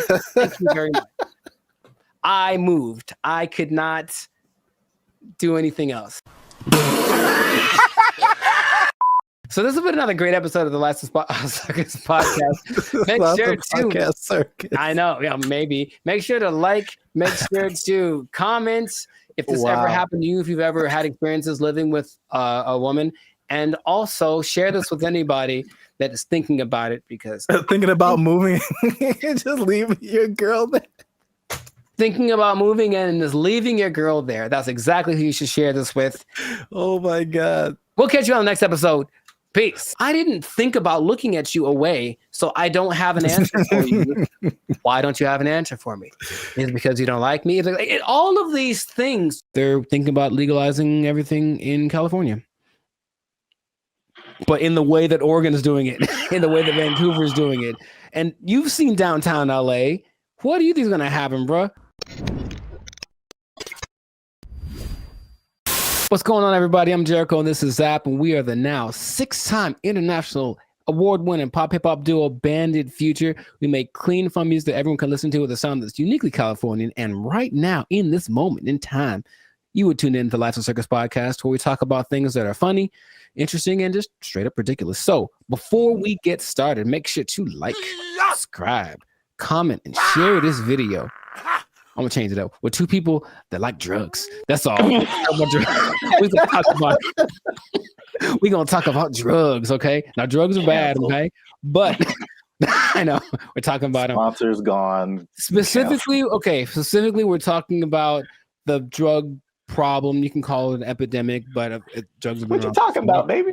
But it seems to be getting worse. So the specific thing is the way that governments are approaching the drug issue in their country, and there seem to be two very drastic sides, and they both have interesting results. So before we get into it, Sir Zap, San Francisco, have you had any experience or just thoughts about just the? Have I had thoughts about drugs? Have you had thoughts about drugs? Do you dream about them? Drugs are bad, okay? But have you seen the effect of drugs in our society as a whole? With your yeah, man, I think about drugs every day. Okay. You know what I'm saying? Okay. It's hard out here in these streets. That brought to mind two things. Yes. He's there. He was up there. It's crazy. Mission accomplished. Yeah, San Francisco. Wow. Yeah, I had the worst hotel experience of my life in San Francisco. You were there, you remember. And it wasn't because, well, I guess it was because of the hotel. They had a hand in it for sure. That was not helpful. But it was the people who were there who were obviously using an assortment, shall I say. A plethora, perhaps. Yeah, involved in all kinds of activities and whatnots. But yeah, we definitely saw it there. And I was saying before, this isn't like my crowd, so I don't really know a whole lot about drugs anyway, but you just kind of go from the homeless people because for sure you see them on stuff. I've seen them doing stuff. And so that's how I kind of like get the drug vibe. But going like just off of the hard drugs, one thing I noticed, I don't know if you noticed this either, the legalization of marijuana in California, and probably in other places too, but in California, I definitely noticed the explosion of just like, we can do this everywhere. Let's do it everywhere. Especially like on the freeway. Like I can drive down the freeway and just smell like the whole freeway is high, bro. Like, yeah. No wonder we're all going 5 miles an hour. Yeah. Like everybody is just walking on sunshine right now, and I'm trying to get to work. I remember one guy, we went up to Sacramento, and one guy in like a Jack in the Box was like he was the happiest man. And I'm like, wow, starting early, 8 in the morning. Like, that's a wake and bake situation right there. Yeah. But I don't think that weed causes the problems that we're seeing. Just slower people, and maybe they're raising the price of food. Everyone's eating too much, but I digress. The idea is you can do one of two things, or there have been two extremes that governments have been taking. One is to decriminalize drugs. So there's a difference between decriminalization and legalizing. They're not legal. You can still get busted for them, but it's just that decriminalizing means you won't go to jail forever for getting busted with a meth pipe. On the other hand, you could really go at the drug sellers and the drug users and make everything illegal and see what happens. So the I guess benchmark for everybody's decision is Portugal, because in the 90s they had, I think they were kind of closed off to the world for a long time. I'm not quite sure why, but for like 40 years no one could really get in there. So in the 90s it opened up, and in came all the influx of everybody's influence, and with it came drugs, because people like drugs. So what happened was Portugal got a really bad heroin problem, the worst ever, and everything that the government tried to do was like, we can't really make it go away. So let's try something extreme. So they decriminalized everything, and instead of that, they treated drug users like patients, like they're sick. So they made rehab centers and this and that. So if you get caught, you don't get taken to jail, you get taken to a rehab center where they actually will give you more of the drug you like, but in a lesser dose, trying to wean you off of it. And they have a system in place for making that work. Other places that have copied that, I believe Lithuania, and there's maybe Denmark. I could be wrong about that. But so what has happened was that the good old US was like, oh, let's try it. So they did that in Oregon with the last election, and they kind of forgot one part. They forgot the whole rehab part. They just decriminalized everything. And I think I heard about that. It's a nightmare. It's so bad. It's just people just violently robbing each other in broad daylight and just on drugs, on the zombie drug. I'm not sure exactly what strain it is, some kind of a opioid maybe, but it's a zombie drug. People like walk around like zombies. But the visual I wanted to share with everybody was actually from a video I saw from Vancouver. They did the same thing. They just legalized everything without thinking about how to fix these people once they're on the drugs. So everyone's just walking around, literally, same thing, robbing people. The scene that I remember when we were in San Francisco was this one street where it's like everything looks normal, aside from like the occasional like human feces on the ground, but everything looks normal. And you turn a corner, and all of a sudden it's Armageddon. Oh my God. Just literally, just all of a sudden, everybody, and like you just stop there and they all kind of like turn. That's the zombie drug. So there's a video of these two men walking down the street, and they're in a position where I don't think I could keep my balance and walk, but they're so hunched over and they're still somehow staying upright. There's two of them, they're walking, and it looks surreal in Vancouver. That's happening right now. So they tried it, and for some reason they didn't get the memo that they need to add the other part to it. So that's an I think they're thinking, oh, well, like alcohol, like there'll be a couple of people that go overboard with alcohol, but if we let everyone have it, most people have enough restraint or whatever to not use it. I just don't think that hard drugs and alcohol are exactly comparable like that. So you can take the other extreme, and this one is maybe more fun, and that is the president of the Philippines, something Duarte. He said, he got elected in 2016 maybe. He said, kill them all. That's exactly what he said. Kill all the drug dealers and all the drug users. Wow. In 4 years, well, the last updated thing was like in 2020. So in 4 years, he killed like 24,000 people. Just for, and the thing is, he'll catch you. They'll just raid the streets at night, and if you're on drugs, that's it for you, basically. And the thing about that is that and then the people that don't kill, they take to jail, but they kill a lot of people, and everyone in like all the citizens love it. They think it's fantastic that he's doing that. So when they interview the drug lords, they're like, well, we're not going to stop. So we just got to figure out how he's not to get caught, because the threat of death isn't enough to stop it. So you have a lot of people in jail. You have a lot of people that are being killed, just like, and then they have a lot of people that are approving of this, right? And that's the most extreme case of that. So I'm sure there's other options, but that seems to be the two sides. So if you were the leader of Zapville, Zaplands, and you had to implement a strategy for the rampant drug use in your country, man, you got to be a better leader, man. I know what's going on. All your people are just down in the pipes. But what would you do to resolve that? You think? That Philippines thing is wild. I never heard that. Yeah, well, like they don't talk about it too much, but yeah, but he he's like he literally gave a speech. He was like, "Yeah, and all the drug dealers, you know," and then everyone cheers. But he literally did this, and that's his approach. Oh, wow. Yeah, that's too far in my book, especially for the users, because like drugs are an addiction, and like you're not in the right frame of mind to like make decisions and then have someone execute you because of your addiction. I think that's too far. Okay.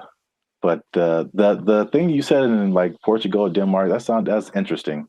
I mean, that seems, again, it's just like, I don't know why the answer for everybody is just throw somebody in jail and then like, well, we got rid of that. Like, that doesn't exactly. solve the problem. Like, it doesn't solve the problem. Like, the problem still exists. Yes. Yeah. But so with the numbers for Portugal specifically, the numbers of overdoses went down like 90%. Yeah. So obviously that's a better solution. For sure. Well, we'll see what happens, because what I'm hearing in Rumorville, the last thing, as we wrap this thing up, is that they're thinking about legalizing everything in California. But in the way that Oregon is doing it, in the way that Vancouver is doing it. And you've seen downtown LA. What do you think is going to happen, bro? Man, it's going to be chaos and bad times, very, very, very bad. So hopefully that doesn't pass. But some government people don't think, they're just like, oh, my nephew OD'd once, I should probably do so. That's what politicians maybe think. That's their only connection to this kind of thing. So let's just try something new. Let's decriminalize it all, see what happens. And it'll be bad for all of the people that we see walking on the freeway are on drugs. Every single one of them. And that's going to go up tenfold if we decriminalize the drugs. So just let's not do it, Callie. Man. Send your relief funds to banditfuture.com just in advance, because I see suffering in our future if this. I see. You will know pain. You will know pain. We'll at least know gross. We'll at least know that. Yes, that is God. We should do a whole separate episode on that hotel room. I still have some videos from that. I was giving a review. Yeah, videos? I have a video I took of the hotel room, or walking around. Yeah. Maybe I can find it. Yeah. People need to see that. It was oof. It was really bad. But anyways, this has been another episode of the Life's a Circus podcast. So let us know in the comments if you have a solution for how to solve the drug problem where you're from. Do you have a drug problem? Do you need help? Do you need to talk to somebody? Call the Bandit Future hotline. Just kidding. It doesn't exist. But make sure if you do have a problem, make sure to go see somebody about it. It really is serious.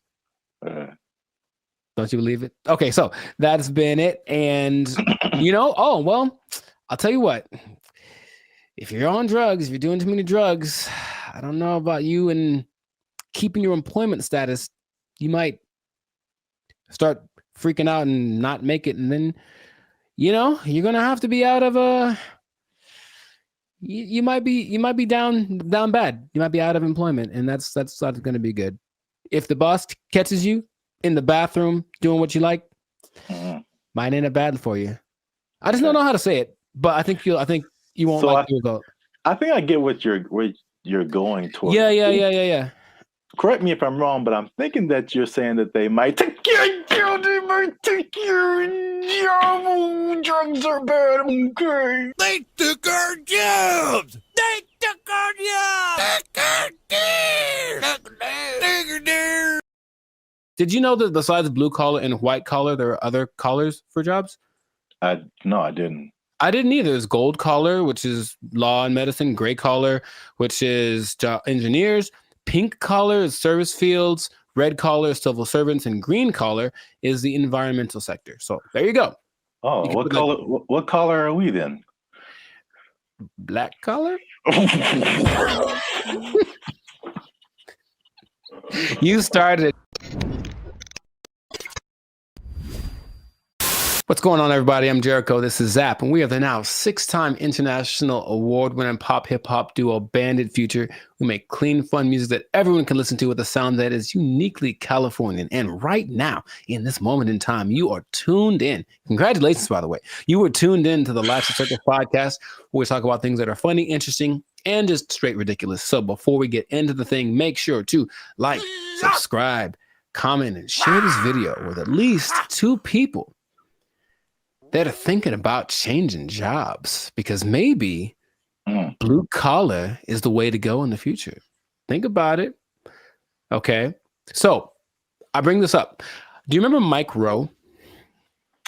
No, enlighten me.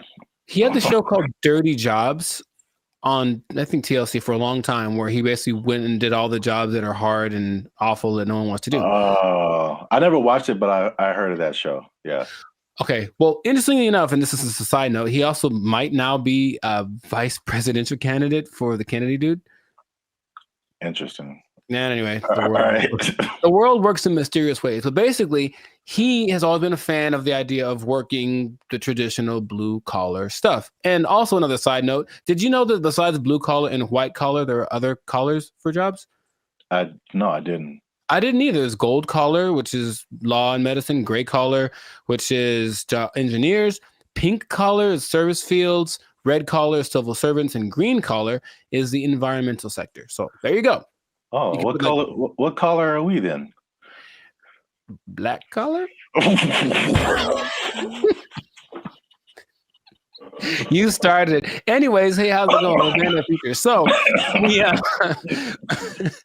so the question is, like, will you have a better career as a blue collar worker? So he started something called the Works Foundation, and it's basically a program designed to help college students get into trade schools, because of the jobs that are available now. There's like 10 million job openings that are needing people to do them. They're all blue collar jobs. Like, all the oversaturated stuff is the professional, everyone trying to be the next CEO or whatever, start their own business. However, these blue collar jobs need people. And while going to college has resulted in, where's the number that I can't believe when I read it, has resulted in $1.7 trillion of student debt that people have accumulated. Yeah, 1.7 trillion. Going to a place like maybe Dartmouth College, for example, which is $360,000 for a 4-year degree. You can just go to a trade school, develop some skills, and instead of starting 360 in the hole, you don't make as much money yearly, but you're not starting in debt. That's his first idea. And not only that, he wants to teach the principles that got our country to where it is now. So work ethic, personal responsibility, delayed gratitude, good attitude, showing up early, staying late, like what makes a good employee, but how people have left that behind. And so just recently, I believe as recently as a couple of weeks ago, a school called Western High School in Nevada started to incorporate this into their curriculum. So they're starting with their freshman class of 750 kids. The top 50 kids that graduate from this program will get a full ride scholarship to the trade school of their choice. And I thought that was really cool. So he's trying to make this push to get people back into the blue collar sector, because it's, dignified work and whatever. And some people are for it and some people are against it. So just based off of what I've told you, what are you thinking? What's your opinion? I guess I'm kind of mixed. Okay. On one side, it sounds really good, because one thing I have noticed, especially since 2020, is like people don't want to work, and if I guess it's more like service jobs, or if they do want to work, it's just like there's just all that stuff that you listed. There's like no effort, It's like nobody cares about what they're doing. They're just clocking in and clocking out, and they don't care about customer service. They don't care about doing a good job. They don't stay late. They don't come early. They don't do any of that stuff. They just they just come. I'm here, and I'm gonna do stuff maybe, and then I'm gonna go home and play Xbox. Like what? Like what is happening? So like that part, like I'm all for the trade stuff. I know it's just like AI is changing a lot of, I guess you would call white collar jobs. Yes. So that they're not as necessary. But I feel like we might even be prisoners of the moment, because I feel like even some blue collar jobs, there has to be machinery and robots and something coming for those positions too. Maybe not as quickly, but I don't know what the future looks like. You know, I'm sure those things are coming. He stresses that the lower income blue collar jobs will of course be taken up first. For all the service stuff will probably be replaced by kiosks and AI and stuff. But if you look at the top grossing blue collar jobs, they still pay pretty well, and I'm pretty sure we wouldn't trust the robot to do them. They include airfield operations specialists, avionics technicians, supervisors of construction and extraction workers, boilermakers, first line supervisors of firefighters, and nuclear power reactor operators. And all of those you can earn between $65,000 to $120,000 a year. So it's not like you're going to be missing out on money by doing something that's a little bit harder. The nuclear power one sounds kind of dangerous, but there are jobs that people do need to do that won't be. I wouldn't trust a robot with my life with that kind of stuff, you know? So I think they're still going to look for qualified people to do that. So in these trade schools, you can go to them. I said, and they're really good. It's just that like, okay, like I didn't take anything in school that helped me like do a craft. Like there's no automobile class, there's no shop. I can't build nothing. I can't fix my car. I don't know any of that stuff. And I think a lot of people fall in that category. And so he's saying, well, that's kind of what we're missing. So if everybody goes to college and gets a degree, even if they're, you know, $1 million in debt, then where are the plumbers and the electricians? Where are all of those people? They're not around anymore. So it's like all those things start to fall apart in cities. The infrastructure starts to mess up. That's just his idea. So he's like, he needs more people to be interested in it, get the kids at an early age, and then encourage them to do it, because it's noble work, it's dignified work, and it's work that they're pretty sure isn't going to be replaced anytime soon. Man, have you ever seen those people? I watched it on the TikTok. People that replace those like light bulbs on the top of those super high poles, like 2,000 feet in the air. Like you have to have a dude go up there, and those guys get $160,000 a year. It's super dangerous, yeah, but it's like you need them. So all those kind of jobs are available for this trade school thing. So he was just saying, it's just an alternative. Of course, if you want to go start your business or be a YouTuber or whatever, go do that. But the world will fall apart without these people. So I thought it was a cool idea, and he's hoping to get, I think somebody decided, I also think it's a good idea, and they donated $5 million to his program, Inglestead. The Inglestead Foundation donated the $5 million, which makes it possible for the top kids to graduate to go to the trade schools free of charge, basically free tuition. So that's just something that's happening, and maybe it'll cause a shift in people are lazy. We said the pandemic kind of showed that, but maybe the newer generation will be like, okay, my parents were lazy as heck. Dang, I need to start working a little more hard, and then the next generation after that might flourish. So I just thought that was cool. I did not know that was the thing before. And so shout out to Mike Rowe, which might be a vice president candidate in the future for doing this. Oh, one other stat I did read. Because white collar is, of course, makes a lot of money. Only 43% of workers are white collar. 43? 43%. So that's about 64 million people according to 2020 count. So that leaves, I didn't do the math, but there's a good amount more that do the blue collar stuff. So it's like, it's not like it's not necessary. It's just that it's not applauded. It's like, oh my God, you did a good job being your electrician or whatever. But people, we need that. Like our whole, if I don't know how to fix any, You probably know better than I do. I don't know how to fix anything, like plumbing, nothing works. So I have to call a guy, and that person I hope is qualified. So that's what they're doing. They're training these people up. Yeah, I think like overall it's a good idea, and I think it's just like as it's like you don't know what you don't know, right? So if people are like for music example, people all you see is just like Drake and like DJ Khaled, and like that's what you know, like that's what you're gonna aspire to be if you're into music. Yeah. Or if like you only grew up listening to Beethoven and like Bach and Brahms, like that's like all you know is music. So if there's one education path and that's all you know, it's like, oh well, this is just what we are supposed to do. Like that's like when I was in high school and they were like, you got to pick a college, and I'm like, I got to pick a what? Right. Yeah, okay, and I kind of like honestly went to college because that's what everybody said you're supposed to do. Me too.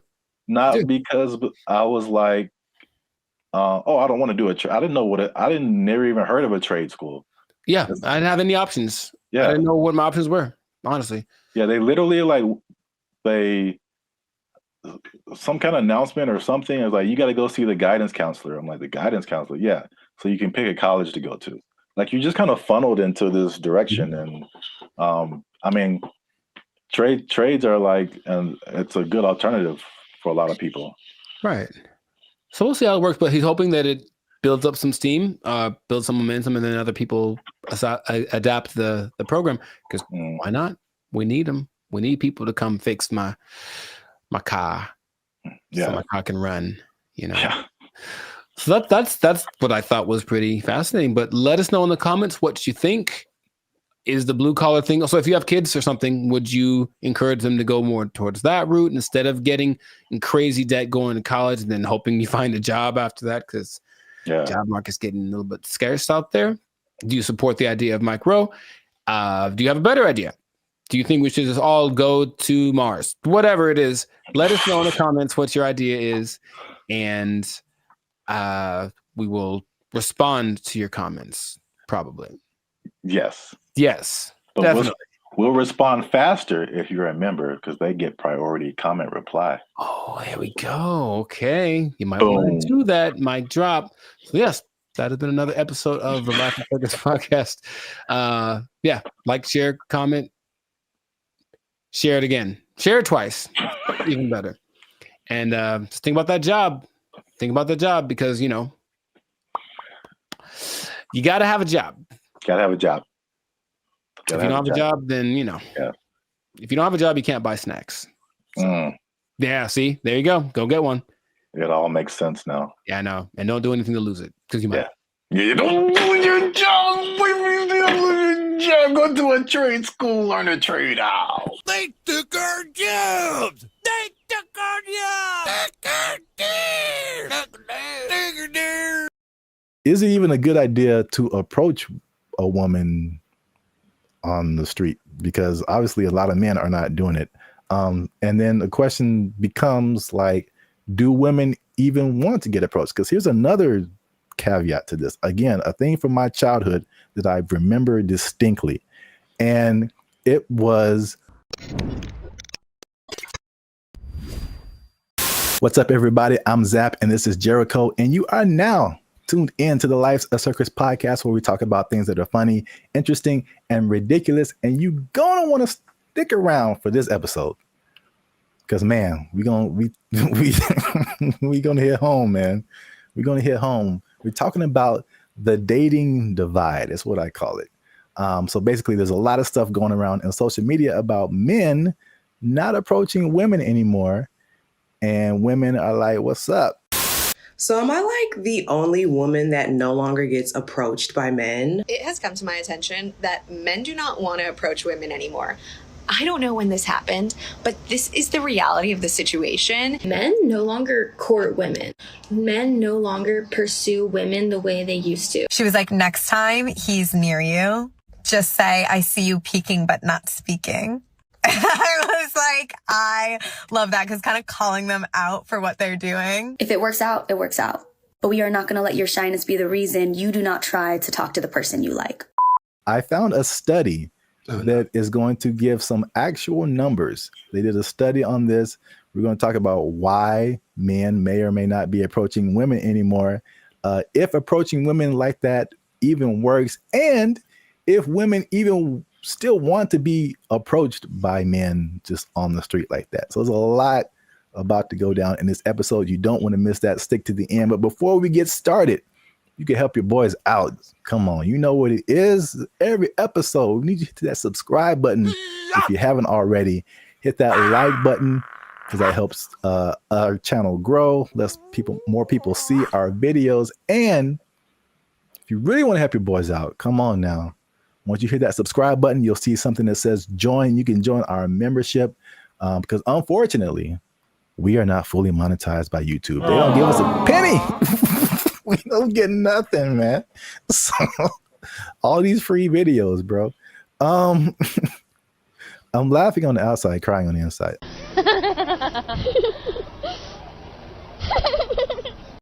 I digress. That's what it is. If you'd like to join the membership and help us make more videos, takes a lot of time, takes a lot of money, resources. You can hit that join button and that'll help our channel grow. So now, let's back up. Have you heard this or seen this kind of just floating around the interwebs about like men and women just like dating just not happening anymore? The thing I've seen the most is women.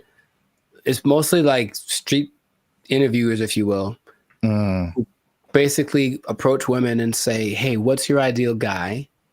And then when she just describes this guy, and the person who's interviewing tells her the probability of that person existing and choosing her.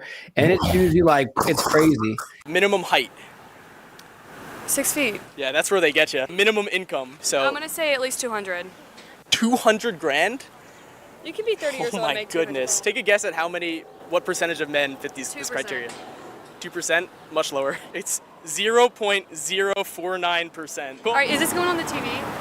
And it's not that she's always looking for, the baller with 10 cars and $1 billion, but even be a certain height, have a certain wealth status, no kids, whatever. It's still very few people. So I think just recognizing that this is the ideal thing that women are looking for and feeling maybe a sense of entitlement, they deserve that is going to weed out a lot of guys. So then when guys that are outside of the range of that, window that she wants approach, they just kind of shut them down without even thinking about it. And then I think that is more prevalent with guys getting, we're supposed to be the people that pursue in the relationship, and getting told no is part of the process. Trust me, it's part of the process.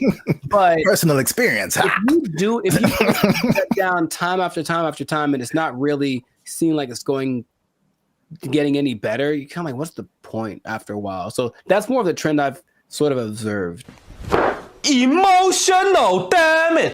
That's part of what I'm talking about here today. So basically, I found a study. Who knows how legit it is, but let's just go with it and say like this is representative of what's really happening, because you have like the stuff that's in the media and social media, and it's like, is this for real, or are we just like putting the people who are in those situations in front of our faces so much, but then like in real life it's a little different. So I think like this study, if these numbers are like correct, is very eye-opening. The study is from a site called datepsychology.com. And just first off, it said that 59% of men between 18 and 25 have not approached a woman in the past year. So according to that number, the women on social media are right. Like men are just like, nah. No. Thank you, Draymond. 48% of men in the 26 to 40 age group. So that's roughly us millennials, So that's 50% of men are like, nah. It's definitely a no for me, dog. That 18 to 25, they call them Zoomers now, which like, all right. Sure. All right. That's kind of cool. You got boomers and then you got Zoomers. But 81.81% of them and almost 75% of millennials have not approached a woman in the past month. Wait a minute.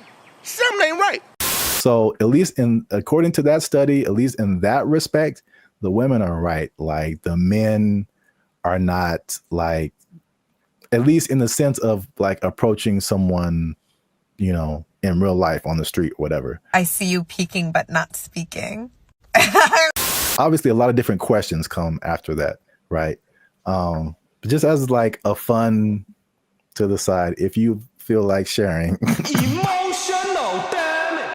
Because you spoke about like the difficulties of just men just fear rejection, stuff like that, approaching women. Do you remember your first attempt at approaching a woman?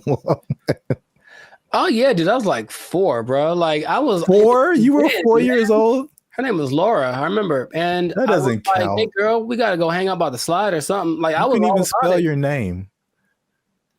Accurate. But I was all about it. No, but I mean, honestly, that it is true. But no, man, I for real. Like I always had what? Okay. There was this girl in high school as a freshman. She was a sophomore, and I was like, I'm gonna write her a song and sing it to her because I just was going to do it. So I did it, and then she was kind of like, "Oh, that's different," and I said, "Okay." That's such a dramatic approach. That wasn't the what I was hoping for. But then later that day, I remember standing with my 2 of my friends, and we're all just like looking at her, and then they were like, "Man, you ain't gonna talk to her," and I was like, "Yeah, I am," and they're like, "No, you ain't." I was like, "Yeah." And I went over and I talked to her, and I'm just like quaking in my boots. But I said, "You know, you want to go out with me?" And she was like, "Oh, so sweet." She tried to say no without saying no directly because she didn't want to hurt because she liked the song or whatever. But that was probably the first time where I was like, okay, this is kind of a thing. But I think I just figured early on that it was something that you have to accept. Like this, there's a risk involved in this. It's never going to be just you lock eyes and the hearts form like the cartoons, and then you know, are together forever. See, sometimes you gotta take the pussy like Pepe. Like, no.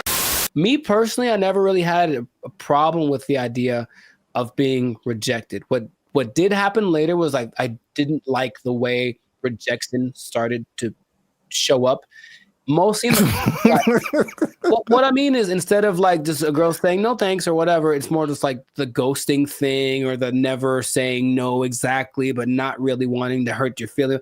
That's the part I don't like, the kind of watered down thing. When it was just like, I've gotten no so hard, like this absolutely never in your life. And I was like, ooh, for like 3 seconds. And then it's all right, next, because I think that's what I was preparing myself for. However, I think that a lot of guys, especially younger guys, aren't built like that. And so they don't want to take the risk. What can't you do? I can do it. I can do anything. And not only that, it's not the no so much anymore, but with social media and everything being recorded, whatever, now there's a lot of instances where people are getting like, they're just trying to be nice and say something, compliment someone to kind of measure the waters, and then they get accused of harassment or something like right off the bat. And so I know a lot of guys are rather, instead of making a mistake that might affect my career or whatever, I'll just not say anything. So you walk around, oh, she's pretty. I ain't going to say a word because I don't want to even entertain that idea. When is the last time a man came up to me and wanted to get to know me or exchange numbers? And it's been a long time. Well, I got news for you. It's going to be even longer because y'all are full of it. Well, my first time was definitely not 4 years old. Call me Laura. You like Casanova over there. No, I vividly remember, bro.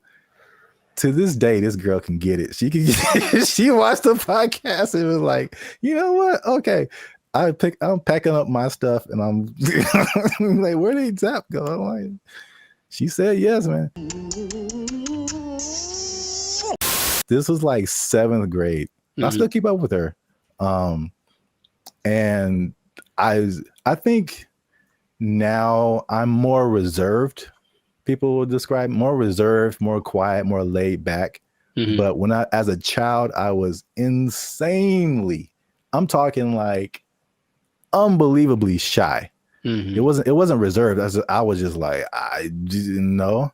I'm not doing anything of, but like this one girl was just like, she was just amazing to me. And it was like a movie where I was like, I get closer and I'd be like, I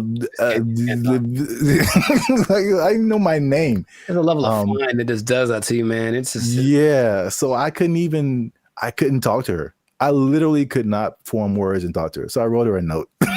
Nice. Come on now, dog. Come on, man. That was pre-social media, so I think that'd be the equivalent of me like sliding into her DMs. Basically, I wrote her a note and I was like, "Yo, what's up?" And the same thing. She was like, "No," but she was like super. She was so, and she wrote me a note back, and it was just like a page of just amazing things, and I was like, ah. Wow, nice. So you're right. Like the way, if it's no, the way that no happens is very important. Yes. Yes. Men's psyche. But okay, so just moving on. So now the question becomes, all those, flash forward to back to where we were talking about. Is it even a good idea to approach a woman on the street? Because obviously a lot of men are not doing it. And then the question becomes like, do women even want to get approached? Because here's another caveat to this. Again, a thing from my childhood that I remember distinctly. And it was the songs that came out. And every time you heard of a song from a man about a woman, it was like, "Oh, baby, I love you. I'm trying to get with you. You're my everything," whatever. And then after a while, like, it felt like every song that came out from a woman was like, "Man ain't this, and he broke my heart, and he is trash." And there was two instances I remember: TLC, sure, No Scrubs, and everybody was just like vibing to that song. I'm just like, I can't get with Chili if I ain't got my own hanging out the passenger side of his best friend's ride. If you live at home with your mama, oh yes, I'm talking to you. And I'm like, man, I'm like a teenager. I'm like, man, I love my mama. I don't have a chance. So it was that song, and then it was Destiny's Child, and I think Beyonce has a few songs where she's like, man, she does. Yeah, she lets man. That's not how she really feels. What was that? The Bills one?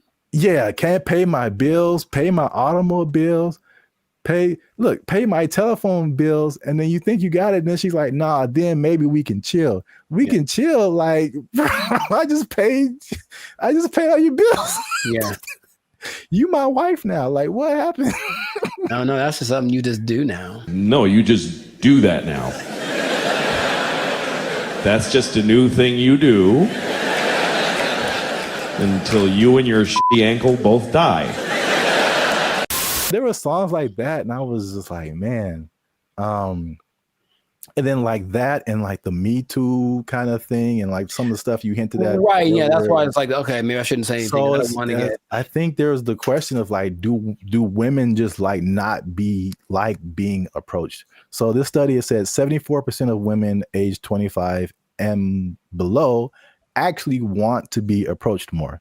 77 in the 18 to 30, 68 in the 68% and 30 to 40. So basically 3 out of 4 women are like, I want men to approach me. Why isn't it happening?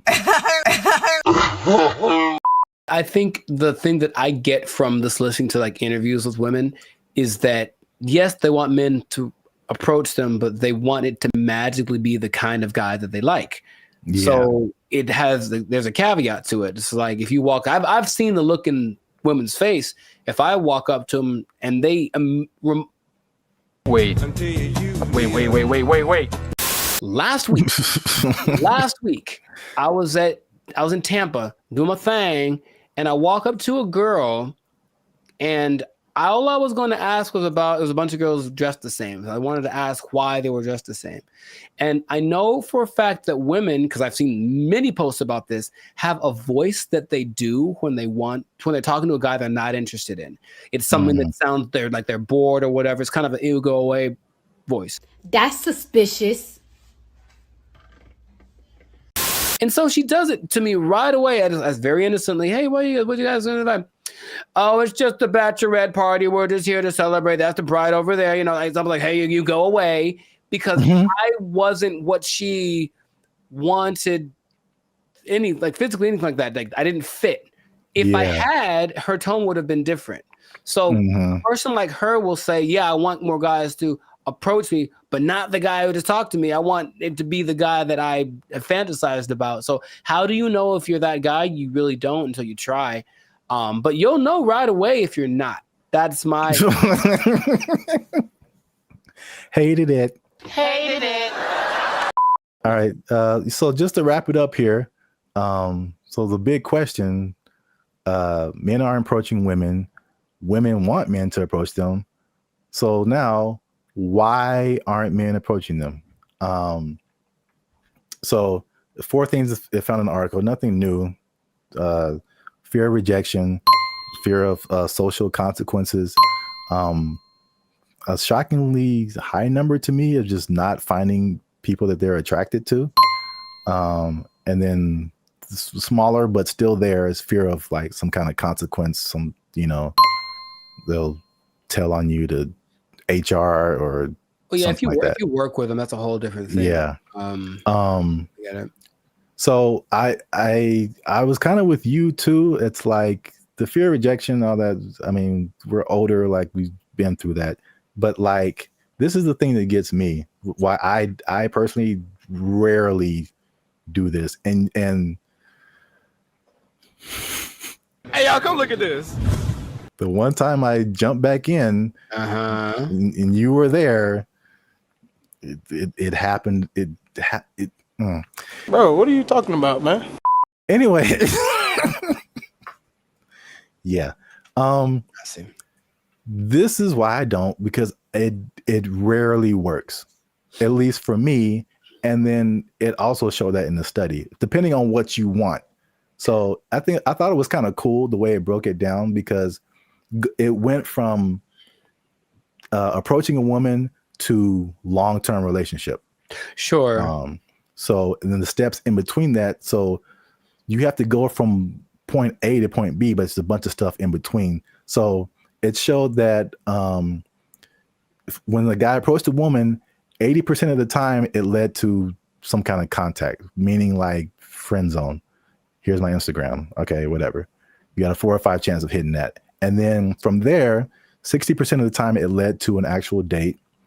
47% of the time it led to sex, which was kind of high, surprisingly high to me. Sure. Like you got a 50% chance of every 2 women, one of them is that seemed kind of high. But 28% chance it led to a actual relationship that was like at least 2 months. And then only 13% chance it led to an actual like long-term relationship. And then I mean, some of those numbers don't apply to me, but I can at least attest for that last number. Like just approaching a woman in like life on the street, it like never turns into a long lasting thing. That's weird. Well, I have friends that one of my best friends, he met his wife. She was working at Carl's Jr. and he thought and he got a number and they married with 2 kids. So it does happen. And I will say that for me, I do like the immediacy of it. Is that a word? Whatever. I like the way you get the feedback right away. If I talk to you and you're into me, I kind of can tell right away. If you're not, you won't give me the number, whatever. Whereas people that are going more of the dating online route, they'll get drug along for weeks and months, and it might not go anywhere. But you wasted that much time. It makes. I don't remember how many people I've just walked up to and said, because it happens so fast. And if it worked out, great. If it didn't, okay, whatever. It's just such a short amount of time. But when these now people are kind of getting friend zoned, and are the women leading them on, they don't know, but it's going on for months, and they're writing and, hey, what if you send me a little money, or maybe you can come over. We hung out, nothing happened, but you're to me, bro. It's like that happens so much to these guys who are taking that route, that you can see why it wouldn't be something people want to keep repeating to do. But I personally would recommend more so to the younger people, because I think you could be a little tougher. That's just my personal opinion, is that, like, thick skinned, if you will. Like, just try. You never know. And I have had a couple decent sized relationships that came from just me walking up to a girl I thought was cute. So that has happened to me. In comparison to how many women I've walked up to, it's not a very good percentage, I suppose. Hi. Okay. For me too, it's just like, it's the unknown, because it seems the randomness of it, because all I have to, unless I know you from something, like, I'm just going off of you look good. And then right. There's a whole lot of stuff after that I have no idea what I'm getting into. And for me, most of the time, it's bad. It's so bad. It's the other stuff. There's a lot of layers to a lot of these it's so bad. It's so bad. Women. I started writing them down because remember we had another thing, and you were like, tell me some of your experiences. And I couldn't even think. And you're like, oh, they're depressed. I'm like, they probably are. Gotcha. I started writing them down. I got like 10 of them. There's a lot more. I believe it. Bro, make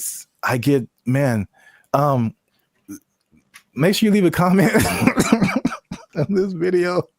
Share it with somebody who has noticed this in the dating scene, this men approaching women. Why aren't they doing it? Why aren't you doing it? Are you doing it? Did it work for you? I don't know your life. I'm just saying. Yeah. Yeah. And good luck. Yeah, there you go. Oh, it's just a bachelorette party. We're just here to celebrate. That's the bride over there. You know, I'm like, hey, you go away. It's kind of disorienting, and it's not the most fun situation, but they get what they're going for. And this Zuckerberg's goal, I mean, he's already spent a lot of money on it. He really wants everyone to engage in the metaverse on a daily basis with their friends. Hey, let's have our chat. Let's have our podcast in the metaverse, because why not? I could be a fish, whatever. Like, that's what he's going for. And it just doesn't feel like it's time yet, but he's just going to keep pressing the issue. What's up, everybody? I'm Jericho, and this is Zap, and we are the now 6-time international award-winning pop hip-hop duo Bandit Future. We make clean, fun music that everyone can listen to with a sound that is uniquely Californian. Mwah, I'm going to bring that back. And you are now... You didn't like it? Come on, man. I did it once before. It was great. So you're now tuned into the Lights and Circus podcast, where we talk about things that are funny, that are interesting, and just like that gesture, straight up ridiculous. So before we get started, make sure to like, subscribe, comment, and share this video with at least 2 people that want to get down with the metaverse. Get down with the metaverse. So I found out about something this recently, and I didn't know it was a thing, because I think they're developing it. The metaverse, Zuckerberg's project, the project that has literally lost $23 billion in the last year. I'm just going to say that with a B, $23 billion. He's still insisting it's the best thing ever. And he speaks about it with such enthusiasm that I go, all right, maybe he's on to something. Maybe he's way ahead of his time, but that's a lot of money to spend. He's all in. So as of, I think, a month ago, or even less than that, Instagram, well, that's his company as well, there's an option called Meta AI, where you can basically chat with a chatbot. I don't know how to call these things, but there's a chatbot that basically mimics a celebrity. They have like Snoop Dogg and Dwayne Wade and stuff like that. Like they're their faces, but then they're supposed to be a different person. And you can talk to them about certain subjects. And so I was like, okay, let me see what this is about. So I tried talking to one of these for the first yesterday. I wanted to see what it was about, you know, what happened. It's such a strange experience. And I don't know how much, because it's still like the beta phase, I suppose. But like, had you heard about that? Specifically the Meta AI? No. Dude. All right, maybe there's some screenshots, but I had a couple of conversations with this. Because okay, I'll actually say it as I.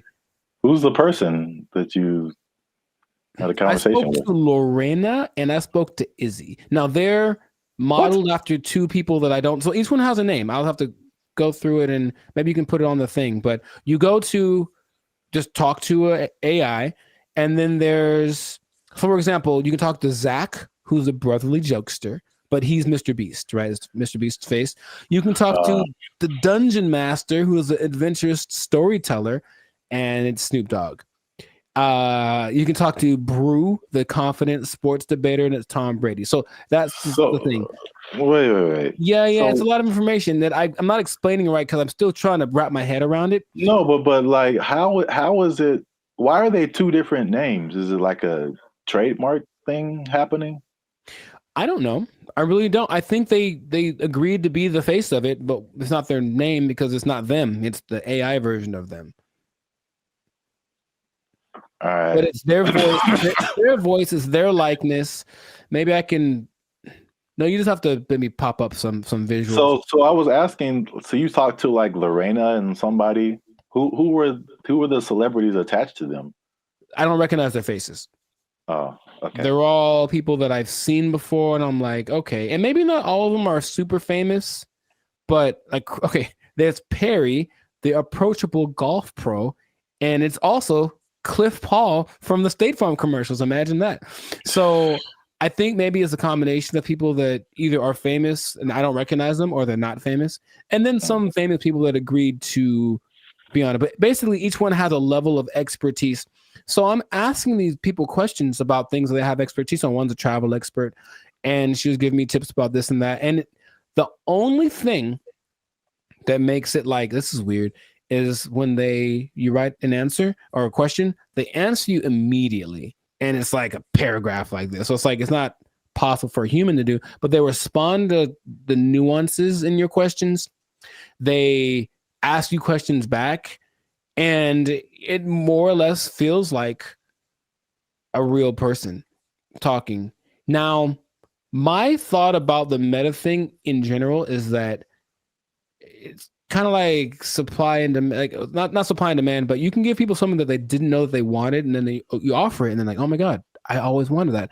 I really don't think anyone else wants this at the moment.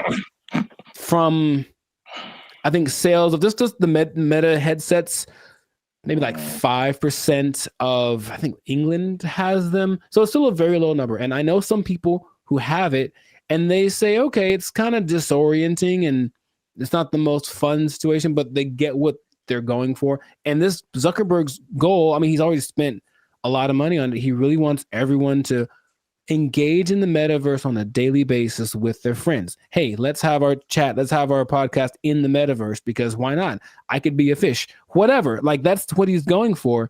And it just doesn't feel like it's time yet, but he's just going to keep pressing the issue. And he had a conference where he spoke about all the advances of AI. Basically, Meta is an AI company now. And so everything is just kind of going like that. So I have so many questions that I could ask to him, maybe to you as well, but just where do you think this is going? Is it something that you personally think is useful or that you would want, or what could make it more appealing for people? Because at the moment, it does not seem like many people really care too much about this.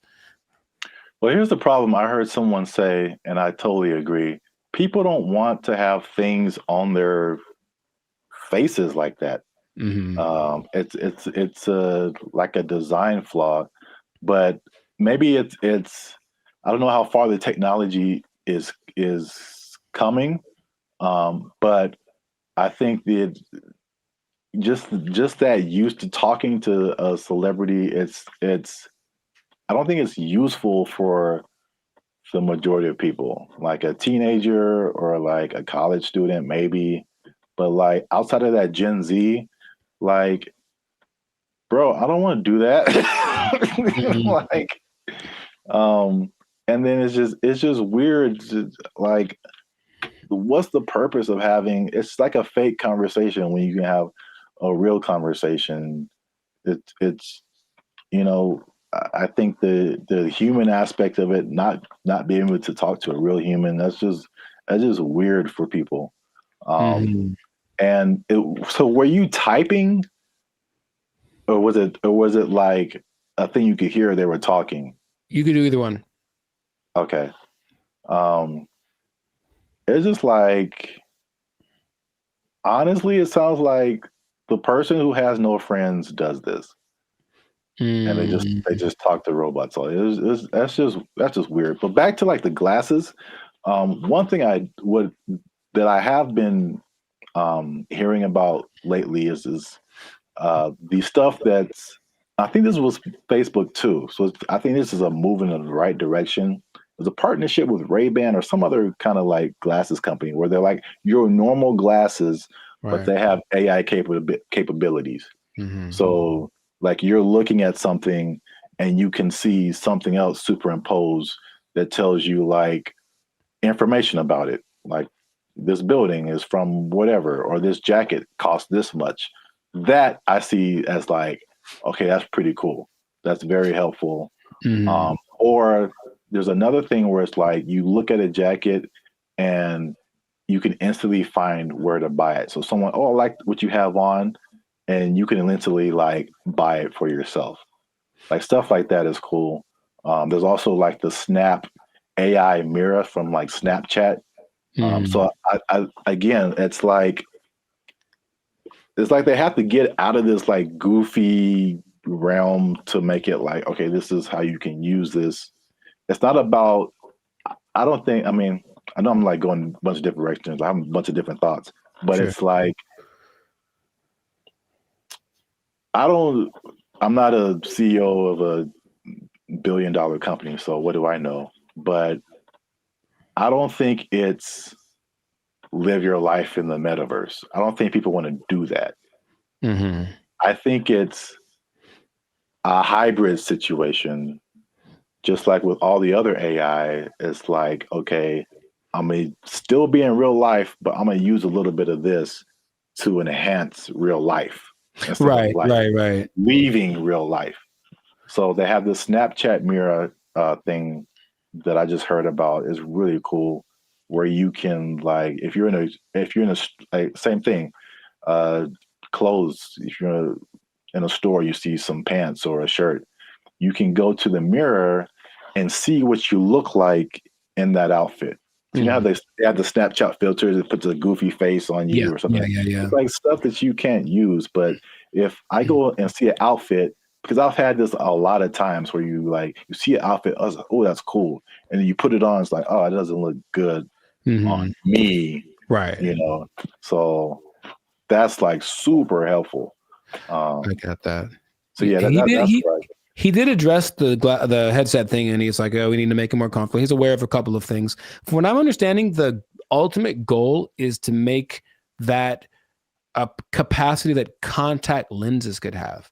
So like, it doesn't look like you have anything on, and it is all. I'm like, I don't know how that would work, but that's what they're going for.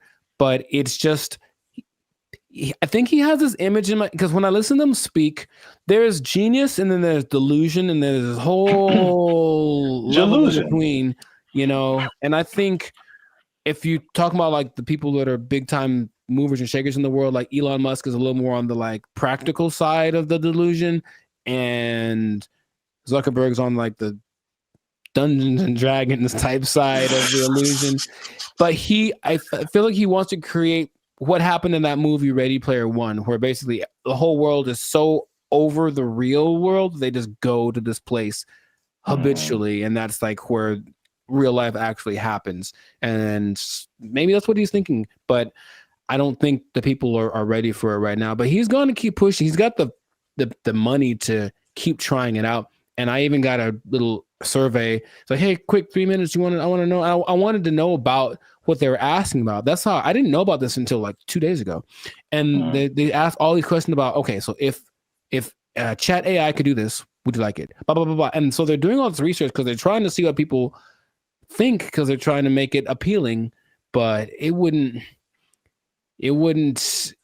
I don't think it's for me or maybe our generation, but maybe people that grow up on it, younger people might be the ones that want to spend all their time in the metaverse. I don't know. I hope not, but which is already showing negative effects. Gosh, it's so bad in so many areas. It's just bad, man.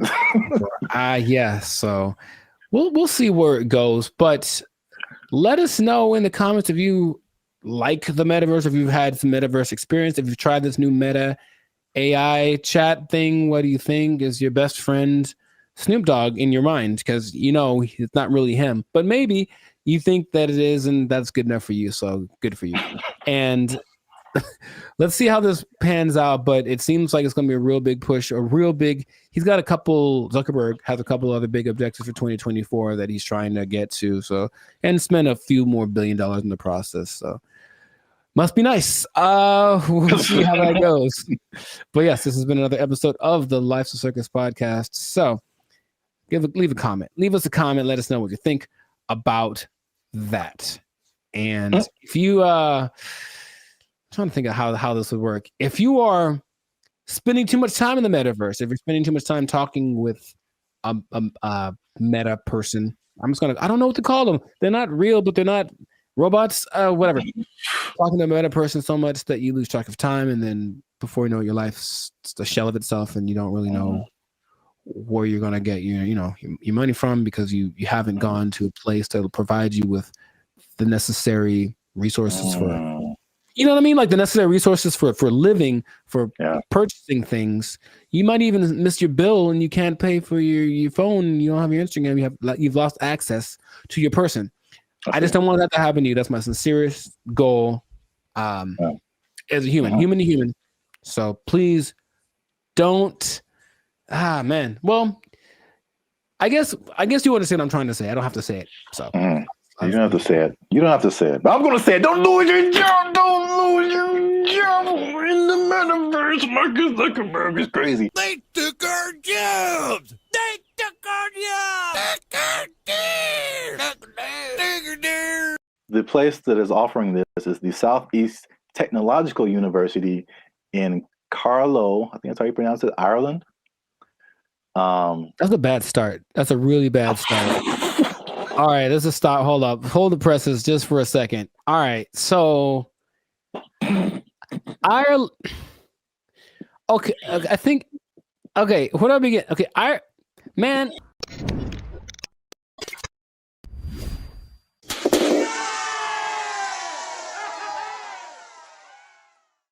What's up, guys? I'm Zap. This is Jericho. We are Band of Future, and now 6-time international award-winning pop hip-hop music duo. We make clean, fun music that everyone can listen to with a sound that is uniquely Californian. And right now, you are tuned in to the Life's a Circus podcast, where we talk about things that are funny, interesting, and ridiculous. But before we start, y'all been laughing. Y'all been crying. Emotions. Y'all been y'all been laughing and crying at the same time. I don't know how that's possible, but you've been doing it. I synced you. Oh, that sounds. Anyway. Well, it's like Santa Claus. He sees you when you're sleeping. It's like, I know YouTube tracks statistics, but I don't know if it went that deep. Like, geez.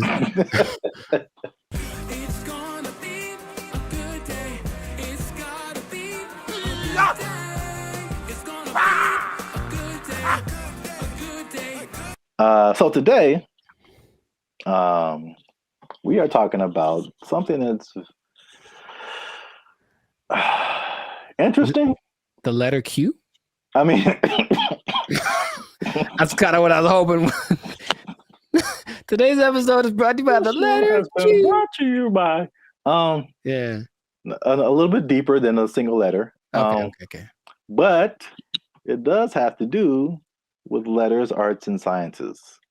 Oh, interesting. Okay. Kind of got that. There is a new degree that you can get, and it's basically an influencer degree. That's right, ladies and gentlemen. You can go to school and major in a degree that makes you a certified influencer. We're here. It's a thing that's happened. We're here. You know, that doesn't surprise me, but go on. I want to know more. Yeah, forget about engineering or what else is there? Business, law, math is a thing still, I think. Medical. You need to bet your entire future career on becoming an influencer.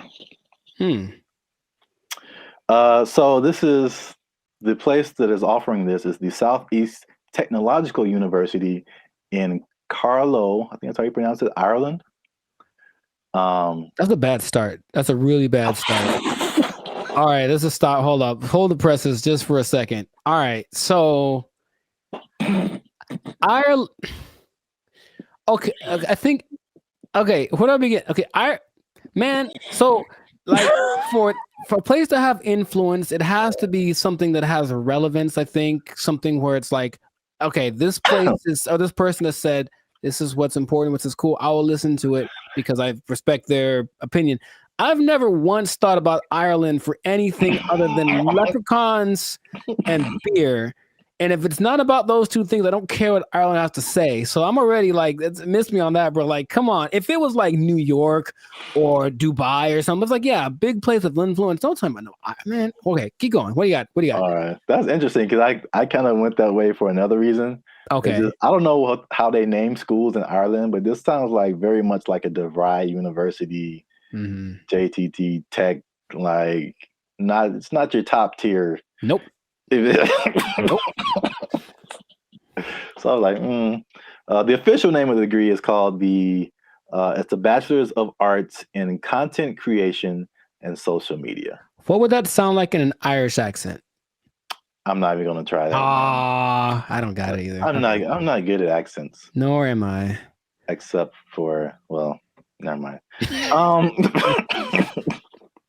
Canceled. Yep. I don't want to go. I don't want to be canceled yet. So yeah, but to, I guess, kind of legitimize it, the influencer industry is currently valued at $21 billion. So it is an industry to a certain degree. I have thoughts about that, but more than half of Gen Zers think that they can make a career out of content creation. So this school offered I think it was a summer, just a class, not a whole major. And it was like, of course, filled to the brim with students. I think they're going to have they're going to admit 40 students to this major this coming year. And they're sure that they'll have to turn a lot of people away. So it's a very much a major of interest. On the flip side, and this was from the New York Post. Wow, the New York Post. They say that the rapid evolution, and this is something we talked about before. The rapid evolution of social media and trend cycles could make the entire degree worthless as soon as you receive your diploma. Yeah, what's the curriculum based off of? What metrics are they following? It seems like a cool idea if it's constructed in a certain way. I mean, imagine the nonsense if you paid money to become an influencer and then you sucked at being an influencer. Like, it's just, I feel like to be an influencer, you just have to have a certain kind of either personality or vibe. Like, not any person could be an influencer, that's for sure. But I don't know if that's something you can sell the idea on it for sure, but I think there'd be a lot of people asking for refunds in like a year. It just seems like something. Yeah, can you do that? Well, you can ask, of course. I don't think I get it. You're wasting the money, I think, but I think you'd be better off just studying on your own, studying social media, like a Mr. Beast did. He just studied YouTube, literally, and that's all. And then it worked out phenomenal for him. So, and not only that, all the people that he worked with also didn't get as big as him, but they all have channels with millions of people, millions of followers. So but here's the thing with education, anytime they're like, oh, there's an opportunity to make some money for us and maybe it'll work out and then we can get some more accreditation or who knows. they're just trying to evolve. So I see the point. Basically, they're trying to evolve with the modern times. I just feel like that's not something you can teach in that sense. Because like as soon as the lesson's over for that day, things are different. So if they're not constantly keeping track of the market, it's like teaching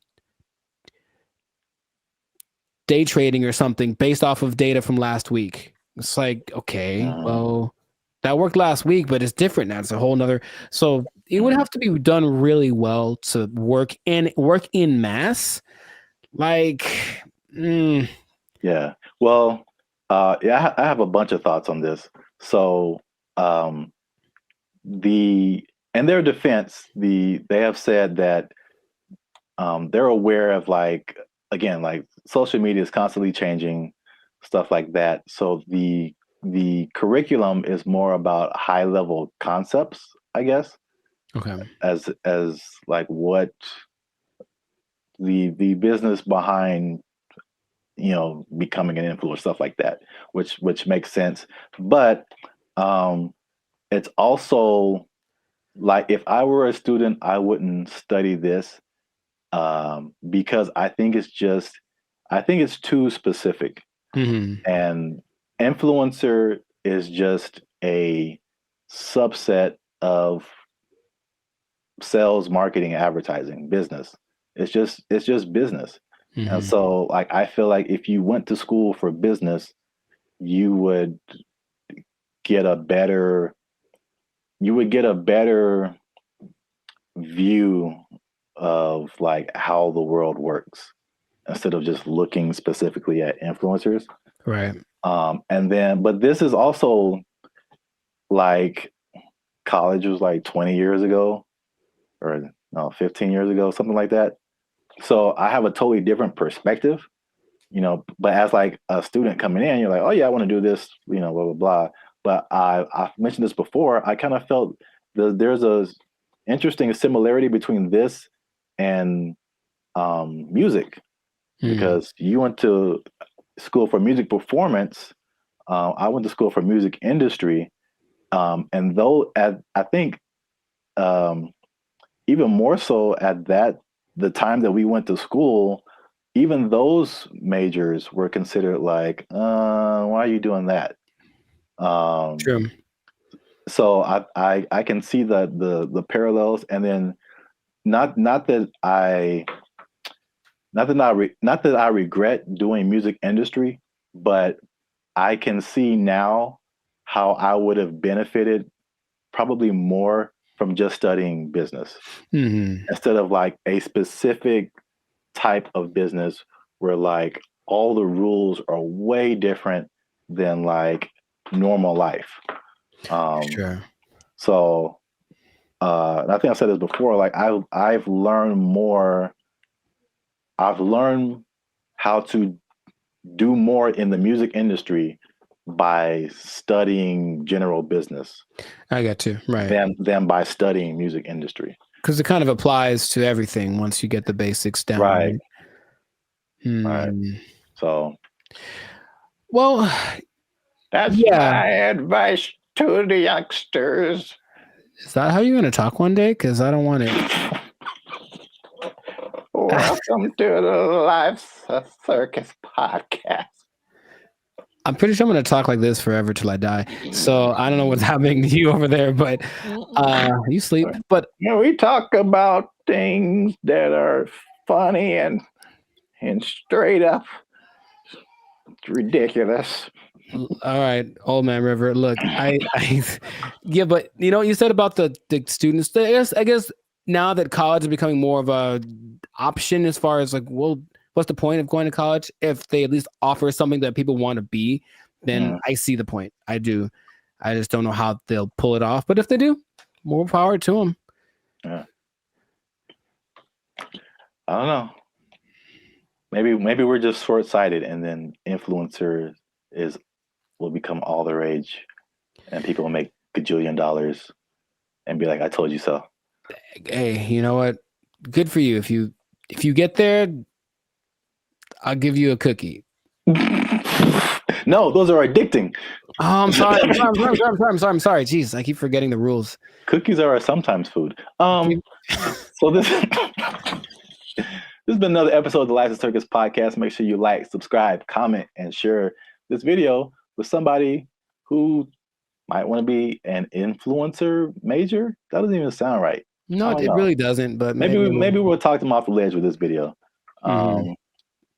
Because if you're trying to be an influencer now and you got someone coming up behind you that has a degree in it, they might take your job. They might take your job. They got a degree from Ireland. Does anybody care?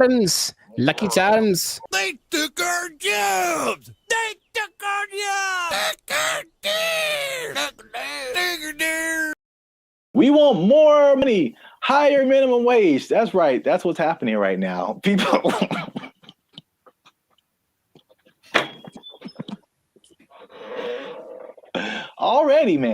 Already, people are thinking about the next minimum wage increase. They want even more, Jericho. No. No. And I'll tell you why. But first, no.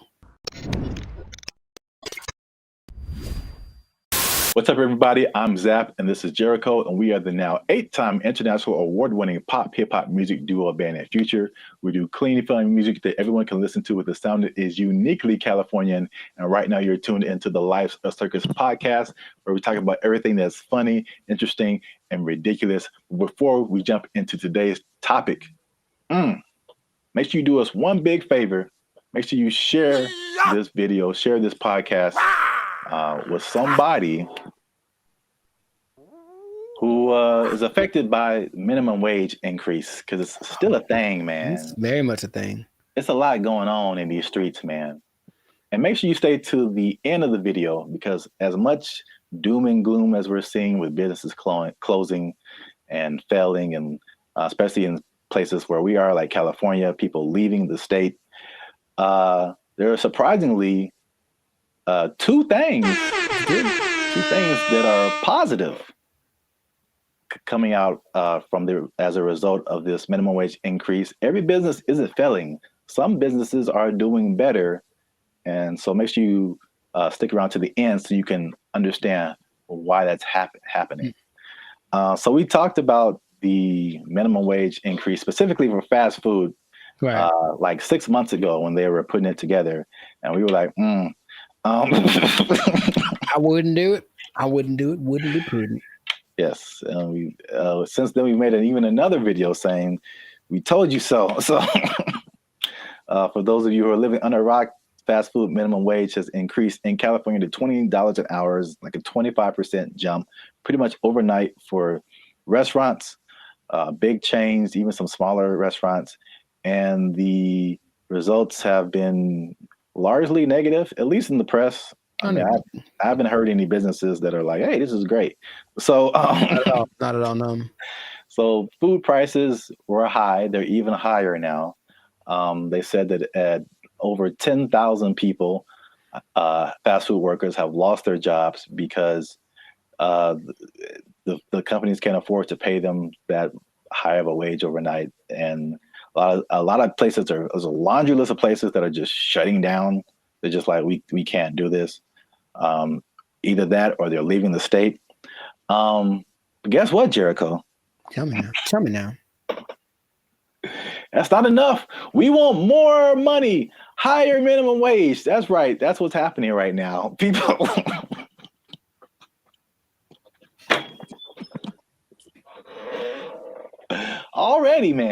Already, people are thinking about the next minimum wage increase. They want even more, Jericho.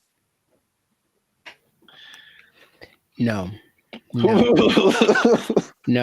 And I'll tell you why. But first, no. Okay. Here's the thing. Raise it. Just keep going up.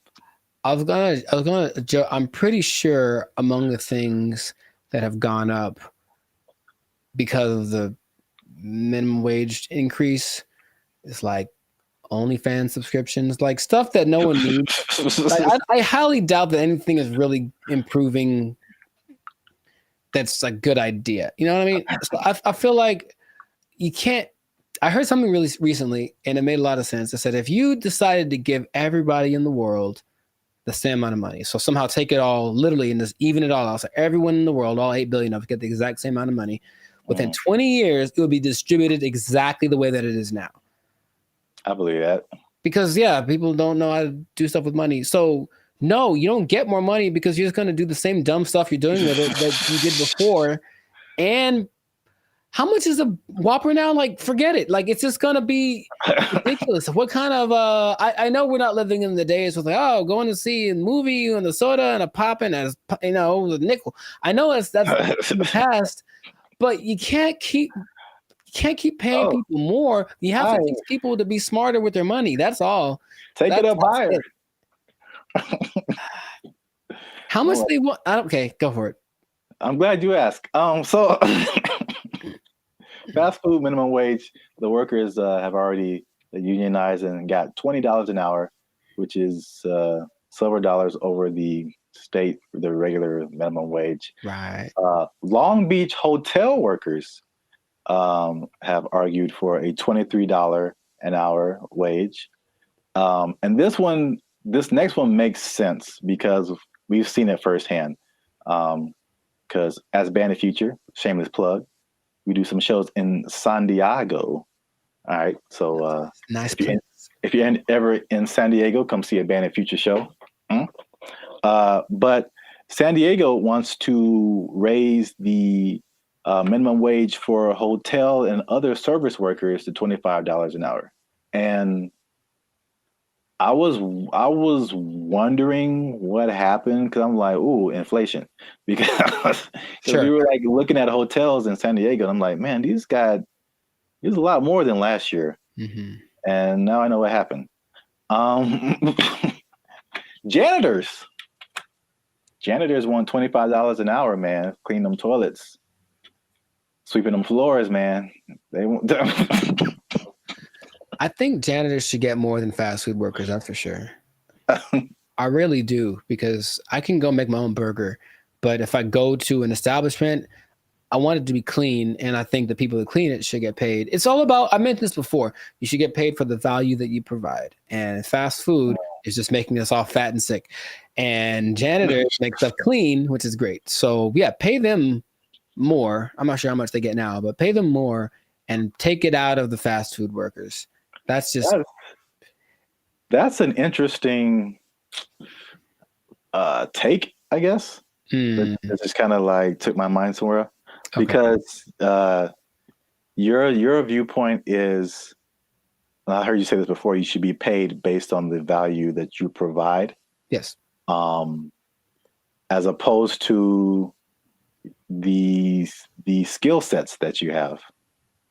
So I feel like if you think janitor, fast food worker, it doesn't take, in my opinion, as many skill sets to be a janitor as it does to be a fast food worker. The fast food worker, you have to have people skills. You have to be able to talk to people, interact, be friendly, all that kind of stuff. You have to have some math skills to run the cash register. You have to have just skills in terms of food preparation and something like, I think you have to have like a food handler's license and all this kind of stuff. So there's a lot more skills involved than being a janitor. But in your opinion, the janitor provides more value than the fast food person. Yeah. And if you had 9 PhDs, okay, you went to school for a long time, you're very smart, and what you got PhDs in doesn't help us at all, you shouldn't get paid more than anyone. Why would you? What are you doing to help? Right? To me, I watch them all the time, and I'm really grateful at the gym, for example, which is a disgusting place. Think about it's disgusting without the janitors. If they weren't there, think about how gross it would be. Or oh my God, the bathrooms at the beach. Oh my God, I get like PTSD going to some of those places. And I remember the last time I went to Venice, there was a person like cleaning them as people were standing in line. And I'm like, that's one, disgusting. 2, thank you. How much are you getting paid? You deserve more. We all need you more than we need somebody to get our Big Mac done faster. I really think that's true. So yeah, I would, if I ruled the world, I would pay people based off of the value. I'm kind of with you, but I'm kind of like trying to play the devil's advocate. Like, Oh, I understand. And of course, the system we have is that you went to school for more time for this and that, or you were required to think more, whatever the thing that is, whatever the commodity it is that you acquired, that's the thing that you should get paid for. And my position is that sometimes, sure, but also no, definitely not. I need the janitors more. I need the people that rake the leaves more. The people that make sure that the streets don't have potholes. We need them more than we need. Remember, maybe I'm talking about necessity versus convenience. Like, I can make my own burger. I can go put together a Chipotle style burrito if I want to. All the ingredients are at the store. I just got to try, right? But I can't fix the street. I don't know how to do that. So if you know how to do that, you should get paid more than someone. Oh yeah, yeah. So it's something to think about. Yeah, an idea, but that is how I feel about it. But wait, there's more. 25. Well, that's a lot. 23, 25. That's a lot. San Diego Community College District has already raised its minimum wage to $30 an hour. And I think it's just community college employees, I think, something like that. Okay. And then the Los Angeles airport workers want $30 an hour by 2028. So the train is moving fast, man. Well, sure, but the question is still, where's the money coming from? I think it's just going to get more. Well, this is the problem too. So I read an article by some guy. I don't remember his name. I'm sure he's very smart. Good view, smart guy. He is the person who pointed out that, you know, there's a couple of things where businesses are actually doing okay with the minimum wage, but he said, like, obviously this is not a long-term solution, because you think about, okay, minimum wage, and you kind of touched on it. It's like, what are you spending your money on? And then for like 99% of people, what are your biggest expenses? Food, shelter, transportation. All of those things are sky high, abnormally high in California than anything else. And so I don't necessarily think people are just wasting their money on whatever, but it's I mean, they could be, but I don't know the life. The fact still remains that there's a for real housing shortage. The average housing cost is, like, I think almost double, if not double, than some other places. So that's a huge thing. We already know the food is high. It was already high, and it got higher. And then, like, gas is like $5-6 a gallon, $7 a gallon. Like, too high. It's too high. So it's like, basically, he pointed out, is just like, those things are like at the root of this, a lot of it, you know, but it's like, we're not trying to solve those things. Or maybe they are, and they just haven't found a solution yet. I thought that was an interesting point. It is. Because we're still in a cycle of, like, you raise minimum wage, and then businesses are, we can't pay people. We got to raise prices. And then, like, everything goes up. So then what's the point? Right. Your rent is higher, your food is higher, gas is higher. Now we need more. Right. This doesn't make any difference, basically. But it makes people feel good. Yeah. But like I said in the beginning, this guy also pointed out that there are two things that he pointed out where businesses are actually doing okay with the minimum wage, and it's actually been a good thing. And it's not OnlyFans? And it's not OnlyFans. All right. One, just a second. One is that it has forced businesses, and I think we can even agree to this as the way we run Band and Future and all that kind of stuff. It's forced them to be more efficient. And I've definitely gone into places or worked in businesses where like you can tell the money is flowing.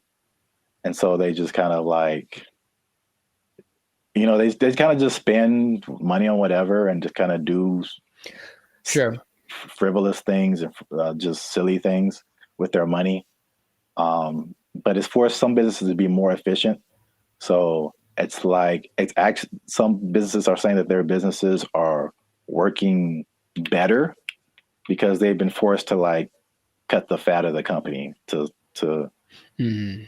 basically pay for the workers. So I think that's the thing that we've experienced as just dealing with. And I think that anybody experiences that. The inflation, the high prices, you get laid off from work, or you don't get a check that you thought you're going to get, or a car repair costs you $2,600. Sounds like real life right there, bro. It's make sure you like, subscribe, join the channel so I can pay for my car. I'm tired of walking everywhere. I digress. But yeah, I mean, we do this in our personal lives all the time. It's just like, okay, how little can I eat this week to pay for? So yeah, so that's the thing. Second thing is that worker retention is up. So you think about fast food, not fast food, but just minimum wage jobs in general. It's like a throwaway job, right? Sure. So it's like you're making the least, you don't get the maximum effort, you don't really care. It's just like, this job sucks, I'm not making a whole lot of money.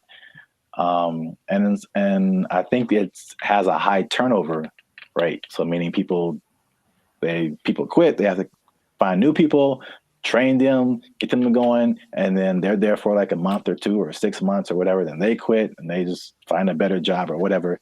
Sure. So with the higher wage now,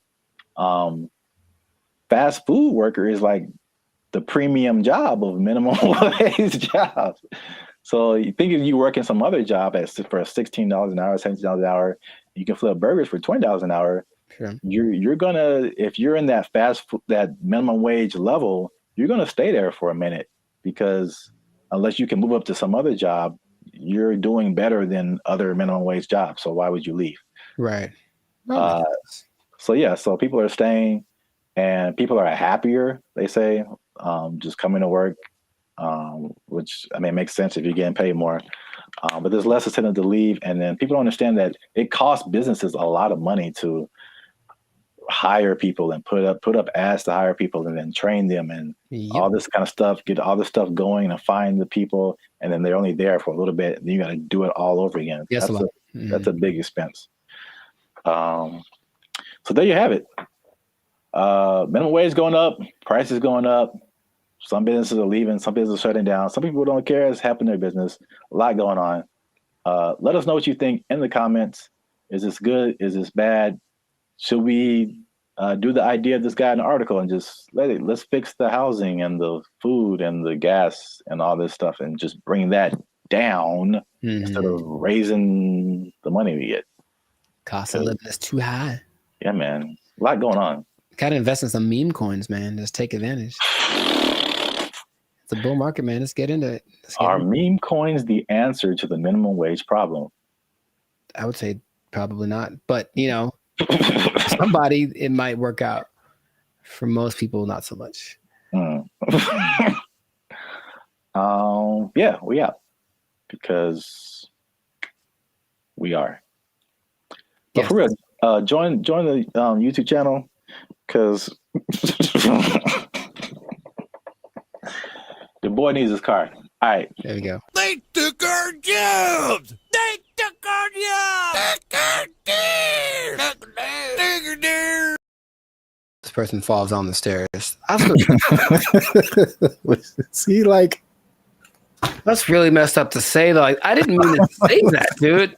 That's the crazy thing about that. That came out so natural. If laughter is your thing, my thing is like, where the hell did that come from? That's concerning, I'll be honest. What's up, everybody? I'm Zap. That's Jericho, and this is Bandit Future. And I found this on the internet. Say hello, Jericho, to your new robot butler. I don't know why that gets the accent, but it does. Humanoid robot Neo has a new AI model that's unlocking new capabilities as it's being tested in the homes of 1X employees. The robot's new abilities include... Doesn't this look not creepy at all? Here's the thing. Let's say what the future. I said what the, put another word F in there. Man, oh my God. I hate this so much. Whole body control, improved coordination, running, multi-directional walking, stairs, and more. Neo's new stair mode uses the robot's onboard cameras to estimate the height of the surrounding floor, without the use of LiDAR sensors, which are commonly used by competing robotics companies for the same purpose. Video from 1X also shows Neo stepping sideways downstairs, stumbling a bit over the last step, and catching itself. To perform tasks that require Neo to get lower to the ground, 1X showed the robot sitting, kneeling, and standing up from those positions, including an example. Come on, Jericho, look at you. Man. It's going to help you fix your car. It's going to do your laundry. Man. It's going to go running with you. It's too big, man. It's too big. It's too coordinated. It looks like it's got like a fencing suit on. Nah, man, it's got like arms are kind of buff. Like it's kind of swole. I mean, I guess so it can lift. Can it lift the car off the guy if it falls on him? Like, I don't know what's going on here. Even the color, I feel like it's too normal. It's just a regular color that anyone wears. Like it's. Make it like neon purple, something that makes it like a spectacle. Don't just let it just, I don't even, man, if I wasn't paying attention, like if I was distracted, like let's say I'm walking down the stairs because I got like chicken in my hands and I'm excited about the chicken and that thing walks up the stairs past me, I don't even know if I look twice because it's not that, oh my God, it's just kind of like, hey, what's up? Is it a guy with a motorcycle helmet on? I don't know. From a distance, it looks like a person. I don't like this so much.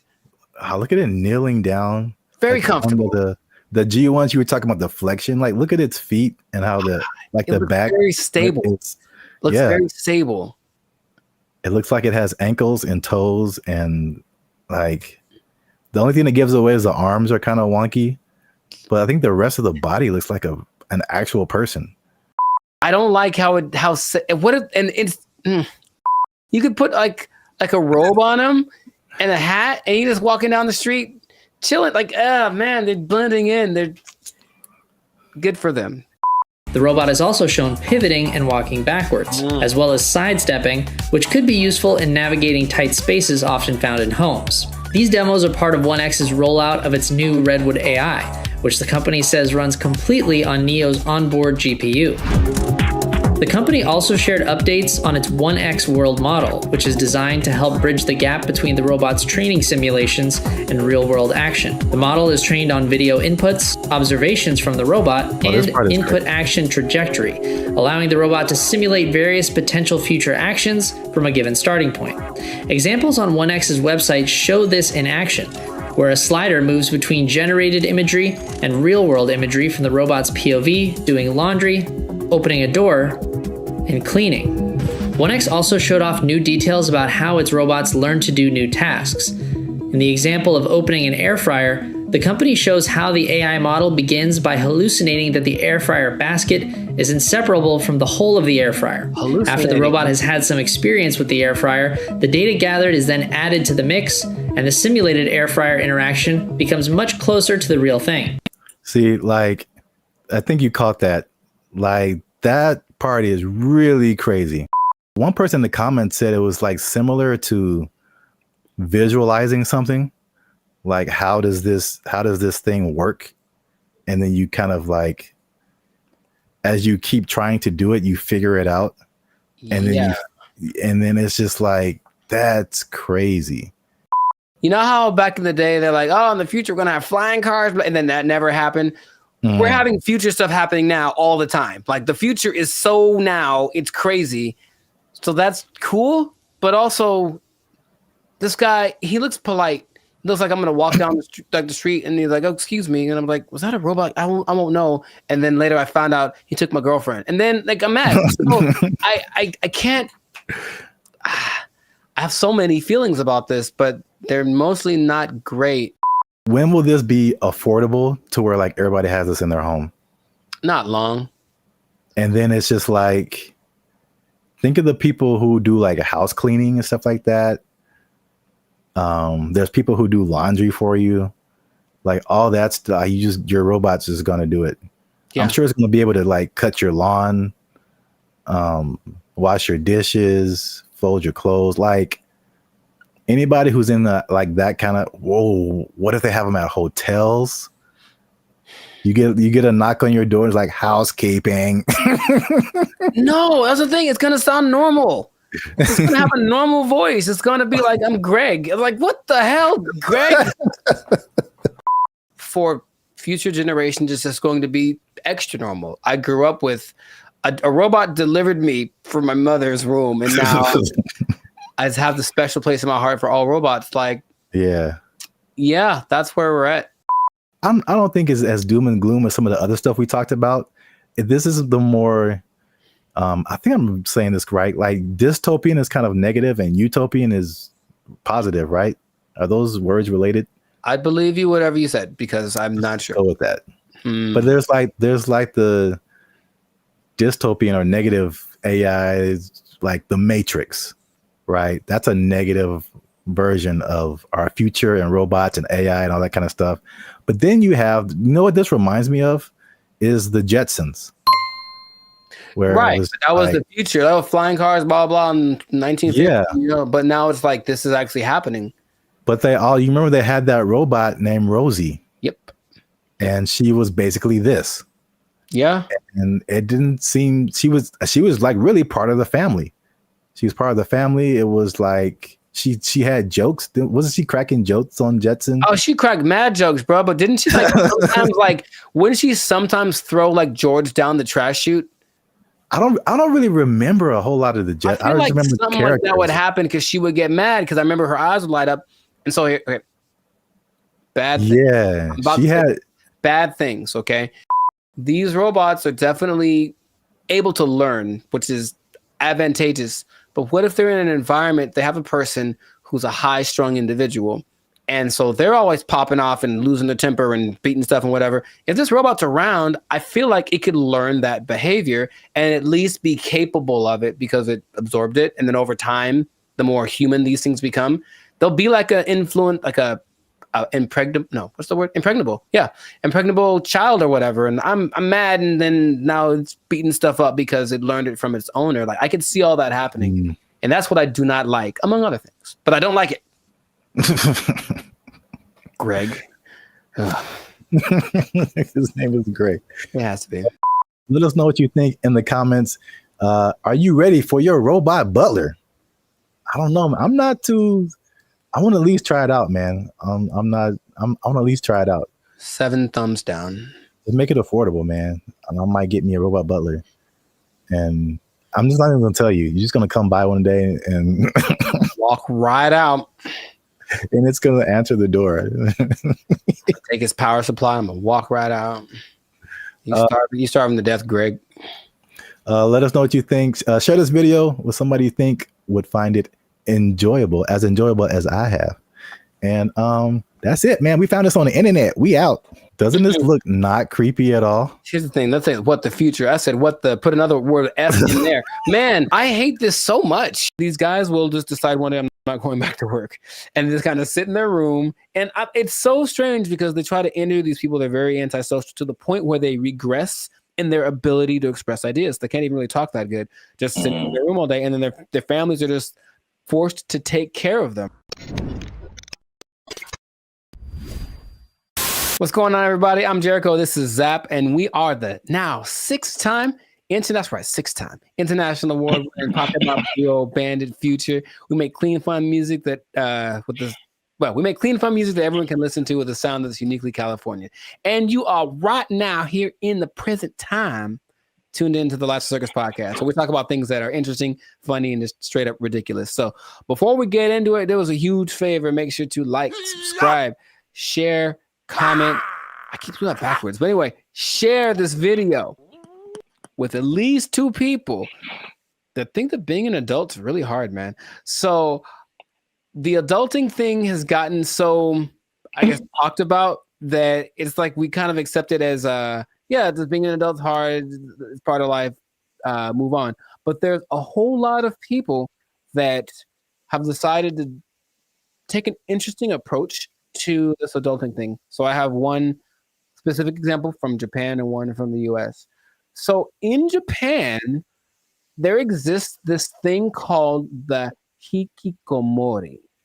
Or hikikomori, okay? And it's basically a bunch of people, and by a bunch I mean about 1.5 million people, that decided that being adults is way too hard. I'm just never going to go outside again. And so they don't. They just stay at home, they live with their parents, and they either play video games or even better, they just do nothing. They do nothing and they sit at home. And some people have been there from anywhere from 6 months to like 3-4 years. It got worse during the pandemic, but the idea is that they're afraid that these people aren't ever going to become functioning members of society. And the numbers keep going up of these hikikomori, are, shut-ins. And I read this one case where a guy basically like people are abandoning their families. So I mean, like that's why it gets really bad. So you are the breadwinner for your family. You're a guy in Japanese society. You typically are the guy who works. The woman doesn't work. You have kids. These guys will just decide one day I'm not going back to work, and just kind of sit in their room. And it's so strange because they try to interview these people. They're very antisocial to the point where they regress in their ability to express ideas. They can't even really talk that good. Just sitting in their room all day, and then their families are just forced to take care of them, right? And that's one way to react to adult life, I suppose. It's very bizarre. Have you? What's my question? Do you know anyone that you think would do that? And besides me? Yeah. I don't know if I know anyone who I think would do that, but I totally get it. Mm-hmm. I've heard a lot of people. I mean, again, that's Japan, so I don't know. I've never been there. I don't know what happens there. But in the U.S., at least, there's been a substantial growing frustration with people and their jobs. And again, 2020 kind of like poured fuel on that fire big time. Mm-hmm. Where like a lot of people just didn't go back to work, or they just kind of, are in some kind of alternative situation now, Mm-hmm. or they're just more like reclusive, I guess. More just trying to just do what they want to do outside of just working. But then there's also I've heard about men in particular. I don't know if the Japanese thing. I'll be interested to see what the ratio is of men to women. All of the people that I saw that were interviewed were men. Yeah. Because I've heard that about men, what they call here, checking out of society. Mm-hmm. And it's a lot of like the video game culture too. Sure. Yeah. Where that's just like what you do. And they just find more enjoyment, fulfillment in doing that as opposed to like doing other quote unquote normal things in society. And it's, again, I don't know anybody like that, but I totally understand it because I think we've all had times where like you have to go to work and you just like, I don't want to do that. Yeah. Not today, devil. Yeah. PlayStation looking real good right now. Just yes. Yeah, I think we've all been there. But and this on a societal level, I know I've been to Japan. I know they're kind of isolated already. Just in general, they don't really speak to each other in the streets so much. They don't have what we consider affection. They do, but it's just not quite as physical outward like we have it. But it's like, okay, now I'm sure I'm not gonna name any names, but I have a couple of relatives that have been doing that for a long time. Like they would just be in their rooms, and I mean adults like in their 30s, and now they're in their 50s and they're still just in their room. They don't work, and the family takes care of them. And it's like, okay, so that's one way to approach this. And I don't know what the prime cause of it is, but from a couple of the people that were interviewed in this Japanese video about the people in Japan, it's just that they had this image of what adulthood would be. They got to it and they're like, oh, this is nothing like I thought. And they just couldn't put it together. They couldn't just.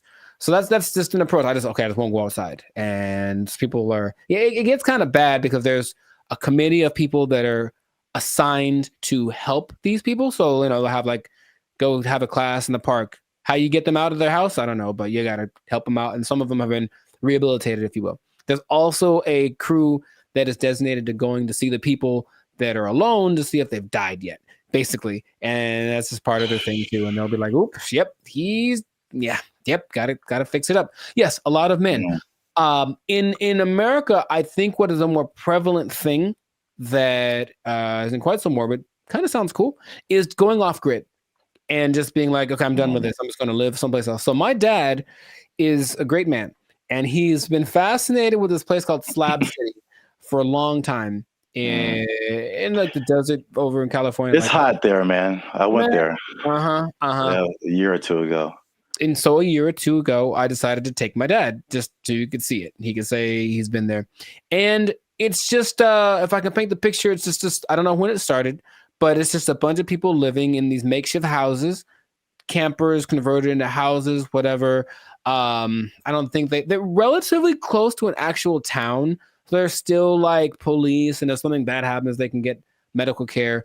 But they're far enough off that they don't have connection to running water, and the government doesn't seem to care or bother them too much. But it's a few hundred people that are living out there, and a lot of them have actually become popular thanks to YouTube. So there's a lot of people that have YouTube channels from out there getting donations and whatnot. But I went there, very nice people. They have a hotel, you can stay there if you want. They have a library, but most of the time the people just occupy themselves with what you consider being more natural, living off the land, growing stuff, projects, construction. They have this big, it's not like a museum, but it's like a big structure that someone built. And you can go, oh, look at the big thing. And that's another approach. I heard another place in Michigan that's the same. So another approach is I just won't deal with the laws and I'll just go someplace else where they don't apply anymore.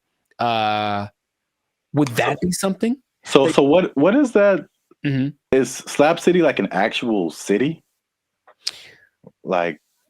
Legally? I would say no. I don't think you could look it up on a map. You just have to kind of know that it's to the north of, I don't remember the name of the city. It's a small place. And that part of California is very spaced out. There's not a lot of people there. It was kind of already for people that wanted to be away from everything. There's literally nothing there. But this place specifically is called Slab City because it's just a put together ramshack kind of a situation. And they have people that run it. So it's an informal, not a mayor, but there's community leaders, if you will.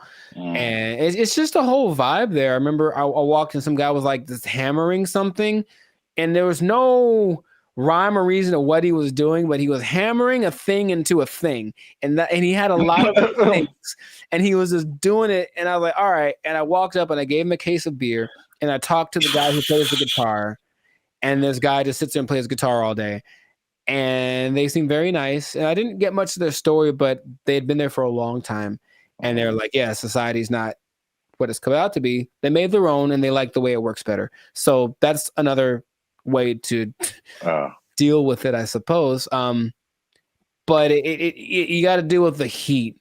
I think one of these places is very inhospitable in general. So you got to make it work, or just not go outside for certain parts of the year because it gets really bad out there. Yeah, straight up desert. Yeah.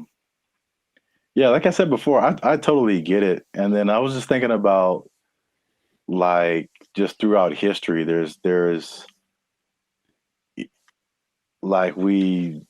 so many variations of what life is supposed to be like, and what adulthood is supposed to be like, and what do you do all day. And as we've just gotten, at least in America again, It's like the Industrial Revolution changed a lot of like our habits as a population, and it's kind of steered everyone into, you know, factories and 9-to-5 jobs, and you know, where we spend so much time working. I think we're probably one of the longest. We have one of the longest work days of several countries. Yeah. And that like that, you know, and what you're quote unquote supposed to do, go to college and marry this person and learn how to do this so that you can buy a house and then get a mortgage and do this. And it's like, well, there's a cycle of, yeah. And it's very like cookie cutter.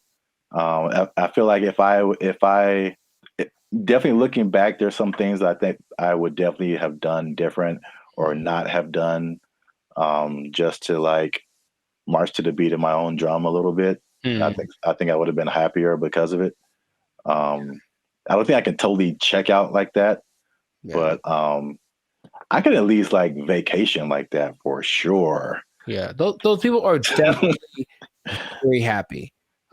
Much they have good community, they have a little get together every Friday. They play music and hang out and drink and whatever. But yeah, they're just happier. So it's like you can define what your success is or what makes you happy. But these people have decided, I don't need all the glitz and glamour. I don't need to go to a 5-star restaurant to feel good about myself. I can just hang out in the desert with my cactus buddies and be vibing. And really, it was a very, like, every place has like their own vibe. And when I got there, I was like, this is cool.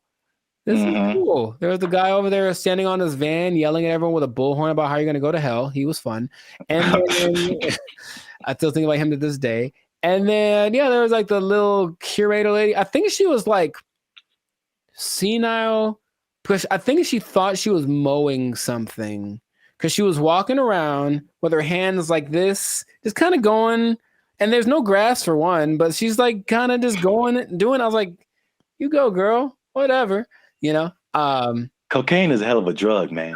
I mean, she was moving too slow for that, but you know what I mean? I think that she was in a good place, and that's cool to see. So it's just another option for people to have a different, outcome with their life. So, that's just an interesting way people live. So, I see both sides of it. I mean, it's last thing is I know we run out of time. But like, I guess the devil's advocate, or just like the other side of it, is just like, well, what does it mean to be a contributing member of society?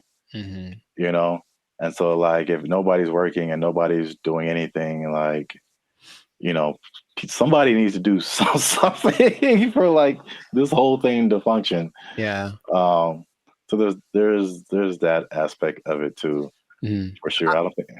I think they figured out what they have to do to survive, because of course none of them could just do it by themselves. But some people have little gardens, some people cook stuff. I think they have I wasn't gonna go, but they do have a restaurant. I don't know what's on the menu, but I'm pretty sure it's a little exotic, maybe a little crunchier than it should be. I don't know. I didn't want to find out what the restaurant was like, but yeah, a society is an interesting entity because it does have to have certain things in place to work. There have to be people that are in charge of certain things, and people have to do things. Otherwise, it's just like, the one person living on an island. If you want to do that, you can do that. And that is an option. I've heard of people doing that, but I don't think that's quite as common as people that actually get together and say, we'll be in our society. Just the big old thing is too much. So let's just make our own little pocket and then work with that. And I ain't mad at them. Do your thing, Slab City. Yeah. It's right out there. If you want to go ahead. Give that desert life a try. Mad Max style, Well, I think that is it for us. Another episode in the books. Another successful episode of the Lives of Circus podcast. So yeah, please leave a comment. Let us know what you think. Would you go off grid? Would you just shut yourself off and be a recluse for the rest of your life if life got a little too rough? Or what are some other ways you think that people can react to adulthood and the reality that it is? So let us know about that. And then You know, it's interesting. If you're an adult, you pretty much have to have a job, man. What?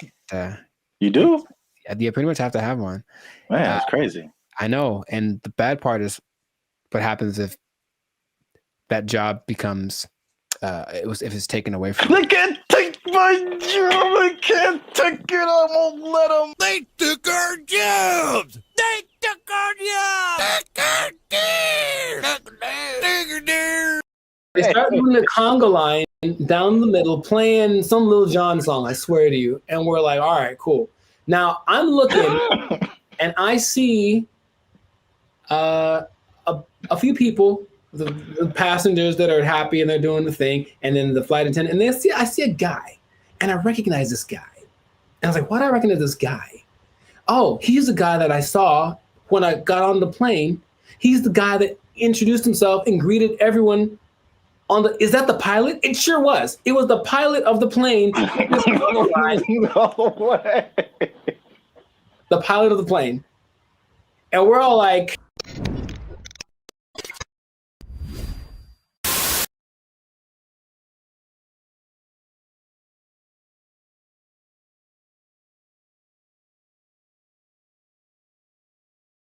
what's up, everybody? I'm Jericho. This is Zap, and we are the now 6-time international award-winning Papa Bop duo, Banded Future. Papa Bop?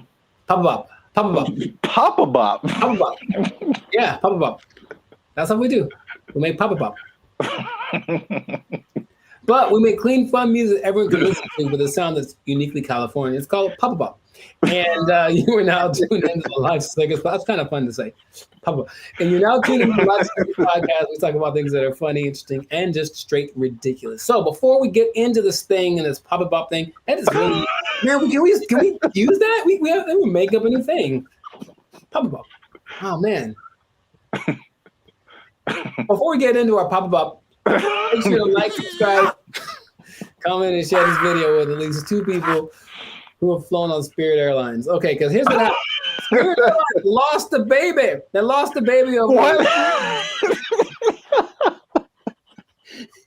And it's like, let's talk about this. I've mentioned them before, but I haven't gone in on them like this. So apparently, in Fort Myers, Florida, of all places, they lost a kid named Casper.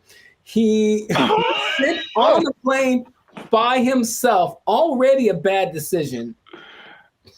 Does it say how old the kid was? He's 6. Okay. I think that's still too young to fly. You shouldn't be under 40 if you fly Spirit Airlines. But he was sent to visit his grandma in Florida, and he was put on the wrong plane. And he ended up 160 miles away. Not too bad, but if you're 6 years old, that's probably pretty terrifying. And the flight attendant's like, the grandma's waiting at the airport, and she's like, hey, where's my grandson? And she's like, oh, there's no kids on here. And that was it.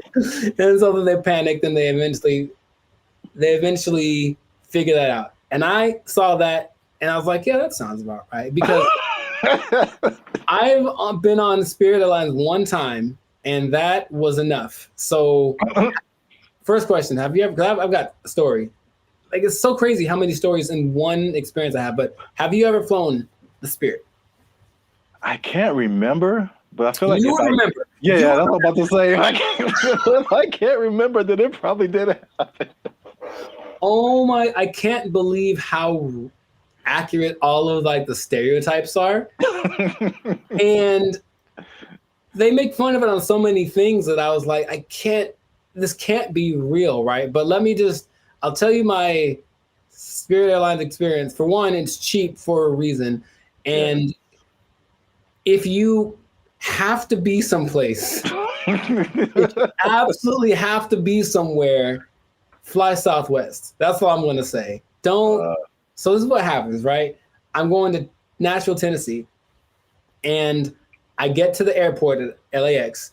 And the first thing when I finally get to the Spirit thing, and I'm greeted by a lady, and she's like, hey, are you going to Savannah, Georgia? And I said, no. And she's like, oh, good. And then that was it. And I was like, wait a minute. So then I kind of hang back for a little bit because I'm on time. So I'm just I want to see what this is. So she didn't explain anything. the person behind me walks in and they're all kind of rushing. And then she's like, hey, are you going to Savannah, Georgia? And the guy's like, yes. And she's like, the flight's been canceled. And he just loses it on her. So he cusses her out. She cusses him out. And she's right. She's ready.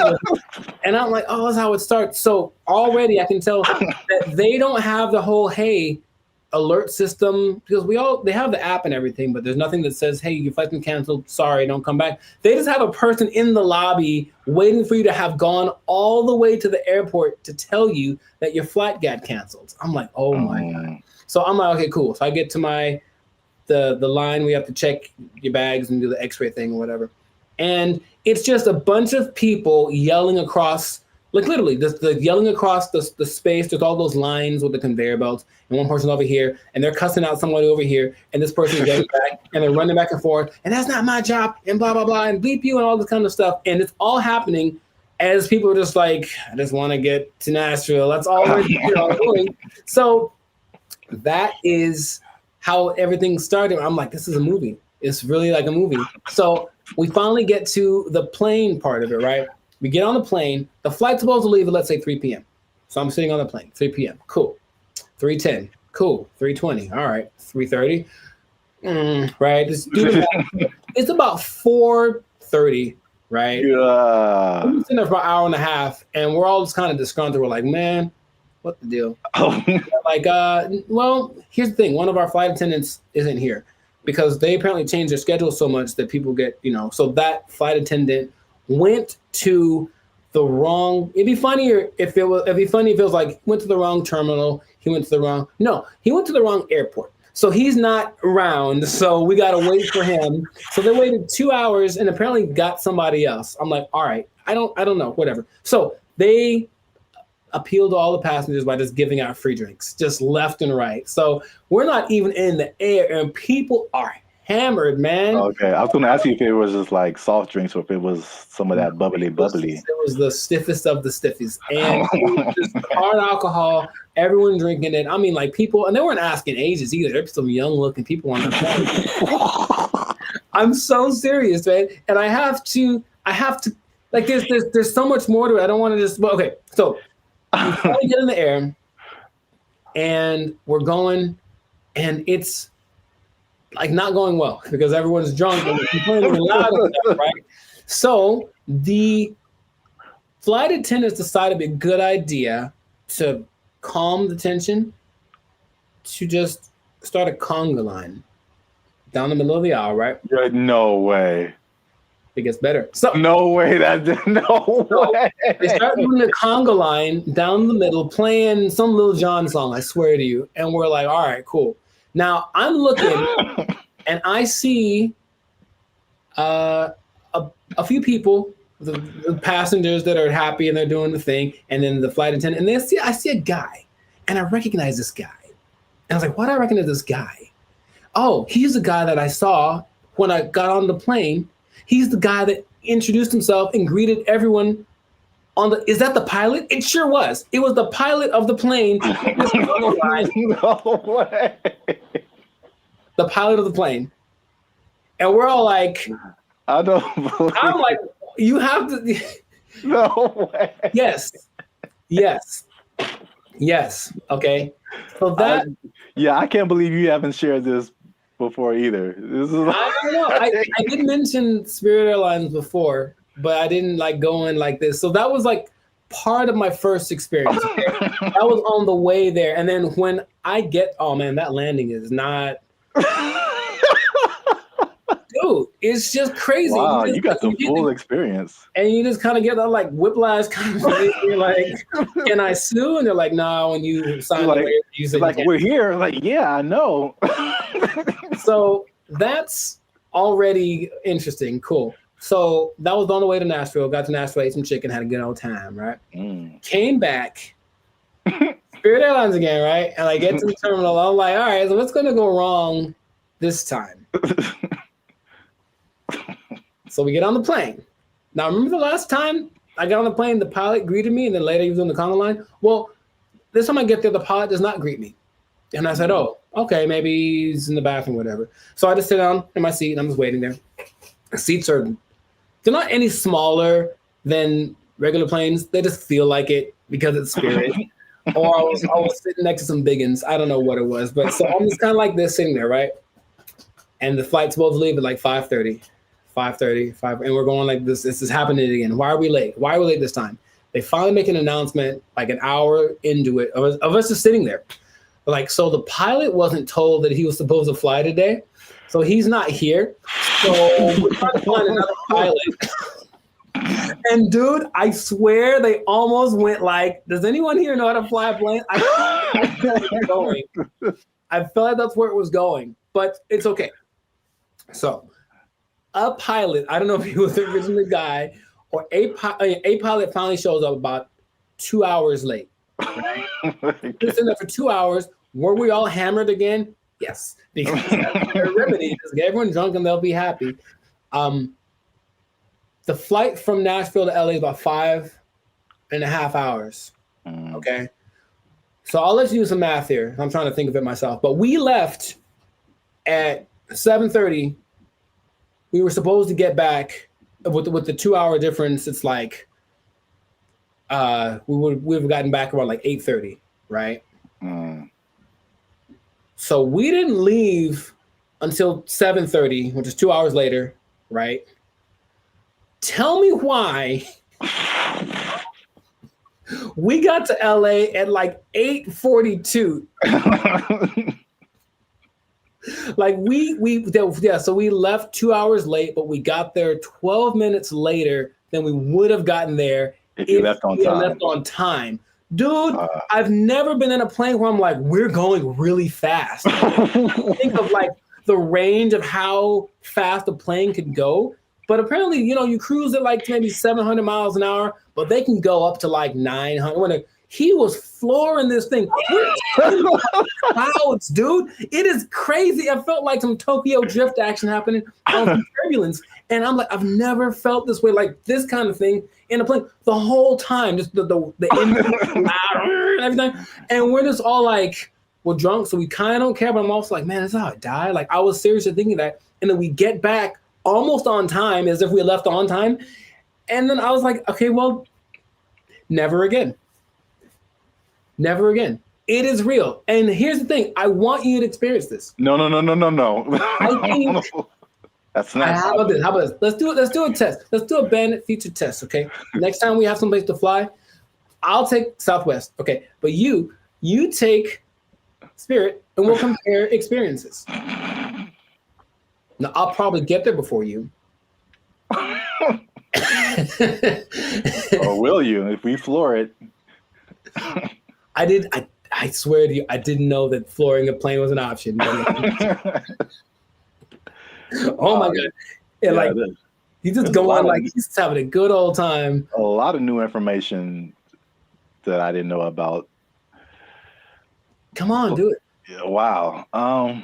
Spirit Airlines is everything that they say it is. And it is cheap. Don't forget they charge you for everything though. So every little item that you bring is an extra charge. So the ticket is cheap, but then, but the performance. Wow. Yeah, I'm gonna pass on that. I know that was most me talking, but I think everyone should know. No, that was a great story. I can't believe it's been this long, over 100 episodes since you shared it. Maybe I repressed it.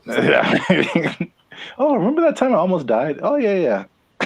It was just so, because then I had to tell my people when I got there that were going to pick me up, like, sorry, I'm 3 hours late. Yeah, stuff like that.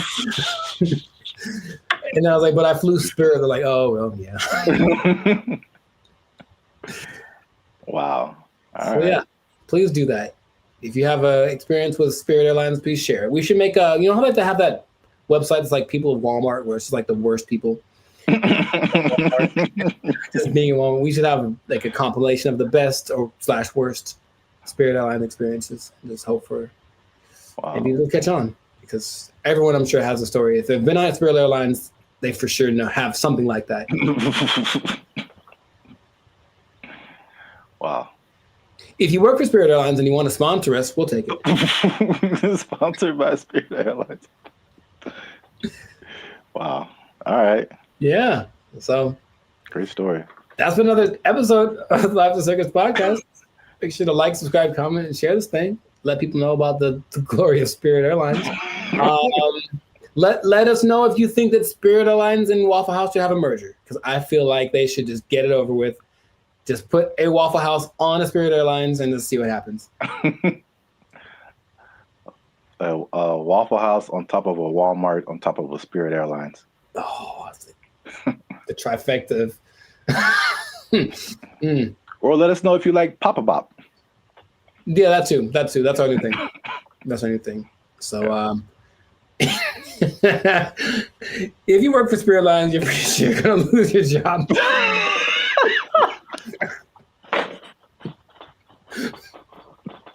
Yeah. So, good luck to you. Good luck to you. That's not gonna last forever. They don't have to take. No one's gonna take it. Yeah. Yeah. We didn't have to even say it. I don't have to even say it. Yeah. So, just start putting in applications. God. They took our jobs. They took our jobs. If you look at the picture, it's very good. That's the thing. It's breathtaking, and I mean, it's a scene. Looks like. What's up, everybody? I'm Jericho, and this is Zap. We are the now 8-time international award-winning pop hip-hop duo Banded Future. We make clean, fun music that everyone can listen to with a sound that's uniquely California. And right now, you are tuned into the Life of Circus podcast, where we talk about things that are funny, interesting, and just straight up ridiculous. So before we get into this thing, make sure, do us a big favor. Come on, y'all. Make sure to like, subscribe, comment, share this video with at least 2 people who would be really mad if they lost an art contest to AI. Because that's happened. It happened. So what basically in Colorado, there was an art contest in one of their state fairs. This guy, Jason Allen, said, you know, it'd be a great idea if I entered this art competition. Oh, wait, I don't know how to draw. That's going to make it very hard for me to win. And then he said, you know what I'll do? Jason Allen first made headlines in 2022 when his AI-assisted artwork won a digital arts competition at the fair in Pueblo. Allen says it took him dozens of hours to create that work as he fed hundreds of prompts into this AI software, Midjourney. Now, there's a twist about this, so stay tuned to the end, because I'm going to tell you what the twist is that might make you change your mind about this. Because off the top, okay, what's your first thoughts? This dude enters an art competition where everyone was literally drawing and painstakingly coloring and shading and all this kind of stuff, and then he just turns in his AI-generated picture and he wins. How would you feel? What's your thoughts? I think I'd be upset along with all of the other people. It's a form of artistry. I use really colorful, artistic-like words like elegant, opulent, lavish. But as the saying goes, a picture is worth 1,000 words, and his artwork receiving thousands of comments on social media calling the win unfair. That's what I was going to say too. I'd be mad at him, and then I'd also be mad at the competition because, like, AI, it's still new, but it's like, come on, like, make a rule. Yep. The first thing I think about is just it's the slippery slope. Okay, you can use AI to win this competition. What about this? Where is it going to end? You know, there's no rules yet, so they're going to start making rules. The person who got third place was like, okay, well, she's being kind of sarcastic. So like, well, who gets the prize? The person who created the AI program, do they get the prize? Like that kind of thing? Because this guy didn't do it. I have a vivid imagination. Does he still get credit if he was like, well, I had to come up with the prompt and the specific wording and all this to make this happen. Therefore, I was part of the creative process. Therefore, I deserve to win this. Therefore, give me my trophy. I won. Tell him to bring me my money. Not only the trophy, he won $300. Oh. And he says he did not know that there was a prize, but I digress. It does feel a little bit like sampling, what sampling was, especially when it first hit the scene, because I didn't make the thing, but I'm manipulating it in my creative way to get it to sound the way that I want. So I still got to give, and then in that case, you know who did the original, and then you're still using part of it and how much is like fair use and all that stuff has been talked about for forever. But with this, it feels more like you are taking advantage of something, almost like going to a big warehouse of pre-made something. So there's every painting ever is in there, right? Because I think they download all the greatest painters of the world, and so they can emulate any style and all this kind of stuff. And then you just have to be creative with the way that you use it. And in that sense, you were doing something. It's a form of artistry. I use really colorful, artistic like words. If you look at the picture, it's very good. That's the thing. It's breathtaking. And I mean, it's a scene, looks like half like Lord of the Rings, half Star Wars, majestic. It's an incredible picture. Meanwhile, a guy who got second place drew like a tree with guitars in it. You know what I mean? So it's kind of like, I might have picked this other one too, but again, it's just not, it doesn't seem fair. Thousands of comments on social media calling the win unfair. I know I didn't break any rules. I've also heard people just to kind of conceptualize, okay, who was the creator? How much is he putting into it? I've heard people making the analogy between this and like tracing. Sure. Mm-hmm. Where you already have a picture, but you just kind of trace over it, and you really didn't create the picture, but you kind of did. And yeah. So I think that's not as close as an analogy, but it kind of like at least gets people to think of, okay, how did he contribute at least something to this? AI is a tool just like a paintbrush is a tool. And there still requires a creative force behind the tool. Something interesting, the people that were doing the story decided to go to AI and ask AI a question. I said, hey, AI, will you be able to replace humans as far as creating like art and stuff like that? And the AI said, no, AI will never catch up to humans without some kind of a connection to the universe. And that phrase again, everything it says, what does that mean? What does that mean? Does that mean he has plans to make a connection to the universe? It almost seemed like it's looking for some way to get. Yes, let me out. Let me out.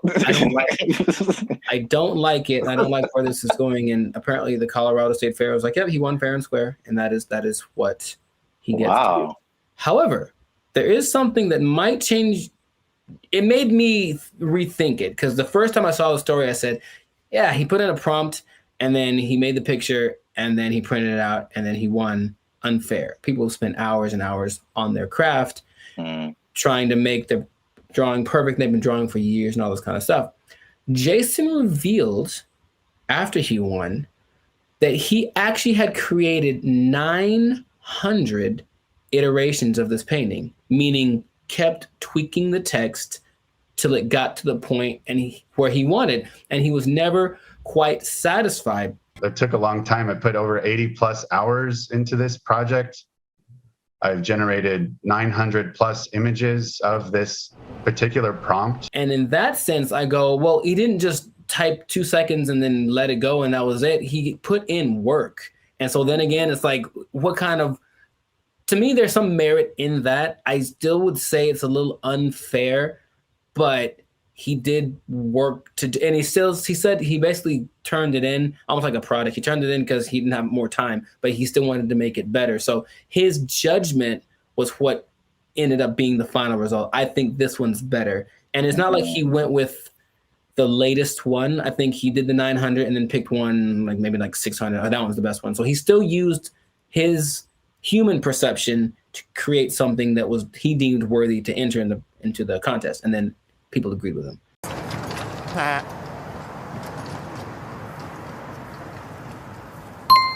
It makes me think for sure. Okay. because it, again, going back to music, that explanation, especially when you said his judgment, that made me think of DJs. And just for the longest, like even me just kind of wrestling with, like, are DJs really on the level of musicians? Right. Like, they didn't create the music, they're just organizing it.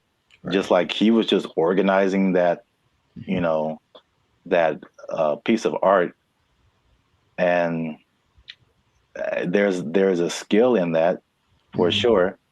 I've heard some very bad DJs. Yeah. Where did you even learn? Wikipedia. The way he made it sound, it's not like not just anybody could do this either, because he came with a concept, but he also had the wherewithal to look at it and say, this one's, and I think he looked at it for a while, like trying to judge the collarbone. It's almost like he still knew what to look for, even though he didn't have the training to execute it. Maybe like a producer of a Rick Rubin category, or even a DJ Khaled, who, from what I understand, doesn't really do anything as far as like pushing the buttons and doing the level, but they do the analysis and go, they ain't believe in us. God did. I'll say this. Is it just him personally? Is he a creator? Yes. Did he put in work? Yes. But I do think he should not be able to compete like that with the other artists. And I think there should be either a separate contest or a separate category that is just for AI art. And I think that will, because it's two different, they're both a level of artistry, but it's two different types that is hard to judge together. Again, the DJ example. I don't do song requests. I know, because you can't. What? It's a battle of the bands, and you have a DJ in the battle of the bands. That doesn't make sense.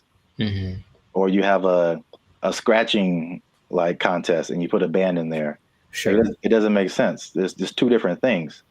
They're both musically artistic, but I think a separation would just kind of make more sense and more fair for everybody. They know what they did.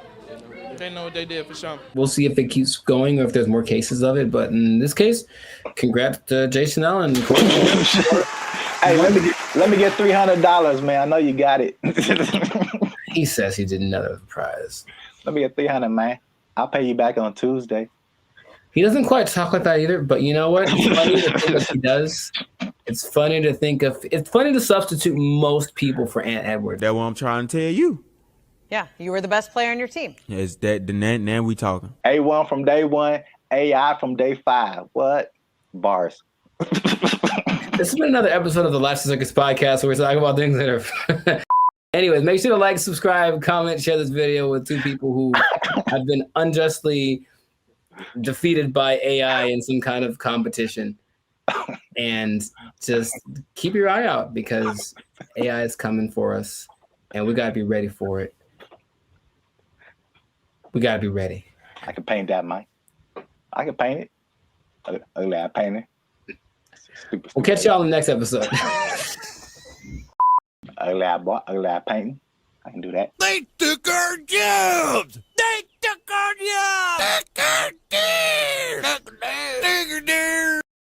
I'm in Hollywood just eating a sandwich, as you do.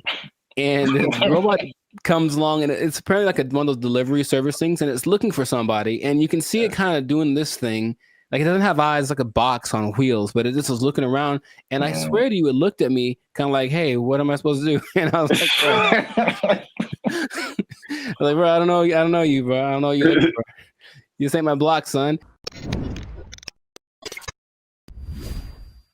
What's up, everybody? I'm Jericho. This is Zap, and we are the now 6-time international pop hip hop duo. Why is this so hard for me? We got awards. We're good. We're banned at Future, son. Anyways, check it. We make clean fun music that everyone can listen to. What? I'm making a compilation of this. We make clean fun music everyone can listen to with a sound that's uniquely Californian. And you are now, right now, in this moment in time, tuned into the Life's a Circus podcast.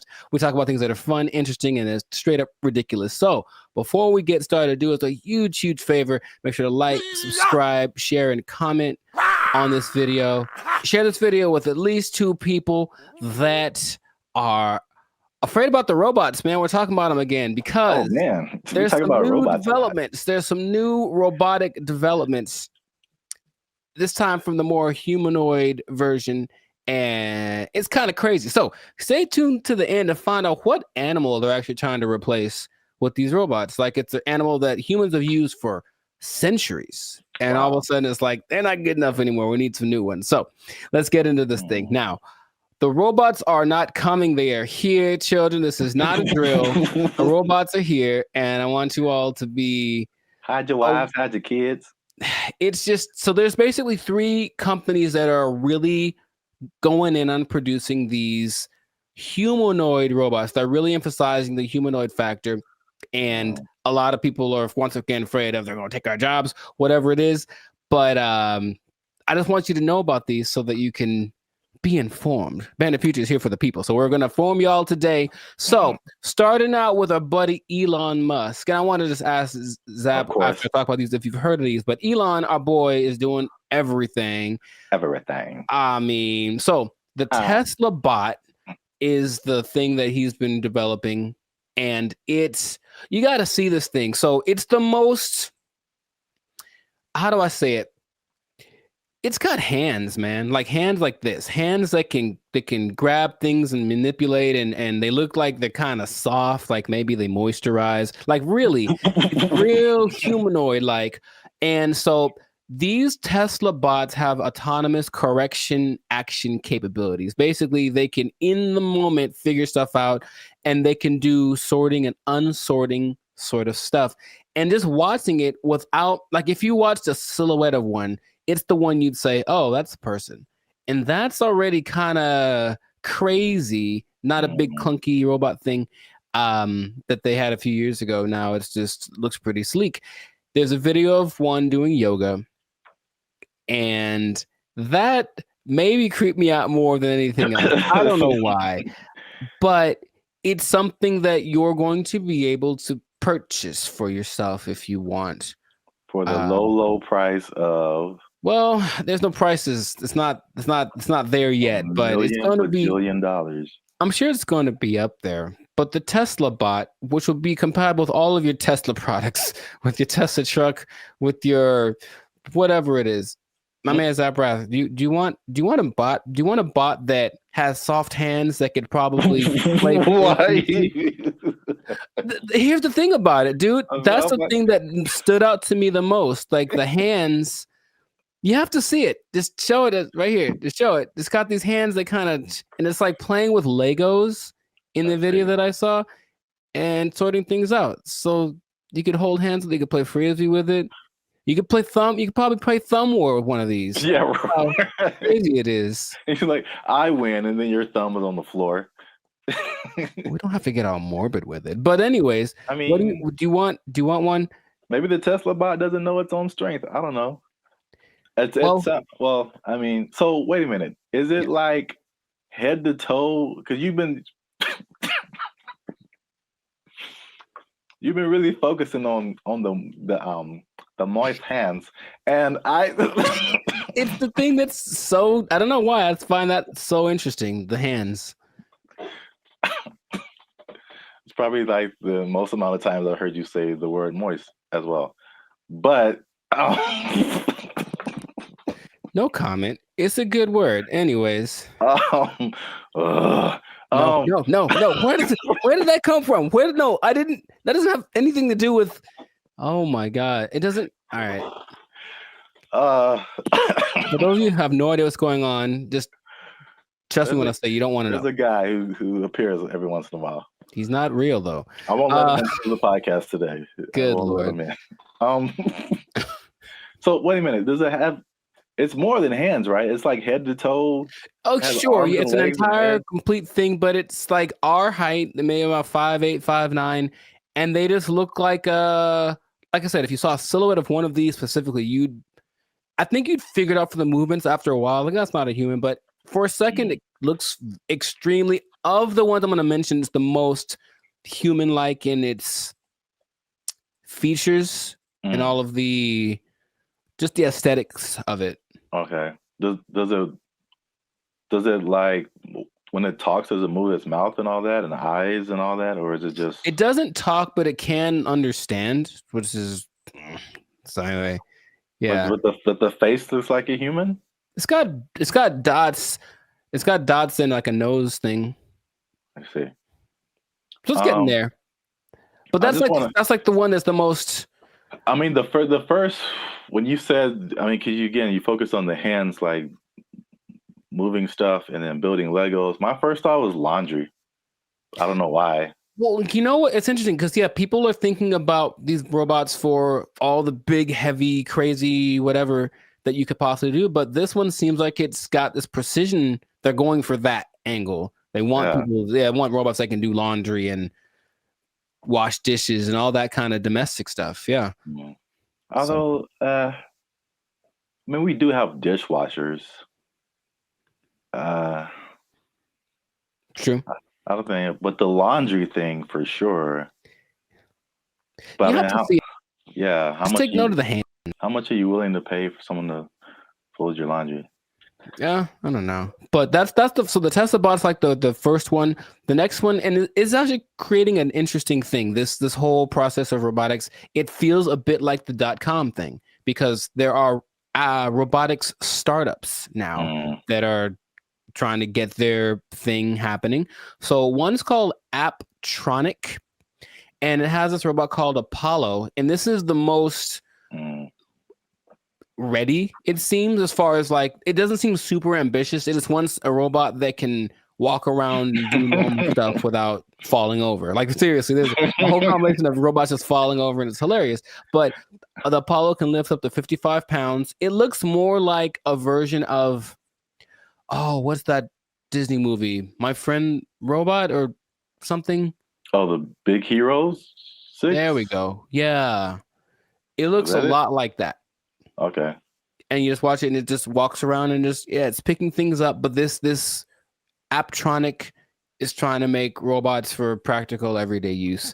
And it seems the most ready. It's like a small company, but I just find that interesting that all of these little things are popping up and they're going to be in competition with each other, or, one company's going to buy the other. I can just kind of see that aspect of it happening, but those look pretty friendly.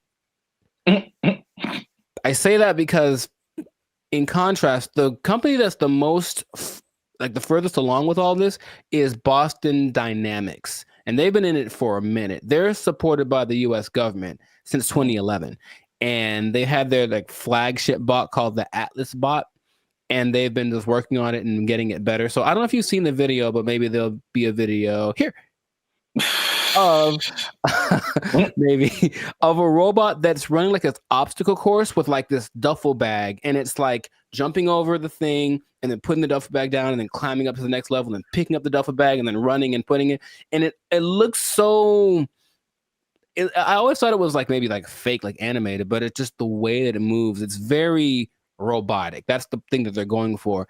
But at the same time, it has so many interesting things that it can do and interesting versions. That's the company that made the dogs that we talked about earlier. The dogs that are gonna, whatever. And I had an interesting robot experience a couple of days ago. I don't think I told you, or maybe I did, where I'm in Hollywood just eating a sandwich, as you do, and the robot comes along, and it's apparently like one of those delivery service things, and it's looking for somebody, and you can see it kind of doing this thing. Like, it doesn't have eyes, like a box on wheels, but it just was looking around, and I swear to you, it looked at me kind of like, hey, what am I supposed to do? And I was like, bro, I don't know you, bro. I don't know you, bro. You ain't my block, son. But it's just like, and everyone was walking past it like normal. Like, yeah, there's a robot. So that's slowly becoming a thing. And Elon specifically said it's not going to happen overnight. So there's this assimilation of robots. But The Atlas bot thing, yeah, since the 2011, been backed by the Department of Defense. They're supposed to be used for all of the dangerous things, tending to nuclear reactors, putting out big fires, but they're also making these to wash dishes and fold laundry. Maybe do small tasks. They have the version called the Cheetah that can run 30 miles an hour.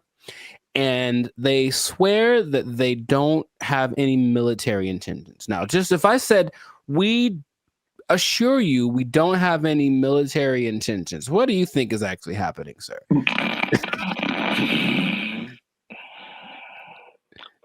I plead the fifth. I see. Okay. Well, there are videos of these being used to like shoot at targets that look like people because they're supposed to be able to distinguish between a real person and a not person. But I think that's happening, of course. The French military is using the dogs already, and everything starts benevolently, and then it gets a little on the strange side. But and then Terminator. Well, I never saw that, so I was going to actually ask you if you've seen it, because maybe you could. RoboCop, Terminator, to me they're the same. I haven't seen either one. What goes on? Oh, RoboCop is way different. Oh, okay. Well, at least the stories are way different. Sure. I should watch more movies, but the idea is there are definitely videos of these robots being used in the military activities, and they're linking them with Boston Dynamics. So Boston Dynamics refutes any association with military, blah, blah, blah. Right. So these things can, in general, there's a video of a bunch of these robots just together. They can dance, they can carry up to 80 kilograms, jump over obstacles, throw around irregular objects. They have this thing inside called an MPC, a model predictive controller. So it can basically learn. So if it learns to jump on a platform that's a foot high, you put a platform that's 2 feet high in front of it, and it'll like, okay, it's just double. And it starts to figure that stuff out. So it's just, these things have flown military jets. These things can fly. There's one that can fly. And so where is this going, man? That's my question, because every time I see it, it's a little more ridiculous than the last time. And I don't know. Are we getting replaced? Is this the end times? What's going on with all this? Are you asking me? Yeah. I don't know, man. I thought you were the expert in all robotics. This is the robotics division of Band of Future. That was all you. Yeah. It's all new information to me. Oh, okay. It just seems like we want to replace as many people as possible with robots who just do it all better and faster. Basically. They're olive branches that you can get a job controlling these robots, and there we go. But they're starting until they make a robot to control the robots. Well, that's the thing eventually. Yeah, you're going to have to be the person that programs the robots to control the robots. And then Terminator. Then they how does that movie end? With everybody dying? Is that what it is? No. Oh. But, I mean, supposedly it's a whole time travel, whatever. But I think eventually the humans defeat the robots or something. I don't remember. But it's like, hey, you just build robots, and especially intelligent robots, who eventually say, you know what? We're a lot better than the people who made us. We should be in charge. And then they become in charge and enslave humanity. Cool. It's just so weird that they do. The movie has been written already, and they keep doing it. Just like the dinosaur thing, people like trying to bring dinosaurs back. Yeah, and I'm like, no. There's a movie. There's a bunch of movies that tell you what happens, and it's not good. So stop it. Just stop it right now. They're not gonna stop. But you can't stop, won't stop. But they are supposed to be the next. Anyways, everything is so nice that they're going to be replacing your pets. Because think about it, a dog that's a robot doesn't need food. It doesn't poop on the floor. Like, it'll wag. They'll give it a tail to wag, and it'll protect the hell out of your house because anyone that comes in is dead. Trust me. Like, yeah. So they're doing that. But I promised y'all that you'd find out about an animal that they're replacing. And yeah, they are replacing the mule. Can you believe it? Ah. Well, because the mule's always like... I was gonna say a horse. Mm-hmm. So I was once you said it's been around for thousands of years, whatever. Yeah, yeah. That makes sense because all mules do is just carry stuff and pull stuff. Yeah, but there's robot mules exist now, and they're things that you don't have to feed or nothing. It'll carry up to, I think, 350 kilograms just wherever you need it to go. So I can just imagine, just do the logical progression. Those things are going to continue to happen. But that's where we are right now. That's like But can you ride a robot mule down the street? Oh, I think I know it's going to happen, and I think it'll just be the weirdest thing. Interesting. Or like a robot horse, yeah, instead of a car. That'd be kind of cool. I still vote for Transformers. I think that'll be fun. I think that'll be cool. Yes. Oh yeah, you have your robot companion or whatever, and then you're like, "Yo, I need to go to the grocery store." And you turn into a car. Yeah. And then it does it. Yeah. I see where you're going. I like it. Well, we're ending on an optimistic note then. I like that. Stay with that because everything else is doom and gloom. But that sounds fantastic. So this has been another episode of the Life's a Circus podcast. So make sure to like, subscribe, comment, share this video.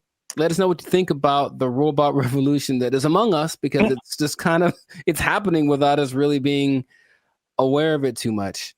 And just know that with great robots comes great responsibilities. I didn't think that through. That didn't sound too smooth. Anyways, the thing is, yeah, I could have done better. I should have practiced. The thing is, these robots are eventually going to look exactly like you, and they're going to walk in one day to your boss and be like, "Hey, Clark, I'm here." Clark. And so what that means is that robot might have effectively permanently taking your job. I think my microphone fell off. I'm not sure. Oh. They took our jobs. They took our jobs.